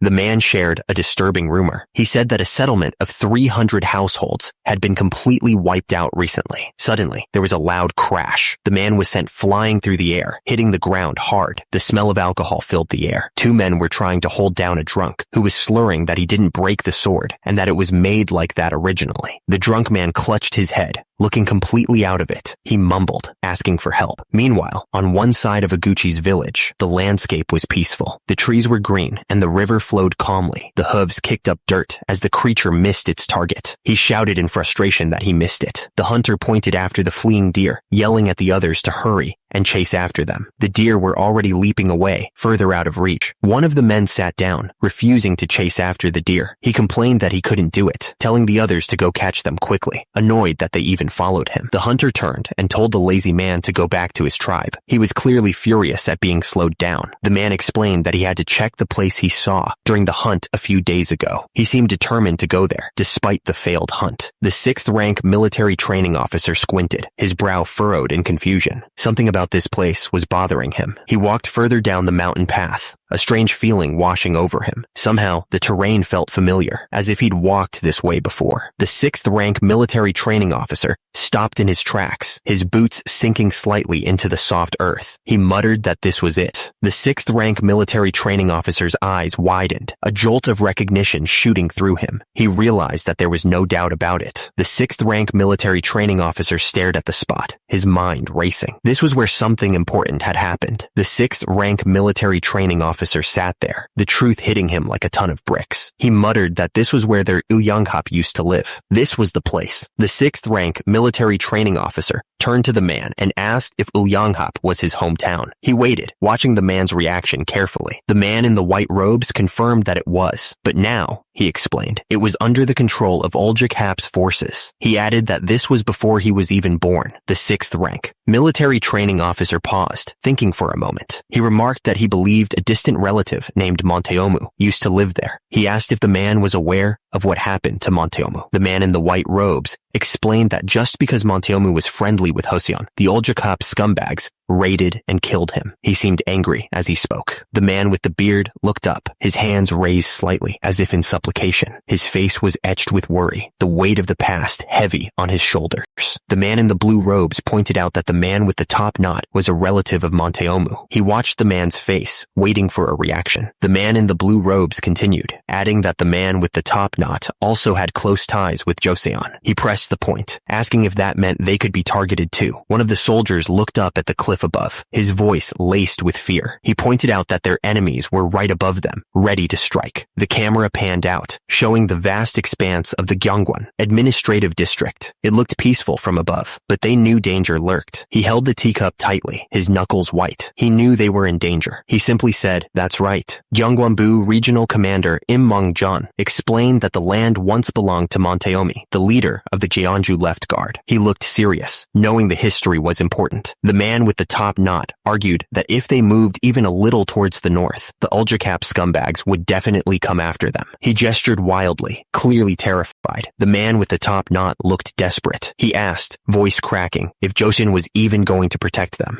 Gyeongbonbu Regional Commander Im Maeng-jeon looked at him sternly. He asked if the man had forgotten what His Majesty had said when they entered the court. The man in the hat stated their duty clearly. They were to subjugate the Haseo Jurchens and the wild Jurchens in the north, no matter the cost. The battle raged on, a whirlwind of steel and fury. One of the men shouted that they might be able to defeat Ulyankap in this fight. Another man looked up, his face etched with worry. He warned that even if they won, the enemy would unite under the excuse of revenge. High on a hill, a group of men looked down at the battlefield. One of them stated grimly that there were 3,000 of the enemy. No, 6,000. Elsewhere, a man stood in a room lined with books. He declared that the country had deliberately stationed them in Horyong. The man's words hung in the air, heavy with unspoken meaning. A voice echoed in disbelief, demanding to know what he had just said. The bald man's eyes widened, and he looked absolutely terrified. He realized the depth of the situation he was in. The man in the hat leaned forward, speaking with a low voice. He told the bald man that Monteomu's son had not avenged his father, but as his relative, he could be the one to do it. The man in the hat continued, saying that their country wouldn't directly get involved, but they would provide legitimate protection. The man in the red robes thought to himself, so that was why they granted him an official position, and showed favor to his tribe all this time. The man in the hat placed his finger on his chin, looking up. He wondered just how many steps ahead the king of Joseon was thinking. The man in the robes explained that the king had ordered the movement of 1,000 soldiers from the military training command. They were going up against the army of Daijong Han, which was no small thing. And not just any soldiers, but the first group to graduate from the military training command. Joseon's finest were on their way to the front lines. Was all of this enough? The question hung in the air, unanswered. The man stammered, "No, He seemed unsure of himself, but then he straightened his shoulders and said with conviction, "Pledging allegiance to Joseon was the best decision of my life." The soldiers were preparing for war, but life went on as usual back at the Joseon Hall of Worthies. Debates and discussions continued within those walls. One of the scholars looked over the documents with a frown. He asked suspiciously, "Are you really going to compile it this way?" He continued, arguing that even though King Cheongnyeol was obsessed with women and didn't care about the country, he still built Sungkyunkwan, which was the base of Confucianism. The scholar didn't think they could just ignore that. Another scholar held up a hand, ready to argue back. But the thing is, a third scholar, sitting with a book, seemed distracted. One of the others told him, "Can you really focus like this? Don't worry." The scholar stood there for a moment, thinking about what to say next. He was clearly trying to figure out the best way to make his point. The scholar looked at the document again, a frown forming on his face. He pointed at the writing and said, "More than that, isn't Myocheong being emphasized too much?" Another scholar chimed in, explaining that Myocheong was a Buddhist monk who had shaken up the ruling class of Goryeo and led the movement to relocate the capital. He added, "It's probably because he was a Buddhist." The first scholar's eyes widened as he processed the information. He realized something important had to be done. He slammed his hand on the table, startling the others. "It must be corrected," he shouted, his voice full of conviction. The voice was demanding a complete overhaul, not just of the text, but of the very way they carried themselves. It was a correction from top to toe, inside and out. The scholar in the red robes looked absolutely floored, his eyes wide with surprise. He shouted, "Yuya!" clearly caught off guard by something. The voice dripped with disdain, questioning the other person's ability to even grasp the meaning of the book. It was a harsh challenge to their intellect. The discussion ended as abruptly as it began, with a hand slamming down on the book. The sound echoed through the room, leaving no room for argument. The man in purple robes sighed, a hint of regret in his voice. "Well, I can read it well," he admitted, then added, "It was my mistake to make you focus only on reading books." The man in purple robes smiled, mentioning that assigning Monteomu's relative to Hoeryong was quite the move. He seemed pleased with the decision, as if it was a clever chess play. Grand Prince Suyang looked down, but his lips curved into a smile. He said that it was nothing compared to the strategies of his father, King Sejong. Turns out, even the seeds that Suyang brought had taken root. The grain harvest was increasing, which was good news for everyone. Someone mentioned that iron production had also increased significantly. It seemed like things were improving across the board. The number of warhorses had also risen in the northern frontier. It was a sign that Joseon was getting stronger. The man in purple robes laughed, saying that at this rate, he should change his posthumous title from Moonjong to Mujong. He seemed to find the idea genuinely funny. But then, the man in purple robes turned serious, pointing out that in Gyeongsang-do, the distribution of iron wasn't keeping up with production. It seemed like a serious problem. Meanwhile, the Minister of Public Works had recently discussed road expansion. It seemed like there were plans to improve the infrastructure. Grand Prince Suyang smiled, saying that he knew exactly who proposed that idea. He seemed to have someone specific in mind. Suyang added that right now, that person should be inspecting the weights and measures in Gyeongsang. It sounded like he was assigning a task or checking up on someone. Grand Prince Suyang smirked, snapping his fingers as if he had everything planned out. He seemed confident that his scheme would work. Meanwhile, miles away, the scene shifted to Gyeongsang. It was a bustling town, full of life and activity. From above, the village looked peaceful, with its small houses and winding streams. You could almost forget the political schemes happening elsewhere. An official, looking absolutely furious, demanded, "Why aren't you using the standard measures designated by the state?" But the local shot back that Gyeongsang had its own customs, and he wasn't about to change them. The local official's face was red with anger as he yelled, "Stop meddling in our affairs!" He wasn't backing down. The man in the orange robes frowned, clearly annoyed. Others couldn't even last a few days before giving up and returning. But this guy, he muttered, wondering why someone was so persistent. The man in the brown robe stepped forward, trying to reason with him. "You'll only suffer losses if you continue this way," he warned, hoping to get through to him. Suddenly, a man with a spiked ball came charging forward, looking absolutely furious. "You insolent fool!" he roared, ready to attack. The man screamed, ordering someone to leave. "Get lost from Gyeongsang at once," he yelled. not about to back down.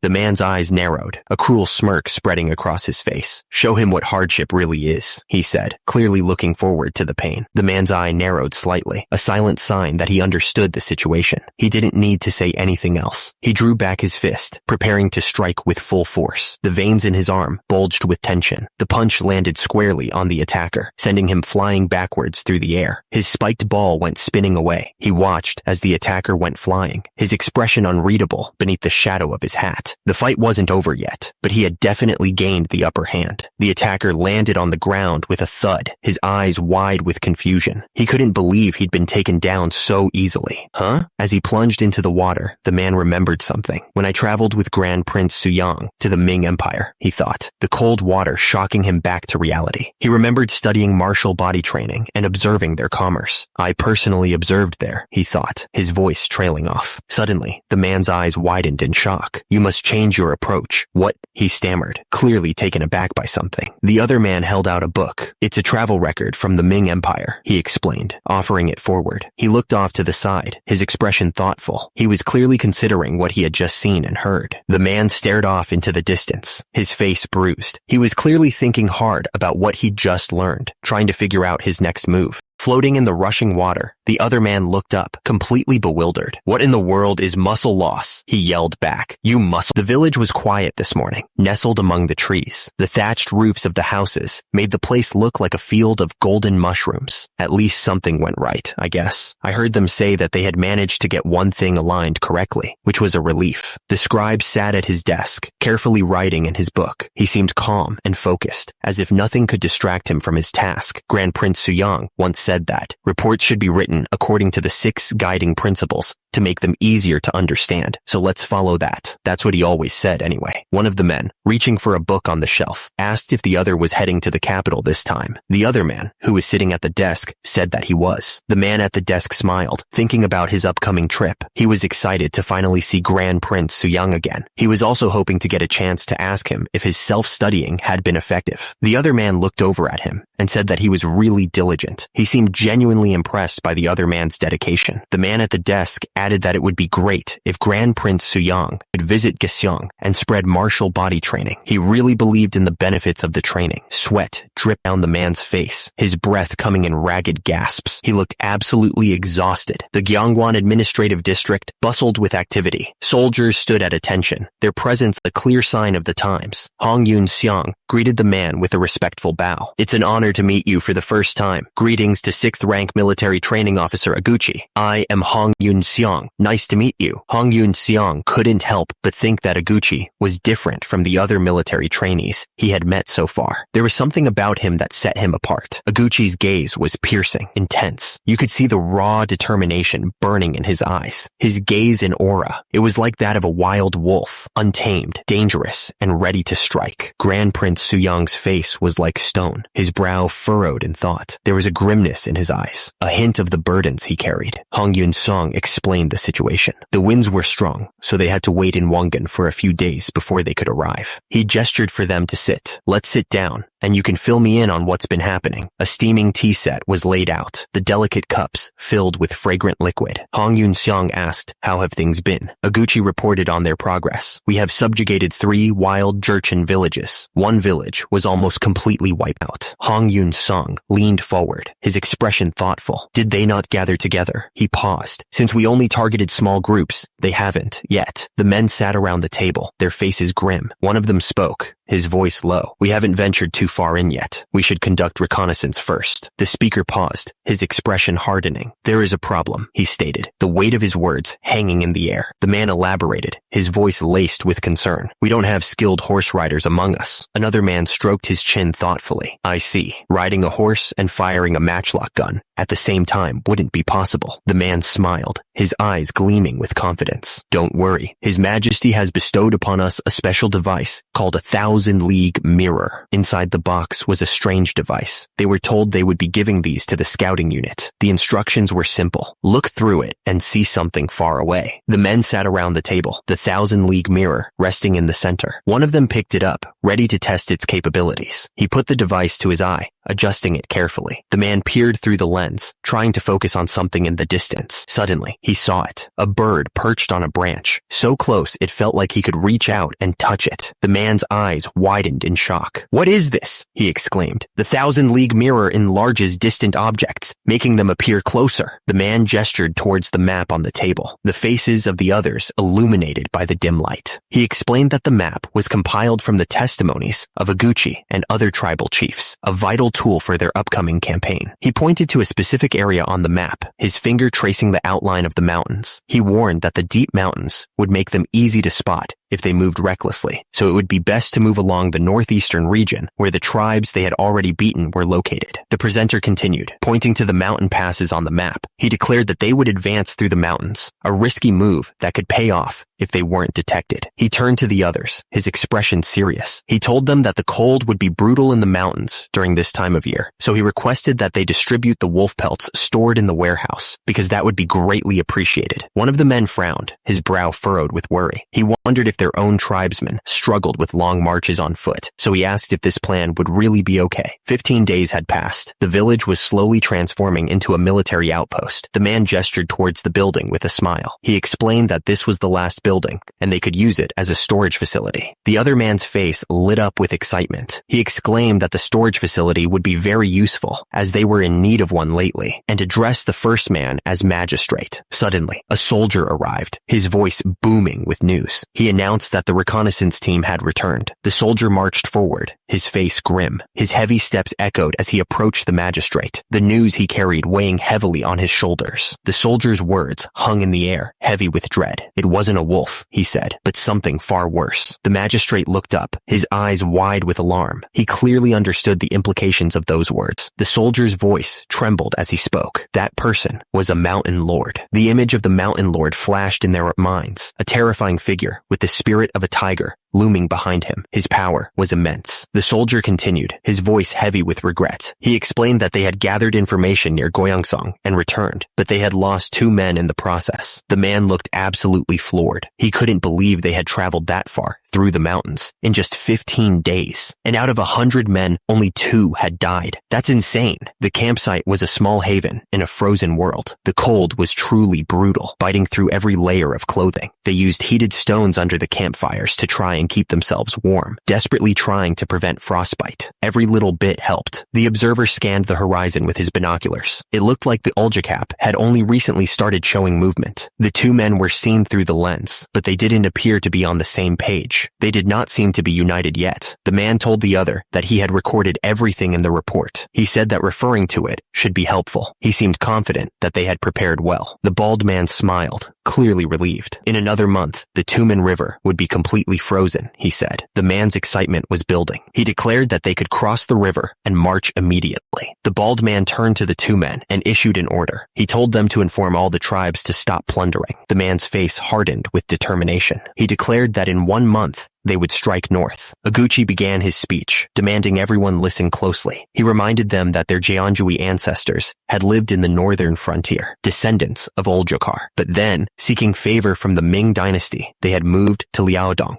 Iguchi's voice rose with anger. He declared that the Ming had deceived and exploited them. He then demanded to know who had welcomed them warmly. The crowd responded immediately, shouting that it was Joseon who had welcomed them. Their faces were filled with fervor. Iguchi pressed on, his voice ringing with conviction. He asked who had provided them with the steel and grains they now used. Iguchi's eyes burned with intensity as he spoke. He was clearly trying to stir up some serious emotions in the crowd. Iguchi had stirred them up real good. The crowd roared back in agreement, shouting that it was Joseon who had welcomed them. Iguchi pressed on, his voice filled with venom. He reminded them that even Monteomu, another descendant of their Oljokap, had gone to the Joseon court to receive silver. But then, those Oljokap dogs had cowardly ambushed and killed Monteomu. The statement hung in the air, a somber reminder. Few would remember Monteomu. It was true. The man's expression was hard to read, but he was clearly thinking about what Iguchi had said. His eyes narrowed, as if he was trying to make up his mind about something. The idea was simple, but powerful. powerful. Wars must always have a just cause. That was the only way to get people to fight and die. Iguchi revealed that Monteomu's son, Chung-san, was still alive, but living a miserable life as he was being deceived by the Ming. Iguchi's voice boomed out, declaring that he never forgot a grudge and always repaid a favor. The crowd roared in agreement, raising their fists in the air. They were ready to follow Iguchi anywhere. The ground shook as a foot slammed down with purpose. The intensity of the moment was building. The soldiers surged forward, driven by a single word: revenge. The soldiers were completely fired up, their battle cry echoing through the air as they charged forward. Revenge! Revenge! They shouted, their boots pounding against the earth. One of the men glanced over his shoulder, his expression unreadable. He seemed to be waiting for something, or someone. Iguchi surveyed the scene with a satisfied grin. Excellent, he exclaimed, raising his hand in approval of the soldiers' fervor. Iguchi's voice boomed across the field, singling out one man from the crowd. Sixth rank official, Gunchung Dewi, Yi Hyogang, step forward, he ordered. Yi Hyogang, the sixth rank official, stood silently, his gaze fixed on the ground. He was clearly waiting for Iguchi's next command. Yi Hyogang stood tall, surrounded by his men. Turns out, his grandfather was Yi Juran, a sixth cousin of Monteomu. But during the wild Jurchen rebellion, the Oljokap showed no mercy. They killed Yi Hyogang's grandfather without a second thought. Fueled by rage, someone shouted, "Kill those bastards! Kill them!" Yi Juran was a hero of the northeastern frontier. It was important to emphasize that his descendants were working for Joseon, which would boost morale even further. The man raised his fist high, shouting, "To honor the spirit of Monteomu." The other soldiers echoed his cry. The soldiers were pumped full of adrenaline and ready for a fight. Yi Hyogang declared that they would march to meet a lake. An archer took aim at the wall, ready to fire. The attacker shouted, "Surrender to us or face annihilation." The arrow flew straight and true, piercing the throat of a soldier. He choked, blood sputtering from his mouth. The soldiers were shocked. One of them yelled, "What the? A steel arrow?" The soldier stared in disbelief. "Since when have they possessed so much steel?" he asked, clearly concerned. The cold steel of the sword slid out of its sheath, ready for battle. The soldiers, terrified by the steel arrow, immediately threw their hands up. They shouted, "We surrender! We surrender!" The leader of the attacking force stepped forward, his face hard. He demanded, "Will you submit to Joseon?" One of the surrendering soldiers spat back, looking angry. "Do you think you're Joseon people? You're just Jurchens like us." Another soldier spoke up, trying to smooth things over. "We belong to Jeonjui before we entered Joseon and became its loyal subjects. We are currently marching to annihilate and subjugate the Oljokap tribe." The leader's voice boomed, cutting off any further explanation. The threat hung heavy in the air. "If you refuse to submit." The leader took a deep breath, the air heavy with the scent of coming rain. He stared straight ahead, his hand gripping the hilt of his sword, ready for whatever came next. The leader barked out orders, his voice echoing across the field. "Prepare your weapons and ready the reserve horses. We will submit to Joseon." One of the soldiers spoke up, confusion etched on his face. "But the Oljokap are also our relatives." The leader's face twisted in anger as he spat back. "Relatives? What nonsense. The ones with the most wealth are your true relatives." The horse stood patiently, awaiting its rider. It was just an animal, but it was about to be part of a brutal game. The metal glinted, reflecting the pale light as the weapons were readied. The air was thick with tension, everyone waiting for the order to charge. The decision was made. A voice rang out, declaring, "All of us will submit to Joseon." Namnal stood firm, surrounded by his men. The leader of the Joseon forces demanded, "Namnal, make your decision. Will you submit to us?" The Joseon leader's face tightened, his voice rising as he challenged, "Or will you fight us?" Namnal began to speak, his voice resonating with conviction. "In the name of Arahap, we, Namnal's tribe." The man's eyes narrowed, his expression hard to read. You could tell he was thinking hard about what to do next. One of the men raised his arm high, his voice booming across the field. He declared, "Pledge our loyalty to Joseon." Two soldiers stood with their swords raised, looking around in confusion. They didn't understand what was happening. Another man stepped forward, his voice firm as he announced, "Golgan, we will submit to Joseon." The man's face was a mask of confusion and disbelief. "What is this? Why is everyone—" He trailed off, noticing something odd. "They haven't even drawn their swords?" A thought crossed his mind. Were these guys actually friendly? It seemed too easy. Suddenly, the man on horseback shouted, "Nimachajok!" Another man, clearly enraged, yelled, "Finally, a battle worth fighting. Yes, you traitorous scum. How dare you cling to Joseon?" The man looked around in total confusion.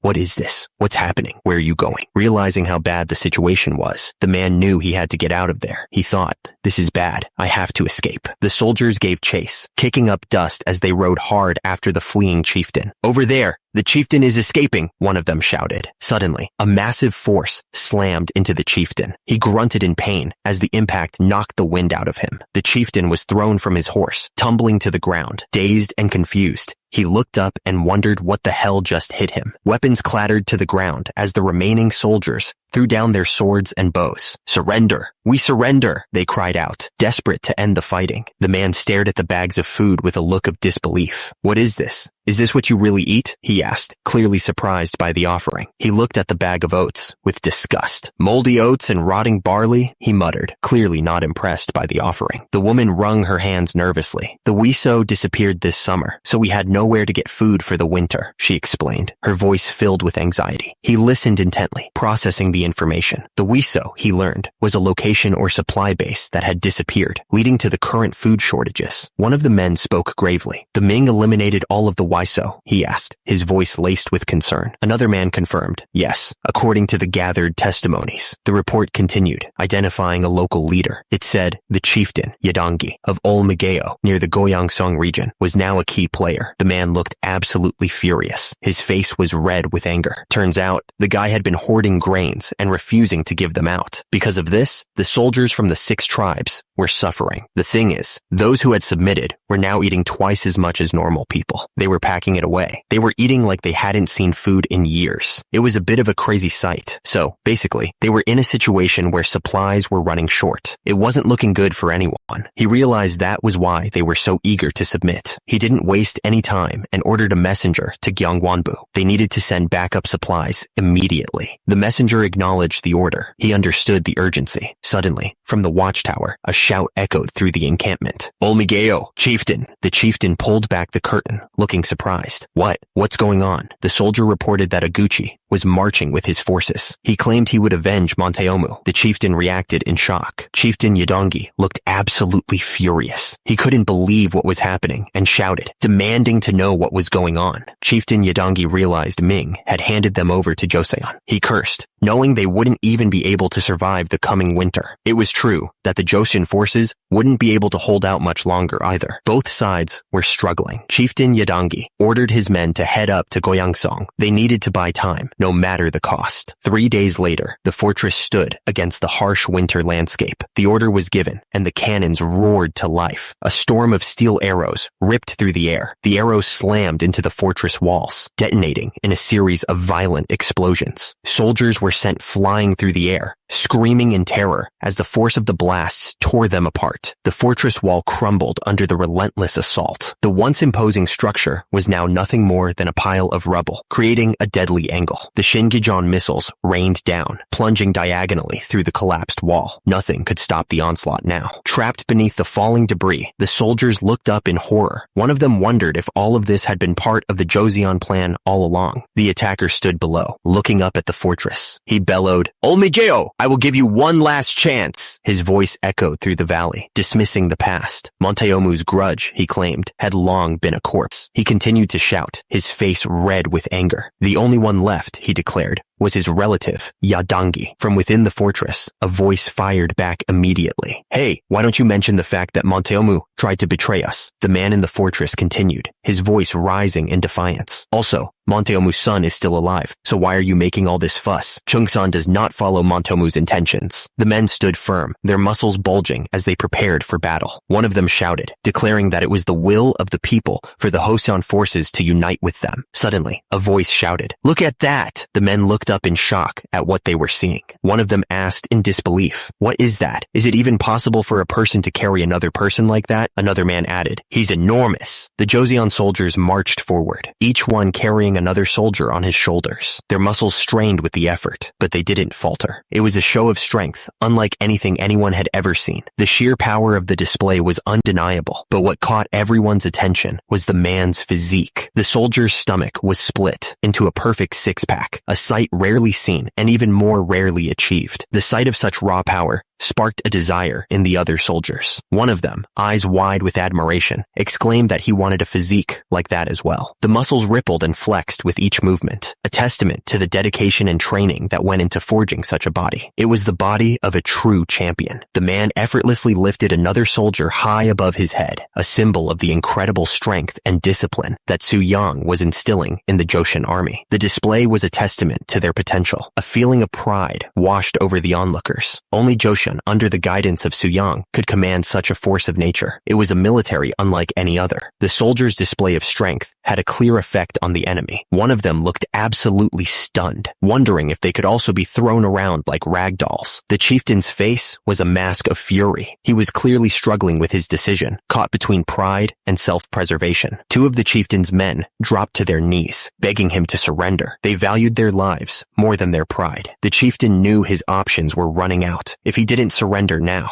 the chieftain realized his own men would carve him to pieces if he didn't surrender immediately. He was out of options. His hands tightened around the spear, knuckles turning white. He was ready for whatever was coming next. From high above, the enemy fortress was visible, and the soldiers below were finally waving white flags. They were shouting their surrender, finally giving in. Thanks to Hong Yun-seong's strategy, the Joseon forces minimized their losses. They had achieved a decisive victory, securing their position. January 1452. Winter had taken hold, covering the Joseon palace grounds in a blanket of snow. One of the men looked up from his book, his brow furrowed. "You've already gone through 50 volumes?" he asked, surprised. The other man smiled. "I haven't even finished 30% yet." The man with the book looked impressed. "That's truly impressive," he said, genuinely surprised. The other man waved his hand dismissively. "You're too kind." The smiling man leaned forward slightly. "I heard there's good news from the northern front this time," he said, his eyes gleaming with anticipation. The other man nodded in agreement. "That's right. The victory was decisive. Joseon, with only 2,000 troops, had subjugated 50,000 Jurchen households. Not only that, but they annihilated 1,500 households of Olmije,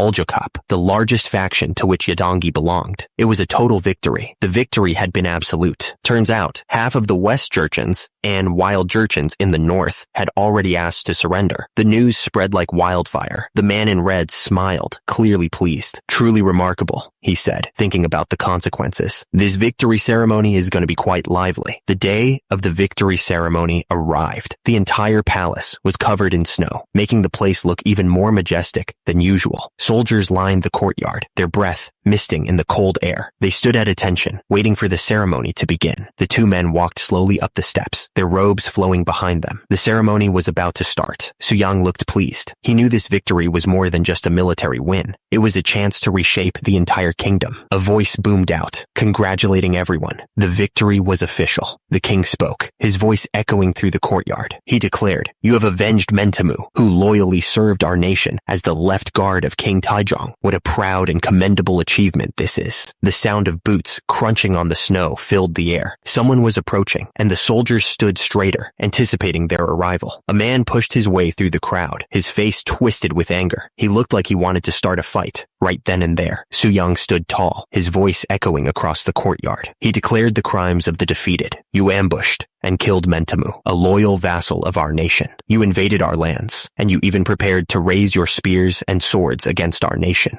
the rightful ruler of the land you reside in." The prisoner looked up, his face pale with fear. He begged, "Your crime of resisting to the very end and refusing to submit is grave. Please spare me." His voice cracked with desperation as he continued to plead. "I know I was wrong." Su Yang's expression was unreadable. He simply said, "You." The prisoner's eyes widened, his body trembling. He muttered, "So this is how I die." Joseon declared that Yadangi would be exiled to Tamra Island to live out the rest of his days. Yadangi could only sob in gratitude, thanking his majesty. The soldiers nearby were shocked. They couldn't believe that Yadangi wasn't going to be executed. That's just like Su Yang, I thought. By meticulously listing Yadangi's crimes, he was doing more than just punishing the chieftain. He was also sending a warning to the other chieftains who had surrendered. The other surrendered chieftains suddenly understood the message. They shifted nervously nervously, realizing the price of disloyalty. Oguchi stepped forward, still in his armor. He asked if he had permission to speak regarding the trial. He declared that he did, but he had a request for His Majesty. Joseon, standing tall in his royal robes, seemed curious. He asked Oguchi what it was that he wanted. Oguchi looked up with determination. He stated his request. He wished to receive a Joseon name from His Majesty. The system chimed in, making the stakes clear. Receiving a Joseon name was a declaration of absolute loyalty to Joseon. Joseon smiled faintly, looking pleased. He seemed to be considering Oguchi's request seriously. Joseon declared that in honor of Oguchi's unwavering loyalty and devotion to their nation, he would bestow upon him the name Zhang Chunggryul. He also appointed Zhang Chunggryul as the commander of Gyeongwon Prefecture. Zhang Chunggryul looked up, the weight of the new name settling on him. He repeated his new name, testing it out. Zhang Chunggryul declared that he would serve His Majesty with utmost loyalty, both in body and spirit. His voice echoed across the courtyard, a promise to the king and the nation. One of the Jurchen leaders suggested that the remaining Jurchens be sent into exile in the southern provinces, where they would spend their lives raising horses. Another Jurchen leader wondered if the southern provinces were too warm, suggesting that exile there would be more like a retirement. Joseon announced that Yi Mangjan would be appointed as a second senior rank military commander. Yi Mangjan looked pleased with the new position. The soldiers cheered, raising their fists in the air. Their hard work had paid off, and they were going to be rewarded for it. The palace stood silent, covered in a blanket of snow. The cold winter air hung heavy, a stark contrast to the warmth and celebration inside. Back inside the palace, Joseon sat on his throne, deep in thought. He turned to one of his advisors and asked what they planned to do with the newly subjugated wild Jurchens. One of the advisors stepped forward, his expression serious. He warned that if they treated the new Jurchens the same way they had treated Zhang Chunggryul's tribe, they would suffer great losses. Joseon stroked his chin, considering the options. He knew that treating the Jurchens differently could breed resentment. He suggested perhaps they could allow them easier access to trade as a way to ease tensions. The advisor explained that Ming had originally stationed Wiso in the area. The goal was to stop them from wandering further into their territory, since they couldn't manage all the land on their own. These Wiso military outposts had been set up to guard and defend the royal palace. The advisor suggested designating Goyang Fortress as a defense outpost. He added that sending merchants there would allow trade to flourish, which would help sustain their livelihoods. The advisor paused, then admitted that defense outposts alone wouldn't be enough to manage the situation. He trailed off, considering the options. The advisor continued, suggesting they send those who had lost their homes in the war to Goyang Fortress. He also recommended stationing trained soldiers there to keep the peace. The advisor explained that as the population grew, military force would be crucial to maintain control. Fortunately, he said with a smile, he had someone in mind to recommend for the job. The advisor explained that Hong Yun-sung, a 8th rank official and a highly capable military trainer, couldn't be here today. Turns out, he was still in Gyeongwon because of a cold, but he was the one who recently executed the muscle intimidation strategy. Su-young smiled, then ordered that an official decree be sent to Hong Yun-sung. He also wanted medicinal herbs sent for his recovery, and that Hong Yun-sung be assigned to Goyang Fortress. The man looked confused and questioned the mention of the muscle intimidation strategy. He clearly didn't understand what that meant. The man thought to himself, the fact that this might become an official military strategy was terrifying. He was clearly not a fan of the idea. Far away from the court, Gyeongwon Prefecture stood tall. It was a place of duty, and soon a place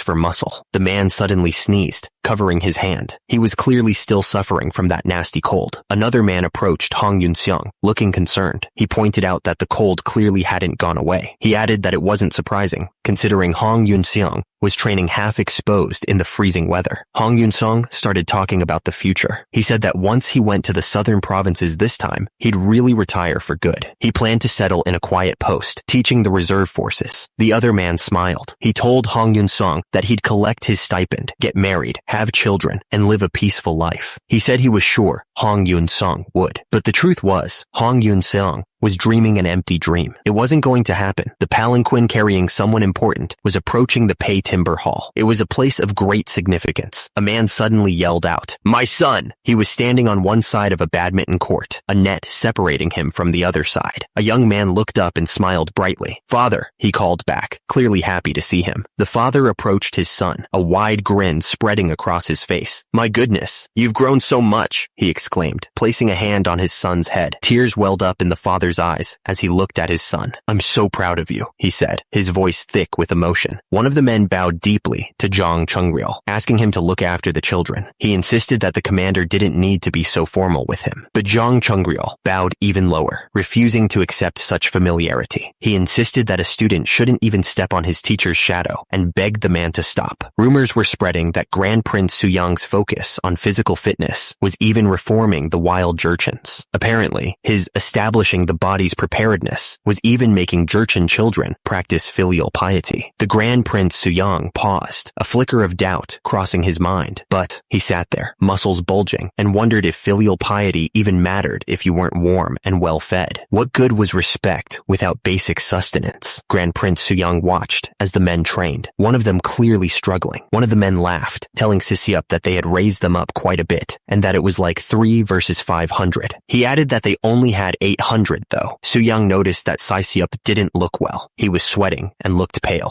Now that he thought about it, Grand Prince Suyang realized that the other scholars didn't look well either. They were all pushing themselves too hard. Grand Prince Suyang's eyes widened as a thought suddenly hit him. He was starting to understand what was happening. He wondered if someone wasn't following the special meal day tradition. Even he always kept special meal day sacred. Sisiup had mentioned that filial piety was easy when you're warm and well fed. It seemed like today called for golden pyramid training. Suyang realized he'd need to manage Sisiup's mental state sometime soon. He made a mental note to check on him later. The building stood tall and silent. The wind howled around it, adding to the cold. 2 men sat at a table, chatting. One of them said it was really cold today, and that it felt even colder because of the wind. The man looked up, thinking about something. Or maybe they were just... Suyang was working hard, lifting weights. He noticed he was losing heat faster than usual. Suyang kept lifting, even though sweat was pouring down his face. He was determined to get stronger. Shang Samun watched Suyang lift weights. He wondered why Suyang was focusing his efforts on heavy lifting instead of rewriting the historical texts. Shang Samun was clearly not impressed. He thought it was ridiculous that Suyang was pouring his energy into heavy lifting. Suyang smiled as he saw Shang Samun. He asked him when he had arrived and then explained that consistency was key to prevent muscle loss. Suyang was thinking about the strategic needs of the nation. Since they were already revising the history of Goryeo, he figured it was a good time to ask about something else. Suyang wondered if there were records of the Jin dynasty. He figured that reviving something from the past might be useful. Suyang explained that in the early Joseon period, most people didn't even know about Balhae. Even the history of Goryeo barely mentioned it. Balhae once had vast territories, but it was eventually destroyed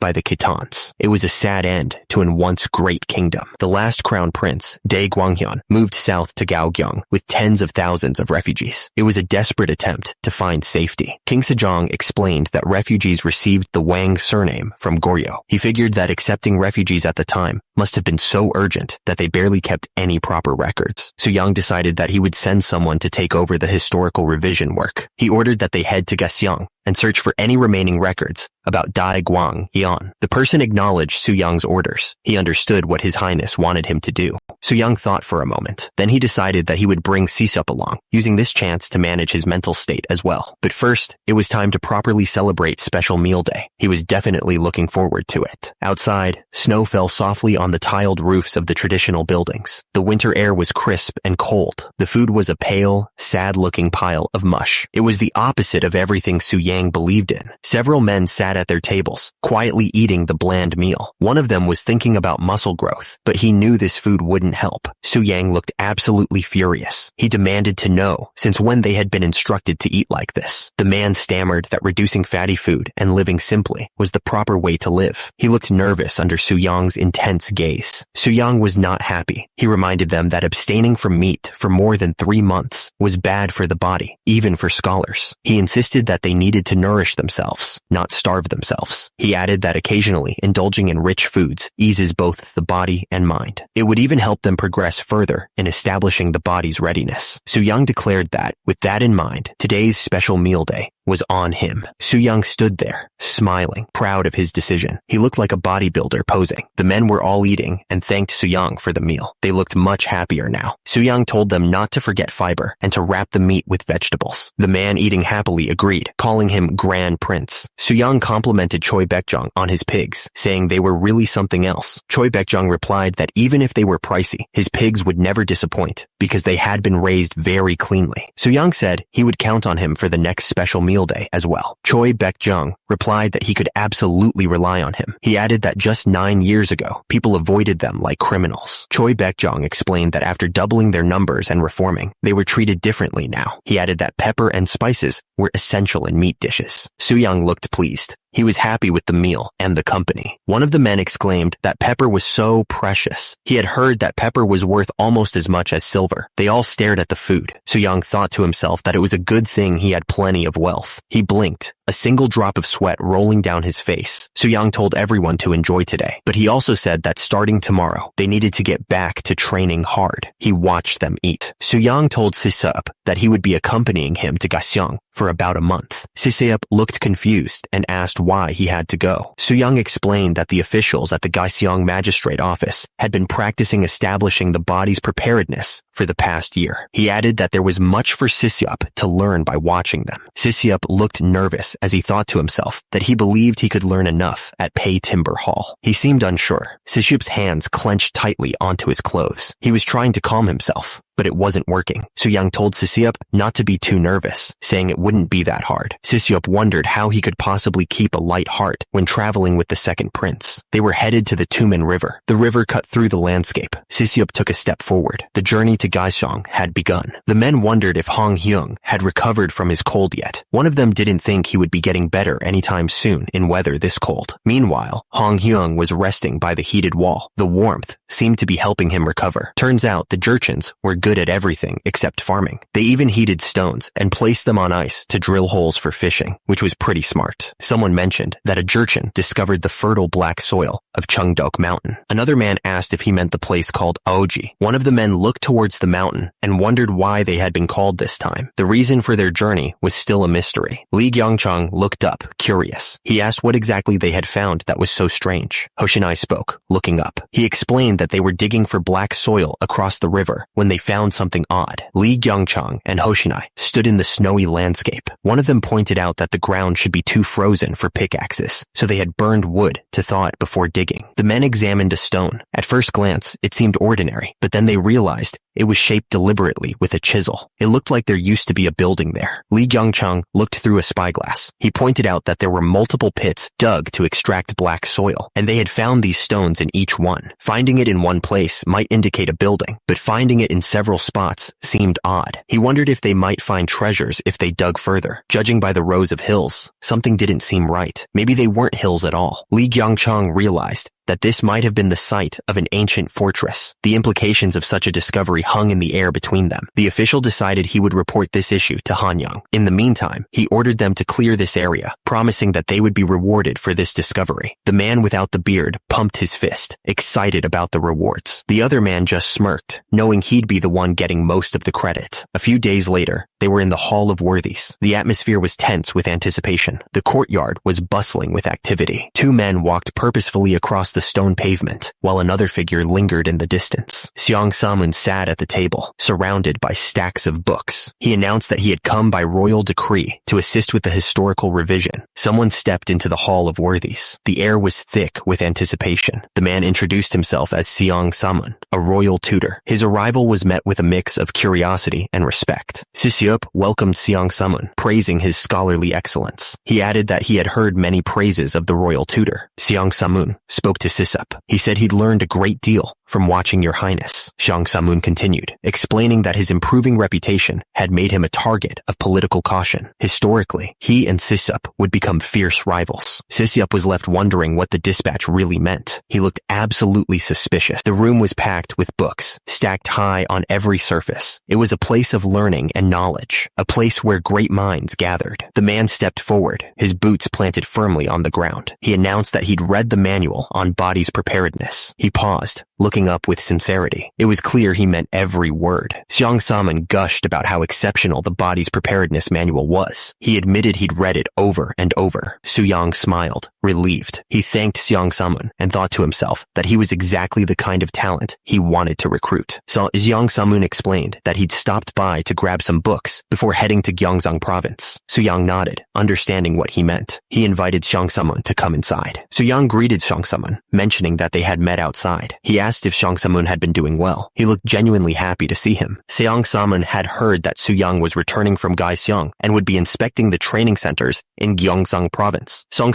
Saman added that he'd also received a royal decree and would be heading to Gyeonggang soon himself. Xiang Saman explained that His Majesty had sent a royal tutor to help with the historical revisions while he was away. He seemed grateful for the help. Su Yang smiled, hearing that body's preparedness had spread widely in Gyeonggang. He was glad that so many people had started practicing it. Gyeonggang looked like a peaceful city from above. Turns out, there were still problems brewing beneath the surface, remnants of the old dynasty that just wouldn't disappear. This caused discrimination when it came to getting ahead, making the atmosphere in Gyeonggang very different from Hanyang. The attacker swung his weapon down on the other man. Xiang Samun mentioned Gyeonggang. He added that he had a friend named Han Myung-hoi working there as a gatekeeper. Su Yang listened carefully, processing what Xiang Samun had just told him. He seemed to be considering the implications of this information. Xiang Samun said that he'd seen Han Myung-hoi before. He recalled that Han Myung-ho was small and weak and had struggled with body's preparedness. Su Yang realized why Han Myung-ho hadn't been mentioned in the letters from the officials in Gyeonggang. He finally understood the reason for the omission. Turns out, being born prematurely, Han Myung-ho probably faced exclusion during body's preparedness training. He was likely being left out because of his physical condition. Song Samun announced that he was taking his leave since he had arrived. He seemed eager to get going. Su Yang told them to take good care of the historical revision in his absence. He seemed to trust them to get the job done. The month was March, 1452. The location was Gyeonggang. The horses clip-clopped along the road, kicking up dust as they made their way into the town. The rhythmic sound was the only thing breaking the silence. Su Yang rode into Saicheong, looking around at the new sights. He thought to himself that while he had passed through here before, this was the first time he would actually be staying. The man next to Su Yang chuckled, saying that with Su Yang's impressive physique, many people would surely recognize him. Su Yang laughed, but then admitted he was worried that the Wang family of Gyeonggang might still hold a grudge. Down the road, a commotion was brewing. A man yelled that he was the Maitreya Buddha, while another called him a fake. Another man shouted that he was the loyal Shin Sung Gyom. The whole scene was getting ridiculous. Someone grabbed a guy's ear hard. The guy was definitely gonna feel that. The guy being attacked screamed that King Taejo, Yi Seong-ge, would be furious. The other man just told him to stop it already. He yelled that King Taejo Wang Jeon wasn't even around. He looked absolutely furious. The guy looked shocked. He was definitely not expecting something. Suddenly, Su Yang arrived on horseback. He was ready to put an end to the commotion. People screamed that it was the Maitreya Buddha and ran away in terror. The whole crowd scattered as Su Yang arrived on horseback, completely confused by the reaction. Su Yang just stared, completely dumbfounded by the chaos. He thought to himself, good grief, at the insane reaction of the crowd. Su Yang remarked that things were really different from Hanyang. He wondered how the rumors even started in the first place. Su Yang decided to start by trying to find Dai Guanghyun's descendants. He was determined to get to the bottom of this mess. Suddenly, a man came running towards Su Yang. He was from the Gyeonggang Magistrate Office, and he addressed Su Yang as Your Highness. Gi Gaeon, the Gyeonggang governor, apologized for not greeting Su Yang upon arrival. Su Yang waved it off, saying that while he was here under royal orders, he didn't want to be a burden. Gi Gaeon looked surprised and insisted that Su Yang wasn't a burden at all. He said everyone had been eagerly awaiting his arrival, though some people tripped over themselves to get out of the way. Su Yang just stared, thinking to himself, my, at the governor's over-the-top reaction. Su Yang flexed his muscles, clearly enjoying the attention. He thought the governor was being so sincere when it came to scholarship. The lady sighed, looking down with a complicated expression. She was truly moved, or at least, that's what she wanted people to think as Su Yang continued to flex. Things had calmed down after some commotion. It was time to get back to the matter at hand. The historian pointed out that the records showed Dai Guanghyun had come under King Taejo's command. He added that Dai Guanghyun was even granted the surname Wang. The man admitted that finding Dai Guanghyun's descendants wouldn't be easy. He honestly didn't even know where to begin looking. He thought about how, over 2 years, King Sejong had ordered the Wang lineage erased. The task seemed impossible. King Sejong had ordered all royal portraits of Goryeo kings and queens destroyed. It was a systematic erasure of history. He explained that the portraits were burned and their statues buried. It was a deliberate attempt to erase a dynasty from memory. He continued, saying that any traces of the Wang lineage had become nearly impossible to find. But then he remembered something. A man named Ji Wuji had been reported to be of the Wang lineage, and he had been taken into custody. The speaker explained that His Majesty had appointed Ji Wuji as the deputy ritual officer of Sunghwa Jon.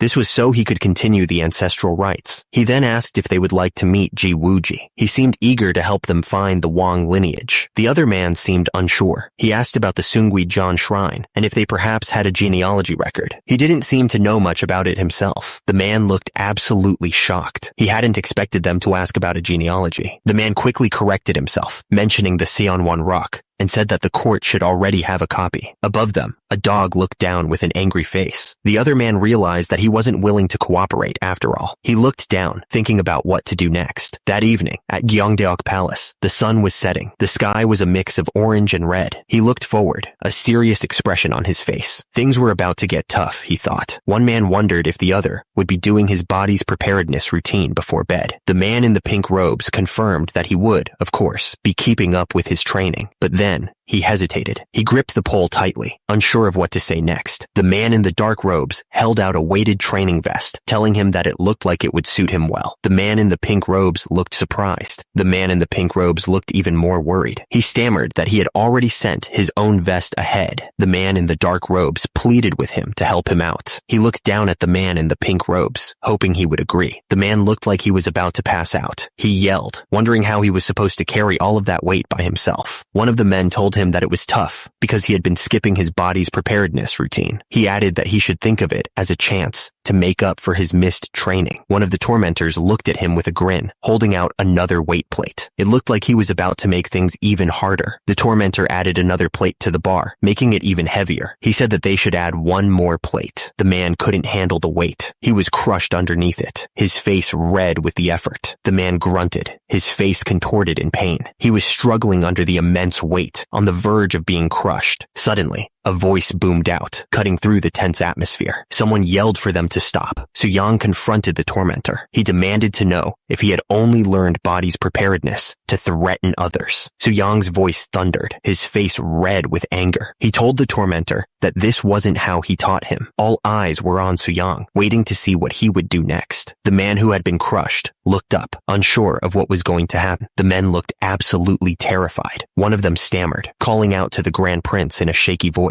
They scrambled to their feet, bowing repeatedly. They apologized sincerely, promising it wouldn't happen again as they resumed carrying the heavy objects. The man who had been crushed looked up, relief washing over his face. He thanked Soo-young profusely, mentioning his small frame and weak stamina. Soo-young's expression shifted as he took in the scene. He realized that this was a guy who was being excluded. A thought struck Soo-young. He wondered if this was Han. He stared down at the man. He realized he was right. Soo-young confirmed that it was Han Myung-ho and told him to get up. Han Myung-ho looked up at Soo-young, relieved. He thanked him for the help. Soo-young then asked him why he wasn't doing the body's preparedness training. Han Myung-ho looked embarrassed. He explained that he had tried the training for a few days, but didn't feel any better. Soo-young looked down at him. He explained that people start strong, but get lazy, so they have to try to be as careful later as they were at first. Han Myung-ho looked stunned. He hadn't expected such a wise statement. Soo-young taunted Han Myung-ho, asking him how it felt to hear his future eulogy so early. Han Myung-ho's eyes widened slightly, showing his shock at Soo-young's words. Han Myung-ho stammered, explaining that it was actually what he always hoped to live by. Another man chimed in, dismissing Han Myung-ho's efforts and saying that 3 days was the best he could do anyway. The man added that was exactly why Han Myung-ho was still a palace gatekeeper at Gyeongdaeok Palace, without even passing the civil service exam in his 30s. Soo-young stared down at the man with a cold expression. He figured the guy looked like he needed some special attention. He wasn't kidding. It was going to be very, very special attention. Soo-young's face was stone cold. His eyes narrowed. He wasn't going to let anyone mess with his training. Soo-young addressed the group, thanking them for joining his body's preparedness session. He hoped they would learn a lot while they were there in Gyeseong. Soo-young introduced Scholar Yoon, who had studied under him. He was pleased to meet them all and would be be helping them with their body's preparedness training. Soo-young announced that they'd soon be adding a new concept to the training manual. He explained that everyone's body was different. Soo-young continued, showing off his massive arm as he lifted a barbell. He explained how the way one moves and eats affects how well they build and keep their muscles. He called this sustainable muscle, pointing to images of protein-rich food. Sustainable muscle, he said, came from proper nutrition and fewer minor illnesses. Soo-young, gritting his teeth as he lifted, added that it also meant supporting one's overall lifestyle. He wanted them to understand the full picture. Soo-young brought up something he'd heard from people called Taoists. They claimed that drinking mercury could stop the body from decaying, which he thought was ridiculous. The man looked up, his eyes wide with confusion. He asked if that was what His Highness was talking about. Soo-young rolled his eyes, clearly annoyed. He said that the man always had a knack for clever excuses, and that his first thought was always how to dodge exercise by using medicine. Soo-young grunted as he lifted the heavy weights. He declared that when he built this body, he did it the right way. Flexing his massive muscles, Soo-young explained that he thought of his father as he trained. He just ate a lot of quality meat. Soo-young's face hardened with disapproval. He declared that he didn't touch any of that medicine nonsense. The man looked up,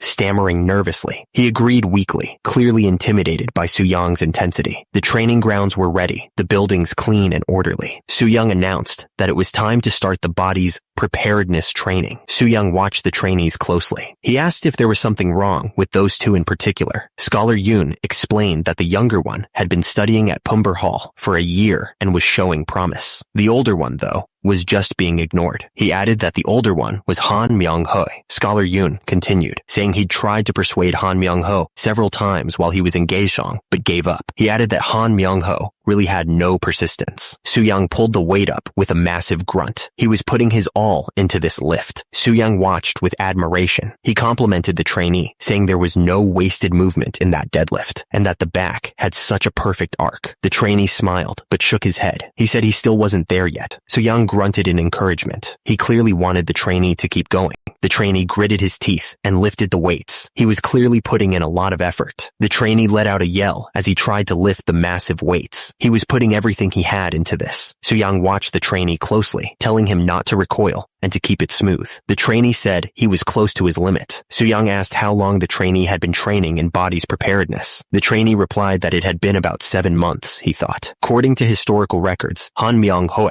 was born prematurely. It was a detail that Soo-young found interesting, but the records also stated that he wasn't actually weak. Turns out, Han Myung-ho drank well and rode horses. The man rode his horse hard, kicking up dust as he sped across the landscape. He had been quite active back then. Soo-young looked at him suspiciously.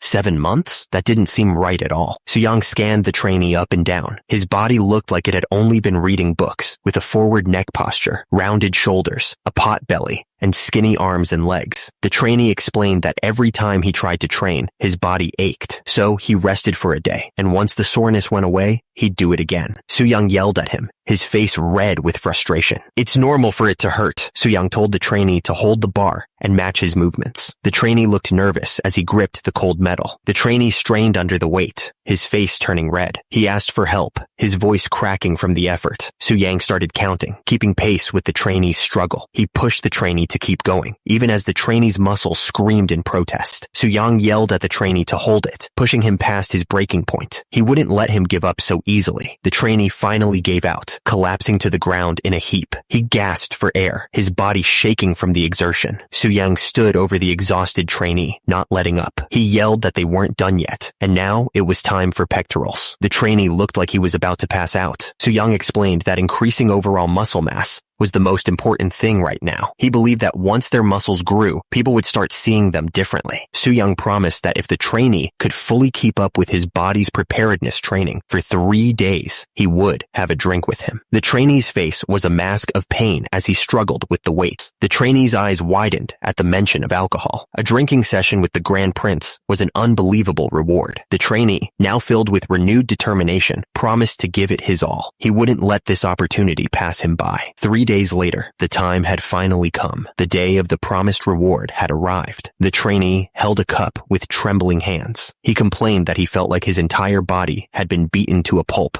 after the brutal training. Soo-young told him that was proof he had trained properly. He had prepared plenty of protein-rich food to go with the drinks. Soo-young urged him to eat up. Then he mentioned that he had heard the trainee was friends with Kwon Ram. Han Myung-hoi confirmed that was right. He was friends with Kwon Ram. He asked if Kwon Ram had mentioned him, and if Soo-young wasn't from a prestigious family. Han Myung-hoi asked why his friend hadn't taken the lesser exam yet. The other man started to reply that he had taken the scholar exam 2 years ago, but then trailed off. The lesser exam had become a madhouse lately. The competition was fierce, making it hard to even think about taking it. These days, strong, well-built, and highly educated men were flooding into the scholar exams. The speaker was clearly intimidated. The man felt like someone like him didn't stand a chance against the new wave of competitors. He was surrounded by strong, capable men. Soo-young pointed out that those were his students. Han Myung-hoi was shocked and asked him to repeat what he said. Soo-young explained that his students had simply balanced the body's preparedness training with their studies. He then told the man to quit his job and come study at Pei Timber Hall, opening up an opportunity for him. The man looked completely shocked by the offer. He was already 40, so he wondered if it was too late for him to start studying again. Soo-young reassured him that age and circumstance didn't matter when it came to learning. The man seemed to be overflowing with ambition, thinking about becoming the Grand Prince's student. It was clear that the man was overflowing with ambition. Soo-young thought that as long as that ambition was kept in check, he'd be a promising asset. The location shifted. The sign read, Governor's Office. The building seemed to echo with disbelief. Someone had just said something outrageous. The search for the Wang family was proving fruitless. But suddenly, the man at the center of the table had an idea.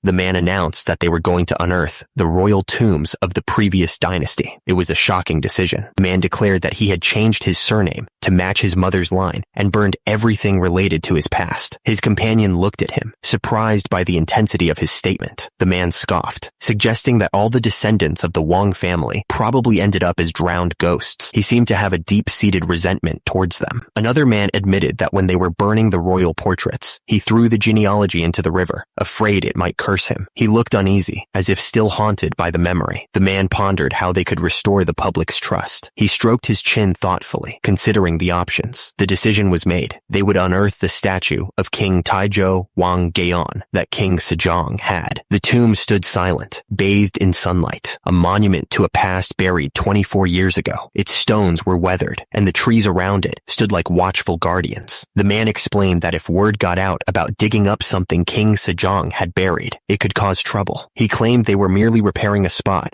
where the soil had collapsed and weeds had overgrown. The two men looked up, clearly confused by something. They exchanged glances, wondering what the other was thinking. Suddenly, the two men's eyes widened in realization. Something had clicked, and they understood the implications of what was happening. The man looked worried as he spoke, admitting that he did worry. He wondered what would happen if there was an accident during the repairs. The man warned that digging too deep in the weeds might accidentally cause something to happen. He made it sound like a casual warning, but there was an undercurrent of menace to it. The man continued, adding that he'd heard strange rumors. Apparently, back when the former dynasty fell, a wealthy noble buried gold and silver near Hyeonung tomb, he said with a grin. The man looked to the side, stroking his beard thoughtfully. He said that in that case, someone with bad intentions might just cause a accident. The man smirked, adding that perhaps someone with ambition and a love for money might cause such an accident. He seemed to be hinting at something. The other man gasped, looking shocked. He wondered if someone who was overly thrilled just to share a drink with the Grand Prince the other day might cause such an accident. He quickly shushed the speaker. The man thought they should send a letter to His Majesty right away. He looked confident in his suggestion, smiling slightly. The sun shone down on the building. It was quiet for a moment. Someone was pressing hard on the back of his thigh. They told him to lower it.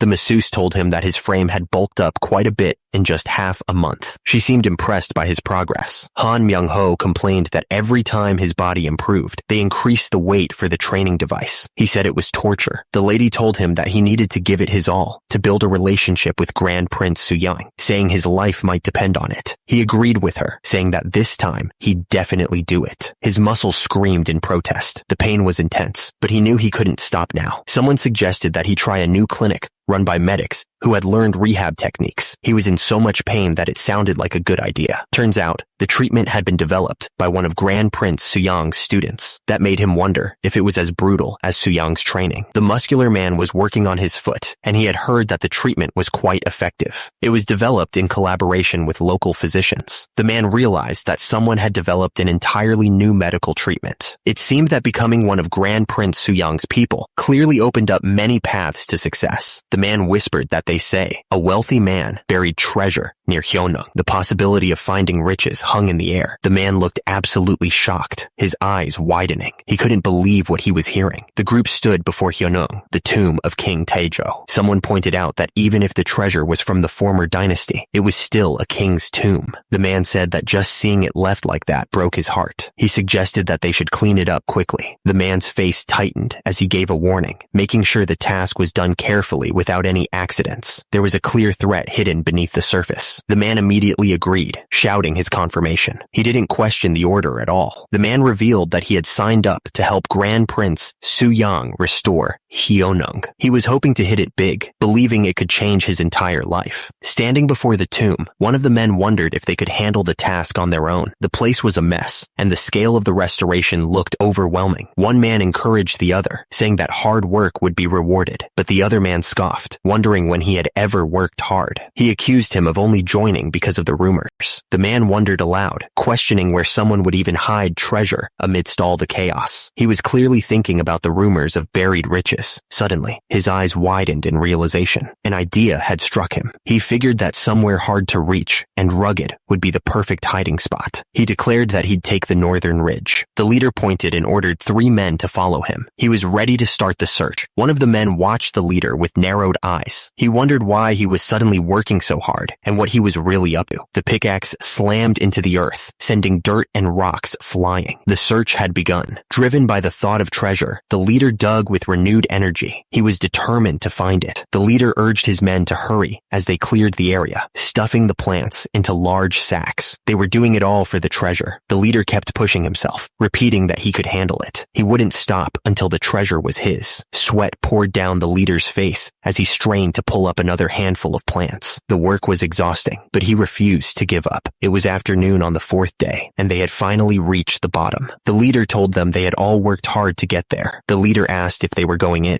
One of the men replied that he would check for any roots that might be left, and then he would go in. One of the men suggested that they have some rice wine before they start. He seemed pretty eager about it. The man touched the soil. He noticed that the color was slightly different. The texture wasn't quite the same either. The leader realized that the treasure was really there. He looked around, a smile spreading across his face. The leader's face was intense as he reminded the others about their agreement. He wasn't about to let them forget that he was owed half of whatever they found. The shovel plunged deep into the earth, each strike echoing in the confined space. Dirt and rocks flew as they continued to dig, driven by the promise of what lay beneath. The leader, shovel in hand, looked at the others with a wild grin. He asked if they were ready to finally see the treasure they had worked so hard to find. With renewed vigor, the shovel plunged into the earth again, scooping up the last layer of soil. The anticipation was almost unbearable as they neared their goal. The man stared in disbelief, his eyes wide with shock. The word treasure escaped his lips as he gazed upon what they had uncovered. The man from the governor's office looked up, his face flushed with excitement. He exclaimed that it was time to finally see the treasure. Time seemed to slow down as the moment drew closer. The anticipation was almost unbearable. From deep within the hole, one of the men shouted that they had found something. Their hard work had finally paid off. One of the men stared at the discovered object in disbelief, wondering what the heck it was. He told the others to just get it out of the hole. Under the cover of darkness, they slowly lifted the object with extreme care. They didn't want to damage whatever it was. The men strained against the ropes, chanting together as they pulled. They worked to carefully lift the heavy object out of the hole, taking their time. Suddenly, a man appeared, holding a torch high. He demanded to know who was there and what they thought they were doing. The digger's eyes went wide. He cursed under his breath, wondering who could be out there at this hour. Footsteps pounded closer. The attacker screamed that the digger was a filthy animal. He grabbed the digger and started punching him. Young was sound asleep when someone started calling out to him. He was addressed as the voice grew more frantic. panic, begging Grand Prince Suyang to wake up. Whoever it was sounded really worried. Suyang got up and saw a man kneeling before him. He demanded to know what was going on, mentioning Hyunung. The messenger looked up, his face full of panic. He blurted out that there had been a robbery at Hyunung. Elsewhere, a man smiled, clearly pleased by the news. He thought to himself that Suyang had been baited. A voice shouted from inside the building, ordering everyone to get ready at once. They were heading to Hyunung immediately. Under the dark sky, two men rode as fast as they could through the forest. The sound of their horses' hooves echoed through the night. The man with the torch spotted the thief and started yelling at him. He called him a filthy bastard and a thief. The attacker grabbed the thief's face, his grip tight and painful. The thief's face twisted in agony. The thief screamed, clutching his face in pain. He begged someone to help him as the fight continued. Suddenly, a voice boomed out, demanding to know what the hell was going on. The shout echoed through the tomb site. Grand Prince Suyang arrived on horseback, absolutely furious. He yelled about the disgrace they had brought to Hyunung, the resting place of King Taejo. The digger dropped to his knees, begging the Grand Prince for mercy. He stammered that it was just a mistake during the excavation. Grand Prince Suyang's face twisted in rage as he cut off the digger. His shout was deafening. Grand Prince Suyang looked to the side, his expression unreadable. Whatever he was planning, it couldn't be good. The Grand Prince sighed, a heavy breath escaping his lips. He seemed to be weighing his options, considering the situation's gravity. The digger, kneeling on the ground, wept loudly. He cried out, lamenting the humiliation that had been brought upon King Taejo. The attacker spoke up, his face contorted with fear. He insisted that they had only been deceived by a member of the Yi family. The Grand Prince stared intently, his expression hardening. He asked if the Yi family they spoke of was a reference to him. The digger stammered, denying that he meant any disrespect. He then asked the Grand Prince how he knew it was a statue of King Taejo. The digger began to explain what he knew, starting with a story his grandfather had told him. He spoke of a time long ago. He continued, explaining that back when the statue was kept at Bonjeonsa Temple, it was well known. Its crown was coated in gold. The digger explained that he had been told that only King Taejo's statue had a crown coated in gold. This was the key to its identity. The digger paused, thinking out loud. If that were true, then this had to be King Taejo's statue. He wondered why it was buried here, guessing that King Sejong might have been responsible, but he decided not to dwell on that. The digger's face crumpled, tears streaming down his face. He begged the Grand Prince for mercy, saying that he had thought the Grand Prince was capable. He pleaded with him to spare him just this once. The Grand Prince placed a hand on the digger's shoulder, offering a silent promise. He told him to endure it just a little longer, trying to project confidence. The Grand Prince looked the digger in the eye, his expression serious. He said he would try to find a way to resolve this, hoping to calm the man's fears. The digger thanked the Grand Prince. He added that if they were going to use a historically proven schemer, then a bit of insurance like this was only fair.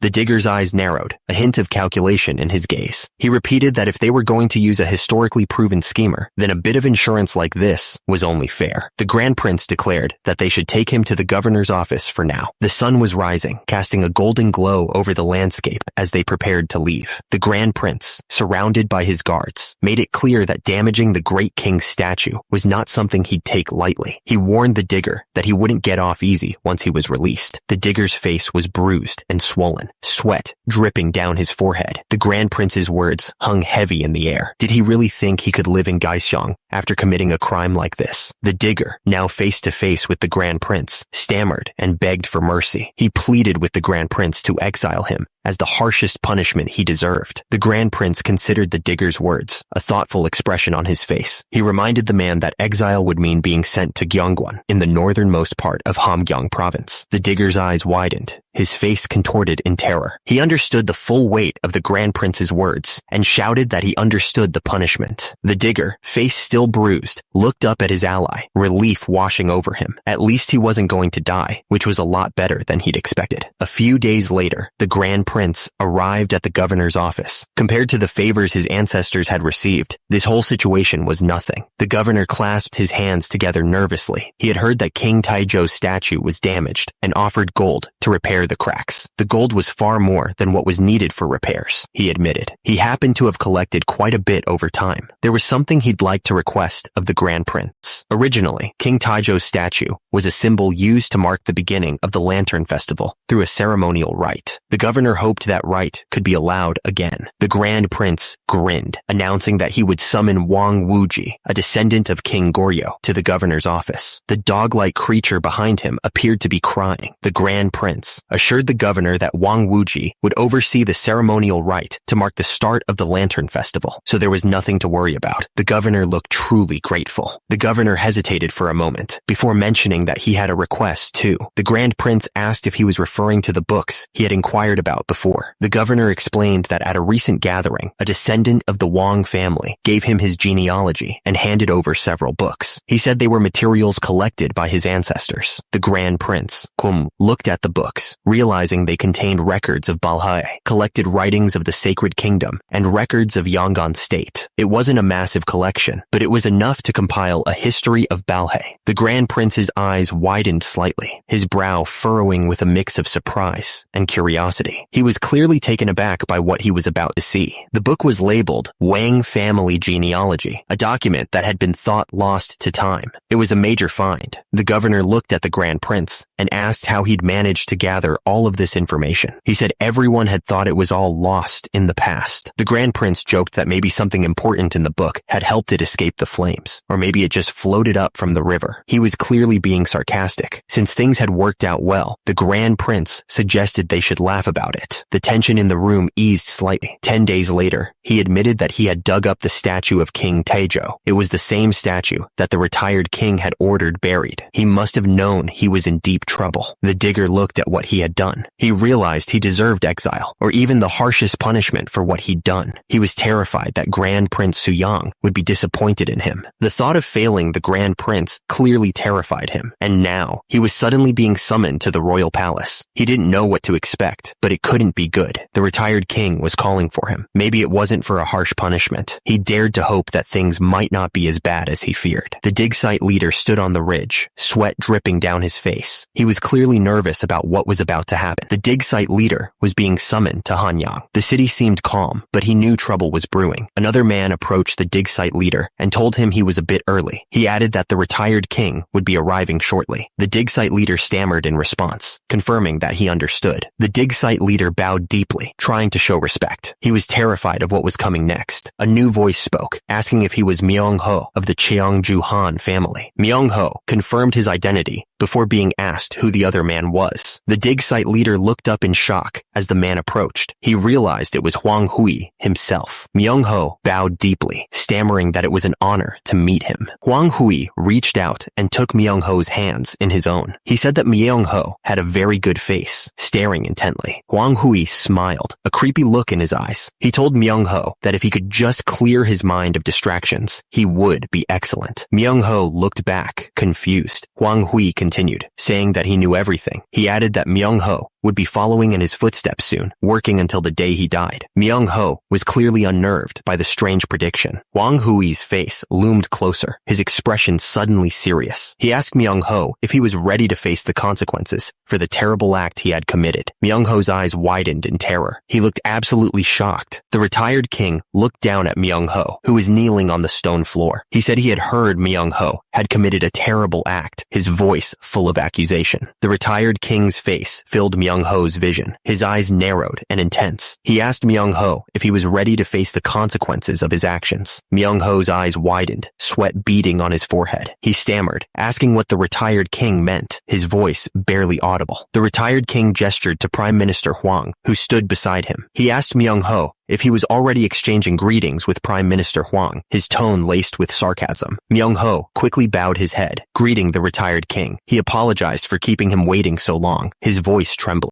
The retired king looked down at Myung-ho with a serious expression. He told him not to worry, because he had already heard about what he did from Grand Prince Suyang. Myung-ho's eyes went wide with fear. He looked absolutely terrified, realizing the gravity of the situation. Myung-ho immediately bowed deeply, his forehead nearly touching the the ground. He apologized for bringing shame upon his majesty. The retired king stared at Myung-ho. He said that no matter what he thought, the current king wanted to win back the people of Gyeongsang, so Myung-ho should focus on helping him with that. Myung-ho looked up, his face etched with worry. He explained that he couldn't live in Gyeongsang anymore, and even if he tried to work in court, all the officials from Gyeongsang would recognize him. The retired king stared down at him, his face serious. He told the dig site leader that he needed to change his body, make himself unrecognizable. Myung-ho looked down at his own belly, surprised. He wondered what his majesty meant by that. The retired king continued, explaining that he wouldn't punish him, but for the next 3 years, he was to train in body's preparedness at the Pei Timber Hall. He added that once his entire body was filled with muscle, even his closest friends wouldn't recognize him. Myung-ho bowed deeply, his head nearly touching the ground. He promised to faithfully carry out the order bestowed upon him by his majesty. Myung-ho started crying, tears streaming down his face. He thought to himself that it looked like he was never escaping this body's preparedness life. I made it back to Hanyang with the historical texts. The city looked the same as I remembered it. Meanwhile, my brother pushed forward with northern development plans based on the Balhae materials. He seemed really into this. The man explained that the most viable region for development within their territory was Donggyang Yongwonbu. It used to be the capital of Balhae, apparently. According to recent reports from Gyeongwon, Chief Hoshina of Huncheon has discovered ruins of a fortress. The location was marked on the map. Yes, I received a report saying he discovered it while trying an unusual method to locate the black soil. That's insane. The group needed to find Sanggyang Yongchonbu next. The finger pointed down at the map, trying to pinpoint the exact location. One of the men wondered if there was a large lake nearby. According to the notes compiled by Grand Prince Suyang, they were trying to piece together the clues to find the place. The man explained that Sanggyang was modeled after the old Tang capital Chang'an, with outer walls, inner walls, and a palace compound. He added that he'd heard there was a river running along the west side of the fortress. Looking confident, the man in the red robe considered that if the ruins were that large, they'd be easy to find. But he also warned that if they left them untouched, the area could become a perfect gathering point for bandits or rebels. The order came down to have Hoshina, who earned merit, formally submit to their kingdom. Then,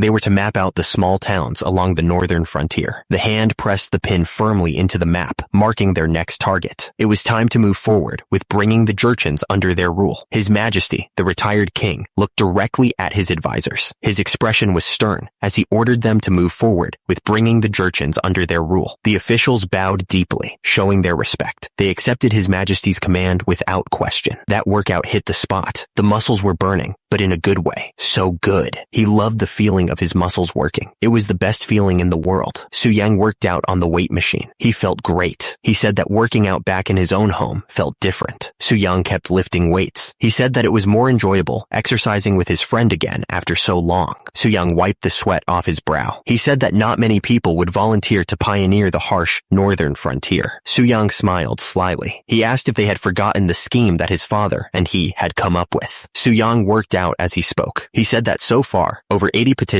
had already been submitted by secondary sons and illegitimate sons, requesting to be freed from their status. He was shocked by the amount of petitions. With furs and other goods flowing from the north to the south, people must see a chance to earn rewards by working and pioneering up north. The market was bustling with activity. Suyang realized that lately, with all the work on the Goryeo history and matters in Gyeongsang, he hadn't been paying enough attention to local affairs. He looked thoughtful. Once the Goryeo history revision was finished, Suyang planned to take a break and look around. He said that he had already found someone to send north. He was 40 this year, but he learned fast. He could do a 750 jun, about 80 kilograms, lift in 3 exercises. One gun was about 0.6 kilograms. The person ate a big piece of meat. Suyang mentioned that the guy wasn't a secondary son himself, but he had a younger illegitimate brother with a significant age gap. He liked his attitude because he volunteered to go north for his brother's sake. So, he appointed him as the magistrate of Gyeogyang County. The bowl was licked clean. Not a single grain of rice remained. It was a testament to someone's incredible appetite. Hong Il-dong looked like he wanted another serving. He shouted that he was ready for one more bowl. Hong Il-dong looked at Hong Il-dong with concern. He pointed out that he had already had 10 servings. Hong Il-dong corrected Hong Il-dong, reminding him that he wasn't just Sir, but his second eldest brother. He then added that in official matters, Hong Il-dong should use his title. Hong Il-dong asked if they had any rice cakes, because they were a little short. The woman carrying the tray looked surprised and apologized. Hong Il-dong grinned, saying that the rumors were true. Hong Il-dong had an impressive appetite. He then added that it was too manly, wasn't it? The regional commander openly complimented Hong Il-dong. Hong Il-dong laughed, saying he was at a loss for words. Hong Il-dong told Hong Il-dong not to get hung up on things like honorifics and titles between brothers. The regional commander told Hong Il-dong that if he trusted him and followed his lead, there was no reason why he wouldn't rise to the rank of chief ranging official someday. He added that Hong Il-dong resembled him more than his eldest brother, so he should focus hard on his body's preparedness training. The man grinned, agreeing with whatever was just said. He seemed pretty excited about it. The commander asked who was temporarily in charge of Gaoyang County at the moment. He looked serious, waiting for an answer. The commander announced that Hong Yun-sung had been appointed for the battle at Gaoyang Fortress because of his sharp strategy and quick thinking. He added that Hong Yun-sung's background was different from theirs. The man grinned, saying it would be perfect to make Hong Yun-sung his sworn younger brother. He thought it was a great idea. Far away, two figures stood overlooking Gaoyang Fortress. The fortress loomed in the distance. One of the men looked like he was about to lose it, wondering when the new magistrate would show up. He added that the cold weather was coming soon, and he didn't know how they would finish the repairs in time. The other man agreed that he knew what he meant. He said that the winter weather was already making him nervous. The first man asked if he was really that nervous. He wondered if he wasn't planning to transfer to the warm southern region in a year anyway. The man thought about how his muscle intimidation strategy to catch a cold on purpose ended up trapping him there instead. He was stuck. Grand Prince Suyang was still trying to keep up the act. To keep faking a cold, he needed to look feverish, even if it meant doing push-ups, but that was nearly impossible in a freezing region like this. He was really working up a sweat just to look sick. This time, he swore he'd retire for real and move to the warm southern provinces. He called out to see if anyone was around, and someone answered. The commander wondered if Suyang wasn't over that cold yet, even though the battle at Gaoyang Fortress ended a whole month ago. He looked at Suyang suspiciously. Suyang apologized to the commander. The commander said that His Majesty had sent him something himself.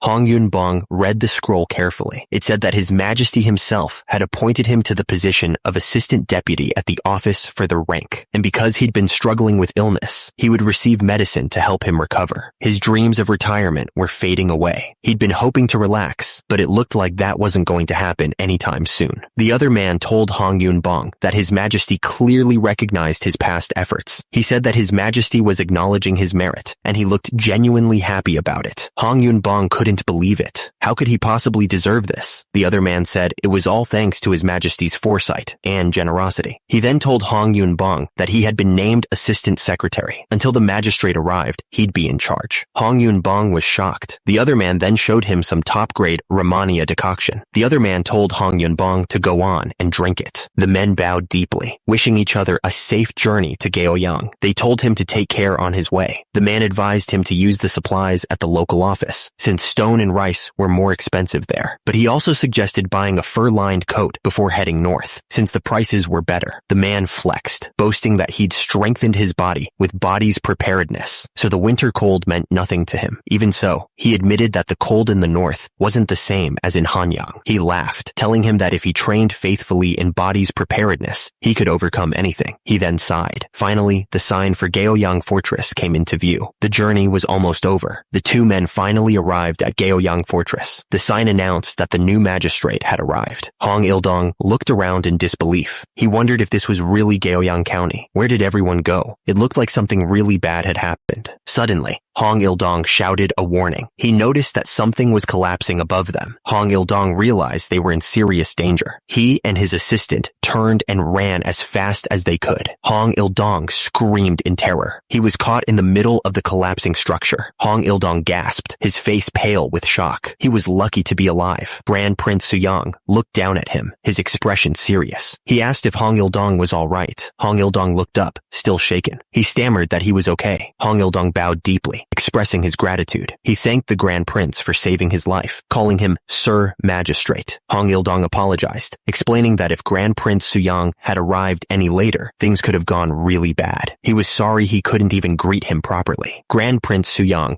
gestured for Hong Il-dong to follow him. He said they should move somewhere safer first. They arrived at what was left of a building. Grand Prince Suyang apologized for the state of the temporary office and asked him to come inside. A man with a headband stepped forward. He introduced himself as Hong Yun-song, an assistant secretary who had been temporarily handling things. Hong Il-dong replied that Hong Yun-song must be very busy. He introduced himself as the newly appointed magistrate of the region. The damage was extensive. It wasn't just the walls that needed fixing. The whole place was a mess. The land needed so much work. They needed to build houses and clear land for farming. The problem was they didn't have enough people to get it all done. Grand Prince Suyang sighed and said the Jurchens, who were supposed to help, were starting to complain and weren't working together. But he told them not to worry, because body's preparedness would solve everything. Hong Il-dong looked confused. He tilted his head and wondered what Grand Prince Suyang meant by body's preparedness. Grand Prince Suyang was sure of himself. He declared that every problem could be solved with body's preparedness. Hong Yun-seong smirked. He seemed to know something the others didn't. Early the next morning, the air was crisp and cool. Grand Prince Suyang stood before the group of men, his red robe standing out against the landscape. He demanded to know if everyone had gathered. Suyang grinned, his muscles bulging as he made a fist. He declared that since they didn't know how to work, he would teach them himself. One of the men scoffed, crossing his arms. He wondered what digging holes was going to change, and what they were even gaining from it. The man's hands tightened on the wooden tool. He recalled Grand Prince Suyang once said that even simple physical motions could lead to learning. Grand Prince Suyang swung the pickaxe with all his might, his muscles straining. The force behind each swing was incredible. The pickaxe slammed into the earth, sending dirt and rocks flying. The ground cracked under the force of the blow. Suyang grinned, sweat dripping from his brow. He told Gildong to scoop out the spot where he'd just struck. Gildong replied with a quick, "Yes, sir," but he was clearly annoyed. He thought this whole thing was a pain. Gildong dug into the dirt, his face showing his annoyance. He thought he could have just stayed in the countryside, living a chill life. He blamed his pushy brother for all this. The men swung their pickaxes in perfect sync. They were moving at an incredible pace. It was like watching a well-oiled machine. Suyang watched the men, a hint of pride in his eyes. The other man with him seemed shocked by how fast they were working. He couldn't believe they were moving so quickly. Suyang grinned, pointing at the workers. He explained that this wasn't just labor. It was a way to train their bodies and get stronger. Suyang suddenly turned and called out to Gildong. He told him it was time to move on to spiritual pressure training. He was clearly excited about the next phase. Gildong's face fell, a look of annoyance washing over him. He wondered if Suyang was using him again. He was starting to get really tired of this. Suyang had a guy on his shoulders and was doing squats. He was pushing himself to the limit. You could practically feel the strain in his muscles. Two men watched Suyang's display of strength. One of them suddenly realized something. He asked if that was the same move the assistant secretary used during winter training. The man thought about Suyang's dedication to his body. He realized that it wasn't just brute strength. Suyang's physique showed that he stuck to a disciplined diet, too.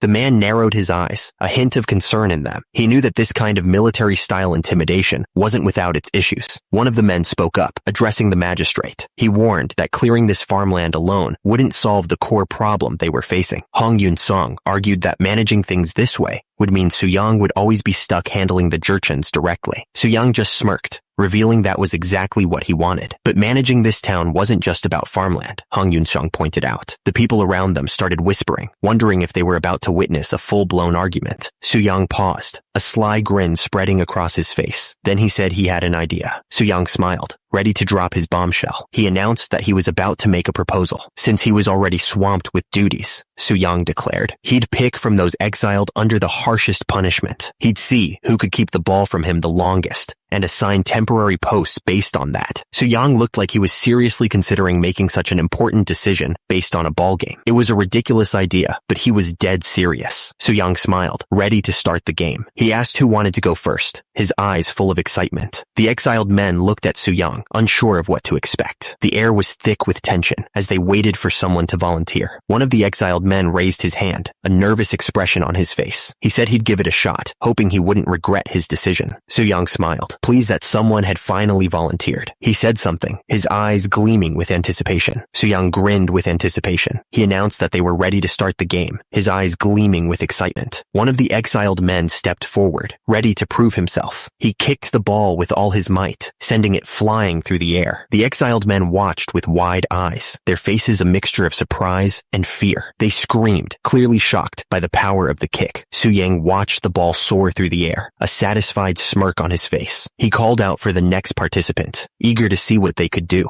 The next man launched the ball with incredible speed, impressing Su Yang. He complimented the man, his eyes gleaming with approval. Su Yang called for the next man to step up, standing over the last guy. He was ready to see what the next contestant could do. Someone watching the game was impressed by the guy's size and speed. He wasn't slow at all, despite his build. One of the men thought this was just a dumb ball game. He didn't understand the point of it all. Su Yang complimented the man's performance, but also gave him advice. He told him he could work a bit more on his lower body strength. Still, despite all the intensity, it was just a ball game. He wondered what Su Yang was really up to. The guy couldn't help but laugh. He thought managing a township was already a huge job with tons of stuff to worry about. And this guy was using a ball game to pick his helpers? The man's face turned serious though. He stared ahead, clearly not amused anymore. He was worried that Su Yang was taking the northern frontier way too lightly. This could be a big problem. The guy grunted as he was struck. He realized it was a new move. He exclaimed. Su Yang stared down at the guy. He was impressed. He said something. Su Yang's eyes narrowed. He was about to get serious. He warned. In a flash, Su Yang was on top of the guy, pinning him to the ground. The force of his weight was crushing. The man looked up in shock. He stammered, completely caught off guard. The guy screamed as Su Yang's strike landed. He went flying backwards, completely overwhelmed by the force. The other men watched in disbelief as the ball soared through the air. They were completely shocked by the power of the kick. Su Yang stood tall, his muscles rippling. He called out for the next challenger to step up. Someone stepped forward, ready to take on the challenge. He was about to test his strength. The guy looked determined. He said he would give it a try. The guy gave a confident smile to his opponent. He looked like he was enjoying himself. He said something, ready to see what the next challenger could do. The men lined up on the hill, ready to throw the balls with all their might. They were getting ready for the signal. The air crackled with anticipation. One of the men stared intensely. His eyes narrowed with determination. He muttered that he wasn't like the others. He was ready to show his true strength. The man grinned, his eyes gleaming with excitement. He said he was looking forward to this. He challenged his opponent to try and stop him, full of confidence. The signal to start echoed across the field. The competition was officially underway.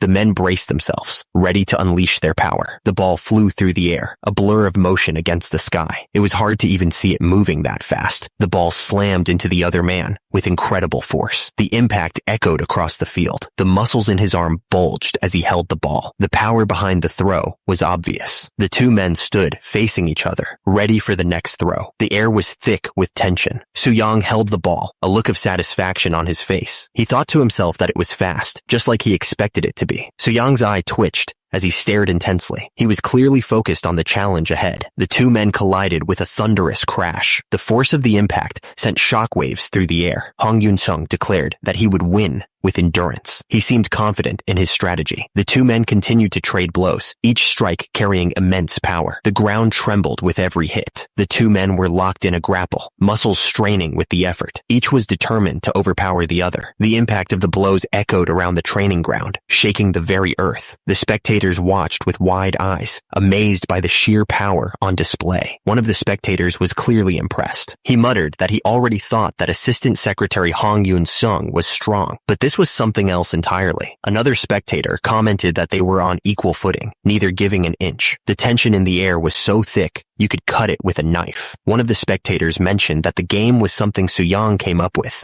when he was young, based on chukguk. He explained that chukguk was a traditional Korean ball game, similar to soccer. Another spectator exclaimed that he had never seen anyone stand off against him like that in his entire life. The force of their blows was incredible. Hong Yun-sung gasped. The force of the blow had clearly taken him by surprise. The next thing he knew, he was flying. He crashed hard against the ground, the impact sending a shockwave through his body. The spectators watched in disbelief. They couldn't believe the power they were seeing. Su Yang grinned, clearly enjoying himself. This was fun for him, really fun. One of the spectators commented on Hong Yun-sung's incredible brute strength. He had never seen anything like it. The grip was like iron. He just couldn't get away, stuck in Su Yang's grasp. He was starting to panic, knowing he needed to break free. The two men strained against each other, muscles bulging with effort. Su Yang's grip tightened, but the other man refused to give in. He finally broke free. He shouted that it was the end. He was sure he could win now, but Su-young was too fast. He had grabbed the other man again. They were locked in a struggle once more. Su-young stood over his defeated opponent, grinning. He told him to just give up already. It was over. Hong Yun-xiang's muscles strained with all his might. As the top graduate of the military training command, he was under immense pressure. He couldn't let himself be disgraced. He refused to lose. The tension in the air was thick enough to cut with a knife. Su-young stared down Hong Yun-sung, waiting for the next move. Su-young held his ground, muscles bulging. He wasn't going to let Hong Yun-sung escape his grasp. Hong Yun-sung, he was Assistant Secretary Hong Yun-sung, after all. He wouldn't back down. The crowd roared, chanting Hong Yun-sung's name. They were all counting on him to win. The people were shouting at him to hold his ground. He could feel the pressure from the crowd. Su-young watched the match closely. He realized he had really underestimated Hong Yun-sung's strength. His eyes narrowed, and Su-young decided it was time to end this. He was done playing around. In a flash, his fist connected with Hong Yun-sung's face. The force of the punch sent him flying. Su-young gritted his teeth. The muscles in his legs strained with the effort, threatening to tear. He was pushing his body to its absolute limit. With a mighty yell, Su-young lifted Hong Yun-sung high above his head. The veins in his neck bulged, and his face turned red from the exertion. The crowd was completely stunned. One of them blurted out. Su-young spun around with incredible force. Then, with a final grunt, he hurled Hong Yun-sung through the air. Hong Yun-sung was a blur as he sailed across the training grounds. He was flying so fast that he was leaving a trail of dust in his wake. High above, Hong Yun-sung hurtled through the air, completely helpless. The ground rushed up to meet him, and the faces of the crowd were all tilted upwards, following his flight. Su-young stood there, breathing hard. Sweat poured down his face, showing how much strength it took to throw Hong Yun-sung that far. His muscles were still tense, ready for anything. Su-young watched where Hong Yun-sung would land, his expression serious. Hong Yun-sung lay on the ground, stunned. He groaned softly, trying to catch his breath and figure out what had just happened. A loud voice boomed across the training grounds, declaring the match was over. It was clear who had won. The moon hung high in the sky, casting a pale light across the landscape. Below, the river snaked through the valley, leading to the distant mountains. Inside the building, men sat formally on the floor, waiting. The announcement would come soon, changing everything. Delicious meat sizzled over the hot coals, filling the air with a savory smell. The magistrate was excited to eat. Su-young held up a cup of tea, smiling. He explained that during his cutting phase, he only drinks powdered grain tea. Someone gasped, clearly shocked. They couldn't believe that Su-young was still performing so well, even while cutting. The men raised their cups, celebrating. They were happy to hear that even the jerchins seemed uplifted by what happened today. It was all thanks to the body's preparedness, no doubt.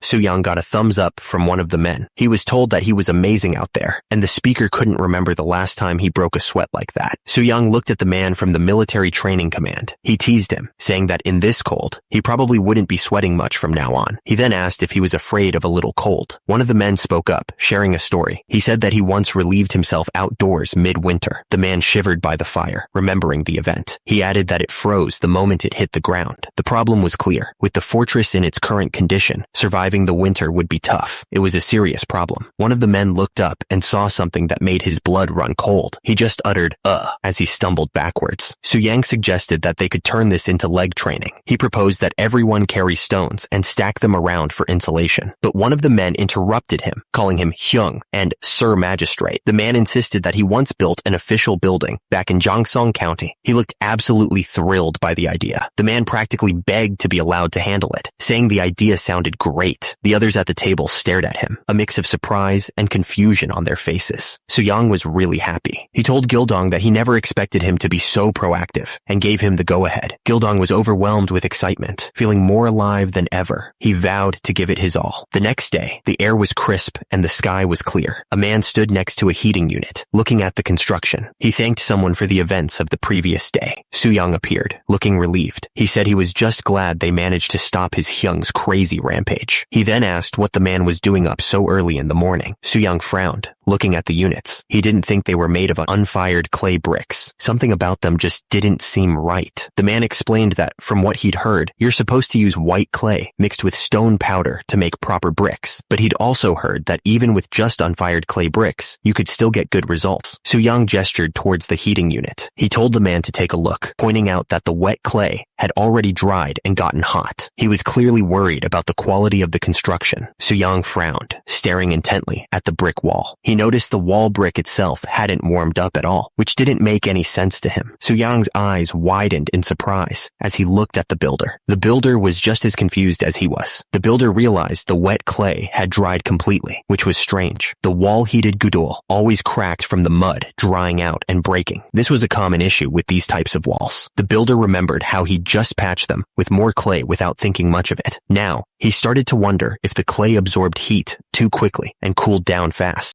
That could be what's causing the cracking, he thought. The clay's properties might be the key to the problem. He stared at the cracked wall. He had always thought the smoke was just leaking out through the gaps in the wall. Soo-young looked up at the sky, thinking hard. Suddenly, a possible solution popped into his head. Soo-young smiled, feeling confident. He suggested they replace the current wall with wall bricks, which should help them withstand the winter cold much better. The man in red looked at the wall bricks with confusion. He asked what Soo-young meant by wall bricks. Soo-young explained that wall bricks retain heat for a long time, so cold air would seep in more slowly. The man in red realized that if the wall holds heat longer, the warmth from the floor heating stones would last longer too. Soo-young explained that with regular walls, you have to fix the whole thing once a crack appears, but with bricks, you can just patch the crack or replace the ones that are broken. Soo-young admitted he wasn't sure if his idea was right, but if it worked to block out summer heat, it should hold up against the winter cold too. So he figured it wouldn't hurt to give it a try. The man watched Soo-young and the other man. He wondered if they were really brothers, since Soo-young seemed way sharper than the older one. He called out to someone. Dim turned to face the running man. He simply said, "Oh, you're here." Soo-young announced that he already spoke to the mason from Gaeseong. Dim looked confused and asked why he had done that. It turns out that wall bricks are used in the side walls when they build hapgak roofs. The workers were busy on the roof. The mason needs to know how to fire bricks the right way. It's an important skill. Soo-young said he'd send someone over and make sure they fired a large batch of wall bricks. He paused, thinking about the scale of the project. He asked how many they were talking about. The man replied that around 5,000 should be enough. Soo-young seemed to be considering the implications of that number. The man looked completely shocked. He wondered where they were going to get the firewood to fire that many bricks. Bricks were not commonly used in Joseon architecture. The main reason was the lack of firewood needed to fire the kilns.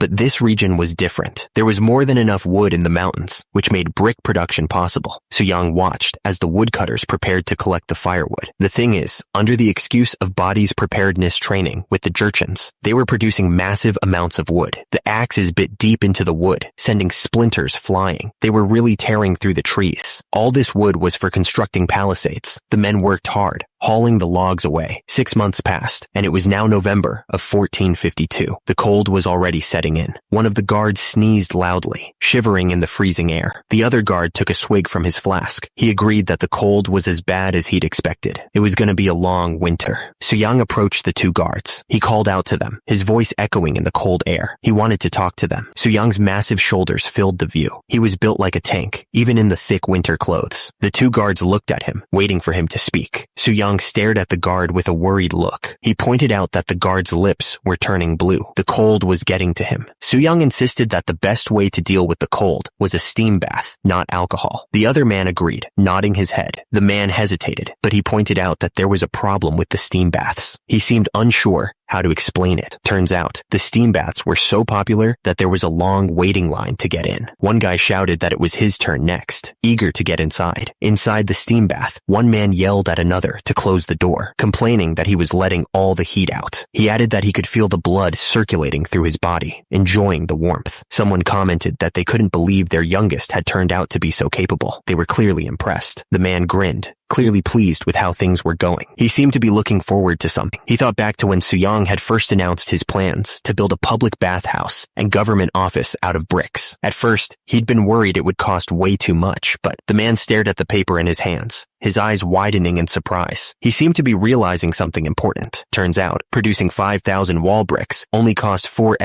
seom of rice. The numbers were pretty shocking. The man smiled, clearly impressed by the efficiency. He looked genuinely happy with the results. The man thought that Gildong was really blessed with luck. He seemed to be acknowledging Gildong's success. The story moved to Gyeonggwan province. The area was covered in snow. The man looked absolutely shocked. He couldn't believe that Gaoyang had only half the casualties they did. One of the men explained that they had built a steam bath to help with the firewood supply. Plus, they used bricks to make a well-insulated government office that was warm even in the dead of winter. He added that the wild tribes were also being trained through body preparedness, keeping them working regularly and pushing through the cold. The man put his hand to his forehead, looking frustrated. He wondered what he had been doing all this time. King Sejong looked annoyed and asked what was happening with the Black Soil project. He was not happy to hear that it had failed again. King Sejong clicked his tongue in annoyance. Without another word, he turned and walked away, clearly not pleased with the news. The report came in. They had already used 1,500 gun of iron ore, but it was all useless scrap metal. The project was a total disaster. Soo-young looked at the cursed black soil with disgust. He couldn't believe how useless it was. In a nearby workshop, a blacksmith hammered away at a piece of metal, oblivious to the problems with the black soil. Sparks flew as he shaped the iron, unaware of how much effort was being wasted. The hammer slammed down on the metal, but it was clear something was wrong. The metal just wouldn't take the shape he wanted. It was a lost cause. The blacksmith looked absolutely furious. He couldn't believe how bad the metal was. He complained that even cheap candy was tougher than this trash. The blacksmith looked up as Soo-young approached. He asked how things were looking, then immediately complained that the black soil was ruining the metal completely. He pointed to the black soil. It was sticky, almost like pine resin, which was definitely not a good sign. Soo-young stared intently at the soil. If it acted like pine resin, he thought, a new idea starting to form in his mind. The blacksmith looked confused as hell when Soo-young told him to scrape off the soot and bring it over. He asked what he was supposed to do.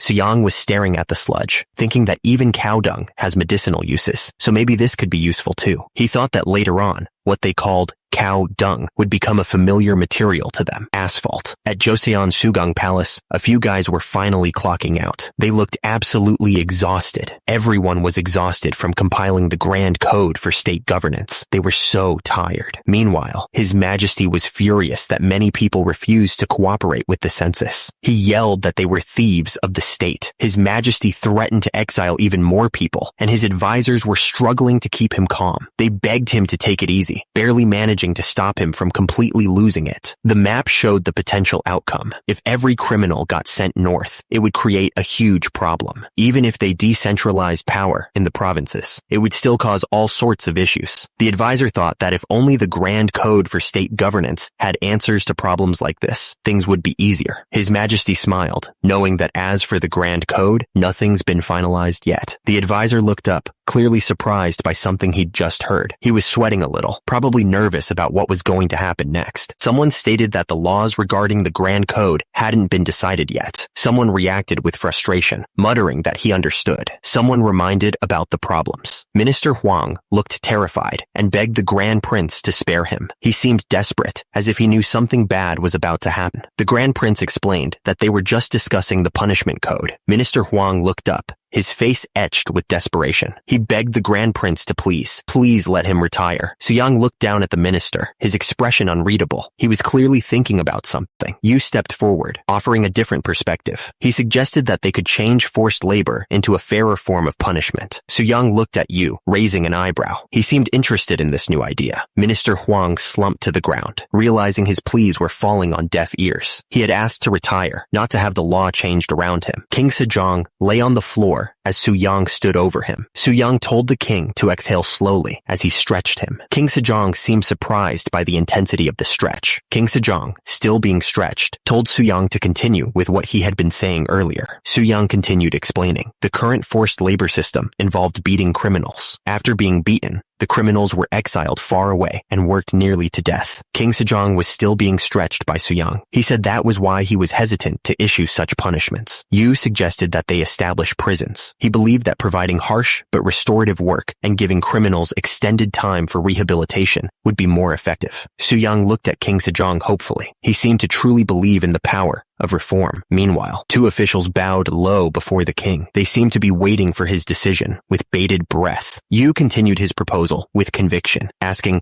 wouldn't that truly reform almost anyone? Minister Huang looked terrified, begging the Grand Prince to spare him. He was clearly desperate to avoid whatever punishment was coming. Soo-young looked at King Sejong, an idea forming in his mind. He believed he had a better way to handle things without harming the prisoners. Soo-young suggested they recall the walking wheel they had developed before. He seemed excited excited about the possibilities. He then wanted them to imagine substituting exile journeys. It was an interesting proposal, to say the least. Su-young finished his thought, suggesting they replace exile with walking on such a wheel instead. He seemed proud of his idea. Su-young continued his pitch, explaining they'd avoid muddy roads and freezing weather. This too could be considered mercy. King Sejong smiled, looking genuinely relieved. He told Yu that his words and care were lifting the heavy burdens from his mind. King Sejong continued, saying they could call it imprisonment and have officials manage it. He admitted he'd been too busy mentally keeping track of every criminal he'd exiled, which was exhausting. King Sejong explained that with the new system, regular reports would be enough to manage everything. The idea seemed to ease his mind. King Sejong then wondered who would volunteer to reform prisoners in these jails. He pointed out that Yu had disciples who were skilled at reformation. Yu excitedly suggested that they had the Pei Timber Hall. King Sejong agreed, clinking his cup against Yu's. King Sejong smiled, saying he didn't know Yu was so thoughtful, but he suggested that Yu shouldn't focus solely on work and should care for his family too. Yu looked at King Sejong. He started to respond about family matters. King Sejong continued, mentioning Yu's eldest son, Hyundong. King Sejong mentioned that Hyundong was exactly 16 this year. The young man stood there, looking proper in his traditional clothes. The topic then shifted to marriage proposals for Hyundong, but it turned out that back then, he was struggling with trauma from the war, which left him exhausted. The marriage talks quietly faded away. Yu remembered that time. Yu paused, about to reveal which family had approached them before. It was a name that carried weight. It was Left State Councilor Han Huak. He was smiling, grateful that the Grand Prince had considered their families joining again. Su-young explained that he hadn't brought up the matter sooner because he was feeling unsure. He just hadn't been in the right state of mind. Yu looked at him suspiciously, wondering why they hadn't sent a matchmaker if they were serious about resuming the marriage talks after all this time. Left State Councilor Han Huak laughed nervously, claiming that his daughter insisted she needed more time to study, but his smile seemed strained. Su-young realized that Han Huak, who belonged to the pro-Ming faction, couldn't even bring up marriage talks with him again because his political power had completely collapsed. Su-young thought to himself that it was rather hot today. Su-young suddenly understood that if Han Huak still had power, he would have pushed his daughter to become crown princess by marrying her off to 14-year-old Hongwei. The thought made him shudder. Su-young apologized, saying he hadn't realized they had a guest. He casually mentioned that he might soon become Hyundong's father-in-law and told Hyundong to greet him properly. Hyundong bowed respectfully. He said something politely. The moment hung in the air.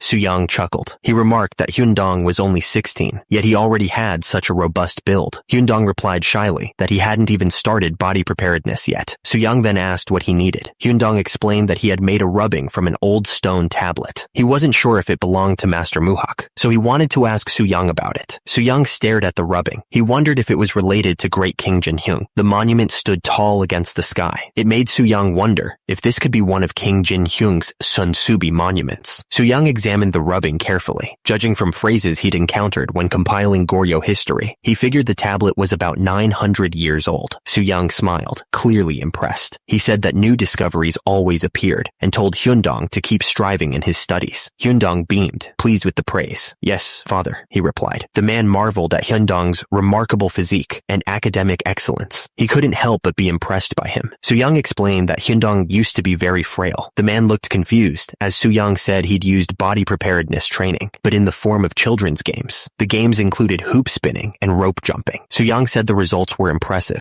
Su-young added that they're effective for young children, but also beneficial for women. He smiled, pleased with the results. The man thought for a moment. Now that they were talking about it, why not have a friendly game of shuttlecock kicking? Su-young suggested that they find a way to break the ice with their wives as well. The other man listened intently, nodding thoughtfully at the idea. A few days later, the world had changed. Suddenly, a shuttlecock zipped through the air like a bullet. The air cracked with the force of it. The shuttlecock smashed into the wall, leaving a huge crack in the surface. The woman stood there, racket in hand, looking surprised at her own strength. She couldn't believe what she had just witnessed. What did I just witness? The woman stood there, racket in hand, surrounded by the damage she had caused. The other man stammered, trying to process what he had just seen. He asked if he understood correctly. The man looked at the woman with disbelief. He asked if she was the one who had caused all that damage, unable to believe a woman could have such strength. Deok looked nervous. She admitted she was just a homebody, clearly not thrilled about the idea of leaving her house. She really hated moving around. The thought of it made her even more anxious. The clothing lay neatly on the table. Lady Daebuin had invented it. hit. Lady Daebuin held up the clothing item, explaining that it was called a melty. She said it was like suspenders, meant to keep skirts from falling down. She showed how to tie it around the waist. The melty would hold everything in place. Lady Daebuin showed Sukdeok how the melty worked. She explained that you had to pull it upward like this, then tie it back down securely to make sure it stayed in place. Lady Daebuin continued to show how the melty worked. She explained that with clothing like this, even if someone stepped on your skirt, it wouldn't slip down. Lady Daebuin then told Sukdeok that she also had to wear guards for her knees and elbows. She carefully adjusted the guards on Sukdeok's arms. Lady Daebuin then told Sukdeok that she should remove her heavy wig. She also needed to put her remaining hair into this pouch to keep it out of the way. Sukdeok stood there with her arms out, ready to show off the complete outfit. Lady Daebuin smiled, announcing that it was complete. Sukdeok bowed respectfully to Lady Daebuin. Lady Daebuin returned the bow, ready to begin the shuttle ball lesson. Lady Daebuin looked Sukdeok up and down, checking that she was properly dressed for the game. She then asked if Sukdeok had ever played shuttle ball before. Sukdeok admitted that it was her first time playing shuttle ball and apologized for her inexperience. Lady Daebuin waved it off, telling her it was all right and to just follow her actions. Lady Daebuin raised her racket, ready to demonstrate. She explained that in shuttle ball, they started with a serve. Lady Daebuin swung the racket, showing how to do drive shots. She moved with surprising speed and grace. Lady Daebuin launched the shuttlecock high into the air. The racket flashed as she sent it soaring. Lady Daebuin then smashed the shuttlecock with all her might. The force of the hit echoed through the courtyard as she showed Sukdeok how it was done. Sukdeok looked nervous. She worried aloud about whether she could do this well. Lady Daebuin reassured her, saying it was normal to feel that way at first. Lady Daebuin smiled reassuringly. She told Sukdeok not to worry, explaining that she would teach her step by step, starting with how to grip the racket. Lady Daebuin complimented Sukdeok's posture, saying it was quite good and that she was quick to learn. Sukdeok asked if it was really true, then thanked her. Sukdeok felt a warmth spread through her chest. It was the first time anyone had praised her for exercising, and she admitted to herself that it felt pretty good. Lady Daebuin smiled and suggested they try playing around lightly. Sukdeok nodded in agreement, ready to give it a shot. Lady Daebuin told Sukdeok that she should serve first. She grinned, clearly excited to see how this would go. The shuttlecock soared high into the sky, arcing gracefully against the backdrop of the clouds. It hung there for a moment, almost suspended in time. Lady Daebuin moved quickly, swinging her racket with practiced ease. She sent the shuttlecock flying back towards Sukdeok. Sukdeok carefully marked a point on the scoreboard. She felt a surge of satisfaction as she completed the stroke. Lady Daebuin explained that scoring 1 point meant she had earned it. She added that the first person to reach 21 points would be the winner. Sukdeok was surprised and delighted. She had actually scored a point. Sukdeok swung at the shuttlecock with a grin. She was actually having fun. Sukdeok realized she had always thought moving her body was difficult and exhausting. She was starting to change her mind. Sukdeok beamed. She realized that she found the game incredibly enjoyable. It was a feeling she hadn't expected. She let out a sharp cry. The racket slammed into the shuttlecock with a loud crack. The shuttlecock soared through the air, arcing over the court. It landed hard on the ground. Suddenly, a sharp pain shot through her ankle. She winced. A throbbing pain followed in her wrist. She felt the aches of muscles that hadn't been used in years. Sukdeok leaped into the air, her racket raised high. She was ready to smash the shuttlecock with everything she had, putting all her strength into the hit. Lady Daebuin's eyes widened in shock. She exclaimed. The racket slammed into the shuttlecock. The impact sent a shockwave through the air. The shuttlecock shot forward like a bullet. It was aimed directly at the wall with incredible speed. The shuttlecock slammed into the wall with a deafening crack. Dust and debris exploded from the point of impact as Sukdeok watched, surprised by the power of her own hit. Sukdeok's eyes widened as she watched the shuttlecock fly. She couldn't believe how fast it was moving, wondering if it was even possible for a shuttlecock to reach that speed. Lady Daebuin stood ready, her racket held high. She admitted that Sukdeok's skills were quite impressive, a rare compliment from the strict instructor. Lady Daebuin's expression hardened, her eyes narrowing. She announced that she would start taking this seriously now, a clear warning of what was to come.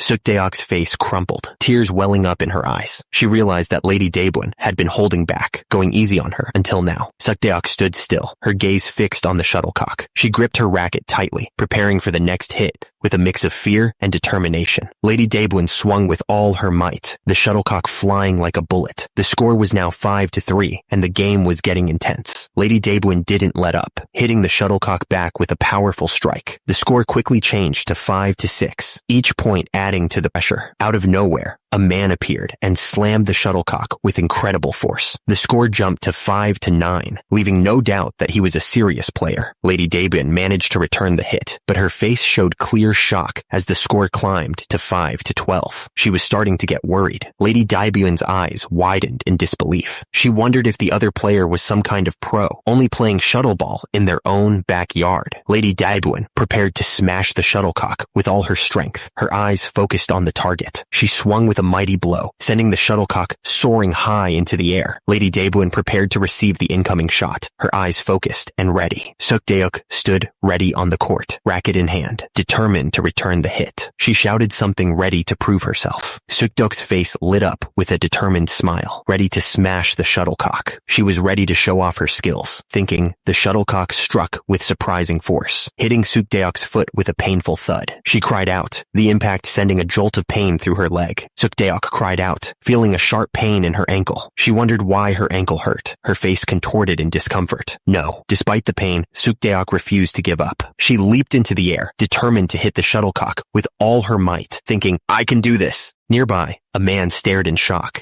his mouth agape. He couldn't believe what he was seeing. The shuttlecock connected with the racket, the force of the impact echoing through the air. It was a powerful hit. Sukdeok landed gracefully, a triumphant grin spreading across her face. She screamed, I did it! Sukdeok cried out as a sharp pain shot through her hand. Her grip on the racket tightened, but the pain was intense. Now it's my wrist, Sukdeok thought. Sweat trickled down her face as she realized another part of her body was giving out. The pain was too much. Sukdeok lost her balance and started to fall. She tumbled to the ground, the racket flying out of her hand. Sukdeok hit the ground hard, groaning in pain. Lady Daebwin rushed over, concern etched on her face. Is this? Sukdeok thought, her eyes wide with shock. She gasped, trying to catch her breath as the pain settled in. Sukdeok's mind raced with a sudden thought. What would life be like as the daughter-in-law of Grand Prince Suyong's family? Sukdeok was still falling, and the impact was about to be rough. Her body was screaming in pain, and she braced herself for another hard landing. Someone, speaker unclear from OCR, expressed concern about Sukdeok collapsing. The speaker replied that the girl had never trained her body before, then expressed concern about what would happen if she refused to marry into their family because of this. Sukdeok's face was shown, and she looked determined. She didn't show any dislike, and her expression was resolute. The speaker paused, thinking about the girl. The speaker looked determined, deciding that they definitely wanted Sukdeok to be a part of their family. Someone chuckled, clearly relieved. It seemed they had been worried about nothing. Outside, the sun shone brightly on the traditional Korean houses. The air was crisp and clean. Someone struggled to tie the top knot, almost losing their balance. They remarked that the person had grown so sturdy that they almost fell backward. Someone chuckled, playfully calling the person a rascal. They asked when he had gotten so big. The person stood tall, holding a scroll in their hands. They were asked if they were ready, and they replied with a resolute yes. The coming-of-age ceremony was a big deal, and it was formally hosted by my brother. Now that Lord Doan had reached adulthood and finished the coming-of-age ceremony, things were about to change. He held the scroll tightly. Requires verification. Lord Doan smiled, ready to face whatever came next. He would obey His Majesty's command no matter what. And so, they picked a lucky day in April. The date was set, and the preparations would begin. And so, a few days later, the wedding ceremony was held. People gathered to watch the event. The table was set with food and other items, prepared for the ceremony. Everything had to be perfect. The girl looked down, lost in thought. She seemed sad, like she didn't want to be there. The man smiled, excited for what was about to happen. He couldn't wait. The woman looked at the man, her face full of pride. She thought to herself, he's grown up so well. The hand gently touched her shoulder, offering a silent reassurance. The moment was filled with unspoken feelings. The lady looked up, a faint blush rising on her cheeks. She seemed grateful for the kind gesture. The man smiled warmly. He said it was all thanks to her. The man then asked where he should send his son. He laughed and said there were plenty of good matches, so he should choose wisely. The couple stood side by side, surrounded by flowers. They looked regal and composed. King Sejong sat beside the lady, watching as two women bowed before them. He said that seeing their new daughter-in-law put his mind at ease. He looked content. The daughter-in-law thought about how she would have become Queen Dowager Insu in history. She hoped she wasn't afraid of life after the shuttle ball incident. She was worried. Soo-young explained that practicing body's preparedness would strengthen the body and improve daily life, and that it shouldn't be seen as a hardship. King Sejong looked relieved and said that he was glad Soo-young was so kind and understanding.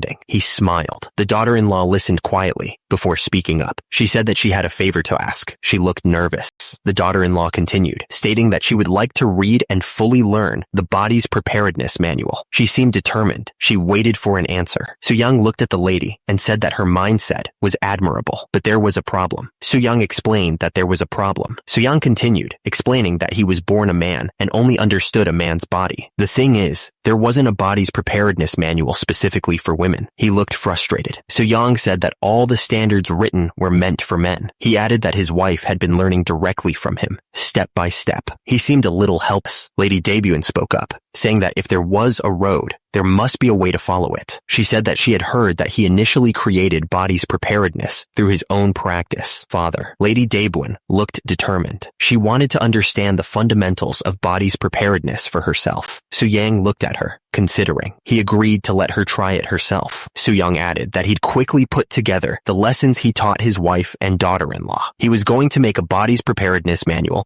just for women. At that moment, the sounds of training echoed from the courtyard. One of the women groaned in frustration. The instructor told her that she was stiff as a board and that she could forget about training if she couldn't loosen up. One of the women training in the courtyard was in agony. She groaned that she might hurt her back just picking things up, and her thighs felt like they were splitting apart from the exercise. The instructor told her to exhale and relax her muscles. The woman cried out in pain. Soo-young, observing this, wondered if he could really make a body's preparedness manual that worked for women. A messenger approached Soo-young. The messenger announced that His Majesty the King requested the Grand Prince's presence. Soo-young thought to himself that he needed to finish the manual. It couldn't be anything important, right? The courtyard was quiet and empty, bathed in the cold light of the winter sun. A sense of foreboding hung in the air. Someone asked King Sejong about Tsushima Island's request to increase their number of trade ships. One of the men looked confused. He asked if the number of ships wasn't already set at 50 in the Geihai Treaty. Why would they suddenly want more? The Geihai Treaty had been put in place because of increasing piracy by Tsushima Islanders at Busan port. They had limited their trade ships to 50, while granting fishing rights to maintain peace and reduce their raids. The man thought to himself that it was strange. Historically, the Geihai Treaty should remain effective until King Jungjong's era, the 11th king of Joseon. King Sejong sighed, remembering a time when they had sold ginseng to Japan at double the price. They had feared its market price would crash due to an excessive harvest. Someone reacted with shock. What? The two men exchanged a gift, but the king's advisor was suspicious. He figured that the request for 100 ships was just an excuse to add ginseng to their trade. It was all a big scam. The advisor continued, seeing the bigger picture. Tsushima Island was just a middleman, he realized. Someone on the Japanese mainland must want ginseng really badly. The advisor's suspicion grew. It was probably the head of the Uchi clan, he thought. That family was always causing trouble. Uchi clan head Uchi Norihiro was a real piece of trash. Back when King Jongjong was on the throne, he demanded their Jola province, claiming it belonged to his ancestors. King Sejong sighed, feeling helpless. Frustrating as it was, they didn't even have a proper map of Japan. How could they deal with these threats if they didn't even know the land? King Sejong realized that Shin Suk-ju should have made maps when he visited Japan, but then he remembered that he'd taken him to Ming instead. The advisor looked absolutely furious. He yelled that they should show force to those faithless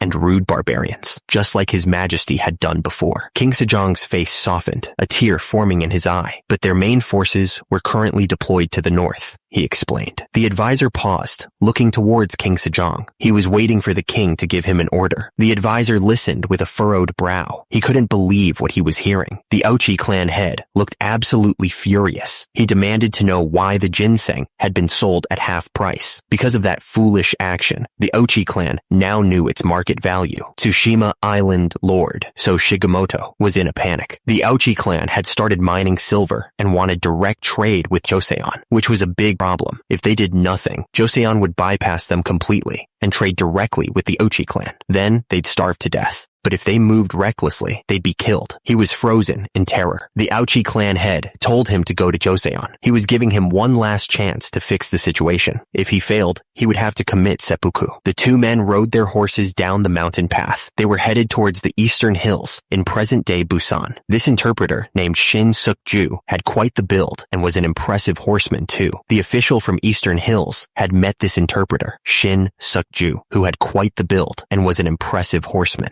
Delete entire panel. Someone said that someone else would explain it better than they could. They told them to travel to Hanyang with Shin Suk-ju. The two men arrived at the large mansion. The horses were tied up outside, waiting patiently. Soo-young stared at the huge mansion. He wondered who exactly this northern general was that wanted to meet him. One of the guards yelled at Soo-young, asking why on earth he was there. Another man interrupted, asking why there were TOI here and telling someone to watch their mouth and not call them that. Someone responded angrily to being called TOI, calling the speaker a disrespectful little brat. One of the guards looked at Soo-young threateningly and asked if he was looking to get beaten up. Someone yelled, "You bastards!" in anger. A man in armor stepped forward, his voice booming with authority. He demanded to know what they were doing to his guest, revealing that the man they were accosting was Grand Prince Soo-young. The man in armor smiled, his expression warm and welcoming. He remarked that Soo-young had come a long way. The man in armor apologized for calling so late at night. He seemed genuinely sorry for the inconvenience. Soo-young casually mentioned that it seemed like the gift he sent had caused a bit of a misunderstanding. The man in the wide-brimmed hat listened intently, his expression unreadable. The man in the hat repeated the word gift, his tone suggesting suspicion. Soo-young watched him carefully, waiting for his reaction. Soo-young explained that he had sent 180 gun of wild ginseng found in the mountains. He admitted that it was useful, but perhaps too large a gift, quickly brushing it off as nothing of consequence. Soo-young continued, explaining that the sulfur they received in exchange had been crucial for making gunpowder. He added that the copper was also very useful in crafting cannons for their northern expeditions. Soo-young thought to himself that he needed to maintain the facade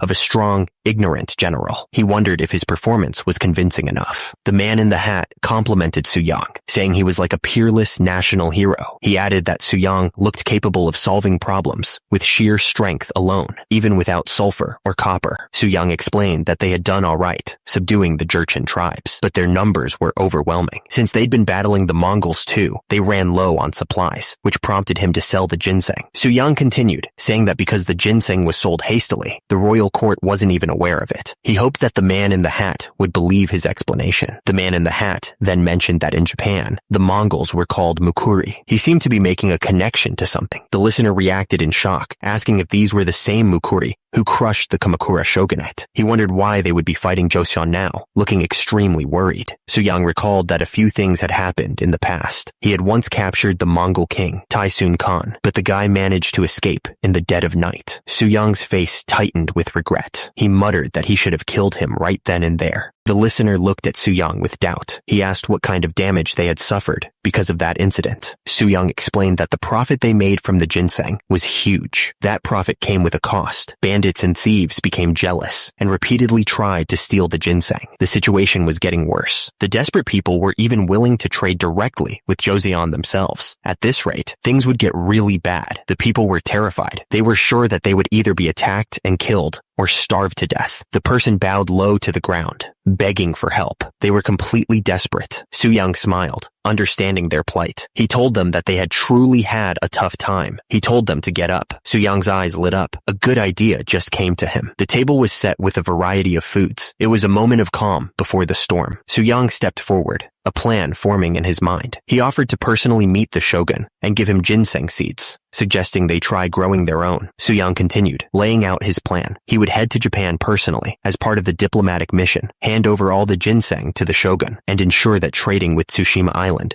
would continue as usual. The man's face lit up with relief. He was overcome with gratitude, tears welling in his eyes as he thanked Soo-young profusely. The man bowed low, still overwhelmed. He wondered aloud how he could ever repay this kindness. Soo-young grinned, his eyes gleaming with a hint of mischief. He told the man that it was too early to be thanking him. Meanwhile, In Kyoto, Japan, stood the Nanzen Temple. It was a place of peace and contemplation. Inside the temple, a monk spoke to a man, his voice firm but respectful. He urged the man to stop pretending to be detached from worldly matters and help with national affairs. The man turned to the monk, concern etched on his face. He wondered if they were saying that even the mighty Ming needed Joseon's help. Ganrei Hosokawa Katsumoto explained the situation. To secure the supplies needed for the war, Joseon was sending ginseng seedlings and seeds. The man couldn't believe that Joseon was willing to give away their precious ginseng, even the seeds. Was it all just for copper and sulfur? The man kneeling before him reported that Grand Prince Suyang himself was joining this diplomatic mission. The news was shocking. The man's face was grim. He declared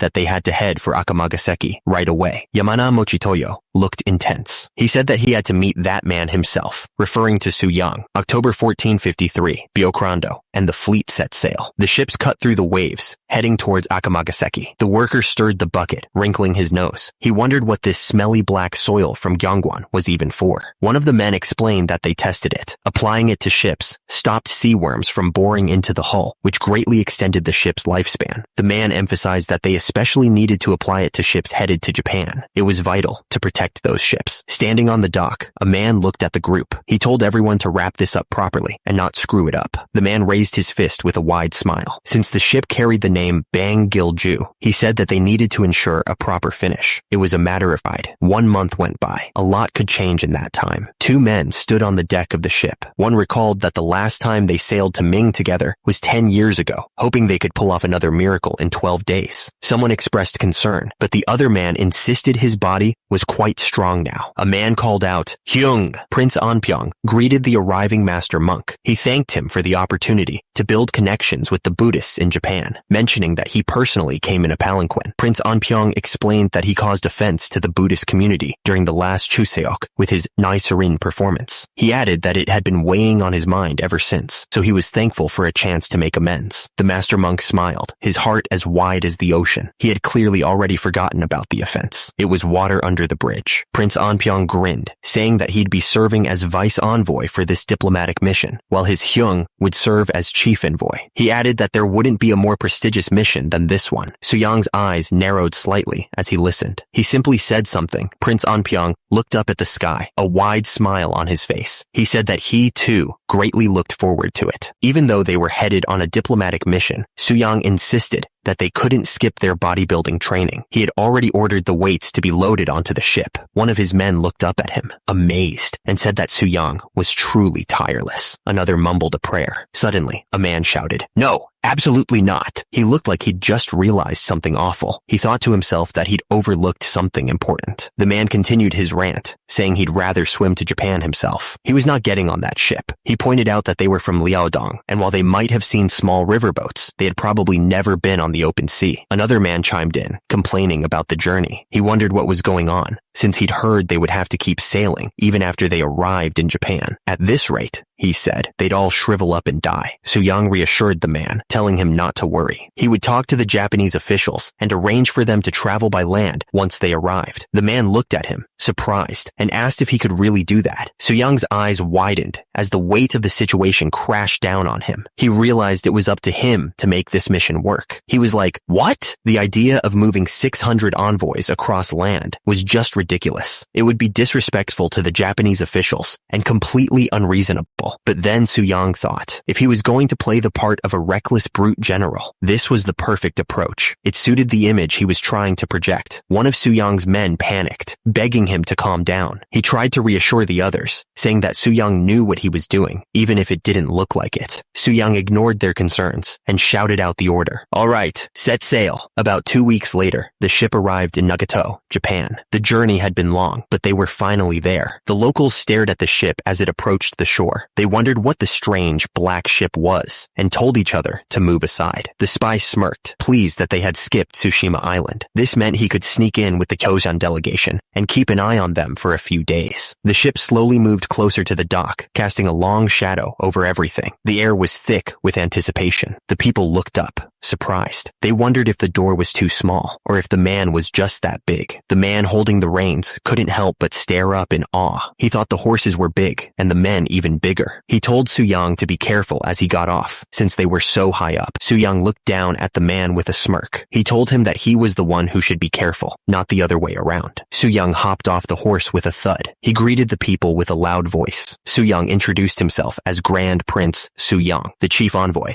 of Joseon's diplomatic mission. A man stepped forward, looking a bit nervous. He introduced himself as Ochi Norihiro, the representative of the Ochi clan. Someone looked shocked, exclaiming in disbelief. Someone shouted excitedly that it was land, that Japan's land wasn't floating on water, and that they thought they'd die on that boat. Someone noticed people wearing furs and identified them as toy. They remarked that the hosts must be incredibly wealthy if they're using them as bodyguards, and expressed desire for a piece of that fur. A man in red robes greeted them warmly. He said that they had prepared a banquet for them to relax after their long journey and asked if they would join him. He seemed pleased when they accepted. Someone asked who those monks were. Another person explained that famous monks from various temples in Kyoto had gathered to greet the honored guests from Joseon. One monk introduced himself as Sozin from the Nanzen Temple in Kyoto. Su-young looked closely at one of the monks. He realized that he recognized one of the figures from pre-Sengoku period Japan. The monk was Yamana Sozin. Turns out, after becoming a monk to give his son power, he kept controlling everything from behind the scenes. Su-young realized something. Yamana Sozin being there had to be for political reasons. Su-young grinned, clearly pleased with how things were going. He said that's exactly why he brought him, calling it a fortunate meeting. Su-young announced that they'd also brought along the venerable Buddhist master, Shinmi. One of the monks greeted them, stating that it was an honor to meet them, especially since they were introduced by the Grand Prince. He added that since they both spoke Sanskrit, they wouldn't need any translators. Another monk looked completely lost, muttering that he didn't understand what was going on. The first monk replied that he also spoke Sanskrit. He complimented Master Shinmi, saying that he had profound wisdom for someone from Joseon, adding that it was a pleasure to meet him. He stammered, impressed by the monk from Joseon's knowledge. Su-young smirked, thinking to himself that if he hadn't brought Master Shinmi along, they'd keep trying to spy on him. Suddenly, the system flashed a message. Nice try.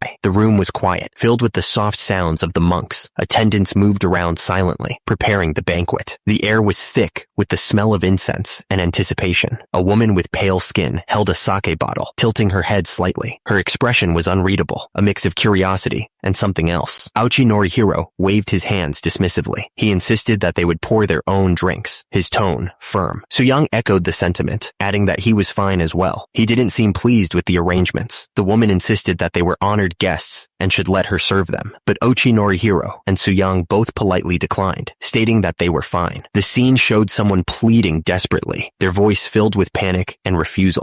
Ochi Norihiro presented a steaming hot pot. He explained that since they had traveled all the way from Joseon, he had specially prepared a hot pot with mountain whale meat for them to enjoy. The text explained that Japanese hadn't eaten regular meat openly since around the 600s. The meal was probably prepared especially for them, a sign of honor. Someone examined the meat with disgust, wondering what wild whale was, and realizing it was actually wild boar. They noticed the blood wasn't drained properly, causing an awful smell. Someone asked Yang if the meat was good for his taste. Yang responded that something was very wrong. Ochi Norihiro held out a cup, offering it with a polite smile. He suggested that maybe some pepper would make the meal more to their liking. One of the Hoseon delegates slammed his hands on the table, standing up abruptly. He looked absolutely furious, declaring that something was very wrong with the food. The delegate raised his voice, his face red with anger. He declared that even though they might be considered barbarians, they still knew how to properly respect meat, and demanded that they be served properly prepared, quality meat. The delegate continued to rant, explaining that even the Jurchens, known for their love of good quality pork, wouldn't stand for this. He was clearly disgusted. Ochi Norihiro looked taken aback by the outburst, his smile faltering. He seemed to realize that something was seriously off, unsure how to respond to the sudden anger. Ochi Norihiro seemed to understand that the Hoseon delegation was angry. He suggested that they go hunting. He wondered if that would make things better. A chest overflowing with valuable furs, was presented to the delegation. It was offered as payment for the privilege of hunting on their mountain for a day. Ochi Norihiro, still on horseback, said that he would accept punishment if their hospitality was bad, but Suyang just waved it off, saying he was worried about muscle loss. Uchi Norihiro looked confused, wondering if muscle loss was a common disease. With that, the hunting party set off into the wilderness. They were all mounted on horses, ready for the hunt. Just as the hunt was about to begin, a man in yellow robes shouted for them to wait. He looked concerned. Someone looked completely shocked. They couldn't believe what they were seeing and asked, "What the heck is this?" The person's eyes widened as they stared off into the distance. They were clearly taken aback by whatever they saw. A man on horseback rode away at full speed. Someone shouted after him, calling him father-in-law. Someone looked absolutely furious. They yelled, "You idiot! Follow me quickly," with their face red with anger. Turns out, this sudden hunting trip wasn't just a friendly outing. It was a cover for spying all along. The man in the royal robes declared that the Joseon king had lost his mind and sent his own brother as a vanguard to invade them. The man on horseback shouted that he wouldn't let that happen, but then he paused, realizing someone was missing. He wondered where they had gone. The horse's hooves crashed through the undergrowth. Each step was a display of raw power, leaving a trail of crushed leaves and broken branches. Suddenly, a massive wild boar charged through the forest, its tusks gleaming. It was moving fast, clearly on the hunt for something. The man yanked on the horse's reins, cursing under his breath. He had clearly realized something was wrong, and it was bad. The man chased after the boar, his feet pounding against the forest floor. Leaves scattered as he ran, trying to catch up to the animal. The punch landed with a deafening thud, sending shockwaves through the air. The force of the blow was enough to make the air shimmer. Two boars lay lifeless on the ground, defeated by a single blow. One was flipped on its back, tongue lolling out, a testament to the raw power it had faced. The Japanese delegate stared in disbelief, his face a mask of shock. He couldn't believe what he had just seen. The delegate trembled, comparing Suyang to a demon. He was practically an oni, a creature of immense power and destruction. Someone riding their horse addressed Sozin, asking what brings a venerable monk like him all the way here, or if they should address him as the head of the Uchi clan instead. Delete this panel. Sozin realized that this man saw through everything. He had to be careful. Sozin told him that he had come because he was worried that there would be too much needless killing, or that the common people might suffer because of their hunting. Sozin apologized for causing concern, but added that his men were greatly enjoying themselves. Suyang was having the time of his life. He shouted that the mountains were the best, and nothing beat riding a horse. He was clearly enjoying the hunt. Suyang suddenly announced that he'd changed his mind about traveling by sea. Sozin, surprised by this sudden change of plans, asked him to repeat himself. Suyang offered to pay generously. He asked if they could be allowed to travel by land instead of by sea. He seemed pretty determined. Sozin looked absolutely shocked. He asked Suyang what he had just said. He couldn't believe what he was hearing. Suyang said he knew it was a heavy burden on the Ochi clan, but he added that since they had the esteemed monk accompanying them, he was sure they'd be able to handle it just fine. Sozin's eyes widened, realizing what was happening. Suyang sweetened the deal even further. He added that he would also send generous gifts to the Nanzen temple in Kyoto. Suyang started to say something, but he seemed unsure of himself. He paused, as if reconsidering his words. The monk stroked the animal. Since he was a wise and understanding man, Suyang was sure he grasped his meaning clearly. Sozin smiled back, seemingly understanding Suyang's intentions. He said he would trust him on this.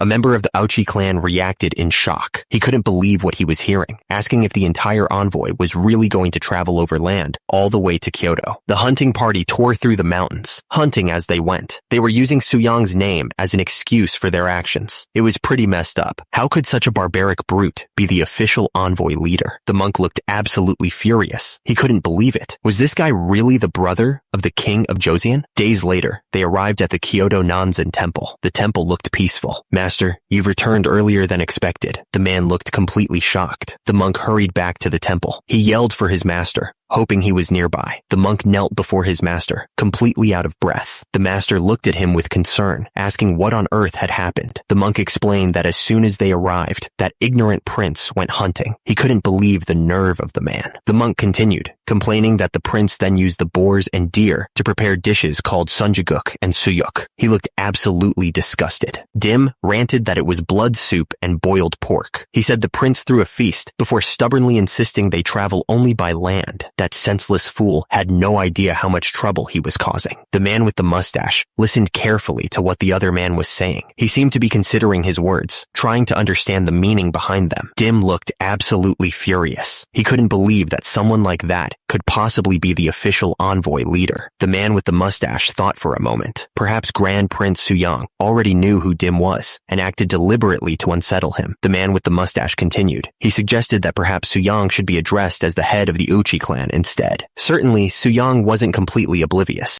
Dim looked down, thinking to himself. He decided that Grand Prince Suyang couldn't possibly be a man of much learning. The story jumped back 7 days. The events that followed would reveal the truth. Dim watched from around the corner. His eyes narrowed. He was going to find out exactly what was going on in that man's scheming mind. Suyang continued to lift the heavy weights. He added another plate, pushing himself to the limit. Yang struggled, his face contorted. He grunted, wondering why this was so heavy. Suyang scoffed, remarking that men from Japan couldn't even handle a single 40-gun weight plate properly. He then called out to Yang for help. The envoy knew there was no other choice. His hand pressed down on the document, sealing their fate. Suyang grinned as he lifted the weight. He felt the burn in his muscles, and he knew he'd found the perfect weight to push himself. The bald man watched, completely stunned. He couldn't believe what he was seeing. Suyang continued his workout, ignoring the stares. The bald man's jaw dropped as he watched Suyang. He had lifted 40-gun weights on both sides with ease. The member of the Uchi clan admitted that Suyang was undoubtedly a naturally born warrior, but he figured a man who spent all his time building muscle couldn't have much scholarly depth. That seemed logical to Sozin. The Uchi clan member added that even someone as thoughtless as Suyang wouldn't dare behave so freely once he reached Kyoto. The Uchi clan member stood in the moonlight, looking calm. He asked Sozin not to worry too much. The Uchi clan member gripped his sword tightly. He repeated. Several days later, at the imperial residence, a formal greeting was announced. Hosokawa Katsumoto knelt formally, introducing himself as the advisor to the shogun. He seemed like a serious guy. Grand Prince Suyang stepped forward, introducing himself as the leader of the diplomatic mission. He then presented Grand Prince Andpyeong as the deputy envoy. Suyang noticed a monk and wondered where he had gone. The man looked annoyed, sweat beading on his forehead. He seemed really uncomfortable. Suyang thanked the monk for his hard work. The hosts invited the envoys to rest after their long journey. They were told to sit comfortably while they waited for the shogun to arrive shortly. The room was filled with people sitting at tables, waiting. A heavy silence filled the air as everyone anticipated the shogun's arrival. 2 women peeked through the sliding doors, watching the scene unfold. They seemed curious about what was happening. A man wearing a fancy hat looked at the envoys. He seemed to be assessing them. Dim announced that the child was Ashikaga Yoshimasa, the incompetent shogun who sparked the Onin War, but also a figure who greatly influenced Japanese culture. Dim joked that he was the originator of Weebu culture, and that all Japanese culture came from him, the one who built the Weebu foundation of today. The envoys bowed low, offering a formal greeting. They announced that they humbly greeted the Seitai shogun of Japan. The shogun smiled warmly as he returned the greeting. He said that they were known as heaven-sent warriors, and that their presence was truly impressive. Suyang looked at the shogun with a hint of disbelief. He thought to himself that the shogun seemed too young, though the exact age was unclear from his observation. The shogun continued speaking. He said that actually he had seen them approaching from afar. The sound of hooves echoed loudly as Suyang and his group approached on horseback. They rode up the steps towards the building. The envoy's eye widened in shock. He couldn't believe what he was hearing. The shogun's eyes locked onto Suyang's horse. He said that your horse had caught his eye immediately. The shogun continued, asking if he could paint a picture of your horse. The envoy beside him looked confused by the odd request. The envoy was clearly outraged. He thought to himself that during their very first diplomatic meeting, he was asking to draw a picture of a horse. The envoy balled his fists. He thought this behavior was incredibly rude, and the stress was making him almost pee himself. The shogun asked if he could draw your horse. The request hung in the air, thick with unspoken questions. The envoy was losing it. He thought to himself that this was incredibly rude. He couldn't believe the shogun was acting on his own whim. The envoy changed his tone, saying that the shogun must enjoy painting and architecture quite a bit. The shogun responded, saying that he also had some skill in calligraphy and art. Grand Prince Andpyeong interjected enthusiastically, saying that he'd heard the deputy envoy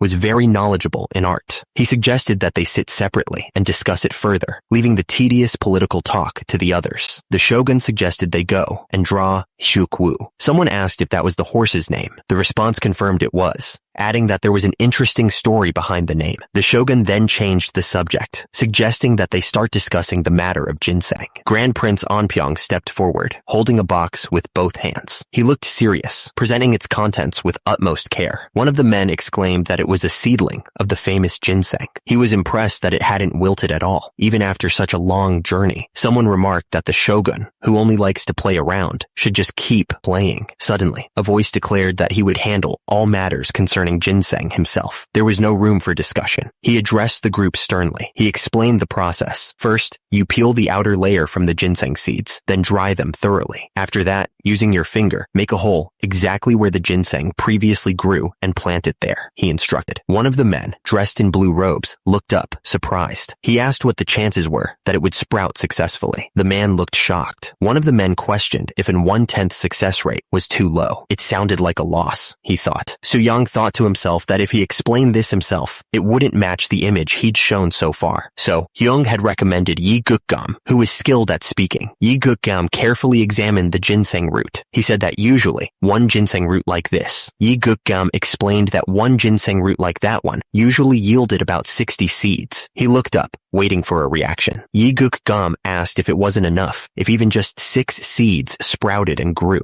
Yi Gukgam decided he would only teach them the bare minimum planting technique. The other man nodded, listening carefully. He said that it made sense when it was put that way. Soo-young thought about the others. He figured they'd probably rack their brains trying to grow ginseng and make a fortune. One of the envoys said that opinions were pretty split on how to share the ginseng. It seemed like it wouldn't be settled in a day or two, so he suggested ending today's talks there. One of the envoys stared intensely. He declared that the final decision maker wasn't those people. One of the envoys declared that the final decision maker was the shogun, Ashikaga Yoshimasa. The envoy continued, noting that since the shogun was currently paired with Grand Prince Onpyeong, a renowned cultural figure, things looked favorable. The envoy concluded that it was only a matter of time before Yoshimasa took Joseon's side. 3 days passed. The moon hung high in the sky above the castle. Soo-young was shocked. A festival. Soo-young pumped iron, but he looked absolutely puzzled. It wasn't even a special day. So what was this sudden festival about? Hyung explained that at Ryoanji Temple, he'd been talking about the painting Soo-young made. Then, he briefly mentioned Hyukwu and Soo-young's accomplishments. Hyung continued, saying that the shogun suddenly insisted on holding a festival because he wanted to see Soo-young's martial skills. He sounded just as surprised as Soo-young was. Soo-young looked concerned. Holding a festival would be costly and create a lot of extra work. Besides, what exactly did the shogun want to see him do? It seemed to come out of nowhere. The day of the festival arrived. The crowd roared as they announced the arrival of the Grand Prince from Joseon. The crowd went wild, throwing money into the air. They announced that he was the leader of the infamous toy warriors, the mighty general who crushed those cruel Mukuri and Kokuri barbarians. Someone commented that it reminded them of a Shinto custom, where people throw money at the emperor's procession. But this was something else entirely. Money was flying in from every direction, and he didn't know what to do. The man chuckled, telling his friend to just think of it as raining money. He seemed to be enjoying the spectacle. The other man wasn't so thrilled. He said he'd rather pass on a rain of coins, especially Ming currency. He looked annoyed. The festival was being held at Ryoanji Temple in Kyoto. The place was packed with people eager to see the Grand Prince. As Soo-young approached the temple, he was greeted by a line of armored men. A voice boomed from the entrance, welcoming him and acknowledging the long journey he'd undertaken. The greeter beamed, telling Soo-young that he had heard amazing things about his strength. He added that he'd prepared many things for him, urging him to enjoy himself. Hyung asked what exactly his friend had told the greeter. The other man replied that he had only mentioned the incident Hyukwu. The man continued, explaining that he told the story of when Hyukwu's owner died and the horse charged at Soo-young in a rage. He added that he told the story of how Soo-young had caught the horse, threw it down, and pinned it by the neck until it submitted. It was the story of how Hyukwu was so moved by Soo-young's strength. The man said that it was because of Soo-young's incredible strength that the horse willingly became his. Soo-young had truly tamed the beast. Soo-young thought to himself that his plan to look like a muscle-bound brute had worked out perfectly. He let out a laugh at the thought.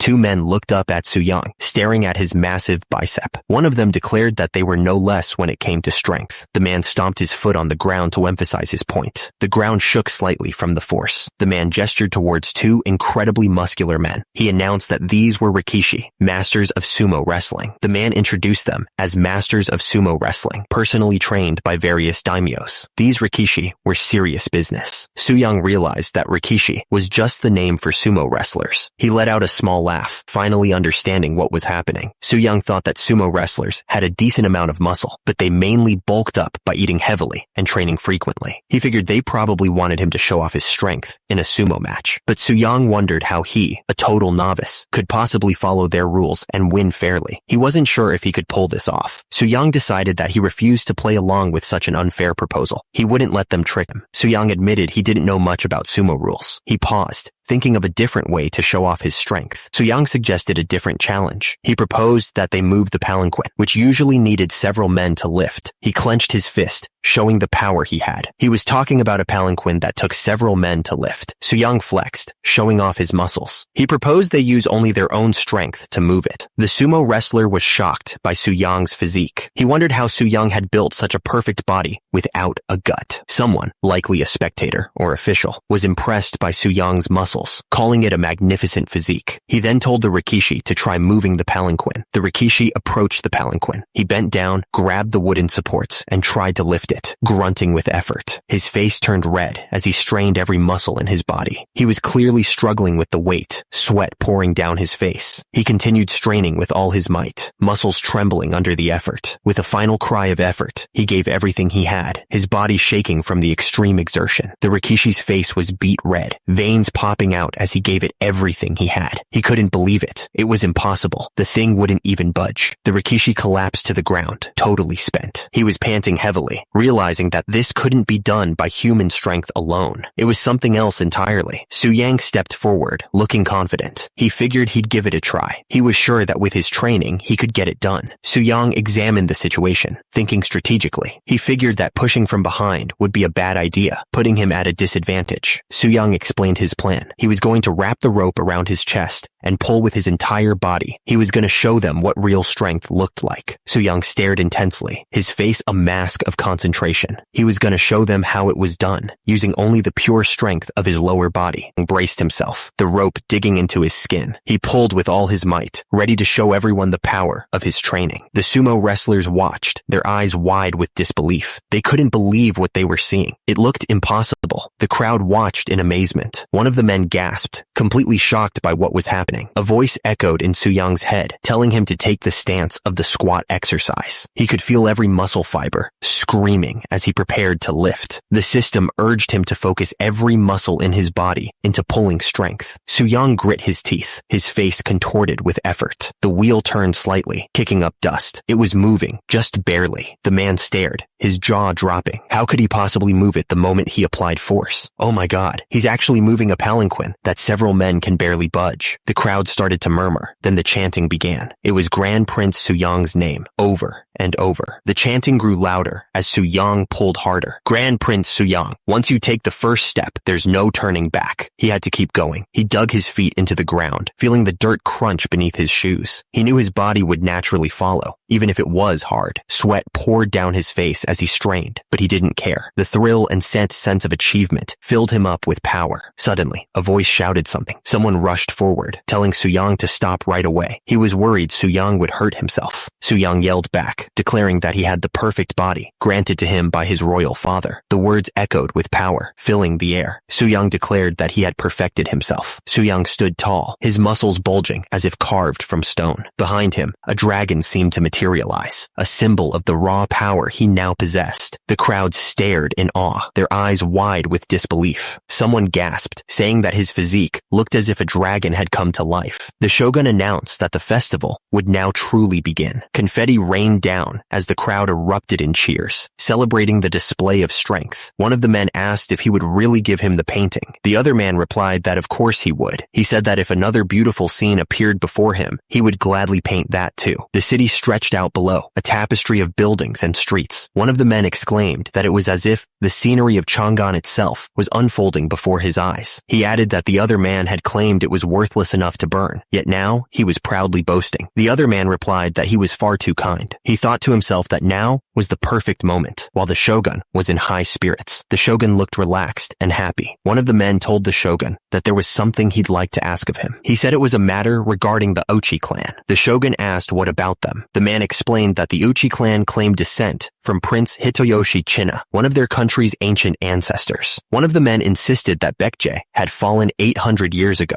so such a claim was absurd. Another man agreed with him, emphasizing his point. One of the men suggested that they should take a look at Japan's historical records. He thought it would be best to determine what was right and wrong from them. The shogun explained that the ancient records were kept at Shusen, but since that place belonged to the Tenno, it was difficult for just anyone to enter freely. He said he would have the records copied and sent to them himself. Grand Prince Suyang was suspicious. He wondered if it was really that simple. The shogun then asked if, in exchange, Grand Prince Suyang could show them another feat of strength. Grand Prince Suyang said he'd brought his bow along just in case. From above, the group looked down at the massive bow and arrows. One of them commented that the arrows looked more like spears than arrows. Someone asked if all Joseon bows were this massive, but another person replied that only Suyang's bow was this big. Grand Prince Suyang held the massive bow in his hands, the muscles in his arms bulging. He looked like he was ready to show off his archery skills. Grand Prince Suyang's eyes narrowed as he focused on his target. He was completely locked in, ready to show them what he could do. The arrow shot forward with incredible force. The air crackled as it flew. The crowd gasped as they watched the arrow fly. They were clearly impressed by the power behind it. One of the observers clapped his hands together, grinning. He thought it was truly impressive. Grand Prince Suyang laughed and boasted that he'd given the Mukuri quite a scare with this bow. He then called out to Sir Depi. One of the men asked if they should present the festival budget report to the shogun. The other man told him to forget about it. The man held his fan up, a slight smile on his face. He figured the kid wouldn't get it anyway. The discussion moved on to the specifics of the trade. For 200 gon of ginseng, they'd get 100,000 gon of copper, sulfur, and water buffalo horns. It was also decided that the shogun would handle the distribution of the seeds himself. The negotiators sat around the table, deep in discussion. They still hadn't agreed on a price for the seeds, so they considered accepting skilled workers as payment instead. The man with the hat explained that the seeds wouldn't bring in money right away. Plus, it would take time for the people to get used to the land. He thought that made it a fair trade. The man with the fan leaned forward, his expression curious. He wanted to know who these skilled workers were. They needed 100 blacksmiths and 50 prospectors to make this deal work. The numbers were starting to get real, and around 200 fishermen would also be required. It was a lot of people to ask for, but the shogun seemed to be considering it. The shogun considered the offer carefully. He weighed the value of the ginseng seeds against the loss of so many skilled workers. Then, the shogun tapped his fan against his palm. It was a sign that he had come to a decision. The shogun announced that he would discuss it with the daimyos before making a final decision. The negotiations were moving forward, but nothing was set in stone yet. Turns out, the negotiations took some time. Several days later, the discussions continued. Among the craftsmen requested by Joseon, a blacksmith earned about 2 silver nyang per year. Someone stated it was too great a loss for them. Someone muttered, "Well, look at this guy." The speaker said that Grand Prince Suyang was acting nice and friendly in front of them, yet plotting a completely different scheme behind their backs. Someone muttered to themselves about being a muscle-headed general who couldn't logically refute him. Wondering what to do, the shogun cleared his throat. He stated that those who wish to receive ginseng seeds must provide the number of craftsmen requested by Joseon. The shogun added that the seeds would be allocated according to the proportion of people sent, so they should spread the word clearly. Someone shouted in shock. "Pardon?" One of the men spoke up. He said the shogun just told them. He continued, saying they had to figure it out themselves and send the craftsmen. One of the men was really upset. He yelled at the shogun, begging him to reconsider what he had said. He looked like he was about to lose it. The shogun stared down at them, his expression unreadable. He asked if they dared question his decision.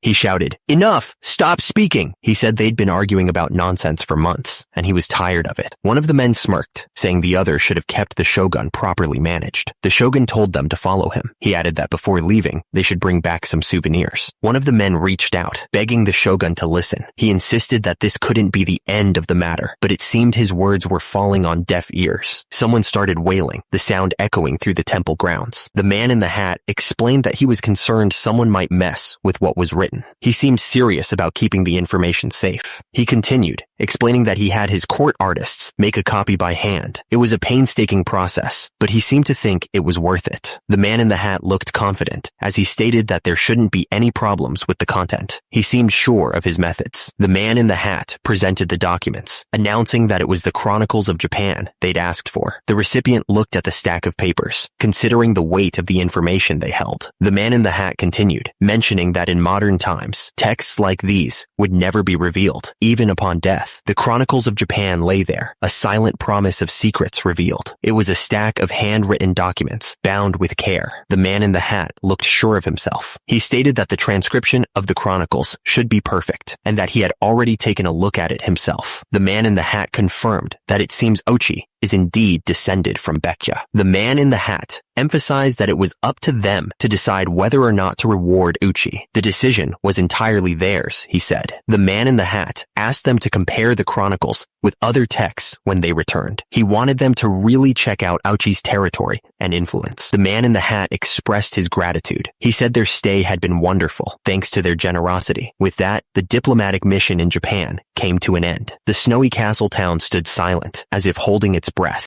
Word arrived that the Jurchens had put on a display of their horseback riding skills at the festival. Then came the order. It was time to board the ships and head home. A man yelled at the top of his lungs, his face red with excitement. The snow swirled around him as he urged everyone to hurry. They had become pretty popular with the Japanese people, turns out. But even so, they still hated sailing on ships and couldn't wait to get back on solid ground. Another ship already? The man sighed, dreading the upcoming journey. He could already feel the seasickness creeping in. Grand Prince Anpyeong bowed respectfully, expressing his gratitude for the chance to meet with the Japanese Buddhists. Grand Prince Anpyeong thought about Sozin. Grand Prince Anpyeong reflected on this. He hoped the ginseng seeds he had given them would amount to nothing more than a passing breeze. The seeds were a gift, but he still had his doubts. It was the 15th of January, the great full moon of the first month, a couple weeks after the Lunar New Year. The palace grounds were covered in snow, ready for the festival. The king acknowledged that the diplomatic trip had gone well. He could feel the soft fur of his royal garments. King Sejong had heard that Grand Prince Anpyeong enjoyed the festivals in Japan, even pulling a palanquin himself. He knew the shogun of Japan was negligent when it came to politics. King Sejong worried if the shogun could prevent troubles over the next decade. He knew from history that the Onin War resulted from an incompetent shogun. Jo Guk-gwan listened intently, his expression serious. He was thinking about the future of Japan. One of the men was still surprised that the other could see trouble coming. He changed the subject and asked if the other remembered the man he sent to Gaoyang. The man had gone north to free his illegitimate brother from slavery. The point was made. A sword was stabbed into a rock, confirming the agreement. The men continued to train.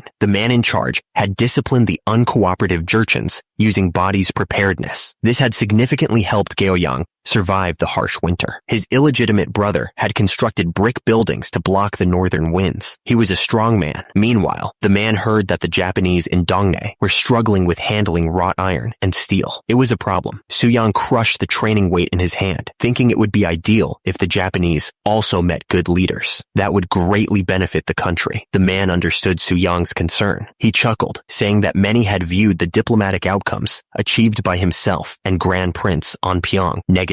The reason was that people were suspicious about why they personally handled relations with Japan. Jo Guk-gwan, newly appointed Minister of War, sat on the throne. He looked down at the others. Jo Guk-gwan believed they should have brought skilled warriors from Japan and acquired their swords, not just artisans. Japanese swords and Joseon swords were very different, not just in how they looked, but also in how they were made. Jo Guk-gwan thought that these artisans might struggle at first to make good weapons. Someone else thought, if only you knew how hard negotiations were. King Sejong. Japan was in serious need of good steel. Therefore, King Sejong held out his hand, and a strange energy glowed around it. He seemed to be concentrating, trying to make something happen. Suddenly, King Sejong grimaced, clutching his head. He looked like he was in pain, or maybe just confused by what he was seeing. The attention turned to a Japanese sword. It stood firm, ready for the test. Someone explained that the Japanese sword used wrought iron cores wrapped with hardened steel. steel. The sword came down with incredible force, shattering the rocks into pieces. The impact sent fragments flying everywhere. King Sejong explained that Japanese smiths combined soft and hard iron to make their blades because they didn't have enough good iron. He added that if craftsmen who knew this method got good steel, they could make swords as good as the legendary ones. One of the men realized that he'd thought the Japanese made swords freely from good steel, but now he saw that they put incredible care into their work. Jo Guk-gwan admitted that he had foolishly misunderstood the king's deep insight. The king said it was fine. King Sejong announced that Grand Princes Suyang and Onpyeong and everyone else on the diplomatic mission would get rewards. He said they had done well, and now he could fully focus on making the body's preparedness for women. Suyang just smirked at that. He added that Yu was a capable leader. The speaker told Yu that he wanted him to head to Harbin. Yu looked absolutely shocked. He asked why he had to go to Taisun all of a sudden. It was June of 1454, along the Songhua River. The river flowed calmly through the landscape. Yi Jing-o had taken over from Kim Jong-seo in the north, but turns out he was too strict and didn't have the skills for scheming. The man on the boat told someone that they were skilled at strategy. He ordered them to wrap things up. He looked up, clearly regretting something. He thought to himself that he should have dealt with Taisun then. The man looked at the stacks of letters. He realized that all of them were sent by Taisun Khan. He had no idea that Taisun was so persistent. It was a letter from 5 years ago. He was recalling a past event. Turns out, after Taisun was thought to be dead following his capture by them, he returned alive. The man looked absolutely furious, his face red with rage. He pointed, ready to yell at anyone nearby. The situation went from bad to worse as they began blaming each other for the defeat. It was every man for himself now. The man yelled for the others to finish what they were saying and then get lost. He was clearly done talking to them, especially with the Ming forces pressing them after their retreat. The man scoffed, questioning if the others had ever even fought Suyang themselves. He looked absolutely unimpressed. They had no choice but to keep quiet after that. The consequences of speaking out were too great. 5 years had passed, and the wall between Ming and Oirat territory was finally complete. The man read from his book, sounding pretty pleased with himself, and joked about how scared stiff everyone must be. Ming was running out of money and would soon pull their troops from the area. The man stated that even Wang Chen's treasury was almost empty. He said that they would withdraw their troops from there too.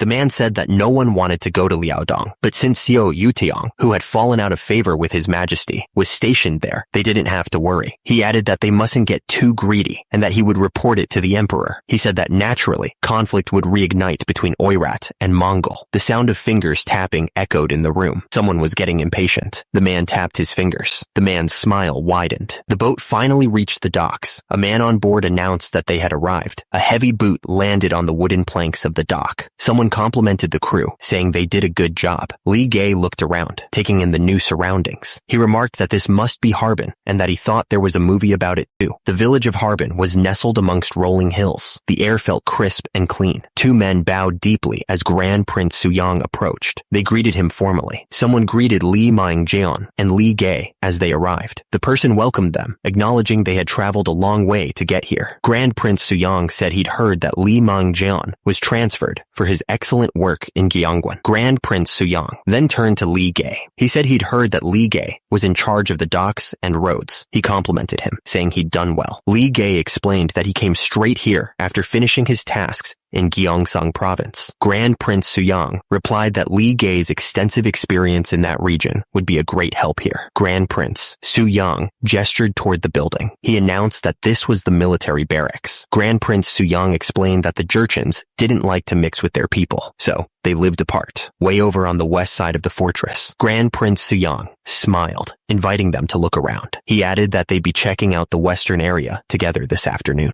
The group started walking, their footsteps echoing through the area. Suddenly, a group of soldiers snapped to attention, greeting Grand Prince Suyang. Li Mengjian commented on how tight the discipline was around here. Grand Prince Suyang listened intently, his mind already racing with possibilities. The weight of command rested heavily on his shoulders. Someone asked about the 6th Firearms Unit, trained in the year of Shinmi, 1451. Were they inspecting the breech-loading cannons? One of the soldiers explained that with the carriage mounts, they could fire the cannons from almost anywhere. He seemed to think they'd be quite useful. Turns out, the previously developed developed hand cannon eventually became these breech-loading cannons. It was an impressive upgrade. The thing is, combining them with regular hand cannons wasn't easy because of portability issues and their limited range. It was a problem they still needed to solve. The man explained that overlapping rolls with mobile cannon carts was causing issues. The problem was that repeated firing tended to misalign the barrels or chambers, causing leakage. The man frowned. Breech-loading cannons of this era were still problematic, he admitted. Despite the problems, they were still better than hand cannons, so they'd have to make do. He then asked what the piles were for, and was told they were containers for explosive shells. The soldier looked concerned. Some of the containers tended to absorb moisture, which could cause misfires. The soldier insisted that they had to store them properly to avoid misfires at all costs. At that moment, he noticed Grand Prince Suyang and quickly apologized for not greeting him earlier. The man saw that Grand Prince Suyang looked pale and asked if something had happened. He suggested they step inside to talk. They went inside the building. The man wanted to discuss what Suyang had read in the letters. The man explained that Yexian was planning to marry his sister to Tai Sun. The goal was to legitimize his line as heirs of the Khan. Grand Prince Suyang added that, while it was ostensibly for legitimacy, Yexian surely intended to control the throne himself as regent. The man continued, noting that historically, Tai Sun couldn't even form a proper faction, so it was obvious that Yexian was the true power. The man explained that Tai Sun had been killed after fighting Usen, but in this timeline, both sides had their own armies. He noticed that Tai Sun's army was less than half the size of Yexian's, and wondered why. One of the men pointed out that even though their numbers seemed similar, fewer soldiers were willing to fight for Tai Sun. He suggested that sending troops to aid Tai Sun might be the only answer. The man warned that if they didn't do anything, all of the Mongols would fall under Yexian's control, which was a problem. The man added that such a situation would be bad news for their country. He looked concerned. One of the men worried that crossing the Songhua River would make it tough to get gunpowder to the troops. He also feared that sending troops across the river would alarm the Mongols. But Grand Prince Suyang told him not to worry, saying that the Mongols were already falling apart from the inside. Grand Prince Suyang realized that he initially wanted to watch the situation from a distance, but he now felt like they were about to jump right into the fire. He paused, thinking that something might work. The man suggested that they summon Tai Sun and arrange a marriage with Isen's sister. Someone chimed in, clarifying that Yexian and Usen were the same person, just with different names in different dialects. The two men looked absolutely stunned. They reacted in shock, clearly not expecting such a suggestion.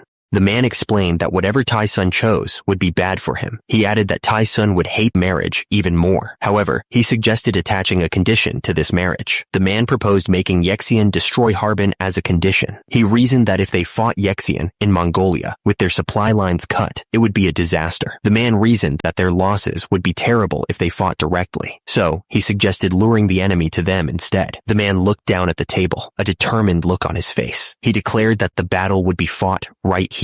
The man explained that if they managed to defeat Yexian, his power would crumble. He added that Tai Sun's claim to the throne would become stronger. Far from the meeting room, the Jurchens were hard at work, building fences to the west of the fortress. They were helping to fortify their position. One of the men wondered if the Jurchens had been defeated. The other man replied that they hadn't, but they weren't friends with Esen either. He added that after hearing about their victories, the Jurchens were watching them carefully. The man squinted, shielding his eyes from the sun. He wondered aloud. A man was tending to his horse when the shout rang out. Someone announced, the news spreading like wildfire. Another man shouted, his voice booming across the area. A group of men gathered, looking concerned. One of them asked. Another added that they had found many things while building the fences. One of the men stepped forward, his expression serious. He asked if someone could take a look at what they had found. The man stared at the statue in his hands, turning it over carefully. He'd never seen anything like it before, with its many arms, before exclaiming that it was the thousand-armed Avalokitesvara. The man held the statue up, examining it closely. He commented on how detailed it was, and how much care must have gone into making it. One of the men stammered that the statue must be valuable, thanking the man for showing it. Then he asked if the man would take a look at his find too.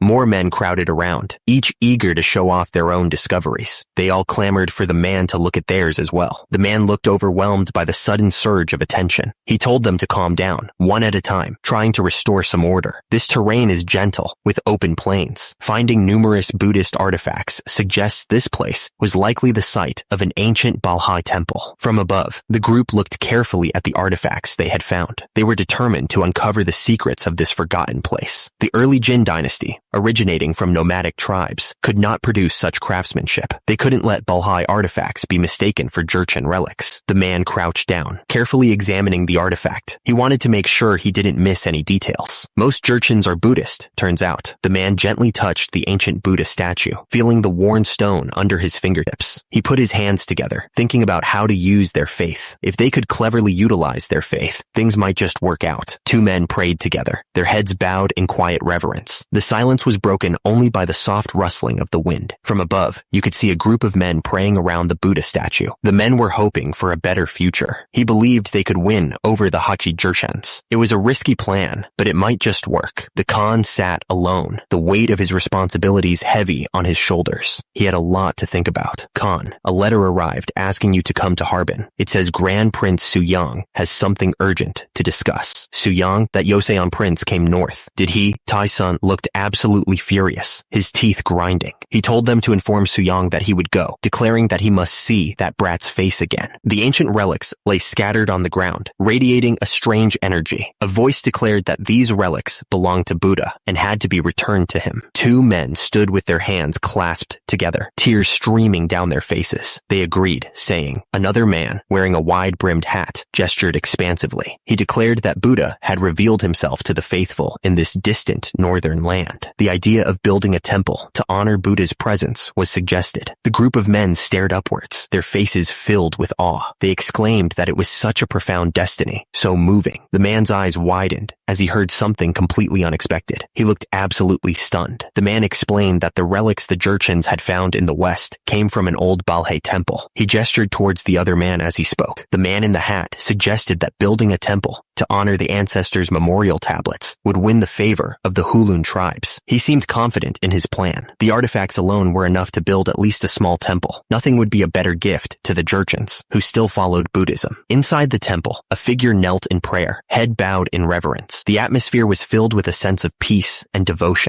The man in the hat figured the Grand Prince must have his reasons for the temple. He said they could immediately request support and start construction. He then asked if the Grand Prince had a name in mind for the temple. The Grand Prince paused for a moment, building the suspense. He was about to reveal the name of the temple. The Grand Prince threw his arms up and shouted something. A nearby man muttered that it was probably because the Grand Prince's body looked like a black dragon. The Grand Prince quickly corrected him, explaining that the Songhua River flowed into the Black Dragon River at that location. He seemed a little embarrassed. The man in the hat said the Grand Prince could name it whatever he wanted. He then asked what the Grand Prince had just said, before quickly denying that he had said anything at all. The Grand Prince just laughed. 2 months later, the construction was complete. The new temple stood tall and proud. Grand Prince was bench pressing inside the temple. He thought that iron barbells felt so much better than the wooden ones. He also thought it was kind of poetic to practice getting swole at a temple. A subordinate watched him, impressed. He agreed that it was all thanks to Grand Prince. He was truly grateful. Grand Prince told the subordinate to lower the weight a little more. The subordinate nervously replied that he would, sir. Grand Prince looked absolutely furious. He told the subordinate if he was only going to lower it that little, he might as well just use the barbell instead. The subordinate understood immediately. Grand Prince was still in the temple, lifting weights. He noted that it was finally quiet at night now. The subordinate watched him, trying not to make a sound. Grand Prince paused, thinking about the first month after opening the Black Dragon Temple. He sighed, remembering the chaos. Turns out, the Hulings all swarmed in, begging for their ancestors to be enshrined. Grand Prince thought the place was going to burst at the seams with all the people. Grand Prince figured it was all thanks to the power of the Black Dragon. He was glad that they wouldn't need to worry about internal stability when they were thrown into battle. He felt confident in their chances. Grand Prince stroked his chin. Speaking of that, he thought that he should be getting a response soon. He hoped it was good news. Turns out, it was Tai-sun Khan. He was on his way to meet with Grand Prince. The place looked pretty run down. He scoffed, saying it was a pathetic excuse for a residence, adding that it was supposedly from Joseon. The soldier looked at the people and sneered, wondering what they dressed the Jin dynasty leftovers in. He said it was like putting pearls on pigs, clearly unimpressed. The man's face was twisted in disgust. He thought it was a pathetic sight, whatever it was. Grand Prince told the guy to stop the chatter and just sit down. Tai-sun Khan asked if they had anything stronger, like Arki, but Grand Prince replied that they only had soju. Grand Prince watched Tai-sun Khan carefully. He wondered what was wrong with him, seeing him in such a state. Tai-sun Khan could barely stand up straight. He was slurring his words, clearly drunk. Taisun Khan kept drinking, pouring the liquid down his throat. He seemed desperate to forget something. Taisun Khan's hands were shaking badly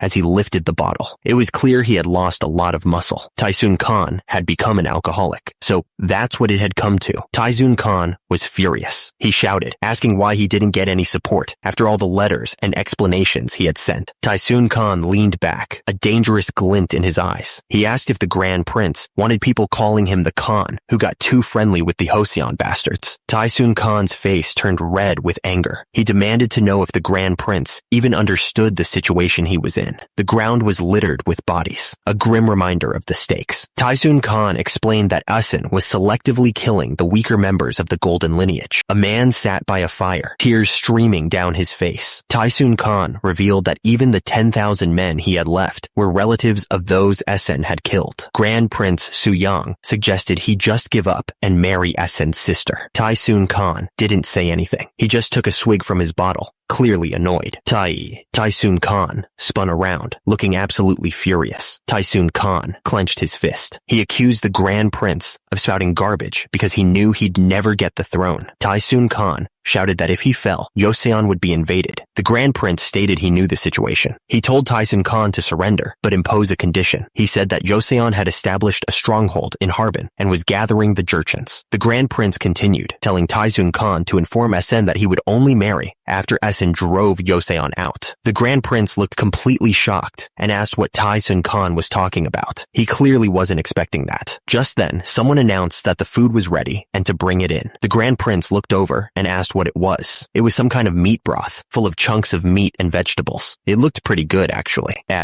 This stuff's strong. Asen, that bastard. He won't attack easily just because of conditions like that. He'd collected a decent amount of gunpowder weaponry. Someone yelled out that they'd found it, that it was here. The guys started loading the gunpowder weapons as fast as they could. They kept telling each other to hurry up and be quick about it. Someone yelled that they needed to hurry before Asen got there. His eyes were wide with fear. The tension was thick in the air. Someone screamed, cursing Khan's bastards. Someone screamed furiously that they were going to kill them all. Someone's hands gripped a weapon, ready to fire. The tension was so thick you could cut it with a knife. A soldier looked up, his face frozen in terror. He gasped, realizing what was about to happen. The weapon fell quickly, casting a shadow over the soldier. There was no escape. Desperate hands reached out, trying to stop the weapon from falling. It was no use. Someone screamed for them to stop. Someone looked absolutely terrified, their eyes wide with fear. They screamed at the top of their lungs, begging them not to fire. The man who had been near the weapon screamed at the others, calling them filthy Ming dogs. He demanded to know why they were stopping him. The man begged them not to fire the weapon. He explained that the gunpowder had hardened from age. He warned that if they fired the weapon now, it would explode right then and there. His face was tense, knowing the danger they were in. Taisun explained that the others may have weapons, but they were out of gunpowder. He doubted they would risk an attack against Joseon's firepower. He added that no matter how dry Mongolia was, gunpowder stored over 5 years wouldn't withstand even the slightest moisture. Taisun changed the subject, asking if the Ming prisoner was still alive. His eyes narrowed, thinking about the information they could get from him. The speaker admitted that they cursed the Ming prisoner constantly. He continued, saying that whether he died following the orders of a muscle-brained idiot. Taisun let out he was clearly frustrated with the situation. Someone exclaimed, "What nonsense is this?" Asen said that they were calling for a kurultai at his base in Karakoram. Taisun continued to accuse his hosts, complaining that they even brought the cannons and firearms they stole. He seemed pretty annoyed by the whole thing. Taisun stared intensely. He wasn't sure if he was walking into a trap. He squinted, trying to figure things out. Suyang, looking relaxed, asked what Taisun's business was. He seemed pretty calm, despite the tension in the air. Suyang suddenly announced that he would accept the marriage proposal. It was a total shock. Taisun seemed stunned and asked if Suyang really understood what he was agreeing to. The other people in the room were also surprised. Taisun admitted that Suyang's words seemed genuine, but he made it clear that he had one condition before agreeing to anything. Taisun continued, Joseon had built a massive fortress at Harbin along the middle of the Black Dragon River. He wanted to know if Suyang's soldiers could repel them. Taisun stared intensely. His eyes narrowed. He needed to know if what he was hearing was true. He looked absolutely suspicious. Suyang didn't even hesitate. He just ordered his men to bring them in, his expression unreadable. Tyson looked furious as some people were brought forward. He yelled, asking how the Jin dynasty trash even dared to set foot there. Tyson looked absolutely furious. He demanded to know why those people were even there. Someone on the ground pleaded with Esen to punish those Joseon bastards. Esen looked down at them, wondering what this nonsense was all about. One of the men explained that Joseon was recruiting porters, so they went to the Black Dragon River to find some work.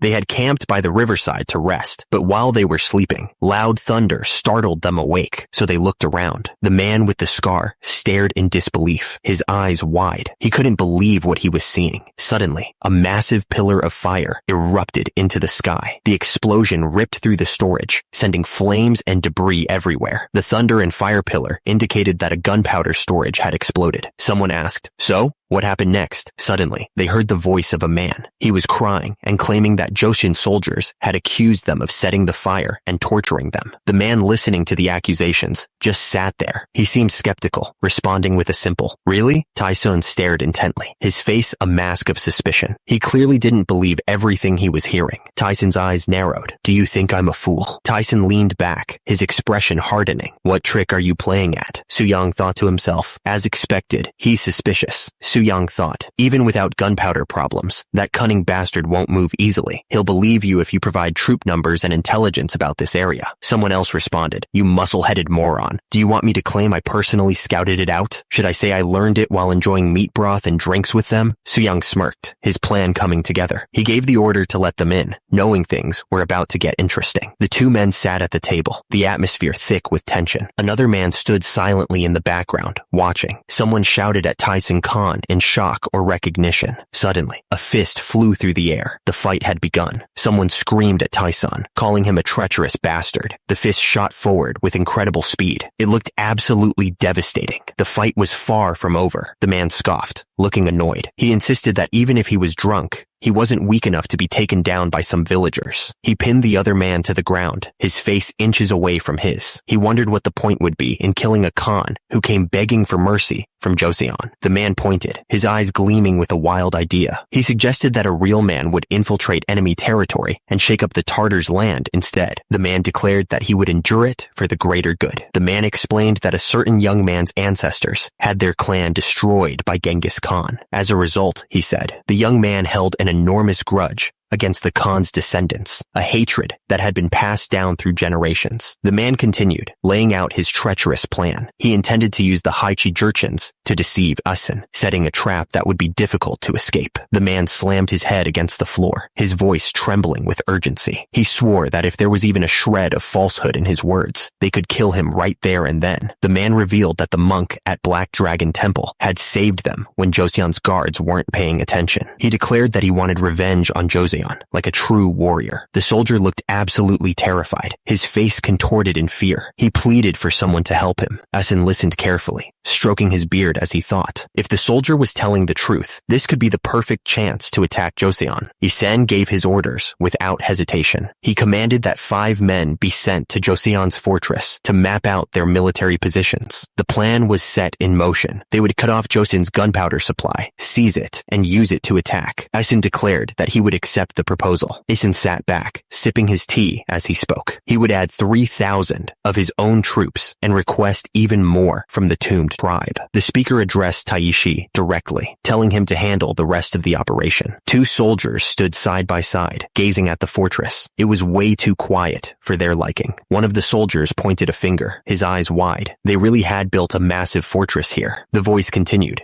explaining that the cannons were placed on top of moats and stone walls. He ordered the others to carefully note the positions and numbers of those cannons. The soldier squinted, trying to sketch the fortress. He couldn't see clearly and needed to move back to get a better view. Someone's boot came down hard on another's foot. He said something, realizing his mistake. The man on horseback looked shocked. He asked something, clearly not expecting that. The man on the horse glared down at the culprit. He shouted something, furious. Soo-young looked down with a sinister grin. He said something Someone screamed for help, the sound echoing through the mountains. Suddenly sneezed. The cold air bit at his exposed skin. The commander chuckled, pointing out that people with big muscles usually handle the cold well. He added that Suyang seemed to be the exception. Suyang explained that his body had very little fat because of constant training. He said that he was basically just muscle and skin, which made him vulnerable to the cold. The commander smiled, telling Suyang to just hold on a little longer. He assured him that they were almost there. The commander added that this was also his first time meeting the new military commissioner of Liaodong. He seemed a little nervous. The group rode towards the massive gate. The cold wind whipped around them as they approached the imposing structure. My lord looked up, his eyes widening. Oirats, he asked. Did you say Oirats? The commander explained that the Oirat forces were targeting Harbin. He added that it seemed like there might be trouble, and that's why he came to inform my lord. My lord nervously bit his nails, his face etched with worry. He wondered if it was going to be chaos like last time, and what their strength was right now. The news hit him like a punch to the gut. He gasped, clutching his head in disbelief. Battle? He exclaimed. Completely caught off guard, my lord was furious. He demanded that they quickly bring all reports about the Oirats. My lord looked worried as he realized something. My lord's face was red with fury. He slammed his fist and declared that they'd have to mobilize farmers if necessary. The commander watched my lord with concern. The soldier approached my lord. Commander, please calm yourself first, he said, offering him a drink. My lord lifted the bowl to his face and chugged the liquid down in one go. My lord stood there, waiting to see if the medicine would work.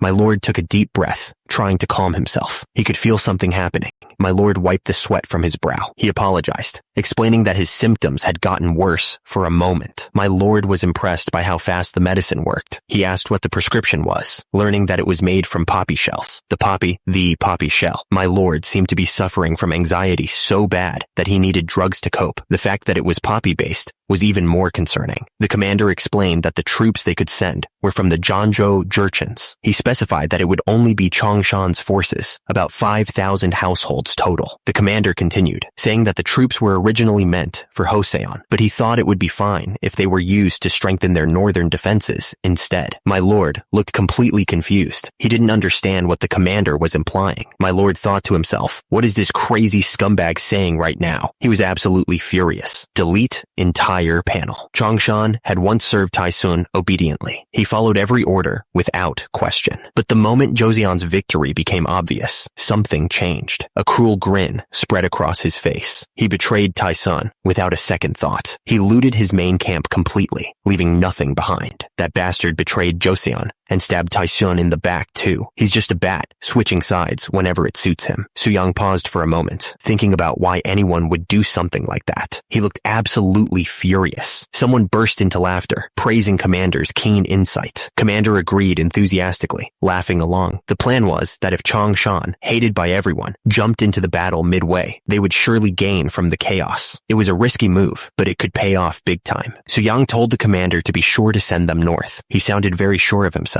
Suddenly, soldiers shouted for everyone to stop right there. The prisoners had escaped, and they needed to be found. Suyang looked absolutely pissed, shouting about how awful things were. Soldiers nearby seemed to be running away from something, but he was too angry to care. Suyang screamed that he was done with all this body preparedness. He'd rather be tortured. It was clear that the intense training was getting to him. His face was red, and tears streamed down his cheeks. He looked like he was about to collapse from exhaustion. He screamed that he quit, and started running away. The other soldiers watched him go, unsure of what to do. He ran as fast as he could, his body moving with surprising speed. It was like he was trying to escape from his own skin. He screamed in agony, his body shaking. Every muscle in his body felt like it was on fire. Suyang continued the brutal training, carrying another soldier on his shoulders. The soldier looked like he was about to pass out. He screamed again, his face contorted in pain. He felt like he was going to die. Suyang stood over him, his face unreadable. He was pushing them all to their limits. One of the soldiers tried to run away, completely worn out. Suyang yelled after him, asking if he was already tired of training. Suyang looked down at the exhausted soldier, a grin spreading across his face. He asked if the man wanted to experience the bathroom torture instead. The soldiers scrambled away in terror, tripping over each other to escape. One of them yelled that Suyang was a monster. The order echoed across the training grounds, written in large characters on the wall. It demanded they squat 100 times, 3 sets. Suyang watched them with a strange look on his face. He told them not to shout on the last count, saying, "Good, Good. One of the soldiers called out to Soo-young, interrupting the training. He seemed desperate to get the Grand Prince's attention. Across the river, Oirat forces were gathering. It looked like they were ready to attack. Eisen seemed to be with the Oirat forces. The man watching from the stairs realized that the battle was about to begin. The leader shouted for everyone to get ready. He looked absolutely serious, knowing what was coming. The soldiers moved quickly, their armor clanking as they marched. They knew they had to be ready for anything. Alak asked if there was any news from the scouting party. The reply came back that no Joseon soldiers had been seen yet. The men on the boat were heading straight into danger. The terrain was perfect for an ambush, with many places to hide. The leader looked confident, believing the northern terrain gave them the edge. He asked if there was any news from their scouts, hoping for good news. The messenger reported that the scouts had been captured near the enemy camp. He clicked his tongue, calling them idiots for getting caught. Taishi shouted that there was movement on the other side of the river. Something was happening across the water. The men stared across the river, their faces filled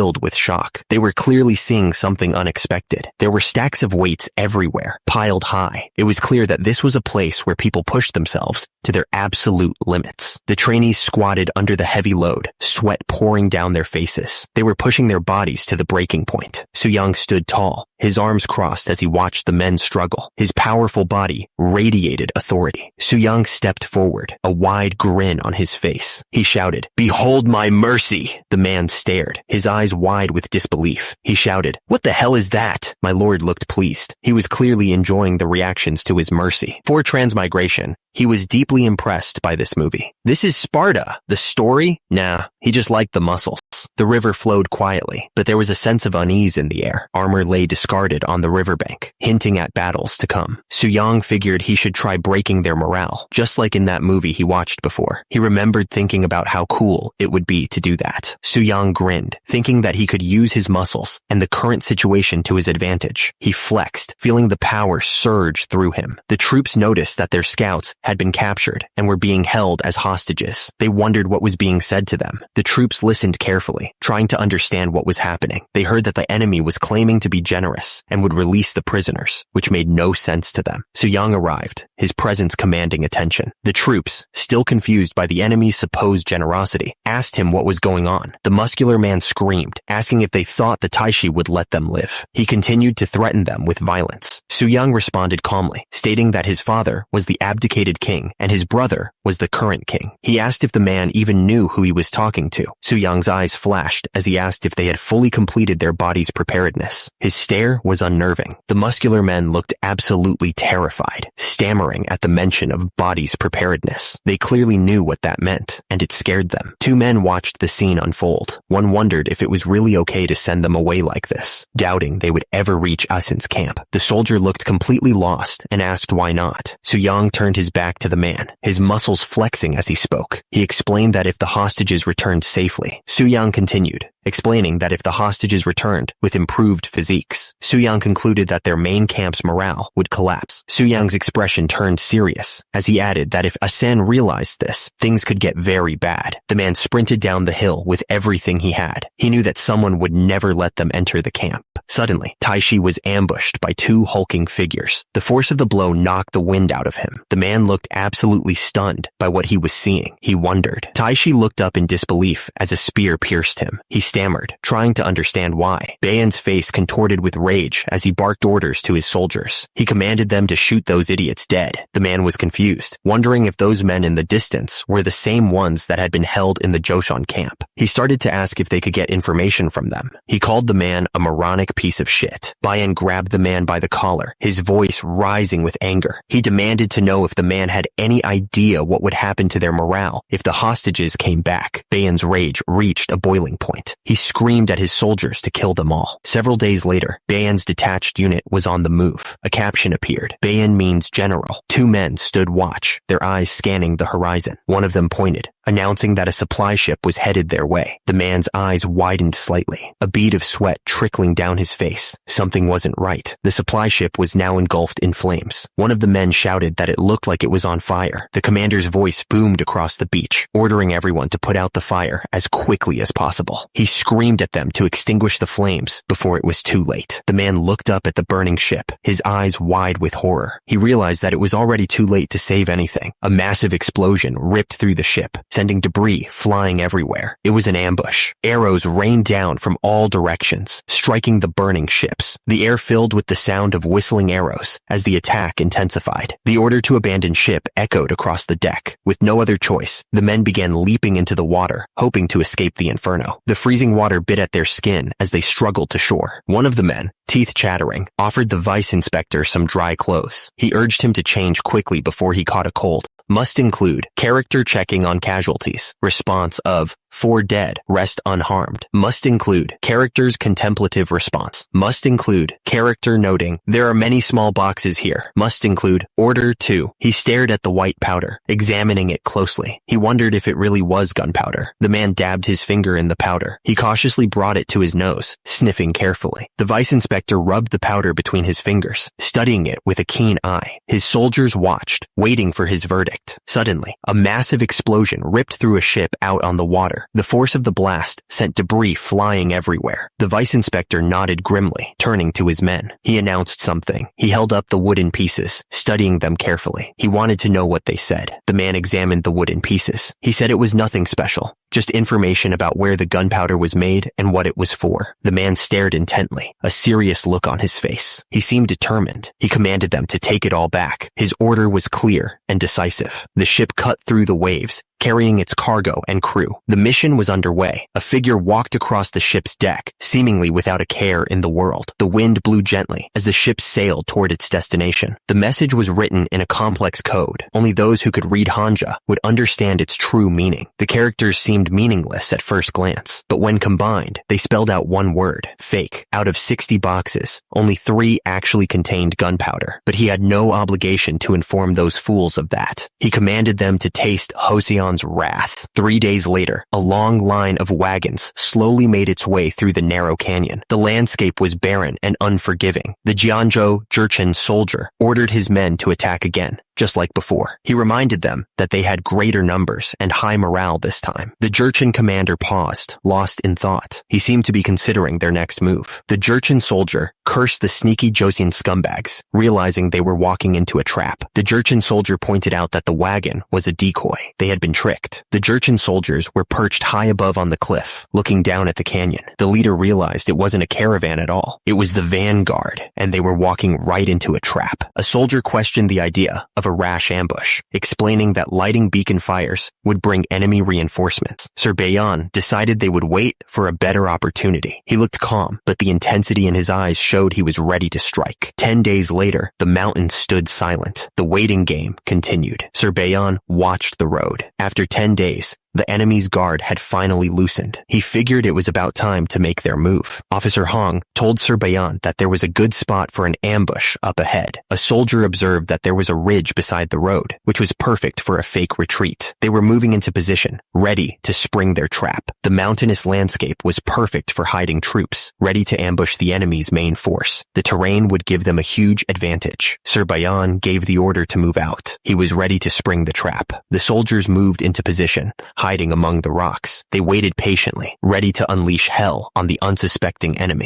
2 soldiers kept watch, using binoculars to scout the road. They were waiting for the enemy to arrive, completely unaware of the ambush that awaited them. The enemy soldiers were getting impatient, just as planned. They were riding straight into the trap. Sir Bayan grinned, watching the enemy rush excitedly into the spot he'd set for them. It was all going exactly as he expected. Sir Bayan asked if it was really that satisfying. Of course it was, he thought. If only everyone moved according to his predictions like this, things would be much easier. Meanwhile, Officer Hong wiped the tears from his eyes. It was exhausting being around someone as unpredictable as his Hyung. Officer Hong asked what the thing was that Sir Bayan was holding. Sir Bayan explained that it was called a telescope, and after handling it a few times, he thought he might be able to make one himself. One of the men proposed swearing loyalty to Joseon, suggesting that he would make the other one of them in return. The other man looked puzzled and wondered if that was a bit unethical. Suddenly, a shout rang out. Enemies spotted on the front ridge. The warning echoed through the valley, putting everyone on edge. The man grinned, announcing that they were here. He ordered everyone everyone to stay sharp from that moment on, knowing the battle was about to begin. The horse-drawn carts slowly made their way along the path, carrying supplies and soldiers. The steady clatter of hooves and wheels filled the air. A man in white robes peered off to the side, his expression serious. He was clearly focused on something. The cart rumbled along the path, carrying supplies. The air was still and quiet, but there was a sense of something bad about to happen. Suddenly, a shout rang out. "They're here! An ambush!" An arrow flew through the air and slammed into the wheel of the cart. Someone shouted to push the carts forward to form a barricade. A hand gripped the side of the cart, muscles tense as they began to move it. A man strained against the weight. The man continued to push the cart. Arrows rained down on the cart. The soldiers yelled a warning. "Arrows incoming!" Everyone needed to take cover, fast. An arrow flew straight, heading right for a soldier's eye. It was too late to dodge. Someone shouted over the chaos, ordering them to break off the sides of the carts and use them as shields. The cart lay on its side, riddled with arrows. It wasn't much cover, but it was all they had. A soldier protested to Officer Hong, questioning if he really expected them to use the cart sides as shields. The soldier wondered what kind of strength it would take to rip them off, asking if Officer Hong thought they were mighty warriors or something. Officer Hong was furious. He screamed at the soldiers, telling them to follow orders. Officer Hong continued to yell, his face red with anger. He told the soldier that if he was so upset, he should become a 5th rank officer himself, questioning why he always lost his temper when promotions were mentioned, his voice cracking. Sir Bayan ordered them to stop firing. He scoffed, saying they were just support soldiers. Sir Bayan then ordered them to close in and finish them off. A lone soldier stood guard,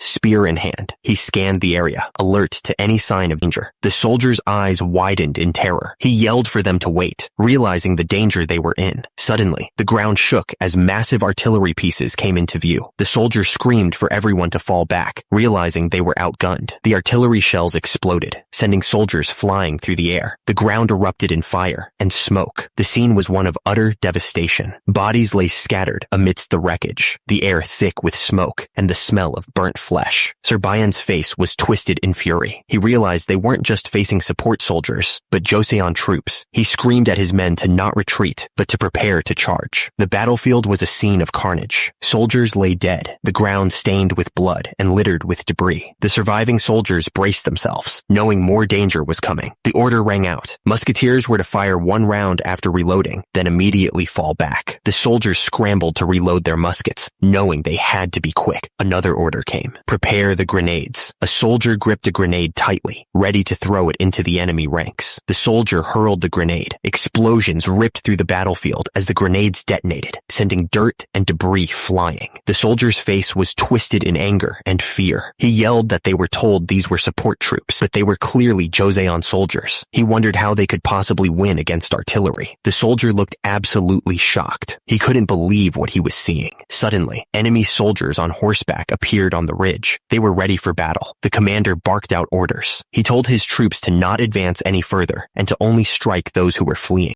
A soldier screamed in pain as he was stabbed. The blade pierced through his armor. A soldier rushed to report to the commander. He warned that the enemy was splitting into 5 groups. Sir Bayan gave the order. He commanded them to not pursue the enemy, to maintain their formation, and to avoid reckless action. From above, the forest looked peaceful, but the scene was anything but. The battle had torn through the trees, leaving a trail of destruction in its wake. The attack hit hard. The blade pierced through the armor, and blood splattered everywhere. The soldier grinned. He thought that the Joseon steel was really great, and that it made fighting worthwhile. A soldier rushed to the chieftain. He warned him that the enemy had divided into 5 groups, and the chieftain reacted in shock. The soldier yelled for the troops to split up and chase down the enemy. He wanted their heads, and the fine reward that would come with it. He urged them to hurry and follow. A soldier rushed to his commander with urgent news. He reported that 5 of the 6 wild Jurchen tribes at their rear were now pursuing them. The commander reacted in shock, not expecting this turn of events. The soldier's hand gripped his clothes tightly. He was worried that an ambush might be waiting for them. The thought sent a shiver down his spine. The battlefield was littered with bodies. Despite the grim scene, A soldier considered their options. If the enemy was regrouping without setting up an ambush, they might be able to strike their rear. The soldier's face paled, but if it was a trap, they'd all be slaughtered. The thought hung heavy in the air. A rider arrived at the ridge, overlooking the battlefield. He realized that the fight had already started, and it looked intense. The rider's face showed concern. They had engaged way faster than he expected. Not even 15 minutes had passed. A soldier realized it was an ambush. He questioned whether they even needed to save the others, since they disobeyed orders. He cursed under his breath, calling the Yurgmang troublesome. The leader sat on his horse, looking out at the chaos. He needed to make a decision, but he wasn't sure what to do. The question hung in the air. What now? The leader sat on his horse, looking at his men. They needed direction. The soldiers looked up at him, asking what they should do next. The leader's expression hardened with resolve. He declared that they would rescue them, no matter what. One of the soldiers looked worried. He warned the commander that they could end up in danger themselves if they went ahead. The leader glared back. He reminded the soldier that if it weren't for the others, fighting the Oirats with such a small force would have been impossible. The leader urged them to hurry. Time was running out, and he ordered everyone to move at once. The battle raged on.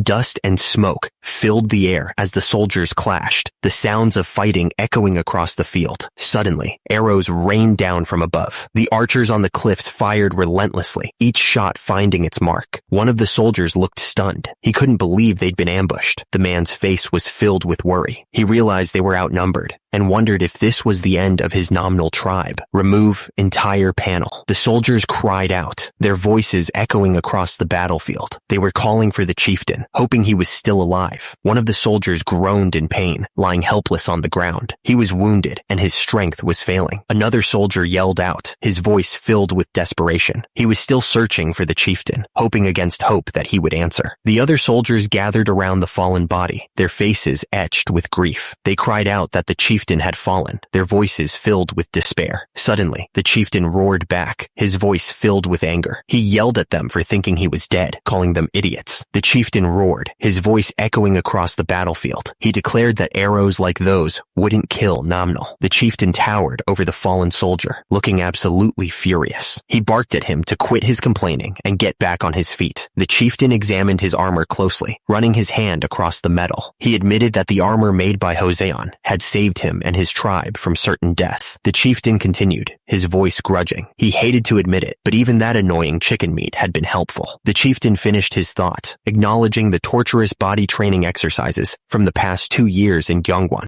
An unnamed soldier prepares to fire an arrow, tightening the string. The soldier thinks about how the training has made them much stronger. The archer pulls the arrow back with great force, ready to unleash it. He is aiming at the enemy, his muscles strained with anticipation. An unnamed soldier screams, aiming his arrow with fury. He shouts for the enemy to eat this, right before he lets loose his attack. The arrow flies through the air with deadly speed. It is aimed perfectly at its target, a blur against the sky. An arrow pierces through a soldier's armor, sending him crashing to the ground. The impact is brutal, his body collapsing under the force. The archer looked up in disbelief, grunting in frustration. How could an arrow be shot uphill with such force? He couldn't believe that the Joseon soldiers had gotten so strong. The archer's face contorted in rage. They had started with an ambush and the upper hand, but things were falling apart. He couldn't believe they were losing. A soldier reported to Sir Bolai that their forces were getting pushed back. The soldier was shocked that the Hoseon soldiers had helmets and armor, and their archery strength was monstrous. The soldier pointed, his face etched with worry. He reported that Joseon troops were approaching from the main camp. It was getting worse. The soldiers looked up at Sir Bolai, desperate for guidance. They needed to know what to do, begging for his orders in the face of the advancing enemy. Sir Bolai's face was red with anger. He screamed at his troops that they were losing to Jin remnants, who weren't even proper Joseon troops, ordering everyone to retreat. The soldiers looked at each other in disbelief. One of them questioned the order, wondering what would happen to their morale if they retreated now. They looked completely stunned. Sir Bolai didn't even let him finish. He yelled at the soldier to shut up, explaining that they would be completely destroyed if the main Joseon force joined the battle. He looked absolutely determined. The Joseon soldiers cheered, yelling that the enemy was retreating and that they had won. The soldiers were ecstatic, yelling that they had overcome the ambush. They laughed and cheered, finally able to relax after the intense fighting. The leader barked out a warning, his face strained with concern. He told them not to chase after the retreating enemy, explaining that there could be another ambush waiting.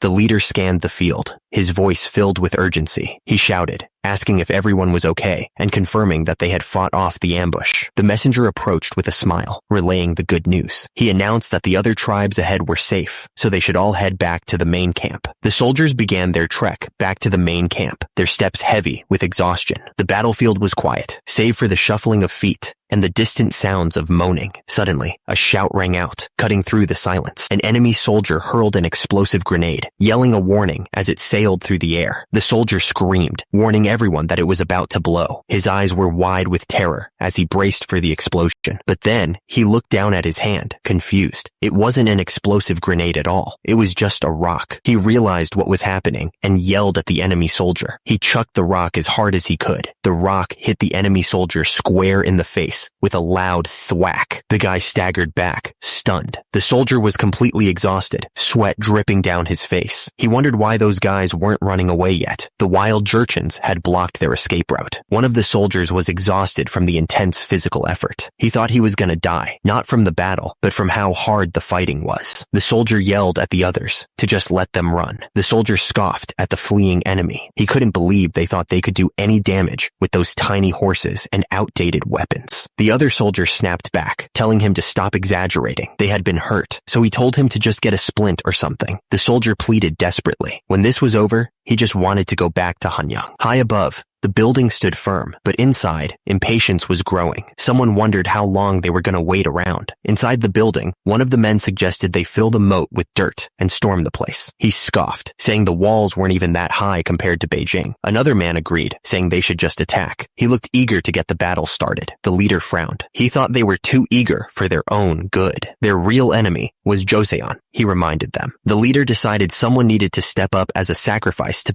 assist their strategies. He called out Ashitamore's name, singling him out. The man quickly agreed with his father's plan, saying, "Yes, father." The leader decided to send troops, exact number, unspecified in visible text. The younger man grinned, saying, "Yes, father, I will definitely crush their fortress." Several days later, near the Songhua River close to Harbin, the troops gathered. The river flowed nearby. Suddenly, massive cannonballs rained down on the troops. Each one hit the ground with incredible force. Explosions ripped through the ranks, throwing bodies into the air. The soldiers screamed as fire consumed them. A soldier yelled a warning, telling everyone to dodge the rolling black things. He looked absolutely terrified. The soldier shouted about the impossible situation. Cannons from the front, arrows from above, and explosives from below. A soldier wondered what they could possibly do. He felt hopeless as the enemy closed in. Another soldier stared up at the enemy fortress, his face pale. He was sure they were done for. The soldier's eyes widened in terror, sweat pouring down his face. He screamed that they were all going to die. A massive cannon fired, sending a ball of destruction towards the soldiers. The ground shook as the shot landed nearby, and the men scrambled to get out of the way. A soldier screamed in agony, his face twisted in pain. He was clearly hit by something, and it wasn't good. Molihai rushed to help Sir Ashitamur. He asked if Sir Ashitamur was all right. From atop the walls, a soldier reported that the towers were attacking. He looked down at the chaos below, firing his weapon. Molihai shouted at Sir Ashitamur to calm down. He ordered the troops to destroy those towers. The soldier stared up at the enemy towers. He realized that the towers were positioned to defend each other, making a direct assault incredibly dangerous. He knew they needed a new plan. Molihai looked grim. He announced that they needed to withdraw. He said that now that they understood the enemy's defenses, they had no choice but to retreat, because the casualties were piling up. The soldier cursed under his breath, looking absolutely pissed. He hated the idea of retreating, but he knew Molihai was right. They were getting slaughtered out there. The Grand Prince knelt before his father, filled with frustration. He told him to forgive him. He insisted that if Molihai hadn't stopped him, he could have destroyed the towers. The king silenced his son with a sharp tone. He explained that because Molihai had stopped him, the losses were limited. He made it clear that the Grand Prince's recklessness would have cost them dearly. The leader ordered his troops to act like they were targeting the towers. He wanted them to trick the enemy into wasting their gunpowder while keeping their own losses as low as possible. useful. The soldier agreed with the plan. The leader continued to give orders. He told them to take the weapons made by the Ming artillerymen. He believed they would be useful. He explained that their main goal was to make the Joseon forces waste all their gunpowder. Under the cover of night, soldiers moved silently around the tents. A cold wind swept through the camp, carrying the scent of pine and the unspoken tension of the coming battle. He couldn't wait to test the weapons himself. He was eager to see how well they would perform. Delete. The sound of the gong echoed through the camp, a signal that something was about to happen. The vibrations ran through the air, a warning of what was to come. A soldier rushed up to the Grand Prince and asked what was happening. Something was crossing to the southern shore via the Songhua River. Enemy cavalry had formed ranks around it. The man in orange turned to the other soldier, a worried look on his face. He asked if the enemy had brought artillery. A massive trebuchet rolled into view, mounted on a wagon. How the hell did they manage to build something like that? He wondered. The man in gray explained that the regional commander had told him a Ming artilleryman had escaped from Liaodong Fortress. Turns out, he had built one as a prisoner, but escaped afterward. The man listened carefully, his brow furrowed in thought. He took a moment to process the information. The trebuchet didn't look all that impressive. The counterweight trebuchet was dangerous because it used leverage to achieve superior power and range, he thought. The two soldiers worked together to keep the trebuchet steady. One of them shouted to hold it still. The other soldier replied that he was holding it. The leader dismissed the enemy's trebuchet as crude and not much of a threat. Even so, he told the other soldier to remain cautious. He then ordered the towers to target the enemy's trebuchet with their own artillery. The soldier in orange declared that it was finally time for their cannon to shine. Then he realized the enemy was aiming at them too. He quickly ordered the other soldier to aim the cannon exactly where he told him. Suddenly, a massive explosion rocked the tower. The attack had begun. The soldier screamed in pain. The explosion had hit them hard. The leader looked down at the small rocks bouncing off the walls. He was confused. He wondered why they were throwing such small stones instead of something more dangerous, like oil jars. Immediately, the order went out. Fire at their trebuchet. The command echoed across the battlefield. The soldier struggled to aim the cannon accurately at such a long distance. He told his partner to adjust the aim slightly, 3 steps to the left. Suddenly, the soldier yelled for them to stop. He saw the enemy's trebuchet moving again. High above, the enemy's trebuchets were being repositioned. The massive machines loomed in the sky, ready to unleash another volley. The two soldiers stared up in disbelief. They didn't understand what was happening, but it couldn't be good. The soldier looked at his partner, completely confused. He wondered why the enemy was throwing straw mats at them. Suddenly, the soldier's eyes widened in horror. He realized that the mats were soaked in oil. The fire quickly spread, engulfing the ground below. The two soldiers watched in terror as the flames grew higher and hotter. The archers stood ready, their arrows lit with fire. They wondered when the enemy had gotten into position to launch such an attack. The force of the fire attack shook the entire structure. The wood groaned under the strain. The soldier looked up and his eyes widened. It was a fire attack. The flames spread quickly, eating away at the wooden structure. The heat was intense. The commander yelled at the soldiers to throw the artillery off the tower. He ordered them to leave immediately, lowering the emergency ropes to evacuate. The soldiers scrambled to escape, sliding down the ropes as fast as they could. They knew they had to hurry before the gunpowder exploded. The tower was engulfed in a massive explosion. The force of the blast shook the entire structure. The commander looked up, his eyes wide with disbelief. He realized they had thrown oil-soaked mats. The commander frowned, his expression hardening. Turns out, this had been their plan all along. Sir Ashidamar explained that the flames and smoke were blocking their view. Even if the gunpowder was still good, it would be almost impossible to aim. To make matters worse, they had already lost 2 towers. Suddenly, the alarm was raised. Siege ladders were incoming. The order came down. They weren't holding back. They had to use all the gunpowder they had. The commander ordered the rocket carts to target the climbing enemies and archers. They couldn't let them get over the walls. The commander yelled for the cavalry to mount up and follow him. The troops responded with a unified shout of agreement. The order to fire echoed across the battlefield. The explosion ticked through the siege ladders, sending soldiers flying. Their screams filled the air as they fell. The order to fire rang out. The soldiers didn't hesitate, leveling their rifles and unleashing a volley of shots towards the enemy. Someone cried out in pain. The order to move out was shouted. A soldier fell from the siege tower as enemy fire continued to rain down. The cavalry charged forward, hooves pounding the earth. The commander yelled for them to push the enemy back. The commander pointed forward, yelling for the troops to sweep through the enemy's main force. His voice was full of determination. The cavalry crashed into the ranks of archers, scattering covering them. Arrows flew everywhere, but the cavalry's momentum was unstoppable. The cavalry clashed in a storm of steel and fury. Swords flashed as riders fought for their lives, arrows piercing armor with deadly force. A soldier's eyes widened in shock, his expression a mix of surprise and fear. Something had caught his attention. An enemy commander, judging by his fancy armor, looked terrified. He cried out, "Protect me! Guard me!" A soldier charged forward on horseback, sword raised high, yelling, "You bastard!"